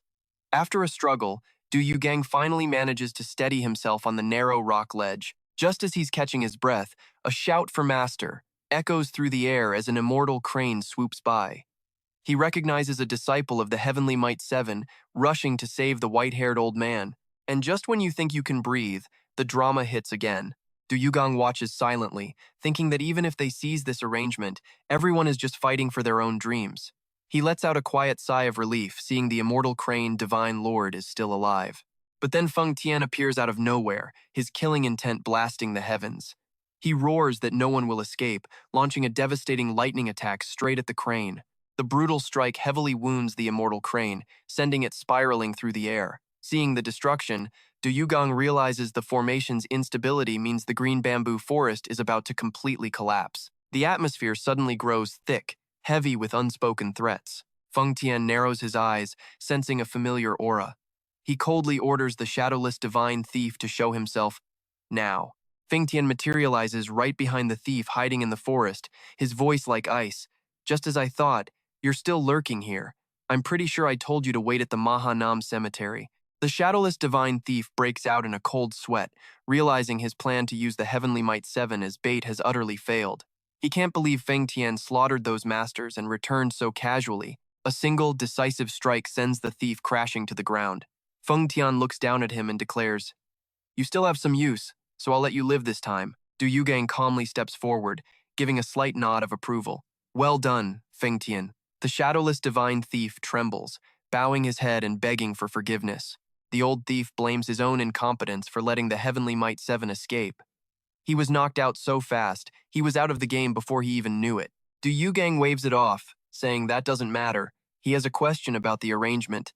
He squints into the distance, asking, "Is this plan related to the new Star Martial Soul?"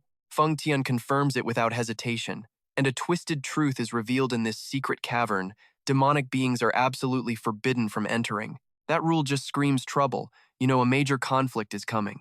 Du Yugang silently speculates that his father must have used a clan technique to extract information from the martial soul's corpse. He just can't understand why his father would pass down the martial arts of a dead man as his own personal arrangement. A daring thought pops into his head and he mutters, "Could it be that the new Star Martial Soul was actually stronger than father?" The question sends Feng Tian into a furious roar. "That's ridiculous, master!" The guard's extreme reaction, like his deepest secret was exposed, only makes Du Yugang more suspicious about the real reason behind these plans. Feng Tian's voice drops as he explains he once dared to ask the same thing. The Asura Heavenly Demon Lord simply told him, "When you obtain the seventh arrangement, you will understand. Everything you have seen until now is merely the outer shell." Du Yugang is stunned. He wonders what the seventh arrangement could possibly mean if everything he's experienced so far was just a facade. But he quickly pushes the thought away. Now isn't the time to worry about that, especially since he failed to get this current arrangement. Du Yugang asks Feng Tian what's next. Feng Tian replies firmly, "Yes, master, we must go to the backup arrangement." Remembering the horrors of the Fire Dragon map, Du Yugang shudders, dreading what kind of strange martial art awaits him. Seeing his master's anxiety, Feng Tian swears that next time, he absolutely will not let the arrangement fall into enemy hands. To Du Yugang's surprise, the guard reveals, "Master, you still have one final subordinate left," and the way he says it, this one sounds even more intense than the original. Du Yugang is stunned. "Another subordinate?" Feng Tian explains that to protect the master and the Green Slope Sword arrangement, they need someone to act as the main attacker. His killing aura flares menacingly as he declares that with the villains from the Heavenly Might 7 involved, it's time to summon the Bloodwing. A crimson shadow with a demonic face materializes in the night, ready for battle. Just one look at that figure, and you know this is going to get heavy. Feng Tian's voice is grim. "Master, there is one final subordinate." Du Yugang can only wonder. There's still one more. Feng Tian confirms that since the Heavenly Might 7 have shown up, summoning the Bloodwing has become absolutely necessary. The image of a crimson monster with a savage grin flashes in his mind, a haunting omen of the ultimate madman Feng Tian is about to call back. Witnessing Feng Tian's extremism, Du Yugang can't help but worry.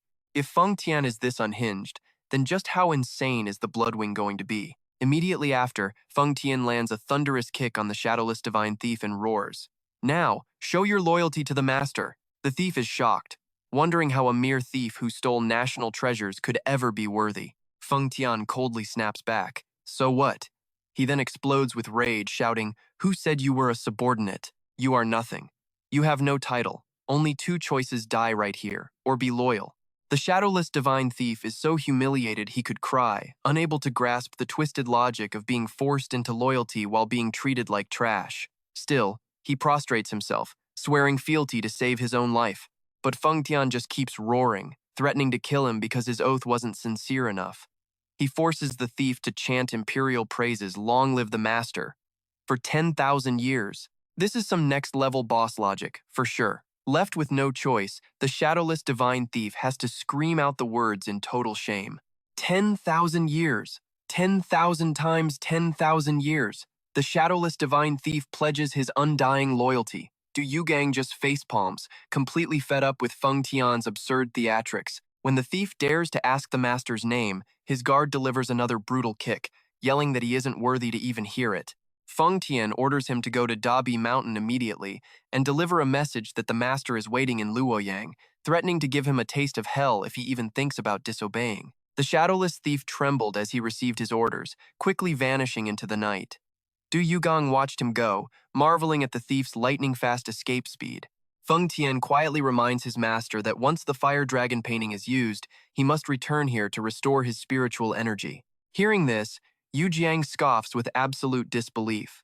"What nonsense are you spouting? What fire dragon?"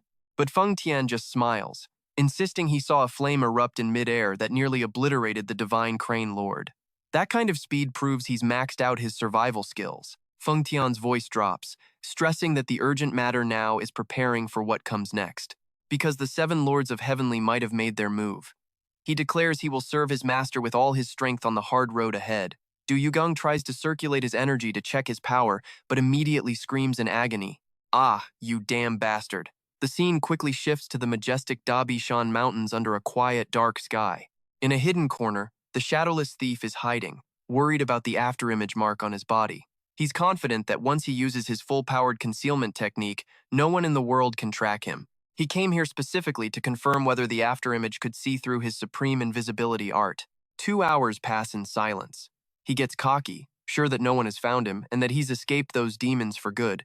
But then, a calm voice suddenly whispers right beside his ear. Sorry to keep you waiting. The thief's eyes fly open in horror, realizing his cover is completely blown. A man with long blue hair appears, explaining he was late because he was observing someone. To have an invisibility skill this good get exposed now, that's just max-level bad luck. Seeing that this stranger can see right through his ultimate technique, the shadowless thief realizes with sheer terror who this is Shui Pian Fu. He's stunned, wondering why someone from the demonic path has such a gentle face, like a righteous cultivator. The blue-haired man slowly approaches and asks, Do you know someone named Feng Tian? Is he doing well? Seeing the man burst into hearty laughter at the mention of Feng Tian, the thief grits his teeth. Damn it, they're on the same team. Shui Pianfu coldly demands to see the afterimage mark on the thief's chest, and the shadowless thief can only tremble and obey with resignation. He might look gentle, but this guy is clearly not to be messed with. Shui Pianfu looks at the mark on his chest and casually remarks, A well shape? So you're just a pawn.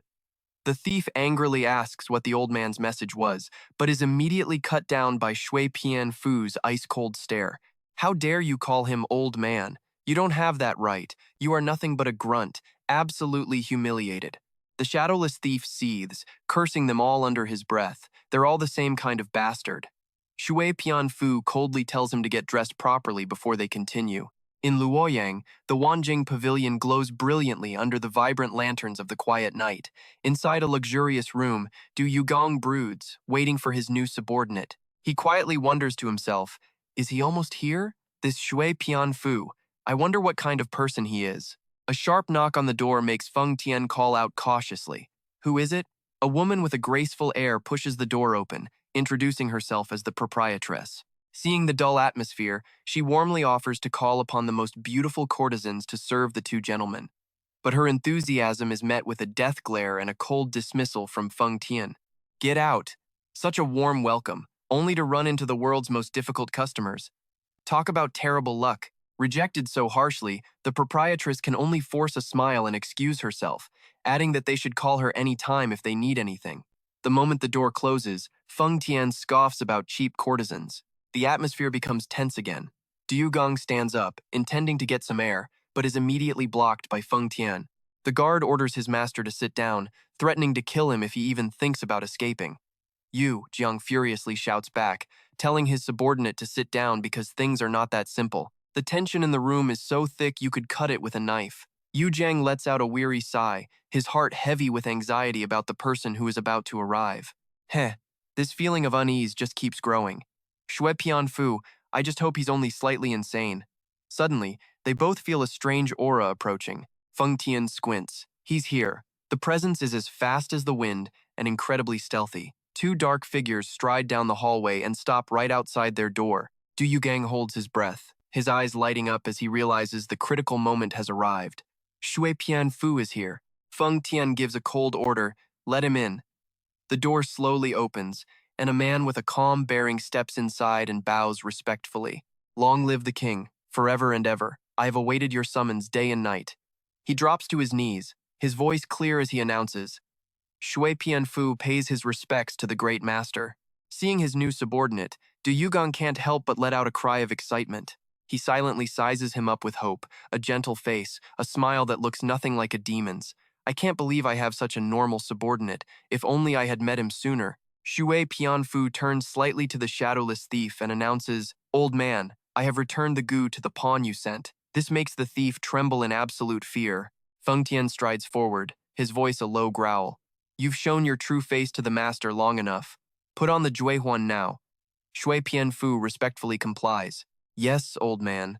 The moment he seemed nice, you just knew something was off. Right after, he pulls out a grotesque mask and begins to put it on.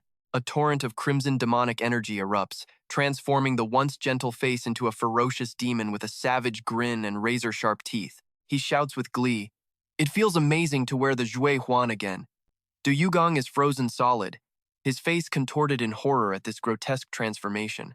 Meanwhile, Feng Tian calmly orders the shadowless thief to prepare clothes, incense, and luggage for the journey, and then report back to Junxiao Mountain. The thief can only bow his head in terrified obedience, his mind reeling faster than a flipping pancake. He has no idea what's even happening. Yu Jiang trembles as he demands, "But why? You have a normal face. Why wear the Zhui Huan?" Shui Pianfu smirks, explaining that they are both wearing masks and that it is a supreme order from the Asura Heavenly Demon to maintain the demonic sect's proper style. He lets out a wild, insane laugh. "Isn't it beautiful, Master?" That blatant disrespect sends Feng Tian into a rage. His eyes burn with killing intent as he threatens him. "Huyet Fianfuk, laugh like that before our master again, and I will personally kill you." Not a hint of fear. Huyet Fianfuk glares back, challenging him. "Old man, you want to try me right now?" The killing intent erupting between these two masters makes the very room shake and crack. Caught in the middle, Du Yugang just clutches his head in absolute despair. He grits his teeth, his expression darkening as he declares resentfully, "I want to kill you both." The quiet night of Luoyang is suddenly shattered by deafening explosions from the Van Can Lao building. Even the high-hanging lanterns are shaking violently. Inside the room, Du Yugang just sips his tea, a look of pure exhaustion on his face, sweating as the noise from his subordinates never stops. It's like listening to a real-life combat stream. The door bursts open and Feng Tian marches in, dragging Huyet Fianfuk by the collar like a sack of potatoes. He slams his new subordinate onto the floor and roars with authority. "Beg for the master's forgiveness, and never speak so disrespectfully in his presence again." Even after a beating that shredded his clothes, Huyet Fianfuk keeps that wicked grin, flashing his sharp teeth. He casually asks back, "Master, is an apology really necessary?" Sensing the extreme tension, Huyet Fianfuk finally backs down. He drops to his knees, explaining that his demonic art will drive him mad if unused. He pleads, "Please forgive this lowly one's disrespect." Du Yugang is floored by the guy who can grin after that beatdown. Fine, I understand."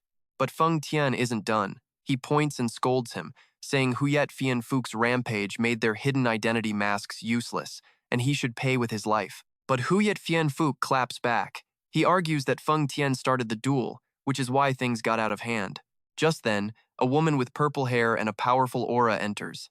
She snaps, "You destroyed my entire tavern, and you think you can just stand here talking?" Before they can sort out their own mess, the owner shows up for the bill.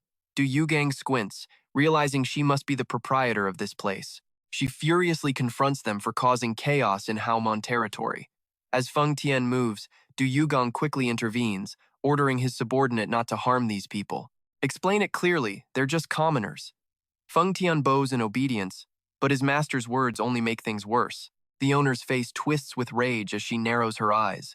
She scoffs, challenged and insulted on her own turf. He's just making things worse. "Today, I will show you just how frightening the martial world can be." The Haomon leader roars and signals the attack, but before his energy can even erupt, Feng Tian moves like a shadow, landing swift, precise pressure point strikes. In the blink of an eye, the guard's iron hand clamps down on the leader's face, scaring him half to death. Cold sweat pours down his face as he realizes death is right beside him. So much for acting tough, he folded in seconds. Feng Tian quietly shuts the door, completely dismissing the nuisance outside to return to his master. Du Yugang addresses the kneeling Huyet Fianfuk. "Where have you been all this time, and what were you doing?" With his demonic face hidden behind the mask, the subordinate respectfully reports that he has been hiding in the Dabi Mountains, watching the world and waiting. He recounts how he's been silently tracking everything, from the Black Dragon clan's annihilation to other recent shocking events, and it's honestly left him shaken.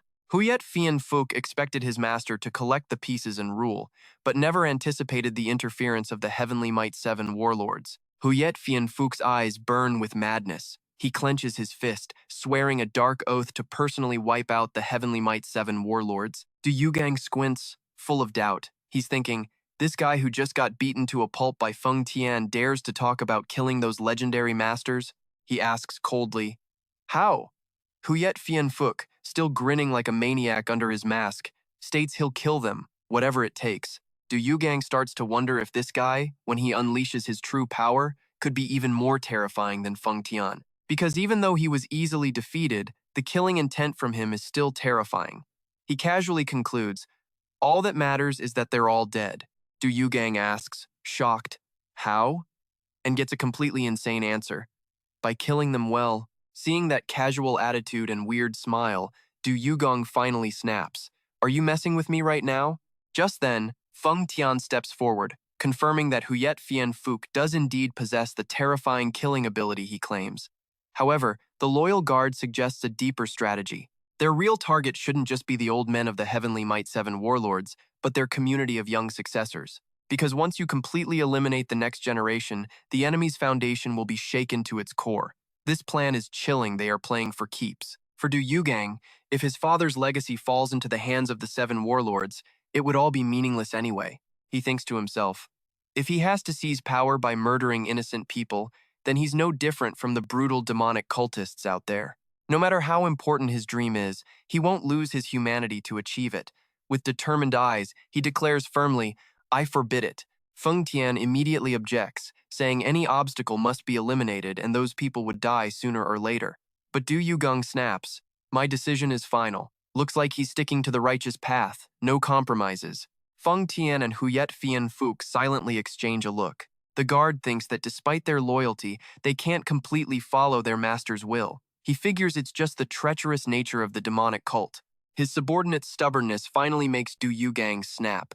He slams the table, roaring, "I said no! Are you two actually trying to make me furious?" Faced with the Du Yugang's thunderous rage, both Feng Tian and Huyet Fien Fuc are stunned, having no idea what they did to unleash this fury.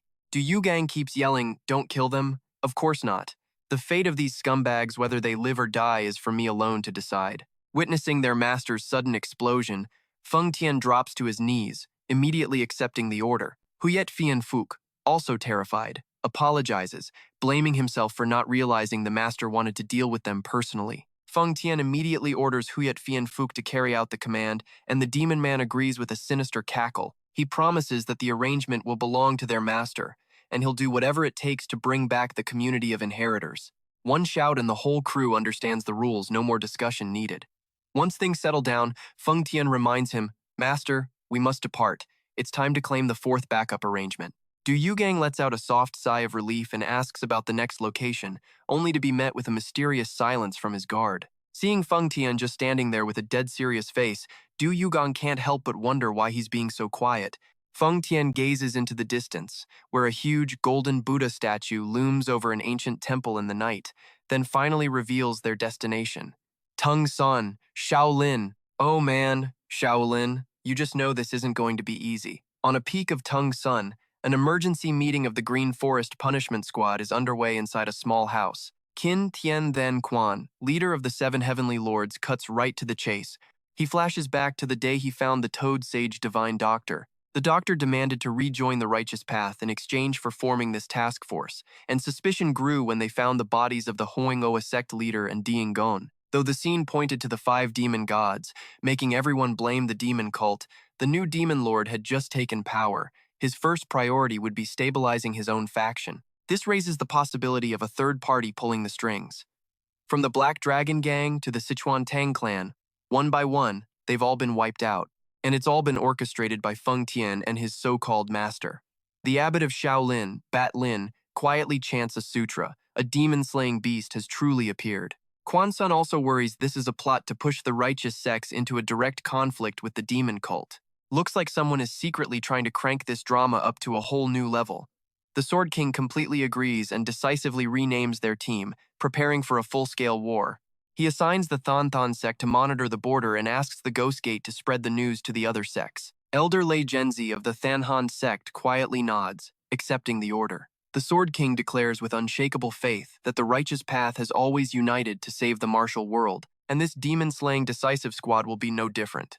After the meeting, Master Bat Lin quietly asks Qin Tian Then Quan, "Was the one who defeated the immortal crane, Divine Lord, also that Feng Tian?" Qin Tian just shakes his head, admitting he still hasn't figured out who it was. However, looking at the map, he's horrified to realize Feng Tian and his master's movements perfectly match the locations of the arrangements. If word about these arrangements gets out, it will be nearly impossible to explain what really happened to the immortal Crane Divine Lord here. You connect these dots, and it's clear someone is manipulating events from the shadows. When people see a real treasure, their greed awakens. Once the martial world learns these arrangements exist, blood will surely be spilled all over again. Qin Tian then Quan resolves to help Yang Ren seize the layout at Shaolin Temple before everything spirals out of control. Meanwhile, in a nearby forest, the Ghost Valley Master coldly eyes a visitor and asks, "Are you here to hire me to kill that young man again?" The man is none other than the Toad Sage Divine Doctor. He explains why he can't let it go. "I see in them a cruel shadow from the past," he says. "Even I don't know who they truly are." The Ghost Valley Master smirks, reminding him that a smart person knows when to back off. But the Toad Sage presents an irresistible bait, the Great Rejuvenation Pill. He reveals that by saving the immortal Crane Divine Lord, he put the 7 heavenly lords in his debt. He claims asking for the pill as a thank you gift was perfectly reasonable. The moment the Great Rejuvenation Pill is mentioned, it's like a rare item drop in a gacha game everyone's hunt mode is on. This is a legendary elixir, rumored to be priceless. The Ghost Valley Master's eyes burn with ambition as he sees the pill radiating a brilliant green light. He's certain that with this priceless treasure in his hands, he'll finally have the strength to kill Yugang himself. Seeing something so valuable just flipped his greed switch to maximum. Meanwhile, Master Bat Lin asks Qin Tian then Quan if the one who defeated the immortal Crane could have been Feng Tian. Qin Tian shakes his head, admitting he still hasn't been able to uncover the culprit's true identity. He notes that Feng Tian and his mysterious master's path align suspiciously with the locations of the arrangements. If this secret gets out, the martial world will fall into chaos. He thinks to himself that seeing these treasures awakens greed, and once that happens, blood is sure to be spilled once more. To prevent this tragedy, Qin Tian Than Quan is determined to help Yang Ren secure the layout at Shaolin Temple as quickly as possible. He quietly enters the sick room where she's recovering. Seeing her master arrive, she weakly calls out to him. Qin Tian gently asks about her condition, clearly worried about her. He reassures Yang Ren that the immortal Crane Divine Lord just needs time and will make a full recovery. Yang Ren blames herself, thinking her own weakness led to her 7th master's injury, and the death of White Crane is an unbearable pain. Qin Tian puts a hand on her shoulder, insisting it's not her fault. The blame lies with the thieves who forced the 10,000 cat Divine Lord to personally intervene. Yang Ren nods slightly, a wave of relief washing over her to know the 10,000 cat Divine Lord is safe. Okay, so she feels better, but the drama is far from over. Qin Tian then Quan quietly leaves the room, inwardly amazed. That drunkard he met, turns out he was telling the absolute truth all along. Another elder steps in to check on Yang Ren's status, confirming he used a lightning technique to read the enemy's memories, so the intel is 100% accurate. The old man presses him for the whereabouts of the other generals in the Heavenly Seven. Jingtian reports that Sword Sage has arranged to meet at the Hebei microfield, while the Third Army is currently on standby for their next orders. The intel is flooding in like a group chat blowing up with alerts. Jingtian warns everyone in a grave voice to be extremely careful before they regroup. The enemy is ruthless and cannot be underestimated. Yang Ren immediately gets ready, and the two of them depart without a moment's hesitation. Meanwhile, at Shaolin, Du Yuqiang and Feng Tian have found a massive cliff face hidden deep in the forest. Seeing his subordinate fumbling around, Yuqiang asks, "What in the world are you doing?" Feng Tian casually replies, "Just clearing away these rocks." Yuqiang instantly recognizes this as the secret entrance for the backup plan, but he's surprised to find no protective formations here at all. The two of them silently step into the pitch-black cave. Yuqiang can't help but wonder, who on earth even created this place? Feng Tian reveals that the creator of this arrangement was none other than Wu Ju. He explains that Grandmaster Wu Ju was sent to a penance cave to repent, but instead of atoning, he secretly dug a tunnel leading outside. Yu Qiang is stunned to learn that old madman dared to create a demonic art right in the heart of the Shaolin Temple. He can't stop himself from yelling. He was absolutely insane. You just have to wonder, does Shaolin even do background checks for their staff? Feng Tian admits the man wasn't all there, but emphasizes that Lord Asura Heavenly Demon places immense importance on this particular arrangement. He reassures his master that this martial art won't cause any pain, telling him to forget his prejudice against demonic arts from back at the Fire Dragon map. Still, Yuqiang feels incredibly uneasy, and the more he hears, the worse it gets. After a long walk through the dark cave, Feng Tian stops and announces clearly, "We're here." Yeah, This whole reassurance tour feels more like he's unlocking a full HD combo of traps. Standing before the dark entrance, Du Yu Chang observes it grimly. The place feels just like a prison. Feng Tian declares this is the very place where the arrangement is hidden. Moving closer to the wall, Yukyang notices ancient scriptures carved all over the surface. He wonders if these are the teachings Grand Master Wu Ju left behind after attaining enlightenment.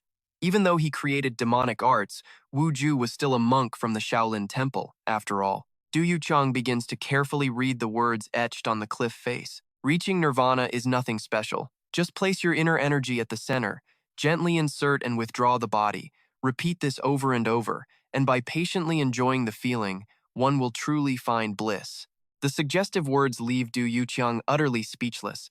He erupts in fury, roaring and cursing the damned monk who dared to leave behind a lewd dark art in this sacred place. Seeing his master's huge misunderstanding, Feng Tian quickly clarifies that those words are not the demonic art at all. They're actually just instructions for opening this secret stone door. He explains that one must continuously alternate between pushing and pulling with steady force for a full hour before the wall will open. Half-doubting, Du Yuchang asks, "Are you telling the truth?" Feng Tian confirms it without hesitation and tells his master to go rest. He'll handle opening the door. This sounds more like a gym workout than a secret martial arts technique. The sound of grinding stone echoes as Feng Tian begins to channel his energy into the rock wall. Sitting outside, Du Yuchang can't help but worry, thinking about how Wu Ju not only created a demonic art in Shaolin but also left behind such bizarre instructions. The more he thinks, the more unsettled he feels, and he decides he has to go back and convince Feng Tian to stop this. But the moment he steps forward, a flash of intense red energy appears in his mind, making him freeze. This is getting sketchy, like he just touched a live wire. The heavy grinding of stone signals that the door has opened. Feng Tian steps back and respectfully announces, "Master, it's open." Noticing Yuchang standing frozen with a strange expression, the guard calls out in concern. Du Yuchang slowly raises his head, his eyes shining with confidence, a powerful aura surrounding his body. He gives a small smile, reassuring him, "Subordinate, don't worry, nothing is going to happen." Feng Tian stands stunned before the stone wall, witnessing the powerful spiritual energy that is now materializing. The figure of Grandmaster Wu Ju suddenly appears like a powerful illusion in the dark cave. Du Yuqiang casually strolls forward, reaching out to touch the inheritance point with a mysterious smile. Feng Tian watches from behind, his heart filled with doubt, seeing his master, who had always despised demonic arts, now acting completely mesmerized.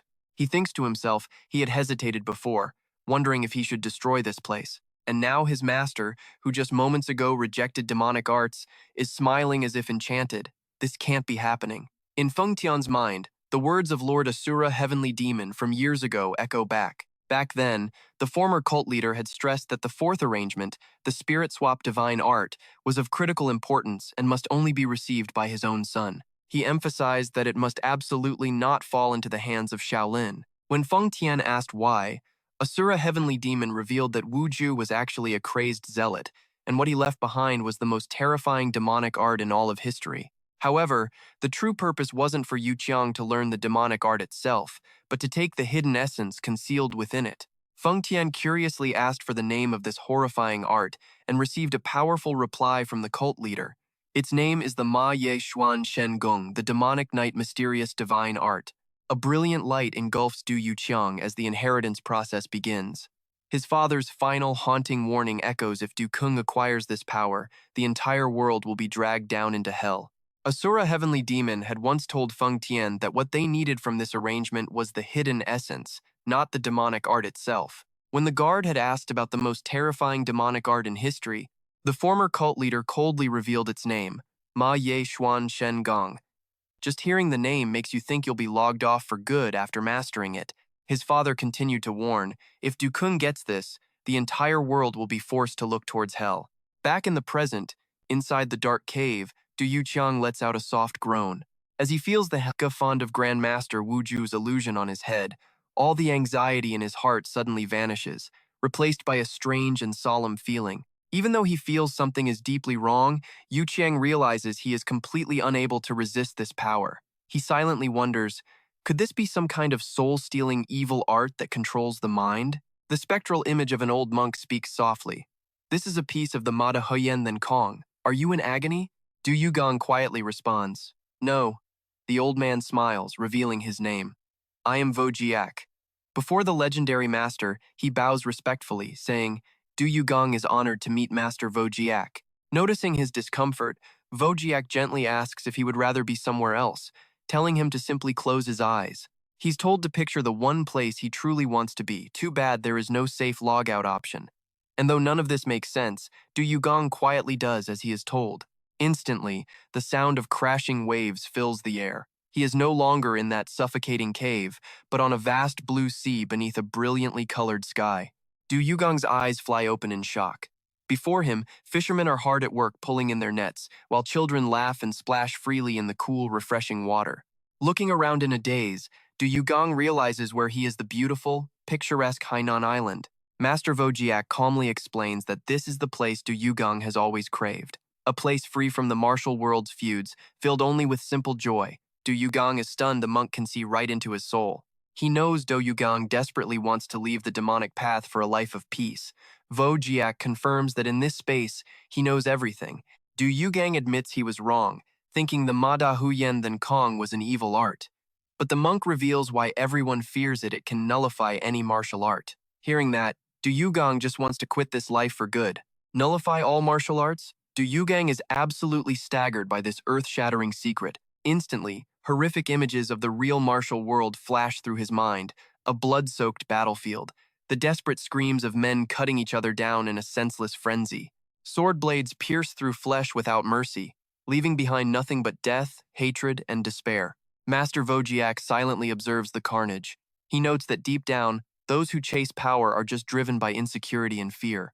The Ma Da Huyen Then Kong was born to erase that fear, to blur the lines between good and evil and guide humanity to true peace. For him, real strength is found in love and tranquility. Suddenly, an incredible power erupts, the heaven and earth-shattering force. It releases a blinding light, striking absolute terror into the hearts of the swordsmen below.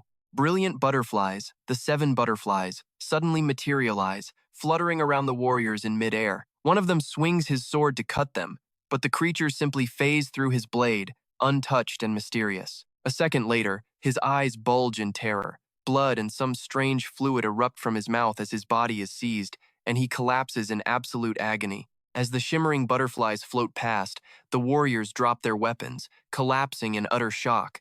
Watching this incredible scene unfold, Du Yugang is stunned. He realizes this is a battle with no bloodshed. Master Vojiak quietly asks him, does he have what it takes to bring peace to the world, to make everyone abandon their killing intent and find the light within? Moved by this profound truth, Du Yugang kneels without hesitation. Please, take me as your disciple. Teach me your ways. Vojiak gives a gentle, knowing smile. Before I pass on my knowledge, I have one last thing to show you. The monk leads him to an ancient room and asks what the filthiest thing in the world is. Du Yugang hesitates, then answers, well, probably excrement. The old man just laughs at his awkwardness. Vojiak points to a woman changing her baby's diaper. Look over there, he says gently. That woman is changing a diaper. She sees the filth, and yet she is smiling. So, what is it that you see? Du Yugang falls silent, deep in thought. He realizes that the very same thing can be viewed completely differently, all depending on one's own heart. Vojiak confirms it. The root of one's thoughts is the true core of the Ma Da Huyen Then Kong. Truth exists on its own, but one must first free their mind to be able to see it. Once that state is achieved, a world of peace appears. It is like the beautiful smile of a mother embracing her child, surrounded by radiant butterflies. That is the secret to bringing peace to the world. Once this state is mastered, even the martial world itself must bow to tranquility. Back in the dark cave of reality, Feng Tian waits silently by the ancient stone wall. A brilliant aura suddenly radiates from the sealed door. The loyal guard bows his head respectfully. Master, welcome back. But then, Feng Tian's face drains of color, cold sweat beads on his forehead as he senses a bizarre, unsettling aura closing in fast. A sudden explosion of spiritual energy erupts, blasting everything away in a cloud of dust and debris. Du Yugang emerges, looking mysterious and powerful, but he is surrounded by a swarm of giant buzzing flies. Feng Tian can only stare in horror, shouting, Master, what in the world is going on? So much for a cool entrance, the flies totally ruin the mood. Feng Tian, Du Yugang says with a dreamy smile, look at this beautiful butterfly. He declares that with enlightenment, the world looks completely different, telling his subordinate not to fear losing his martial power. With that, Yugang leaps into the air, commanding the 7 butterflies, "Go! Help everyone achieve enlightenment." Witnessing his master's bizarre behavior, Feng Tian panics, drawing his sword and screaming, "Master, please, snap out of it."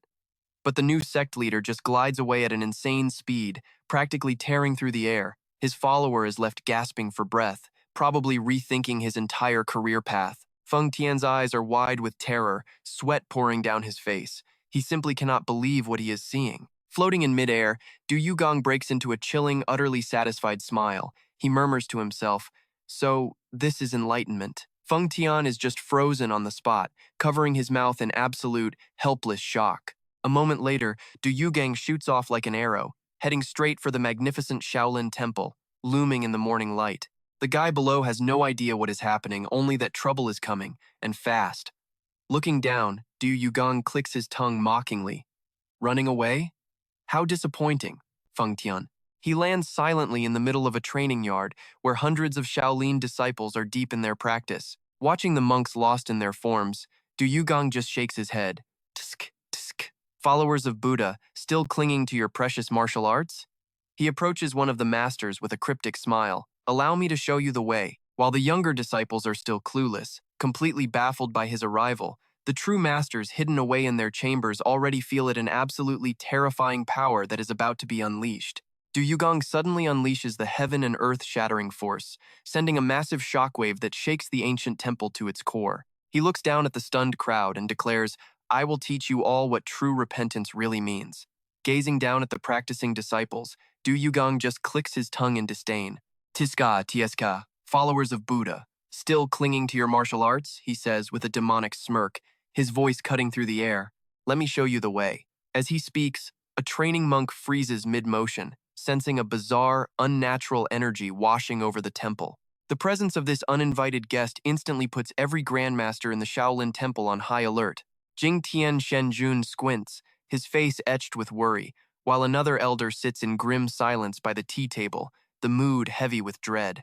Suddenly, suspended in midair, Du Yuqiang erupts with world-shattering power, sending a terrifying shockwave that rocks the ancient temple to its core. He looks down on the crowd and declares, "I will teach you all what true repentance feels like."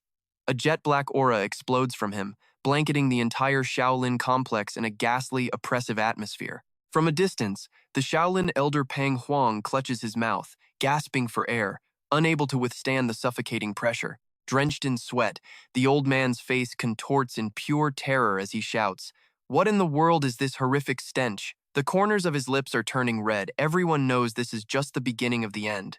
Amid the chaos, the Sword King and Grandmaster Bu Ling rush forward, calling out to Jing Tian Shenjun.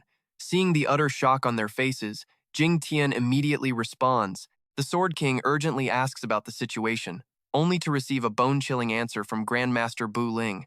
The Shaolin abbot, Pang Huang, reveals that the entire temple is suddenly under siege by swarms of flies and grotesque insects. He explains that the elders and disciples have formed the 108 Arhats formation to hold back the monster causing this plague. Jing Tian Shenjun grinds his teeth, demanding, "Who is this demon?"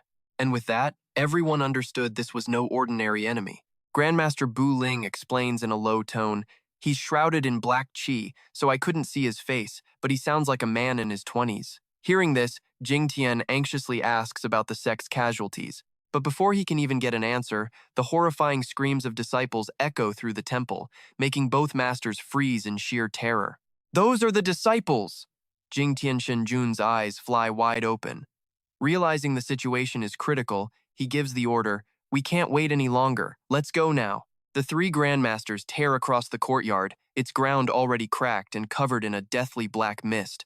No one says a word, but they all know a massive battle is about to erupt. Agonizing screams shatter the sacred silence of the Shaolin temple. Disciples collapse, writhing in absolute pain and crying out in despair. "Flies!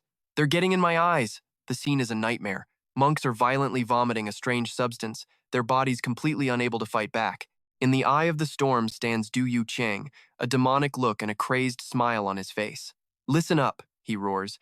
"The 108 Arhats have been set free by this purification. His eyes lock onto the remaining masters, a murderous challenge in his voice. So, who's next to be purified? He can't just stand by and watch his students be tortured. Gritting his teeth, the Sword King draws his blade and lunges like a bolt of lightning toward the source of the chaos. The whole yard recoils, realizing this villain's fighting style is just flat out disgusting. But despite the enemy's bizarre methods, the Sword King remains resolute, shouting, "No matter how strange it is, it's still just a martial art." He rallies the other masters, his voice booming. "If we strike together, we can take him down and end this nightmare." Instantly, the Sword King and Grandmaster Bu Ling unleash their ultimate techniques, launching a pincer attack on Du Yuqiang, who stands arrogantly on the roof. Facing two righteous masters, the Du Yugang simply raises a hand and calmly intones, "All things return to life." A torrent of black energy explodes, bringing with it a plague of flies that swarms the entire area surrounding the masters. The Sword King frantically slashes at the black mist, but his attacks are useless. He screams a warning to his allies, "Be careful, don't let it touch you." But it's too late. Du Yuqiang is already beside him, wearing a deeply sinister smile. He gives a soft command, "Purge." In a flash, a twisted energy invades the Sword King's body, causing him to cry out in shock. "Huh? Since when were you?" In an instant, both the Sword King and Grandmaster Bu Ling collapse, vomiting a multicolored fluid in absolute agony. Du Yuqiang roars with laughter, relishing the sight of the mighty heroes brought to their knees. "Haha, have even you two been purified now?" he asks, strolling casually among the writhing bodies, delivering his twisted sermon. "You have now cast off the burden of martial arts to achieve true freedom in the realm of non-thought." Glowing butterflies begin to flutter around the fallen monks, creating a scene that is as beautiful as it is horrifying. The Sword King struggles to lift his head, cursing through the sickness. "What the hell is this garbage?" Meanwhile, Grandmaster Bu Ling seems to have completely succumbed to the demonic arts illusion. He just mutters blankly, "So, this is the truth. It's like a video game where everyone got hit with a poison debuff." Grandmaster Bu Ling presses his palms together reverently, mumbling about no self and freedom from worldly suffering, as if truly enlightened. He's completely lost in a bizarre state of meditation, chanting sutras about form and emptiness, making the entire area feel unbelievably eerie. Witnessing the Shaolin abbot achieve this twisted form of enlightenment, Jingtian Shenjun screams in utter horror, unable to believe what he's seeing. To any outsider, it would be impossible to tell if this was cultivation or just a broken game. He roars in frustration, watching his comrades find truth through a demon's evil power. Du Yuqiang just laughs mockingly, retorting that once you reach enlightenment, the method no longer matters. Over the weeping of the disciples, Du Yuqiang's triumphant laughter echoes, a soundtrack to their despair. Even the imposing Feng Tian, standing behind his master, feels a strange reaction. To his shock, a wave of nausea hits him just from looking at the man he's supposed to revere. He grits his teeth, fighting the feeling. He'd been waiting for the perfect moment to kill Jingtian Shenjun, but now all his built-up killing intent has just vanished. He stares blankly at his master, thinking to himself, "With power like this, no one should ever be able to figure out who you truly are." Below, the Shaolin training grounds are pure chaos. A foul stench hangs heavy in the air, filled with the sounds of retching. Any hint of fighting spirit is snuffed out by the disgusting smell. Not even the female assassin from the demonic cult, disguised as a pilgrim, can escape this wretched fate. She was fuming. She had traveled all the way from Sichuan just to track down the little sect leader after getting a tip that the Huaxian was hiding out in Shaolin. The plan was to move in stealthily, but she never expected to run into some lunatic throwing the entire temple into chaos, forcing her to helplessly clutch her stomach and retch. So much for a clean infiltration now, it was just survival mode. The female assassin from the demonic sect trembled, observing the scene with utter disgust. She'd never witnessed anything this revolting, not even within her own sect. If someone like this ever joined their ranks, he would have been eliminated on the spot. It was shocking. A place like Shaolin, a pillar of the martial world, was completely paralyzed by a single, bizarre man. Her eyes filled with suspicion, she had to find out the true identity of the man on that roof. Amid the chaos, Du Yugang was still laughing like a maniac, lost in the arrogance of his fresh enlightenment. Then, the female assassin froze as she got a clear look at his face. She gasped, "It can't be. The little sect leader?" The sound of retching continued to echo through Shaolin Temple, a symphony of unprecedented chaos. From high above, Du Yugang declared to the monks, "You've all purged yourselves. Excellent. Listen closely, Shaolin. Even though you've purged, if you cling to your martial arts, you will experience this world-shattering power again and again. His threat left the Shaolin disciples sprawled on the ground, completely paralyzed by sheer terror. Gazing at the glowing butterflies on his hand, Du Yugang smiled softly. You've worked hard, that Diep. His next target was the sorcerers. He burst out laughing and shot forward at a terrifying speed, leaving deep blue streaks tearing through the mist. But the moment he stopped, Du Yugang froze in confusion. He raised his hand, staring blankly as he noticed that the Diep butterflies were strangely starting to fade away. One moment he's flying like a legend. The next, his skill is just gone. The confusion was overwhelming.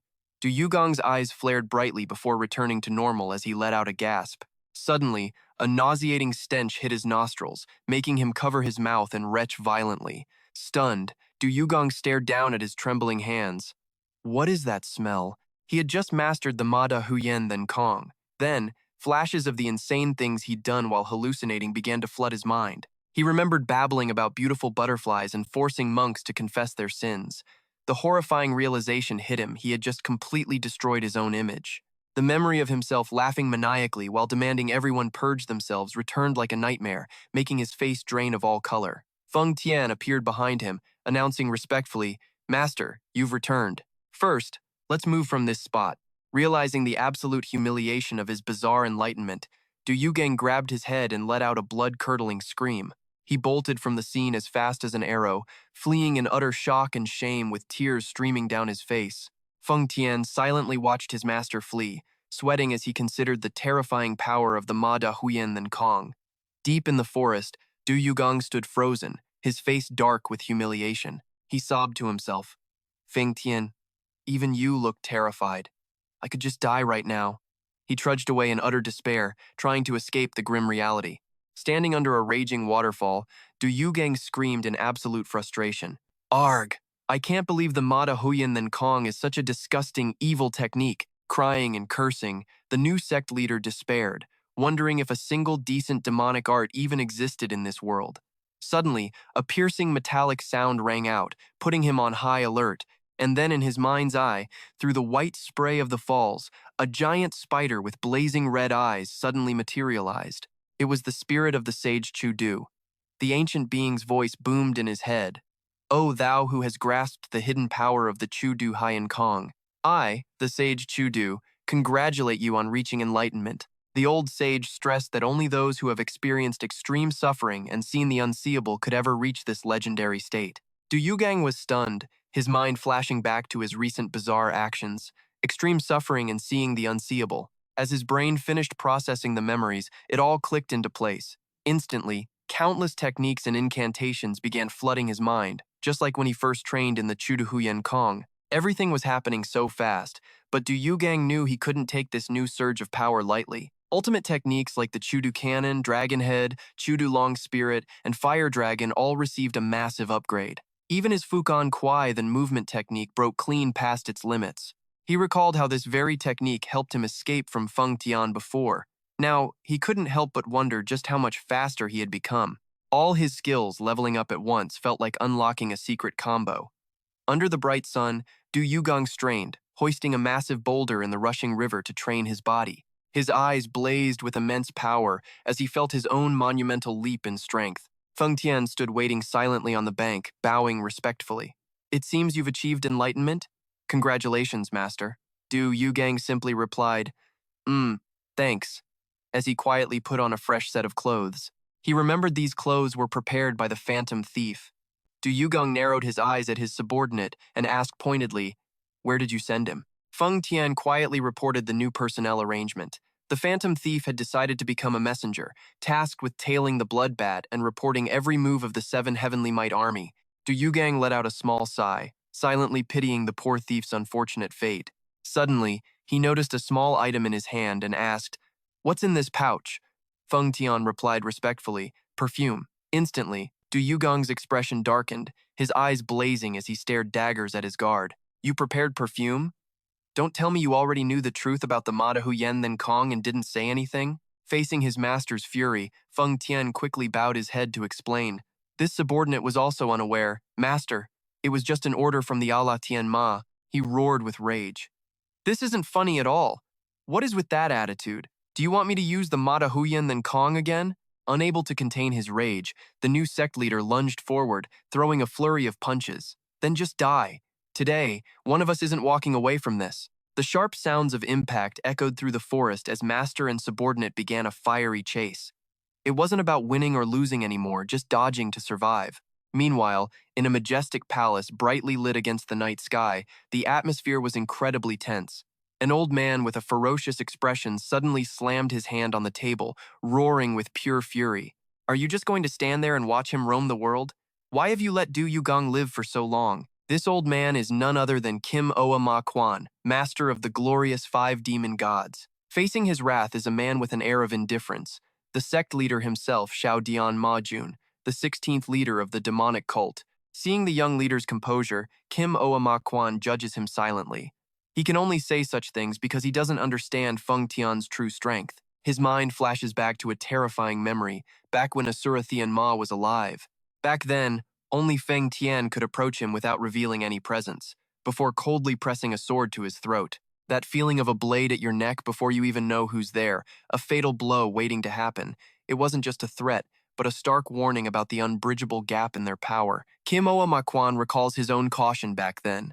He had to tread carefully, never daring to displease Feng Tian in the slightest. Living like that was like walking a tightrope over a pit of blades, one slip, and you're gone. He looks at Xiao Dian Ma Jun with contempt, sneering at the ridiculous idea of letting Du Yugang live. Just then, a knock echoes at the door, followed by a request to see the sect leader. Xiao Dian Ma Jun remains calm, quietly giving the order. Enter. Yamraja Teach, the leader's trusted subordinate, enters holding a letter. He reports it's a personal message from Thien Guangdong Tu. When the letter is opened, shocking information about the new leader's movements is revealed. Du Yugang caused chaos at Shaolin before escaping under Feng Tian's protection. The letter emphasizes that his martial arts are growing exponentially, making it harder than ever to track his whereabouts. Meanwhile, Shaolin has detected the presence of the Thien Wei that Quan. Xiao Dian Ma Jun smirked slyly upon hearing the Luke Lam Thao Fat Squad was reformed into the Demon Extermination Squad. Kim Oa Ma Quan is stunned, unable to believe Du Yugang could learn another martial art besides the Silver Soul Kill. He declares with certainty that Feng Tian is secretly teaching him. You can already tell his mind is writing its own dramatic script. He angrily rants that he should have just enjoyed his life and died peacefully, instead of causing chaos everywhere. Meanwhile, Xiao Dian Ma Jun quietly approaches a wall and pulls back a curtain, revealing a giant mural left by Ala Tianma himself. Staring at the lines on the painting, the young leader feels a strange sense of familiarity. He connects the locations, from the Luke Lam Truong Jiang Tui Lo camp all the way to Shaolin. Xiao Dian Ma Jun is shocked by an unbelievable realization. He's been following a script someone else wrote from the very beginning. Yamraja Teach is also stunned when the leader confirms every step Du Yugang has taken was pre-arranged in a perfect plan. Xiao Dian Ma Jun suddenly bursts into wild, arrogant laughter. He firmly orders Yamraja Teach to immediately send a message to the 5 demon gods and to prepare the Asura Bloodsword Squad and the Yamraja Ghost Point Squad. The current leader's hand clenches, unleashing a suffocating dark demonic aura. Facing the majestic mountains, Xiao Dian Ma Jun quietly orders his men to head for the North Sea at once. Immediately, 2 shadows flash through the forest, ripping through the morning mist to begin their journey. Du Yugang runs, panting as he asks, "How long to the North Sea?" Feng Tian glides beside him, coolly reporting that at this speed, it will take roughly 3 days. Realizing how urgent it is, Du Yugang grits his teeth and urges him on. "There's not much time left, let's go." Watching his master give it his all, Feng Tian is overcome with emotion. He never thought his master would personally go to such lengths. It's incredibly moving. Master. But that appreciation quickly turns to sheer confusion as he gets a better look at his running form. Why is he running like an absolute lunatic? Du Yugong's face is contorted, his eyes are bulging, and his form is just pure chaos. The loyal guard is completely speechless. Feng Tian silently concludes that a technique capable of changing a person that much, the Mata Huyen Then Kong, is truly terrifying. He's shocked, trying to correct his own thoughts. Wait, why am I thinking about my master like that? In a fit of panic over his own disrespect, Feng Tian suddenly yells, "Die!" and lungus, startling Du Yugang. Ambushed by his own subordinate, a startled Du Yugang dodges and shouts, "What is wrong with you?" Feng Tian just keeps swinging his sword like a madman. He screams, "How disrespectful! Die!" Attacking without reason, just pure emotion, utterly fed up with his guard's nonsense. Yugang snaps, "You psycho, this isn't the time for games. Do you want me to learn another demonic art?" His master's question makes Feng Tian freeze. He awkwardly tries to explain. "My lord, that's not it at all." They stand there staring at each other in the forest, the silence incredibly awkward. But Yugang's anger hasn't faded. He grinds his teeth and suddenly attacks, ready to punish his bumbling subordinate. He declares decisively, "Fine, I'll just stomp you to death myself." The sound of brutal impacts echoes through the forest as Yugang unleashes his fury on Feng Tian. He's yelling as he attacks, just pure, unfiltered rage. "If you're going to be crazy, go die somewhere quiet. Why do you have to drag me into your madness?" He's not just fighting, he's venting. Every blow is packed with damage and frustration. Meanwhile, somewhere far away in the wilderness, Huyet Fianfuk stands quietly, gazing towards the misty mountains. He smiles to himself, thinking, the master should be on his way to the North Sea by now. His eyes show a hint of sadness that he can't be there to witness his revered master's journey firsthand. But the demon quickly regains his sinister expression. He raises a hand with razor-sharp claws and declares, "Well, enough with the regrets. I suppose I should get started too." He quietly glances towards the white-haired man standing opposite him, ready for a dramatic and intense confrontation. Huyet Fianfuk stands silently in the deep forest, his distant gaze fixed on the hazy mountains. He murmurs softly, "By now, Master must be on his way to the North Sea." A flash of regret crosses his demonic face, knowing he can't witness his master's journey. But the demon quickly pushes the feeling aside. He raises a hand with sharp claws, muttering to himself, "Well, enough with the regrets. No time for self-pity." He's immediately moving on to bigger things. He smirks sinisterly, declaring decisively, "I should get started, shouldn't I?" Meanwhile, on another path to the North Sea, Qin Tian Then Quan and a young, silver-haired man are quietly walking through the ancient forest. The white-haired elder squints, thinking they've been lucky so far.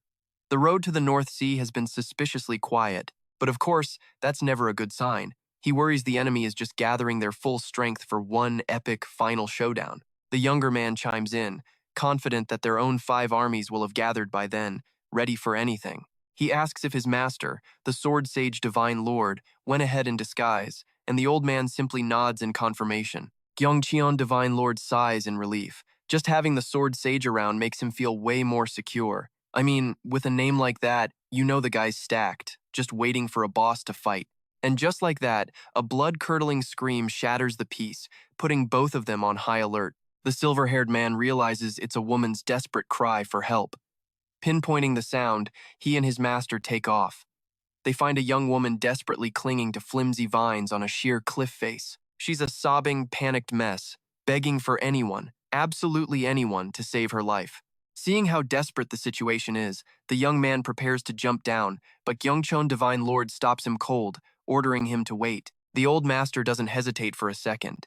He leaps down into the chasm, using his powerful energy to grip the rock wall as he descends. Gyeongcheon Divine Lord reaches her in no time, his voice calm and reassuring. "It's all right now, you can let go of the vines." Through her sobs, she explains she just woke up tied and brought to this place, pleading for him to save her. Just when you think she's safe, plot twist. It was a trap all along. But then, a bizarre, twisted laugh echoes through the air. Kiyazakiya. The villain reveals himself with a terrifying grin, mocking how easy it is to deal with the so-called righteous heroes. Then he declares, "I'll be taking your disciple with me." And faster than you can blink, he snatches Yang in and rockets into the sky. Dude literally showed up and speedran the entire kidnapping. All Gyeongcheon Divine Lord can do is scream his disciple's name in utter despair as the enemy vanishes. Carried away, Yang In realizes her demonic pressure points are sealed, leaving her completely paralyzed. She furiously yells out, "Who are you?" Huyet Fianfuk just smirks, saying he doesn't care who she is. He's just following his master's orders. But when Yang In asks about this mysterious master, the demon absolutely loses his mind. He roars, threatening to kill her on the spot if she ever dares to speak his master's name so disrespectfully again. Huyet Fianfuk clicks his tongue, knowing he can't just reveal classified info. He keeps flying, but figures he's not a bird and can't stay airborne forever, so he decides to find a place to land. But the second he touches down, a strange and powerful aura puts him on high alert. Behind him, a brilliant, powerful spirit materializes, its pressure suffocating the entire area. Yang Yin grits her teeth and growls, "Don't think this is going to be that easy." Using the last ounce of her strength, she summons her spirit, Baek Ryung. The glowing spirit launches a direct assault. Even with her skills locked, she's going all in with one last-ditch effort. The collision creates an earth-shattering explosion, blasting everything away. Huet Fianfuk barely manages to defend himself. He lets out a sharp cry as the force sends him flying backwards. Looking at the white spirit, Huet Fianfuk is stunned. He recognizes that's the divine command his own master was supposed to obtain. Man, seeing that ultimate prize in someone else's hands has got to sting. He can't believe Yang Yin pulled off this move even while her demonic pressure points were sealed. Deciding she's too dangerous, the demon lunges forward, grabbing her by the neck. "Kiyazakiya, forgive me, master." But Baek Ryong appears and attacks again, making him shout in pure shock. Huet Fianfuk glares, his eyes filled with pure killing intent. "You're really starting to get on my nerves." Blazing red threads erupt from his body, binding Baek Ryong before detonating in a brutal blast of energy. Watching her spirit get obliterated, Yang Yin can only scream out in total despair. Baek Ryong is gone. After using all her power for that one attack, her body is now completely paralyzed. She can't even move a single finger. The demon's shadow looms over a fading Yang Yin. She can only wonder if this is it, if this is how her story ends. Huet Fianfuk grabs her and takes to the skies again, but mid-flight, he suddenly stops. A look of complete confusion on his face. A lightning-fast attack slams into him from behind, sending the demon staggering. He's badly wounded. Seeing the familiar figure who just saved her, Yang Yin cries out with joy, "Master!" A powerful expert has arrived just in time, stopping the kidnapper with one mighty strike. Huet Fianfuk lands silently on the ground. He stands there amidst the trees and just smiles. A brutal, savage smile. "Kikia." The strike was so powerful it instantly crushed the target.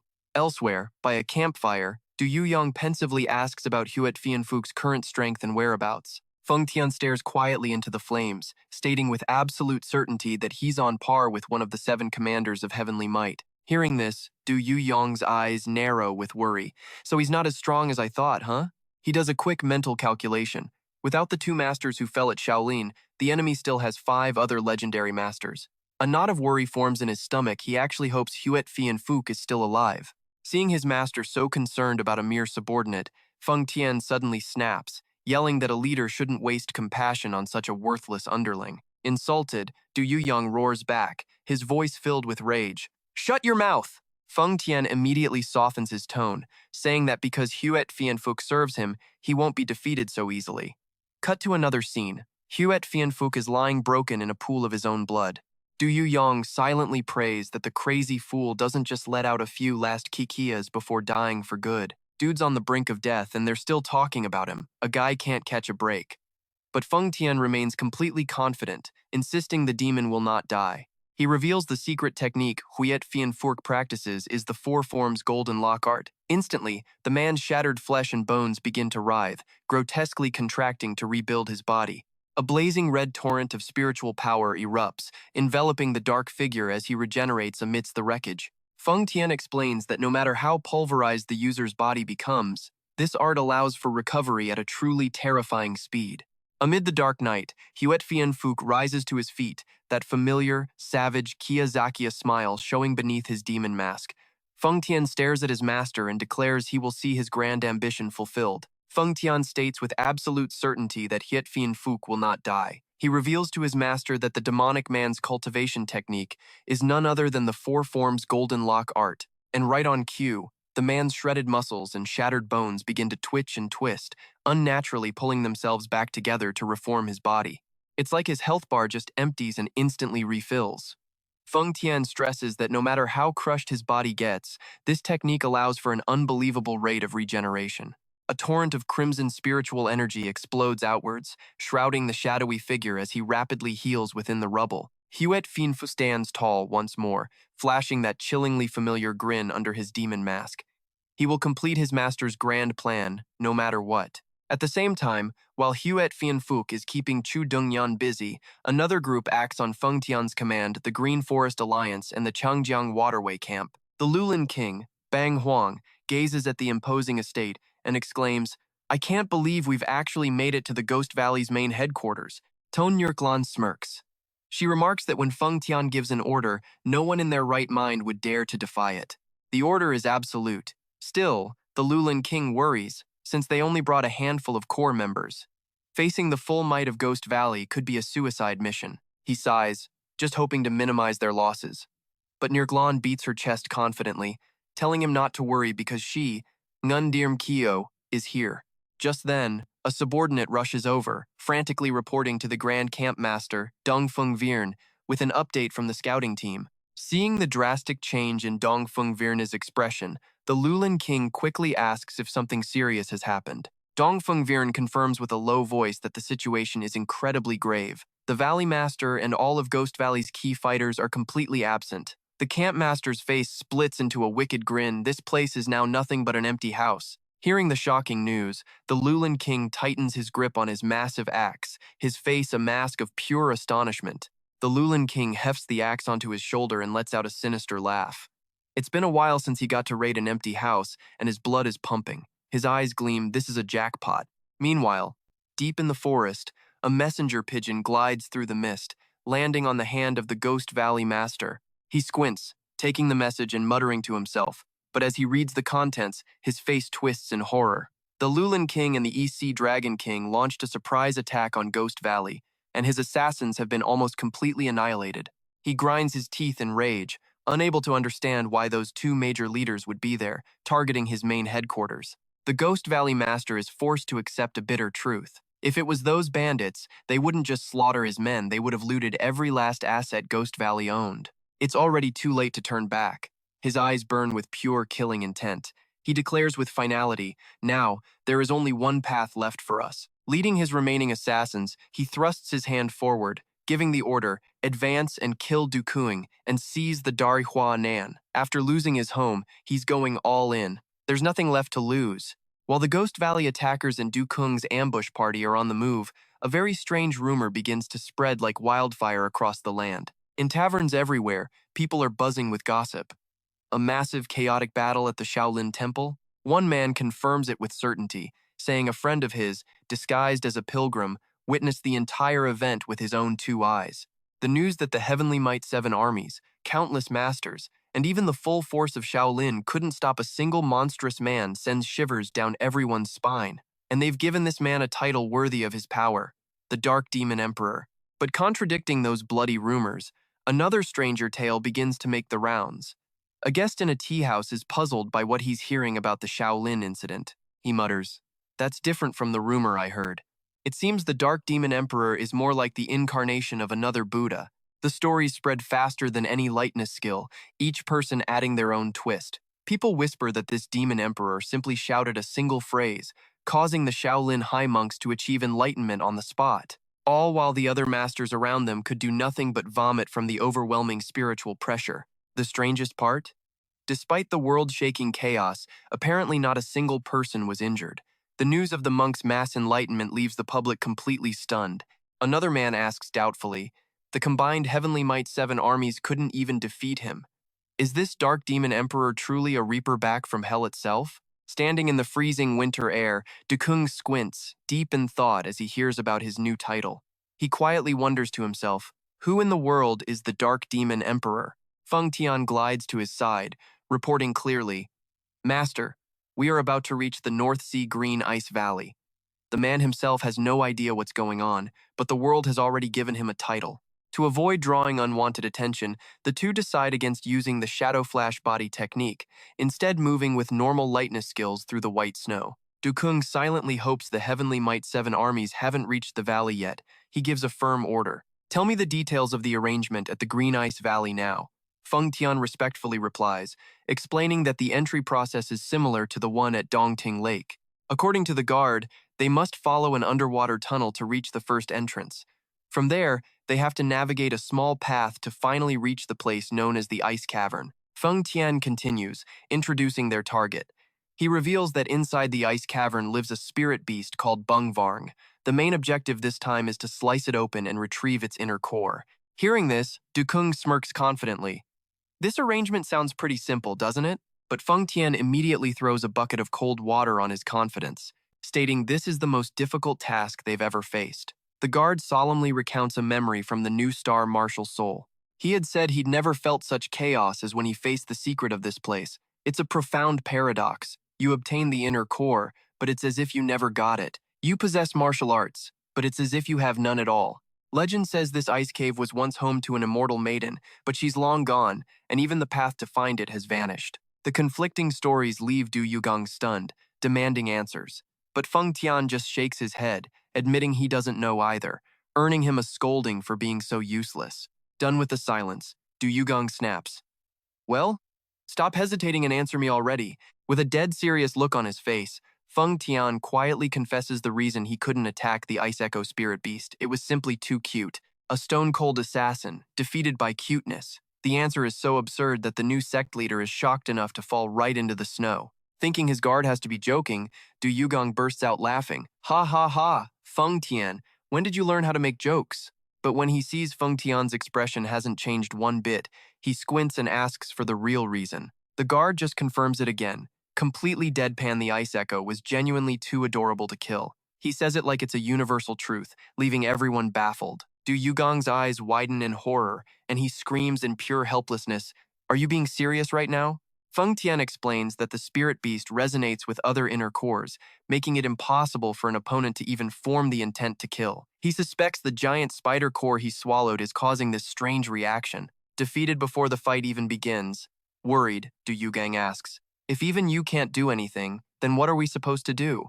The guard's answer is blunt. "We just have to kill it." The sect leader scoffs, saying it's easier said than done. But he turns pale when Feng Tian warns him there is a backup plan if he fails. The thought of enduring more of those brutal, torturous demonic arts makes Du Yugang shudder. He absolutely refuses to let history repeat itself. Du Yugang roars with determination, vowing to seize this opportunity no matter what it takes. Feng Tian immediately obeys, leading the way toward the towering cliffs. He points down below and announces that the entrance to the ice cave is right beneath that thick sheet of ice. Looking around the silent, empty space, Du Yugang sighs in relief, realizing they've arrived before anyone else. But Feng Tian suddenly freezes, his sharp eyes narrowing with vigilance as he senses a hidden killing intent. The thick ice cracks open, revealing a square entrance leading down into the frigid water. Feng Tian stands guard at the edge, his voice low. "I will stay here to hold off the Tianwei 7. Du Yugang nods firmly and replies, "All right, I'm going first." And without a moment's hesitation, he leaps into the bone-chilling water to begin his solo journey. A new chapter starts now, no time for second thoughts.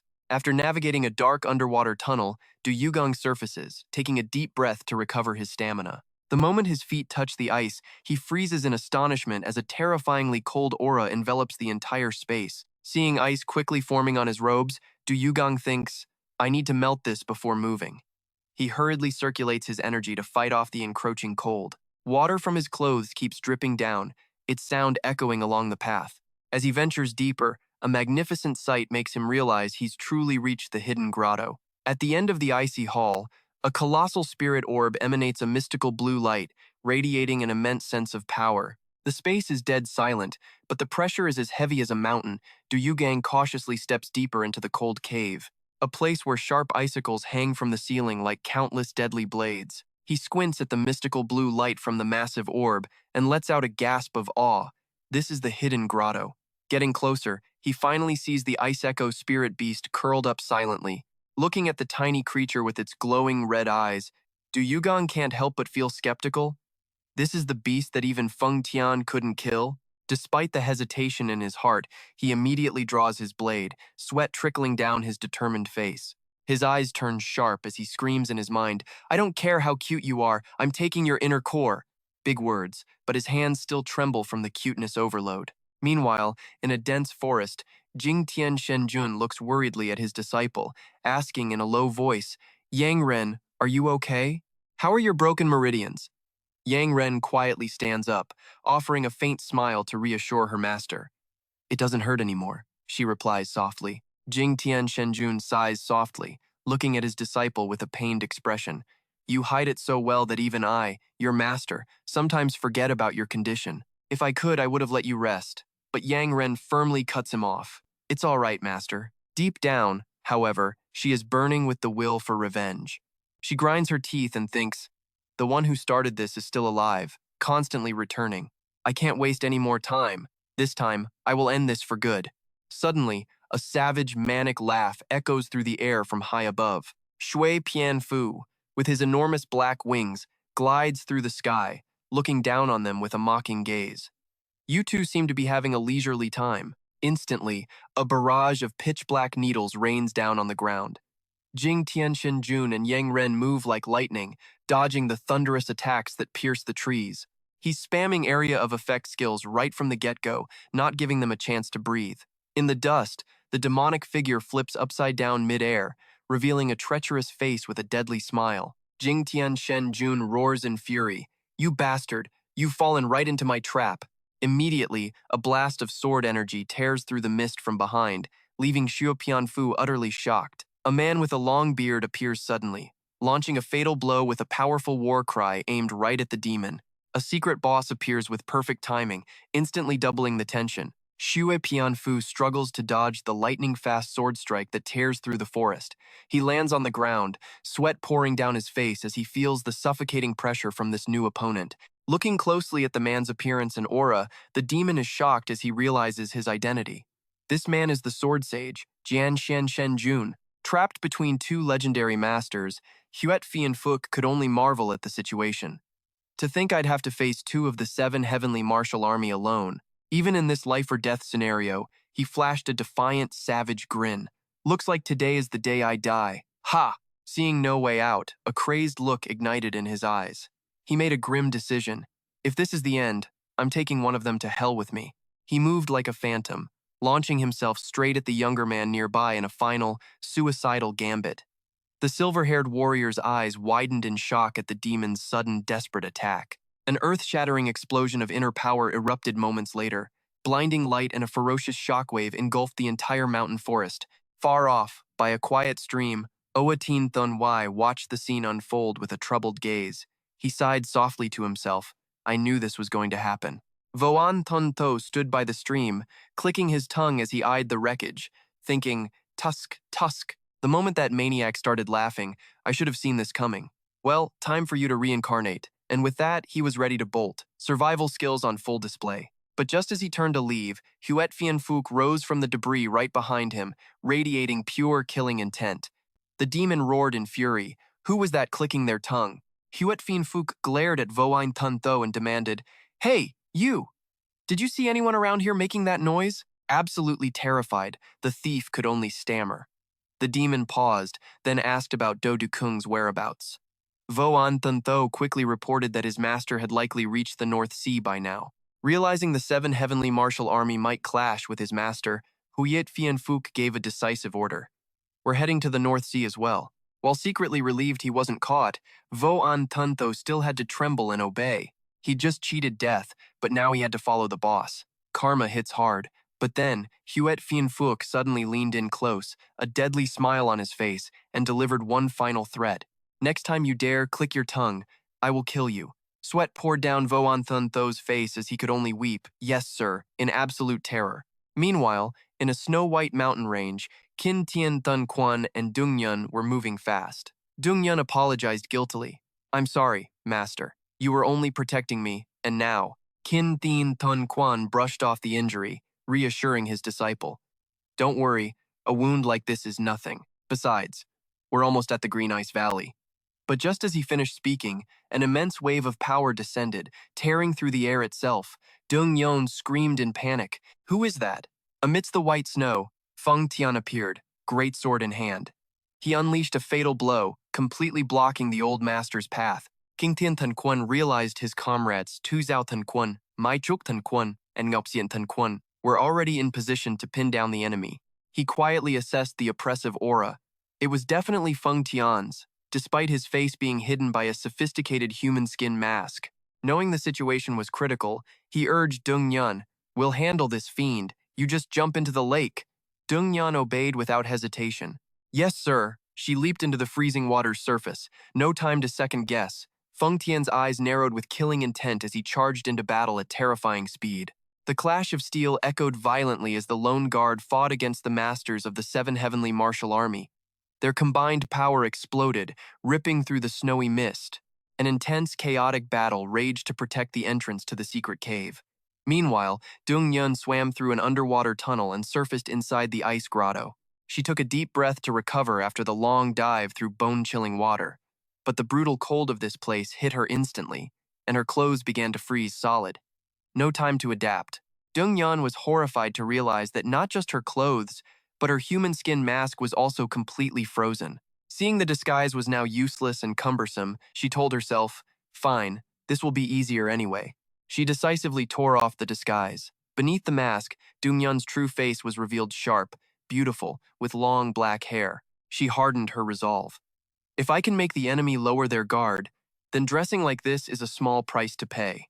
Dung Yun rushed deeper into the ice cave. Her footsteps echoed on the frozen ground.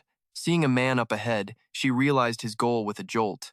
Is he trying to take the ice echo's inner core? Red alarms blared in her mind. With a determined gaze, she vowed she would absolutely not let that treasure fall into someone else's hands. But contrary to her tension, Do Du Kung was currently hugging the small spirit beast, his face flushed with excitement. He cheered with absolute delight. This ice echo is so cute it should be illegal. Witnessing this bizarre behavior, Dung Yan just froze, a giant question mark hovering over her head. Her brain couldn't process it. She stood like a statue in the cold wind. Do Du Kung tried to calm himself down, reminding himself to get the core, but the creature's pitiful look and a gentle lick completely shattered his willpower. He gritted his teeth and slammed his fist on the ice in helplessness. Ugh, it's just too damn cute. Looking at the young sect leaders trembling back, Dung Yan suddenly paused, struck by a sense of familiarity. What is this? I'm sure I've seen that person's back somewhere before. Feeling the gaze behind him, Du Kung turned his head, confused. The moment she saw his face, Dung Yun was so stunned she forgot to breathe. Memories of the past flooded back like a slow-motion film. She remembered tripping in a marketplace and being helped by a kind young man with red eyes. He had gently helped her up and warned her, "It's crowded here, so please be careful." He even generously told her not to worry about repaying him, and offered a small smile. "I just wanted to try this snack. You don't need to repay me. Travel safely." Back in the present, that same man now stood before her with the overwhelming presence of a supreme expert. Dung Yun stood frozen, a familiar image flashing in her mind. That person. It's the young master who helped me at the market all those years ago. Back then, he had simply smiled and said, "I just wanted to try this snack. You don't have to repay me for it. Travel safely." Returning to reality, she looked at the man with the extraordinary aura before her and whispered in disbelief, "Young master?" Do Du Kung squinted, observing the girl. He hesitated, then asked, "Are you Lu Thon Thon?" An image of the celestial maiden from the painting flashed in his mind, but he immediately dismissed the thought. "No, it's impossible. Lu Thon Thon couldn't be here." He squashed the thought instantly, no time for complications. He remembered Feng Tian's words about an immortal lady who once lived here. Looking at her now, the pieces clicked into place. Du Yugang quietly clasped his hands in a gesture of deep respect. Dao Hukong pays his respects to the immortal lady. Yang Ren was stunned. Immortal lady. He knew about immortals, which meant he was the villain who had been stealing the legacies this whole time. Then she saw his eyes blazing red. The horrifying truth hit her. He was also wearing a human skin mask, just like the one fighting outside. The clues connected with terrifying speed. Her supposed savior was actually the enemy. Disappointment warred with resolve as she clenched her fists, forcing herself to remain calm. This was no time to hesitate, she told herself. She absolutely could not let another legacy be stolen. So, to probe for information, she put on a radiant smile and began to speak. That woman, Lu Than Than, she must look just like me. She continued her story, suggesting that not only their faces, but even her ailment of severed meridians were identical.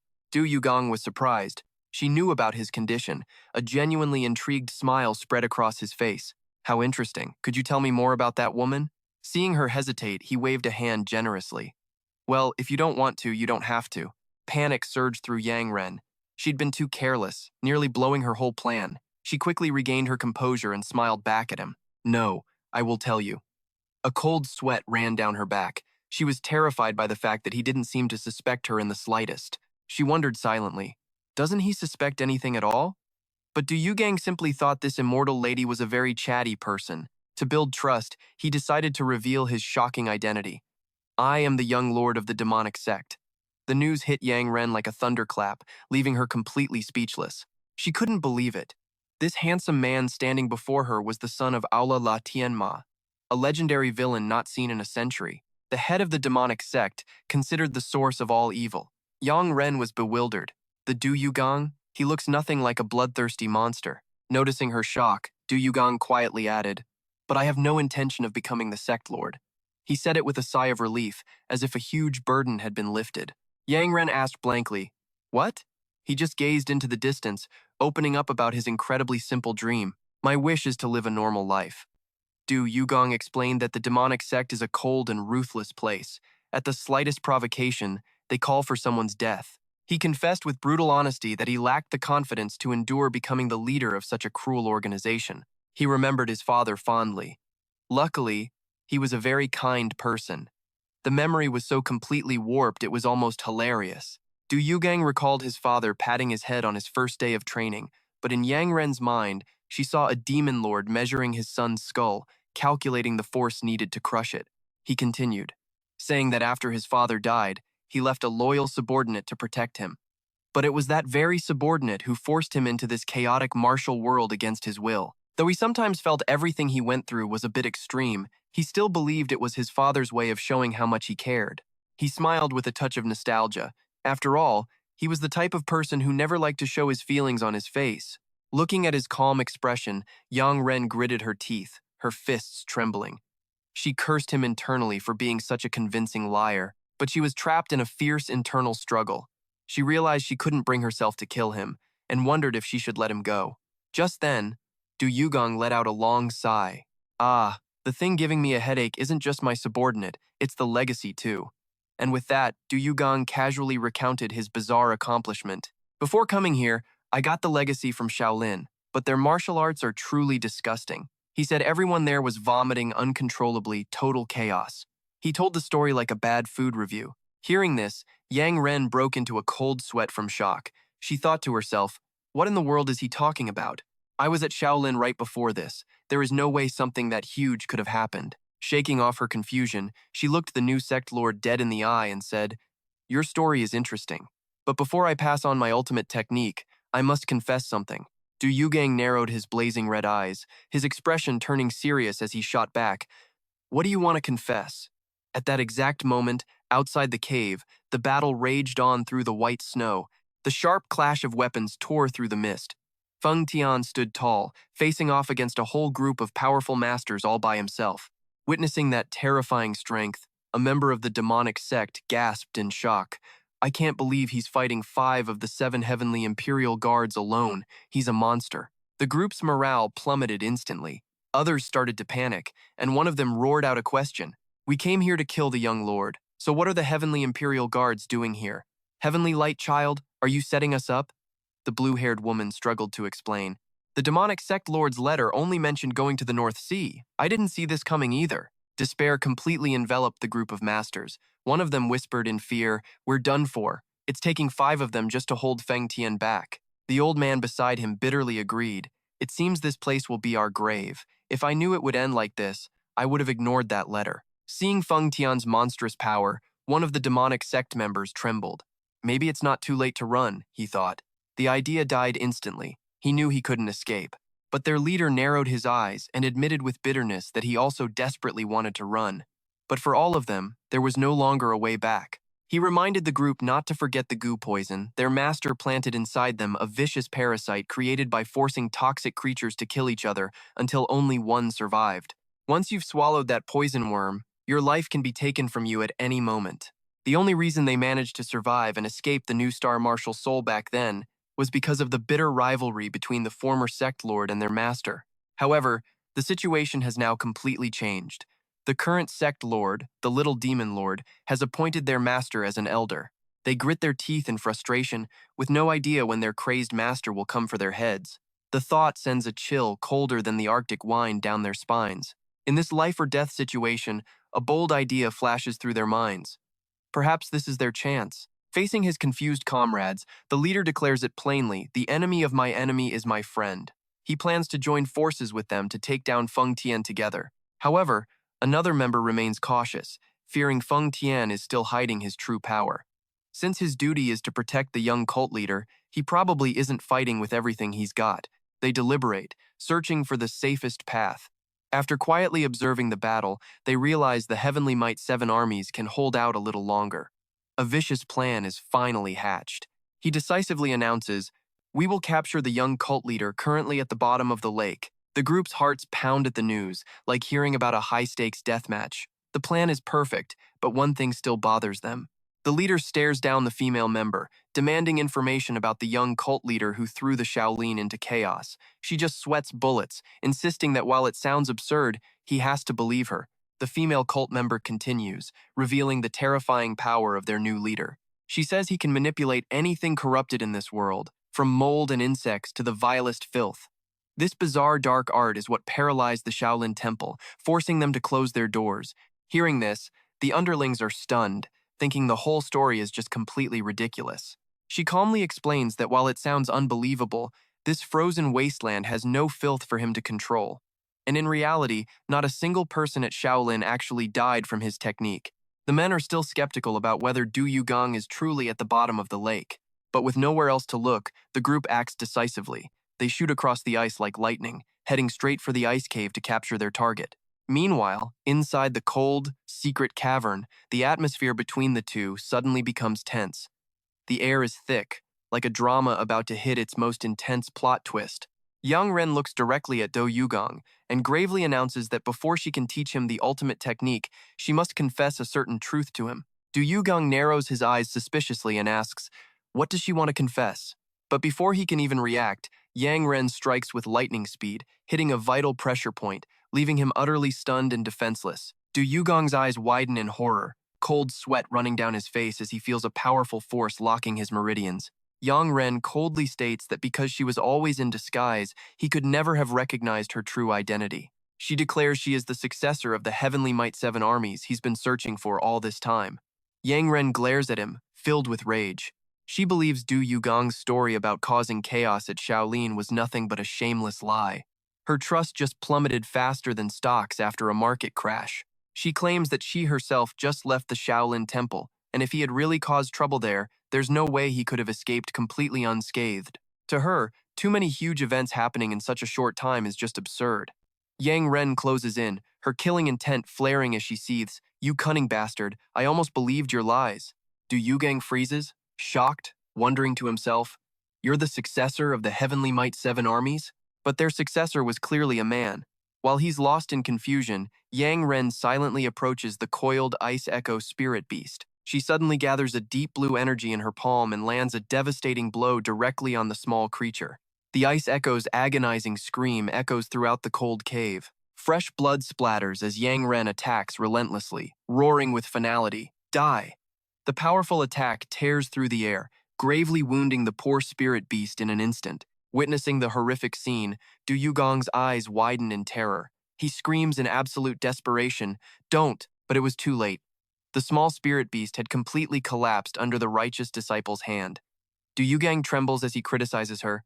"How could you murder the poor Ice Echo, and you dare call yourself a disciple of the righteous path?" The words come out shaking, like he's standing in a max-level blizzard. Yang Ren quietly picks up the blazing red inner core she just took from the spirit beast's body. She narrows her eyes at him and coldly declares, "Now, you're next." The wound on Du Yugong's hand bleeds non-stop. He stares blankly at the dark red blood and thinks to himself in despair, "Am I going to die here just like this? I haven't even achieved my dream yet." He struggles, pushing himself up from the ice, trying to hold on to his last bit of strength. A furious glint flashes in Du Yugang's blood-red eyes. He grits his teeth and roars, "Grr, I will kill you." His anger explodes like a pressure cooker reaching its limit, refusing to submit to Yang Ren's pressure point strike. He channels all his power, vowing to himself that there's no way he'll stand by and wait for death. Yang Ren is stunned, horrified to see her opponent easily break free. She never imagined he could release the pressure point she had struck. Immediately, Du Yugang bellows, summoning the 4 spirits. Ethereal white forms materialize, surrounding the fight with immense power. He decisively draws his greatsword, now blazing with divine fire, creating a world-shaking explosion that rips through the cave's icy mist. Meanwhile, the group of demonic assassins has finally found the entrance to the ice cave, their faces dark and sinister. The black-bearded assassin clicks his tongue in annoyance, looking at the frigid water. "Damn it, Why is there a lake inside this lake? His silver-haired companion standing nearby also complains about how long it's taking to melt the ice off his clothes after getting out of the water. The group silently ventures deeper inside the secret cave, but a strange noise suddenly makes them stop, on high alert. Peeking out, the black-bearded assassin spots Yang Ren in the distance and smirks. A woman, huh? She's quite beautiful, isn't she? However, the silver-haired one immediately reminds him their most important target right now is the young cult leader. They are determined to use Du Yugang as a precious hostage to threaten Feng Tian and are certain he's hiding on the other side of this passage. In sharp contrast to his enemy's arrogance, Du Yugang has collapsed from exhaustion. He groans in pain. Ugh, it hurts so much. I think I'm dying. Looking at his trembling arm, he realizes with a shock that he only has 2 uses of his fire dragon technique left. His enemy is at full health, while he's about to run out of mana. I grit my teeth, recalling the agony it cost to use the fire dragon 3 times. Damn these bastards. I was afraid if I used it again, I wouldn't even be human anymore. Suddenly, I froze. I could feel a powerful aura coming from the passageway, then a booming voice tore through the silence. The 5 demon gods are here. Young sect leader, show your face. They were calling for me before I'd even recovered. My face twisted in sheer horror. The 5 demon gods, how could this be? They were supposed to have died 20 years ago. I knew each one was a master, and when they fought together, their power increased exponentially. Facing this crushing pressure, I debated with myself. Should I risk summoning the fire dragon again? The memory of that bone-deep agony made me flinch. I'd rather die than go through that again. My gaze hardened with resolve. In that case, there was only one path left. The moment they spotted my figure in the distance, they must have sensed something was off. In a flash, I unleashed my spiritual power and gave a clear command. 5 demon gods, now it's time to Tho Quang. The villains just stared, bewildered, until one of them recognized the technique, the one that threw the entire Shaolin temple into chaos. With ghostly white eyes, I spoke in a low tone. I can see your fear. Let go of all your worries. Once you Tho Quang, you will all be set free. Their leader just sneered, thinking my tricks were useless in this clean, frozen place. He drew his sword, ordering my death in a single strike, and then lunged forward like a bolt of lightning. Facing his lethal attack, I just let a mysterious smile form on my lips. My demonic power erupted from within as I let out a powerful roar. 7 realms, make them Tho Quang. A strange dark energy swirled out, terrifying one of the 5 demon gods. He thought my martial art would be ineffective, but an instant later, a powerful force pierced his chest, causing him unbearable pain. He struggled, vomiting up black blood, wondering why he was suffering a pain far worse than any poison curse. Then he must have remembered the curse is a type of insect, and I have the power to control them. In his despair, he probably wished he was fighting Feng Tian instead of this dark art. Meanwhile, in another place, a series of heaven-shaking explosions continuously tore through the space. Qin Tian then Quan struggled to defend against Feng Tian's lightning-fast strikes. The old man was horrified, admitting the Guardian was a monster for fighting 5 masters alone without tiring. He worried that if the fight dragged on, the outcome would become dangerously unpredictable. All of a sudden, Yang Ren appeared with a glowing red inner core in her hand. She cheered, "Masters, your disciple has succeeded!" Witnessing his student secure the treasure, the white-haired old man sighed in relief and praised her. "You did well, Yang Ren," she quickly urged. "Let's move to the next succession point and retreat from the battlefield." Feng Tian watched silently from a distance, his heart filled with worry because his master still had not returned. Upon seeing Yang Ren holding the inner core, the Guardian had a horrifying realization. He took off like a flash.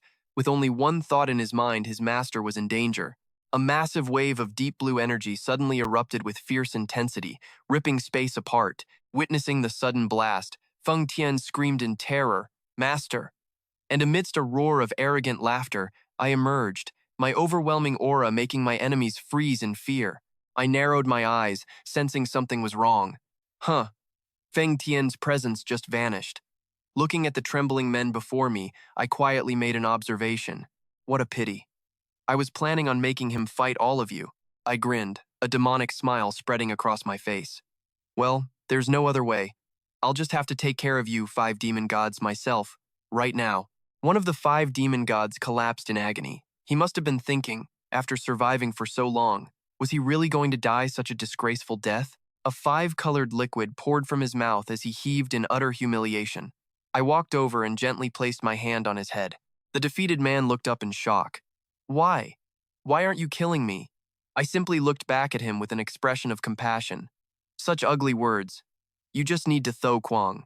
So hurry up and do it, I commanded in a deep voice. My eyes glowed with an eerie light, forcing him to continue the brutal purification of my dark technique. The villain from the 5 demon gods screamed in absolute despair as a 5-colored aura poured endlessly from his throat. Just kill me already, you bastard. One of the members writhed, vomiting without end, wondering how much longer this would go on. Unable to bear the shame, he screamed at me in desperation. You damn monster, just kill me now. I maintained my eerie smile, looking down at the dying man with approval. Oh, you Tho Kwang so brilliantly. Now, you are free. The defeated man was stunned by a strange sense of relief, and he quickly bowed. Thank you, young sect leader. The demon god beside him stared in horror at what had just left his comrade's body. He stammered in absolute shock. That's impossible. Young sect leader, you actually removed the poison curse from his body. He thought it was over, but instead he got a complete purification. Staring at the poison bug resting in my palm, the demon god couldn't believe his own eyes. This news sent a shockwave through the other members of the 5 demon gods. They demanded frantically, "Is that true, demon god?" They all knew there were only 2 ways to get rid of the poison curse. Either you die, or the master of the curse removes it personally. Seeing a miracle happen without the cost of a life, hope suddenly blazed inside the villains. They all dropped to their knees at once, shouting with reverence, "All hail the sect leader." They kept bowing their heads and pleading, "I swear my life to you. I will be loyal forever. Please, let me Tho Kwang." I was still lost in that strange state of enlightenment, a smug smile on my face. There's still plenty of time. I will let all of you continue to Tho Kwang. Model. But just a moment later, a sickening stench assaults his nostrils, leaving him utterly confused. Ugh, what is that horrible smell? Seeing a crowd of masters all vomiting while calling him master, Yugang quickly covers his nose in absolute disgust. He realizes his demonic night god art forced them to expel the goo poison, with this completely unforeseen result. Yugang's face pales with regret, vowing to himself that he will never accept any more of these weirdos as his subordinates. Get lost, Yugang roars decisively, but the 5 demon gods remain prostrated on the ground. One of them explains they were forced to obey the golden toad demon lord because they had to swallow goo poison, which is why they attacked him.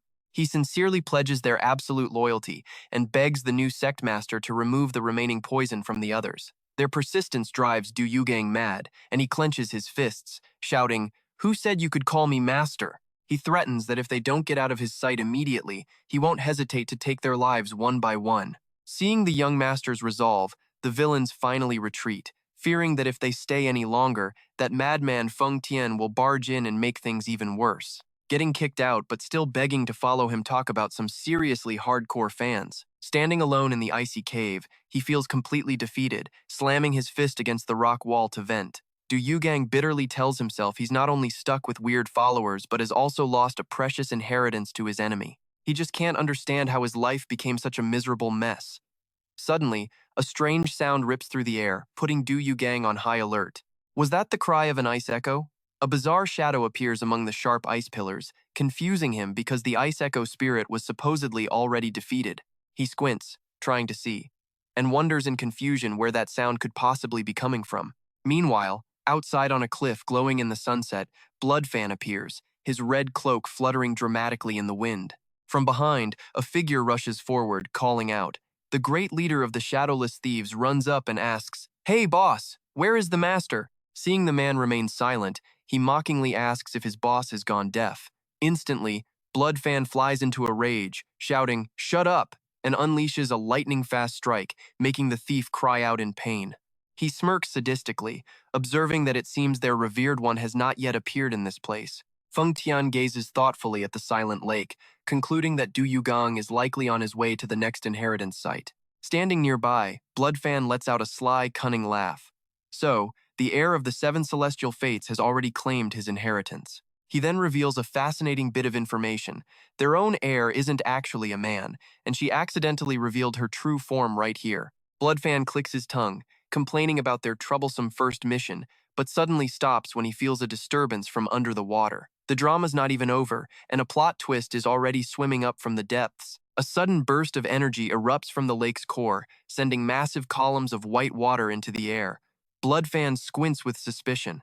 Why would they be appearing from inside the lake?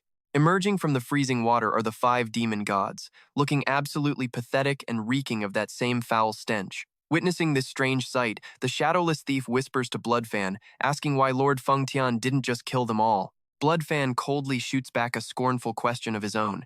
Who would want to dirty their blade on filth like that? Facing immense pressure, the leader of the 5 demon gods, despite their resolve, reluctantly orders his comrades to make a temporary retreat. Watching the once feared demon lords scurry away, Bloodfan clicks his tongue, thinking that even if they wanted to tarnish the sect's reputation, there should be a limit. Hearing the words "our sect," the shadowless thief is stunned, thinking this demon acts as if he's actually a member of the demonic cult. The thief just freezes. Wait, who even recruited this guy into the team? Bloodfan turns back to him with a chilling stare and a threatening smile, leaving the thief trembling in fear. Suddenly, the sound of heavy footsteps on thick snow once again shatters the dead silence. The shadowless thief is shocked that in such a remote place, people just keep showing up one after another. In the distance, the figures of the Lulin King and Dongting Dragon King are approaching. But what shocks everyone is the presence of another powerful figure accompanying them. It's the Beggar King, the notorious leader of the Beggars sect, radiating pure authority. This place is starting to feel like a high-level boss spawn point. The Beggar King squints at the 2 leaders and demands, "You are the ones who ordered the extermination of Ghost Valley, are you not? Why have you stopped here?" Dongting Dragon King explains in a low voice that they needed to prepare themselves and warns the old sect leader not to be shocked by what happens next. He states firmly their alliance is only temporary and he won't be responsible if the Beggars sect gets into trouble. The Beggar King silently turns away, thinking whatever they do is none of his business. Suddenly, a towering dark figure appears, startling them both with its terrifying presence. Seeing this new arrival, the Lulin King and Dongting Dragon King quickly bow in greeting. Bloodfan, with a savage grin, asks, "Well now, what brings you 2 here?" Looking at the demonic man's grotesque face, the Dragon King concludes he must be on Feng Tian's side. He reports clearly, "We came to carry out our master's orders." He explains they attacked the Ghost Valley headquarters to retaliate for their plot to harm the master. But their main forces had vanished, and they only managed to track them to the gateway of the North Sea.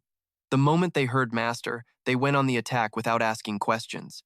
The instant he hears someone dared to harm his master, Bloodfan erupts in fury. He grabs the Dragon King by the collar and roars, "What? Harm the master? Where is Ghost Valley? Answer me now, you water rat." Despite the Dragon King struggling to explain they are also searching, the demon attacks him furiously, thinking he's being talked back to. A thunderous punch lands squarely on the Dragon King's face, sending him flying. But he doesn't stop there. Bloodfan turns his rage on the stunned Lulin King and yells, "And who gave you permission to just stand there gawking?" Then he unleashes another fiery blow, sealing the old sect leader's fate. The guy barely asked for directions before getting hit with a brutal combo. Witnessing this savage display, the Beggar King stares in utter disbelief. He wonders what on earth is happening. How could the leaders of Luke Lamb and the Waterway Camp, 2 of history's strongest forces, be beaten so mercilessly? But he's even more stunned to see their subordinates completely ignoring their master's plight. Instead of rushing to help, they're just casually discussing the dinner menu dishes like jellied meat or spicy stir-fry, totally relaxed. The Beggar King is just speechless at their absurd level of indifference. That's enough. Huyet Fien Fuk. Feng Tian's cold voice cuts in, stopping the demon's excessive violence. He reminds him that even a cornered worm will bite back, and since they have the beggar sect's help, they need to show some restraint. Pinned to the ground with a battered face, the Luke Lamb King desperately tries to explain himself through his fear. "Everything I did was for our master. It's not a big deal." But Feng Tian just gives him a disdainful look and snaps, "For the master? Don't you dare." He silently points towards a girl who is happily approaching, adding that at least there's still someone here who knows how to tell the truth. And just like that, Sun Ruolan appears, bursting into a smug laugh. "Ho ho, the Beggars sect is only here because our goals align." Seeing the familiar guard, Sun Ruolan greets him casually. "It's been a while, hasn't it?" Feng Tian. This casual tone sends Huyet Fien Fuk into a rage. He spins around, demanding to know who this girl is to call him by name. Feng Tian quietly replies that she's the crazy woman whom even their master has to treat with special care. "Yup, you can tell she's a professional troublemaker." His words hit a nerve, and Sun Ruolan screams in fury. How dare you call the future wife of the young master a crazy woman?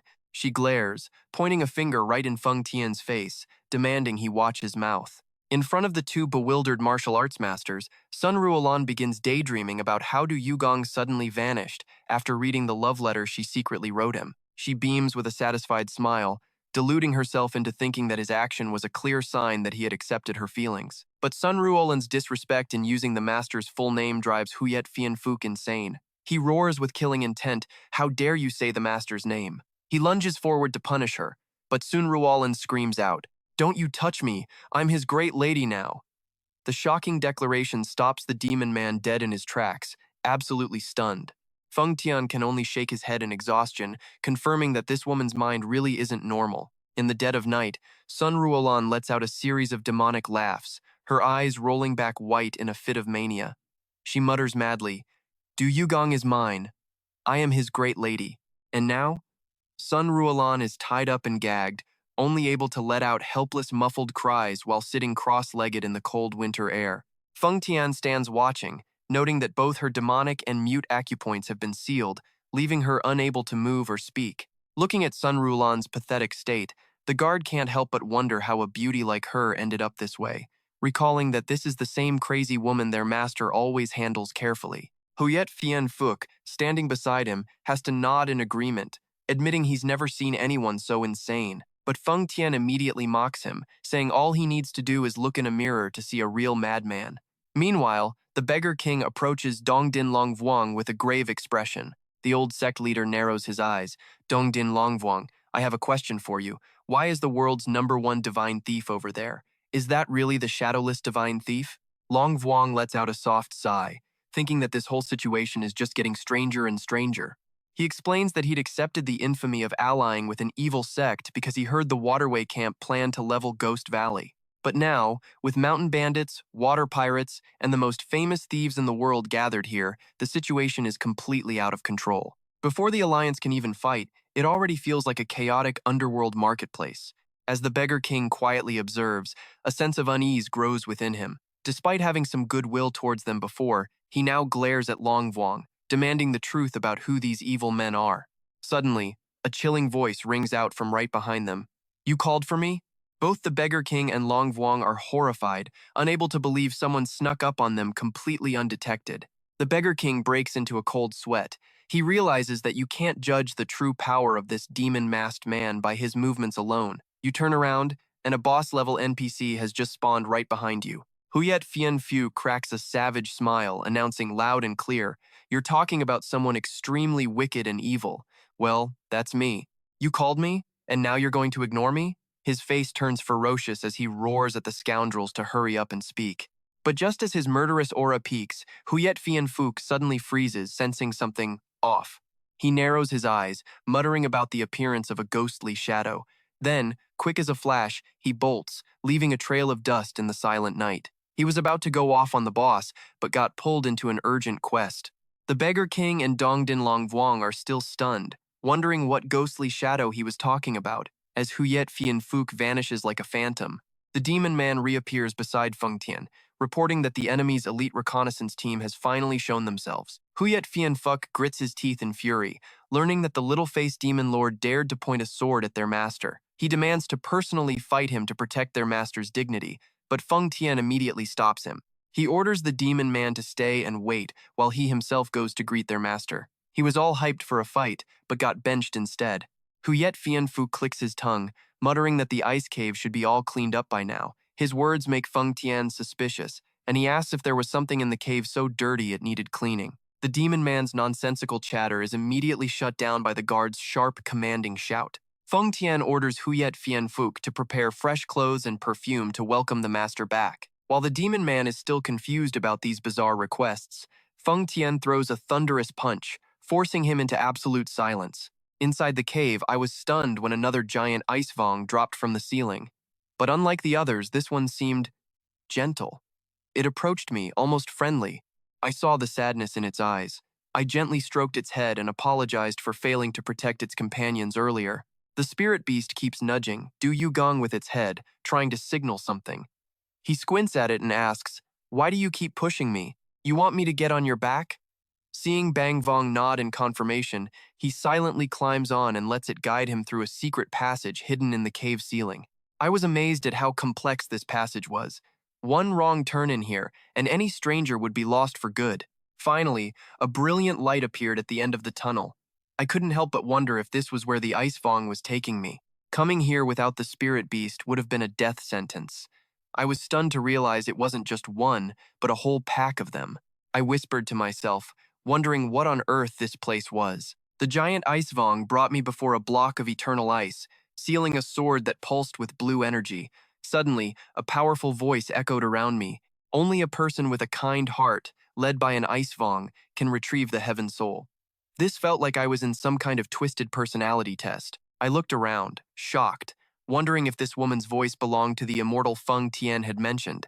The mysterious voice continued, "The Heaven Soul is crystallized ice, and the Heaven Soul sword is forged from extreme yin cold chi. It can freeze anything. Now, draw it." I realized the true inheritance wasn't the Ice Vong's core, but this very sword. I smirked with satisfaction. Let's begin. But the moment I touched the hilt, the voice delivered a cruel warning. From now on, you will suffer the extreme torment of the yin cold chi. I was stunned. Extreme torment? The explanation continued, saying my body would react to the cold chi and the Heaven Soul would guide me. Feeling the cold chi invade my body, I yelled in panic after being completely blindsided. Hey, why wait until after I've drawn the sword to tell me? I can't even let go of the sword. My body was moving on its own, completely out of my control. The pain was bone-shattering, and I screamed, "Gray?" I watched my arm slowly turning white with frost. I cried out, screaming in absolute despair. I've had enough of this. Why do these things only ever happen to me? The giant Ice Vong just watched silently as its new master writhed in pain. The pain was unreal, like a game so difficult you just want to quit. The agony from the Heaven Soul's 36 sword style made my eyes turn bright red. I realized it was a masterful technique combining both ice sword and ice palm arts. It could flexibly adapt to freeze all things and even shatter space. And yet, this bone-chilling cold was just as agonizing as the fire dragon saber. I realized in despair, if I combined these two fire and ice techniques, the pain would become absolutely unbearable. Tears of frustration streamed down my face. How can this be? The skill is powerful, but my body pays the price. After surviving the brutal trial, I quietly lay on the spirit beast's back to recover, patting it gently. You worked hard. Stepping out of the cave, I found Feng Tian waiting. My guard bowed respectfully. "Master, it is a relief to see you are unharmed." I said nothing in return, my eyes just cold and filled with authority. To test the results, I silently used my new power.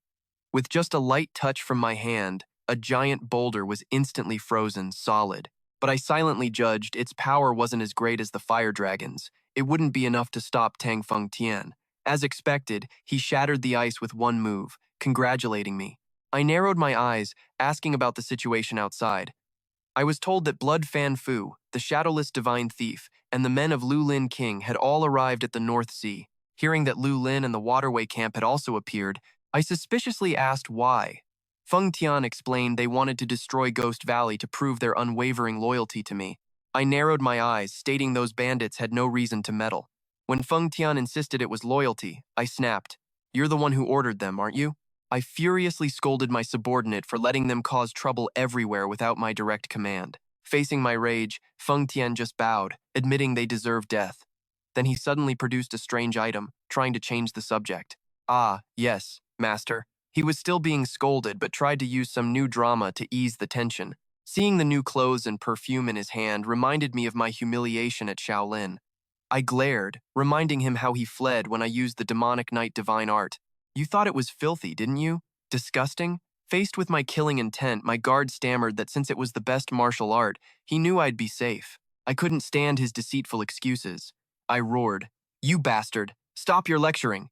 Then I unleashed a powerful kick on a block of ice to vent my rage. Seeing the person frozen solid inside, I gritted my teeth and yelled, "Are you just pretending to be frozen?" I was so furious that I kicked it again. "You annoying bastard, just stay in there and freeze to death." Being frozen solid and still accused of faking it, his luck was the worst. Across the snow-covered mountains, dark figures moved swiftly through the night to meet me. The moment we met, Blood Fan Fu immediately dropped to his knees. "Blood Fan Fu greets you, master." This subordinate has failed the mission you assigned. My crime is worthy of death. I calmly observed my subordinate, then gave my permission. It's all right. Stand up. Dongting Dragon King and Lulin King also rushed over, asking worriedly, Sir, are you uninjured? I sighed quietly, my face showing clear exhaustion. Safe? I don't know about that, but there's definitely no shortage of trouble. I heard you chased the Ghost Valley all the way here. I gave a decisive order. You no longer need to pursue them. From now on, forget they exist. With the two leaders just standing there completely stunned, Feng Tian absolutely explodes with rage, swinging his greatsword and unleashing a crushing aura as he roars. Do you need the master to repeat himself?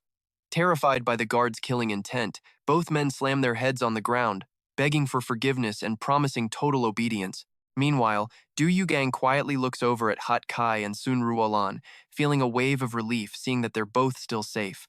But Sun Ruolan is radiating pure, murderous intent. She grinds her teeth, glaring at Du Yugang with the whites of her eyes, showing as she mutters in a frenzy. My love, I'm your wife, she insists. Yeah, nobody's hurt, but one person is passionately staking her claim. Elsewhere, Yang Ren is preparing to leave with her master, hearing they'll be supporting the demon extermination team. She says worriedly, Master, with your injuries, isn't this a little too much for you? But her white-haired master just brushes it off, stating that only the final 2 inheritances remain.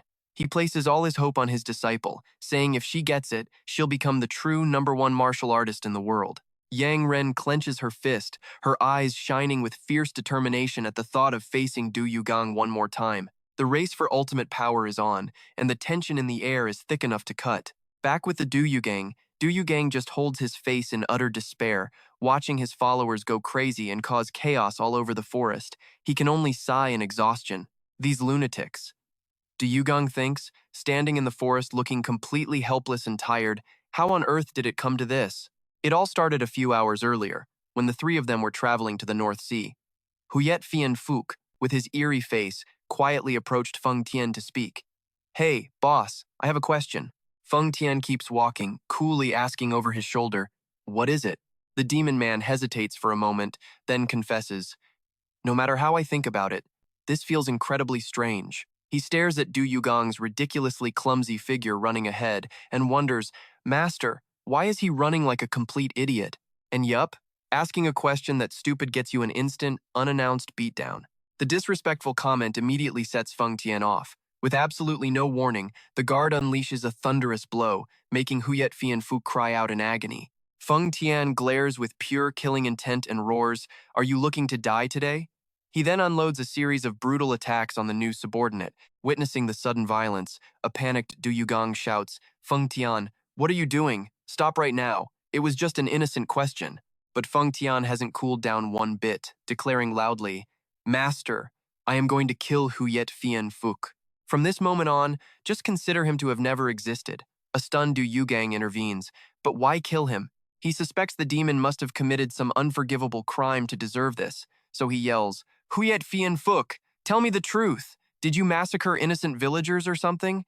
Lying beaten on the ground, Huyet Fien Phuc whispers with a grave tone, What this humble one was thinking cannot even be compared to such a trivial matter. He pleads in despair, Please, my lord, just kill me. The man's mysterious behavior leaves Du Yugang completely confused. He turns to Feng Tian, demanding to know what's going on.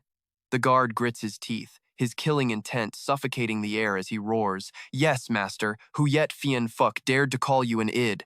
Before he can finish, Feng Tian launches another critical strike, causing the demon man to let out a tragic scream. Huyet Fien Phuc collapses to his knees, begging repeatedly, Master, please forgive me.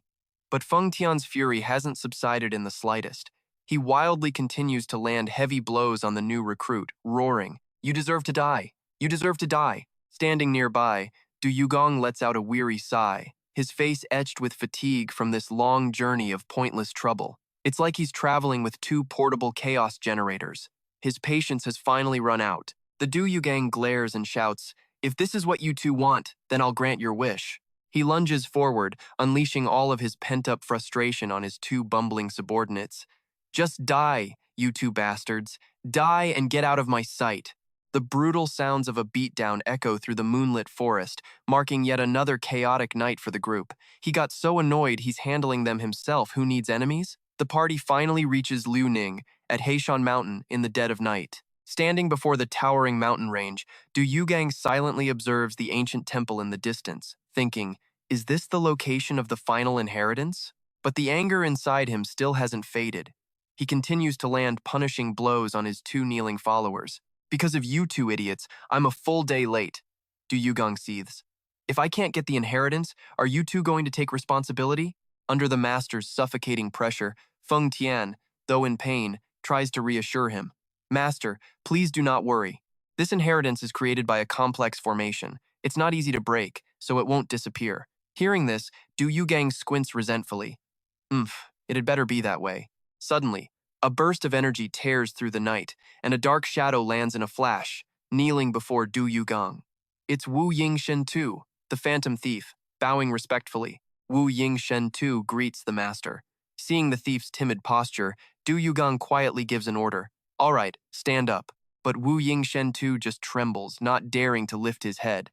He stammers in terror, no, it's fine, sir. This humble one can just keep kneeling. Kneeling has basically become his default setting. Witnessing such extreme submissiveness, Du Yugang thinks to himself, this guy has really become a true disciple of the demonic cult. He pushes the annoyance aside and gets straight to the point. Fine. What happened in the North Sea? Wu Yingshen Tu, sweating profusely, begins to report on the fierce conflict that erupted between the demon extermination squad and the demonic cult. The world basically switched to war mode while they were gone. According to the thief, the two powerful forces moved with divine speed from the west and south, as if racing, before suddenly clashing in a bloody, all-out battle among the snowy mountains. The continuous clash of lightning-fast sword strikes tore through space itself, staining the entire North Sea sky a deep crimson. Wu Yingshen Tu trembles as he reveals what the demonic cult side shouted during the battle. In the middle of a corpse-strewn battlefield, a huge man with fiery red hair and a murderous face let out a powerful roar. Where is the young sect master? Feng Tian, show yourself. After hearing about the riot, the men from the Lulin King's side were frozen in terror. Just then, the 5 demon gods suddenly appeared on the battlefield. One of them roared in fury. Yan Wangxi, you dare harm our master? They frantically proved their loyalty by hunting down enemies, screaming, Ghost Valley, where are you? Witness our absolute devotion. Watching this pathetic display, the red-haired warrior from the demonic cult declared with cold brutality that the only end for traitors is death. Du Yugang quietly listened to the report, breaking out in a cold sweat. The guy's story was a little too detailed. The shadowless divine thief continued, mentioning an eagle circling above the demon-slaying squad. The moment he saw it, the beggar king pointed and screamed, that's a messenger eagle from the Ghost Valley. The truth was out. The Ghost Valley had already infiltrated the ranks of the righteous sects. The East Hall Dragon King scoffed in contempt. Demon slayers and assassins working together? Utterly despicable. A single bird flies over and suddenly the whole mission is blown wide open. Humiliated, the elder of the demon-slaying squad shot back. Aren't you just a dog of the demonic cult? Those words sent the demonic cult warrior into a rage. He roared, we have never taken in water, pirates, or beggars as our dogs. With his clan insulted, the beggar king's temper flared. He gritted his teeth and yelled, who are you calling your dog? While the beggar's clan insisted they only wanted to destroy the Ghost Valley, the 5 demon gods just dismissed the entire argument as irrelevant. Standing behind them, Du Yugang clenched his fists, veins popping on his forehead from his subordinate's pointless noise. A mission to destroy a sect had turned into a shouting contest. He couldn't take it anymore. Du Yugang whipped around, roaring with absolute fury. Shut up! You damn fool! What nonsense are you spouting? I don't understand a single word. Feng Tian stood beside him, covering his mouth to hide a smirk, thinking the shadowless divine thief was unworthy of being their master's subordinate. The thief quickly kowtowed, begging for forgiveness, but then he abruptly looked up, a puzzled expression on his face, and asked, but where did the other person go? Seeing Du Yugang's confusion, the shadowless divine thief nervously reported that he'd caught up to 3 people about 10 miles away, but now one of them had completely vanished. The shadowless divine thief felt something was off. His master wasn't with his 2 subordinates, but was instead running through the forest like a complete idiot. Suddenly, a world-shaking explosion ripped through the night, tearing apart an entire section of the forest. The bloodbat glared murderously at Feng Tian and snarled, "I'll kill you! I will tear your mouth apart!" Du Yugang, standing nearby, could only clutch his head, completely fed up with the chaos. He shouted, "What are you two doing? Stop it!" But Feng Tian's anger hadn't cooled. He declared firmly, "Master, we must beat him down. How dare he call you a fool?" A thunderous punch slammed right into the bloodbat's face, making the very air tremble. And that's when Du Yugang had a horrifying realization his two subordinates were fighting because he looked like a fool. He grabbed his hair, feeling the sting of absolute humiliation, then secretly used sound transmission to ask the shadowless divine thief a question. "Just answer me through sound transmission. That's all you need to do. What exactly did I look like?" The thief was horrified as he realized the fool he'd just seen was his own master. He stammered in reply, "Yes, sir." Under the dim moonlight, Du Yugang held his head in a daze, muttering to himself. So that was it. His head was tilted and his posture was bizarre. He never imagined his advanced movement technique would look like that. The self-realization was like a system crash that left him frozen on the spot. Although his Chu Du Xuan Gong technique had improved immensely, Du Yugang never expected this mortifying side effect, making him look no different from a madman.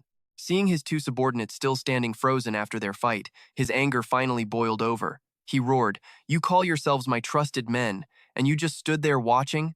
His fury exploded with incredible force as he screamed, "You imbeciles, you might as well just die here." Seeing their master in such a rage, Feng Tian quickly grabbed the bloodbat's head and began to plead. "Please forgive us, master." He swiftly changed the subject to calm the situation, insisting that since this legacy's inheritance has countless complex formations, he absolutely had to be the one to lead the way, getting chewed out one second and saving his skin the next. This guy's crisis management skills are max level. Du Yugang narrowed his eyes at his subordinate and remarked, you have a silver tongue. Fine, speak." Feng Tian silently pointed toward a majestic structure looming in the thick fog and revealed the truth. "Yes, master. The location of the inheritance is inside that sea of clouds. The final two of the 7 legacies are here." Deep inside a gloomy stone chamber with towering walls, the guard explained that the walls on all 4 sides only open at certain intervals. He gave a grave and clear warning. "You must choose one of them to proceed, but if you choose wrong, you will be trapped in this stone room for a very, very long time." This sounds like a survival game with no save button. The pressure is on. Feng Tian emphasized that only after making 32 correct choices in a row could they set foot in the secret chamber containing the inheritance. Du Yugang narrowed his eyes to confirm, "You already know the entire solution?" After getting a firm nod from his subordinate, he quietly listened for the next piece of crucial information. Feng Tian revealed the only window to enter the Sea of Clouds lasts for exactly 1 hour, starting at midnight. Looking up at the sky, lit by a bright full moon, Du Yugang declared, "If it's midnight, then that time is now. 32 correct choices in a 1-hour time limit, that's enough to make anyone want to rage quit." Suddenly, a bird flying in the sky vanished without a trace. Du Yugang exclaimed in shock, "Did that bird just disappear?" Feng Tian calmly explained that it was just one of the illusions from the array formation covering this place. He pointed into the distance and instructed that the only entrance is to the north, where a watchtower is hidden in the mist, and that's also the formation's only exit. Du Yugang silently observed the strange, fantastical scene before him, thinking to himself, "This is truly bizarre." After passing through layers of illusions, Du Yugang finally reached the hiding place of the final legacy. Standing before the majestic, misty space, he clenched his fists, his eyes shining with fiery determination. He swore to himself that his long-held dream of freedom was now just a single step away.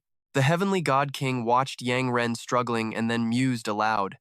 Could it be that Bingwang's inner core contains poison?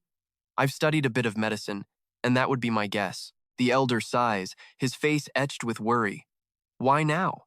Of all times, why did Yang Ren have to face such a harrowing trial? When asked about the heavenly martial soul's last words, he just shakes his head, saying it was merely a strange experience. Jingtian Shenjun's heart aches, silently cursing the cruel heavens for making this young girl suffer so much right before the final inheritance. He quickly places a hand on Yang Ren's back, channeling his internal energy to help stabilize her wounds. Thanks to his timely aid, Yang Ren manages a slight movement, her voice filled with gratitude. "Thank you, Master. With your help, I can hold on for another 2 or 3 hours." Even though she's in agony, she's trying to hide it. Her master sees right through it, gently reminding her, Don't push yourself so hard. You're seriously injured but still talking about a survival game. Jingtian Shenjun then takes out a sealed letter, asking, Yang Ren, do you want to read this? It's from Wan Miao Shenjun. The news inside is suffocating. It confirms that the ones targeting the inheritance are from the demonic sect, and the man Yang Ren just encountered is their new sect leader. This bombshell leaves Yang Ren completely stunned. Her eyes tremble with the horrifying realization that the man she owed a debt to is actually a notorious demon lord. Suddenly, violent tremors and a dry, cracking sound erupt from deep within the stone chamber, signaling that a new disaster is about to unfold. The plot twists are hitting one after another, with no time to recover. The elder gives a decisive order: prioritize getting the inheritance, and he quickly leads the way forward. As they walk through the gloomy stone corridors, Yang Ren's heart is heavy, with a mix of bitter regret and righteous fury.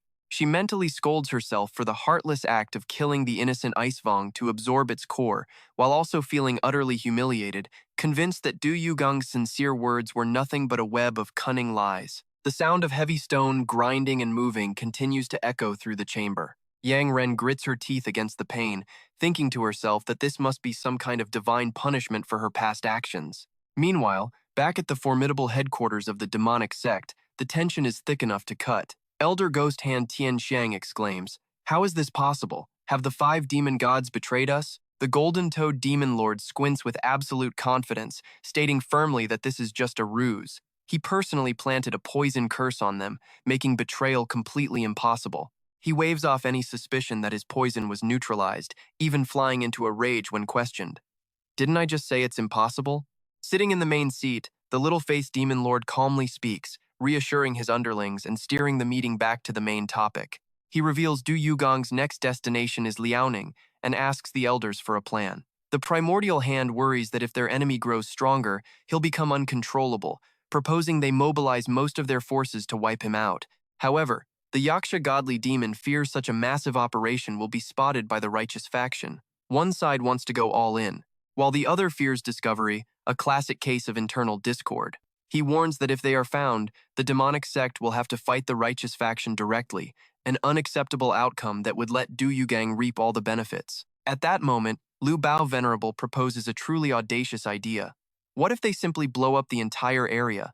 He suggests using a massive quantity of Zhen Tianlei explosives to level the target, which would minimize their troop losses, and use an existing protective barrier to finish the job without expending much energy. You can already tell a huge explosion is coming a clean plan, if a bit overkill. The little-faced demon lord smirks, pleased with this vicious strategy. Not a bad method. The Golden Toad Demon Lord hears his name called, and the old elder quickly bows his head. Yes, sect leader.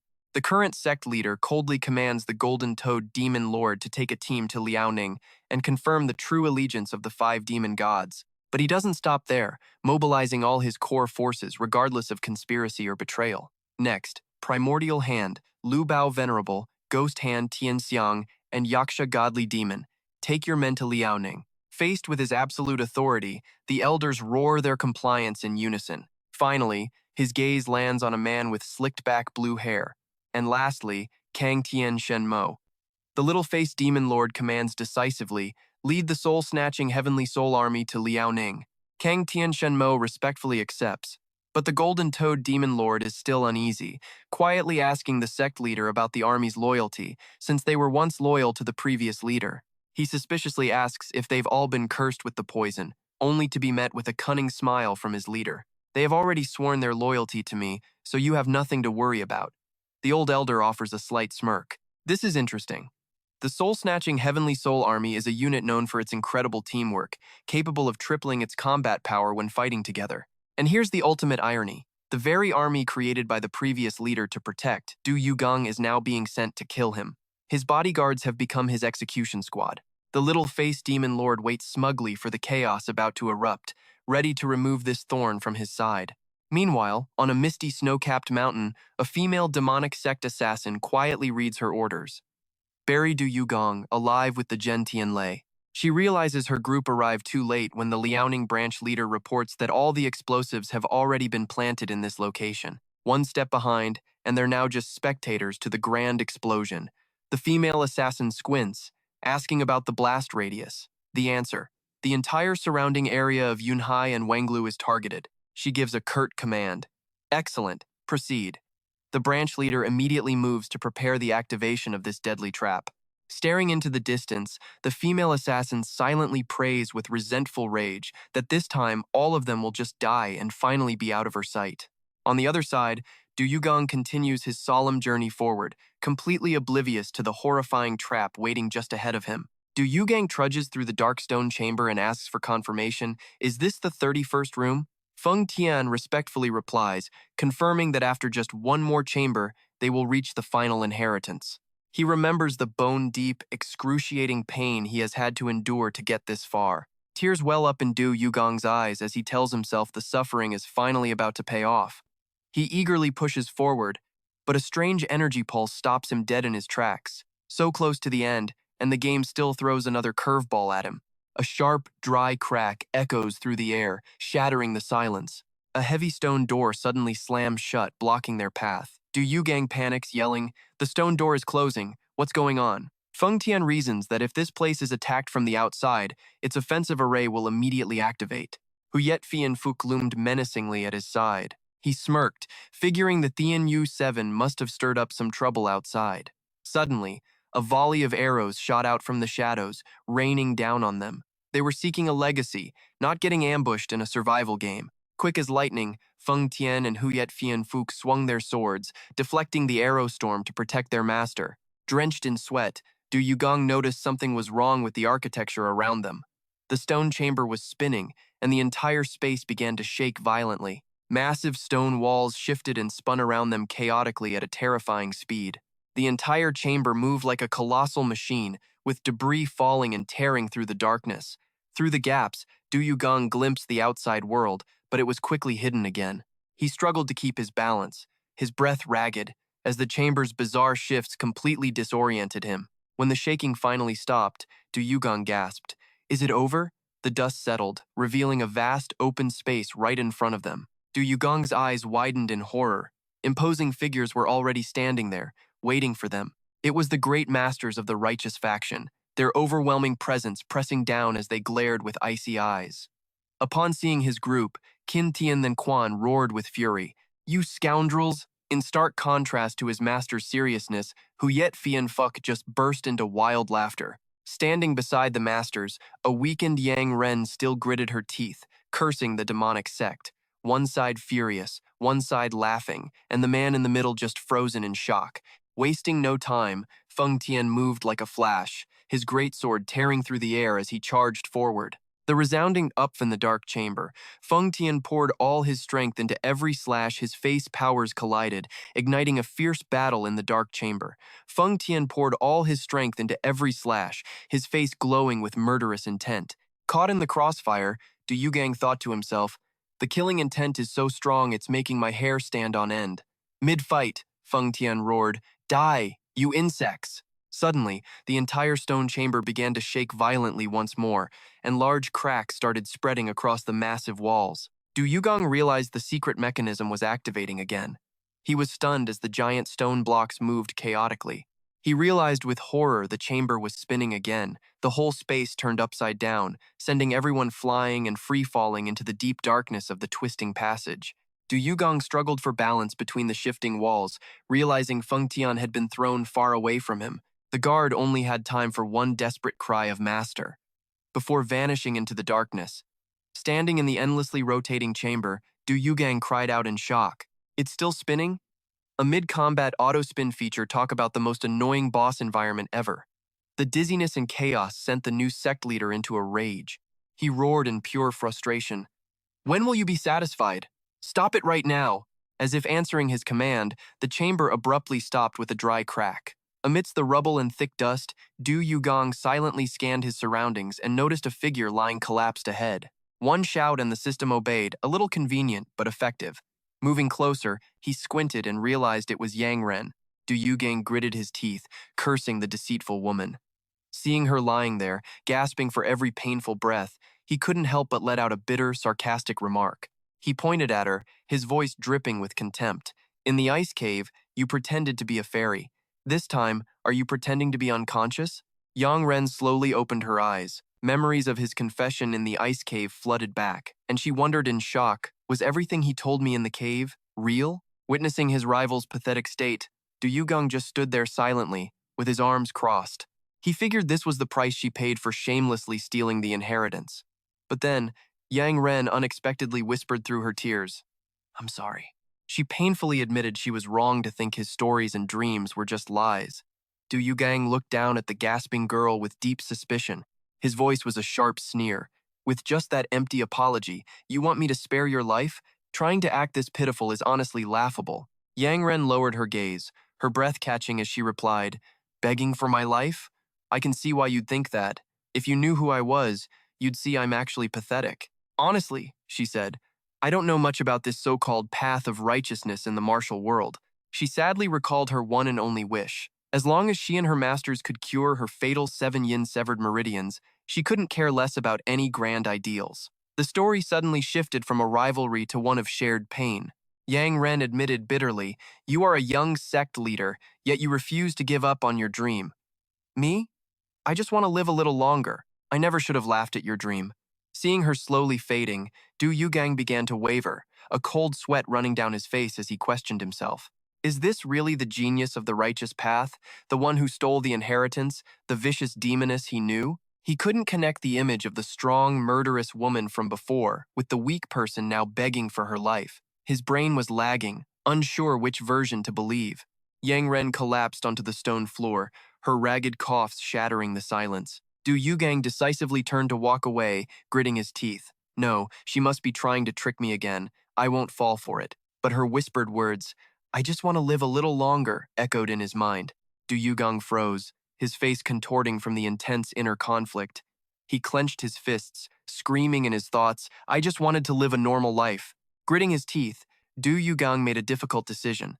He silently turned and walked back towards the girl. Yang Ren looked up, confused, as he approached. "Du Yugang, you." Before she could finish, he placed a hand firmly on her shoulder and gave a sharp command. "Stay still." A bright azure aura of spiritual energy enveloped them both as Du Yugang began channeling his internal power to heal her. Cold on the outside, but warm on the inside, Yang Ren clearly felt the warm energy spreading through her body. She thought in disbelief, "He's transferring his internal energy to me."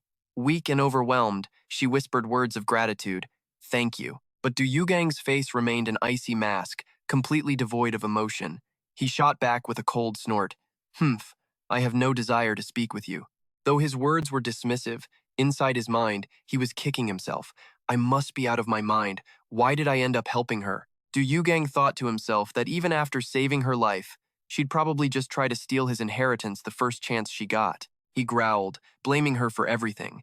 "This is all your fault. Why did you have to stir up trouble and lead us into this mess?" Yang Ren lowered her eyes, full of guilt. She regretted the stone chamber spinning out of control, but tried to explain that her side thought his group was the cause. A total mess of misunderstandings. Seeing the exhaustion on her face, Du Yugang sighed to himself. She's confessed everything now, so she's probably not lying anymore. He groaned tiredly. "Ha, every time I try to get an inheritance, it's nothing but trouble." Yang Ren quietly observed the new sect leader, her thoughts deep. "The more I learn about you, the stranger you seem. You have the arrogant air of someone who looks down on the entire world, yet you desire a normal life more than anyone. It's unbelievable." Du Yugang listened in silence, then turned the question back on her, pointing out her own contradiction. He argued that someone from a righteous sect should be a champion of justice, but here she was, fighting for an inheritance for her own reasons. Yang Ren bowed her head slightly in admission. "You have a point." After a moment of silence, Du Yugang suddenly spoke up. "Hey, you vicious woman." Seeing Yang Ren's confused, Du Yugang lightly touched the floor and immediately sensed that something was wrong. He asked with alarm, "Has the temperature in this stone chamber been rising this whole time?" Yang Ren was also shocked, confirming the floor was indeed hot and only getting hotter. Du Yugang's eyes widened in horror as he realized the death trap. "This place, is it trying to kill us both?" Watching hot smoke begin to rise from the ground, he clenched his fists with grim determination. "I absolutely will not let that happen." The room was heating up like a microwave. Seeing the extreme danger, Du Yugang gave Yang Ren a cold command. "Hey, if you want to live, get over here." The moment she was behind him, he decisively slammed his hand onto the scorching floor. An earth-shattering wave of frigid energy erupted, freezing the entire space to block the encroaching heat. Witnessing this unbelievable sight, Yang Ren exclaimed in shock, "I can't believe you can use both fire and ice techniques." A small smirk touched Du Yugong's lips as he replied coolly, "It's all thanks to a certain vicious woman," Yang Ren asked. "Completely lost. Thanks to me?" But Du Yugang cut her off sharply. "I have no intention of explaining it to you." At the center of the massive ice block, the sect leader focused all his power to maintain the barrier. When the last of the tremors finally subsided, Du Yugang let out a quiet sigh of relief. "Whew, it's finally stopped." He glanced back and reminded her, "You can let go of me now, right?" Realizing she was clutching him tightly, Yang Ren frantically let go, stammering an apology. Du Yugang silently surveyed their surroundings. The stone chamber was no longer spinning, but completely still. Were there no more obstacles? However, this eerie silence brought a strange feeling of unease. He suddenly noticed Yang Ren's face had turned pale, her breathing ragged, which made him suspicious. Could it be poison? Watching her start to fade, Du Yugang worried. "I feel fine, but she's..." Suddenly, Yang Ren's eyes widened in horror as she pointed forward. Out from the darkness of the stone chamber, countless pitch-black phantoms emerged, radiating a deathly dark aura. Yang Ren recognized them with sheer panic.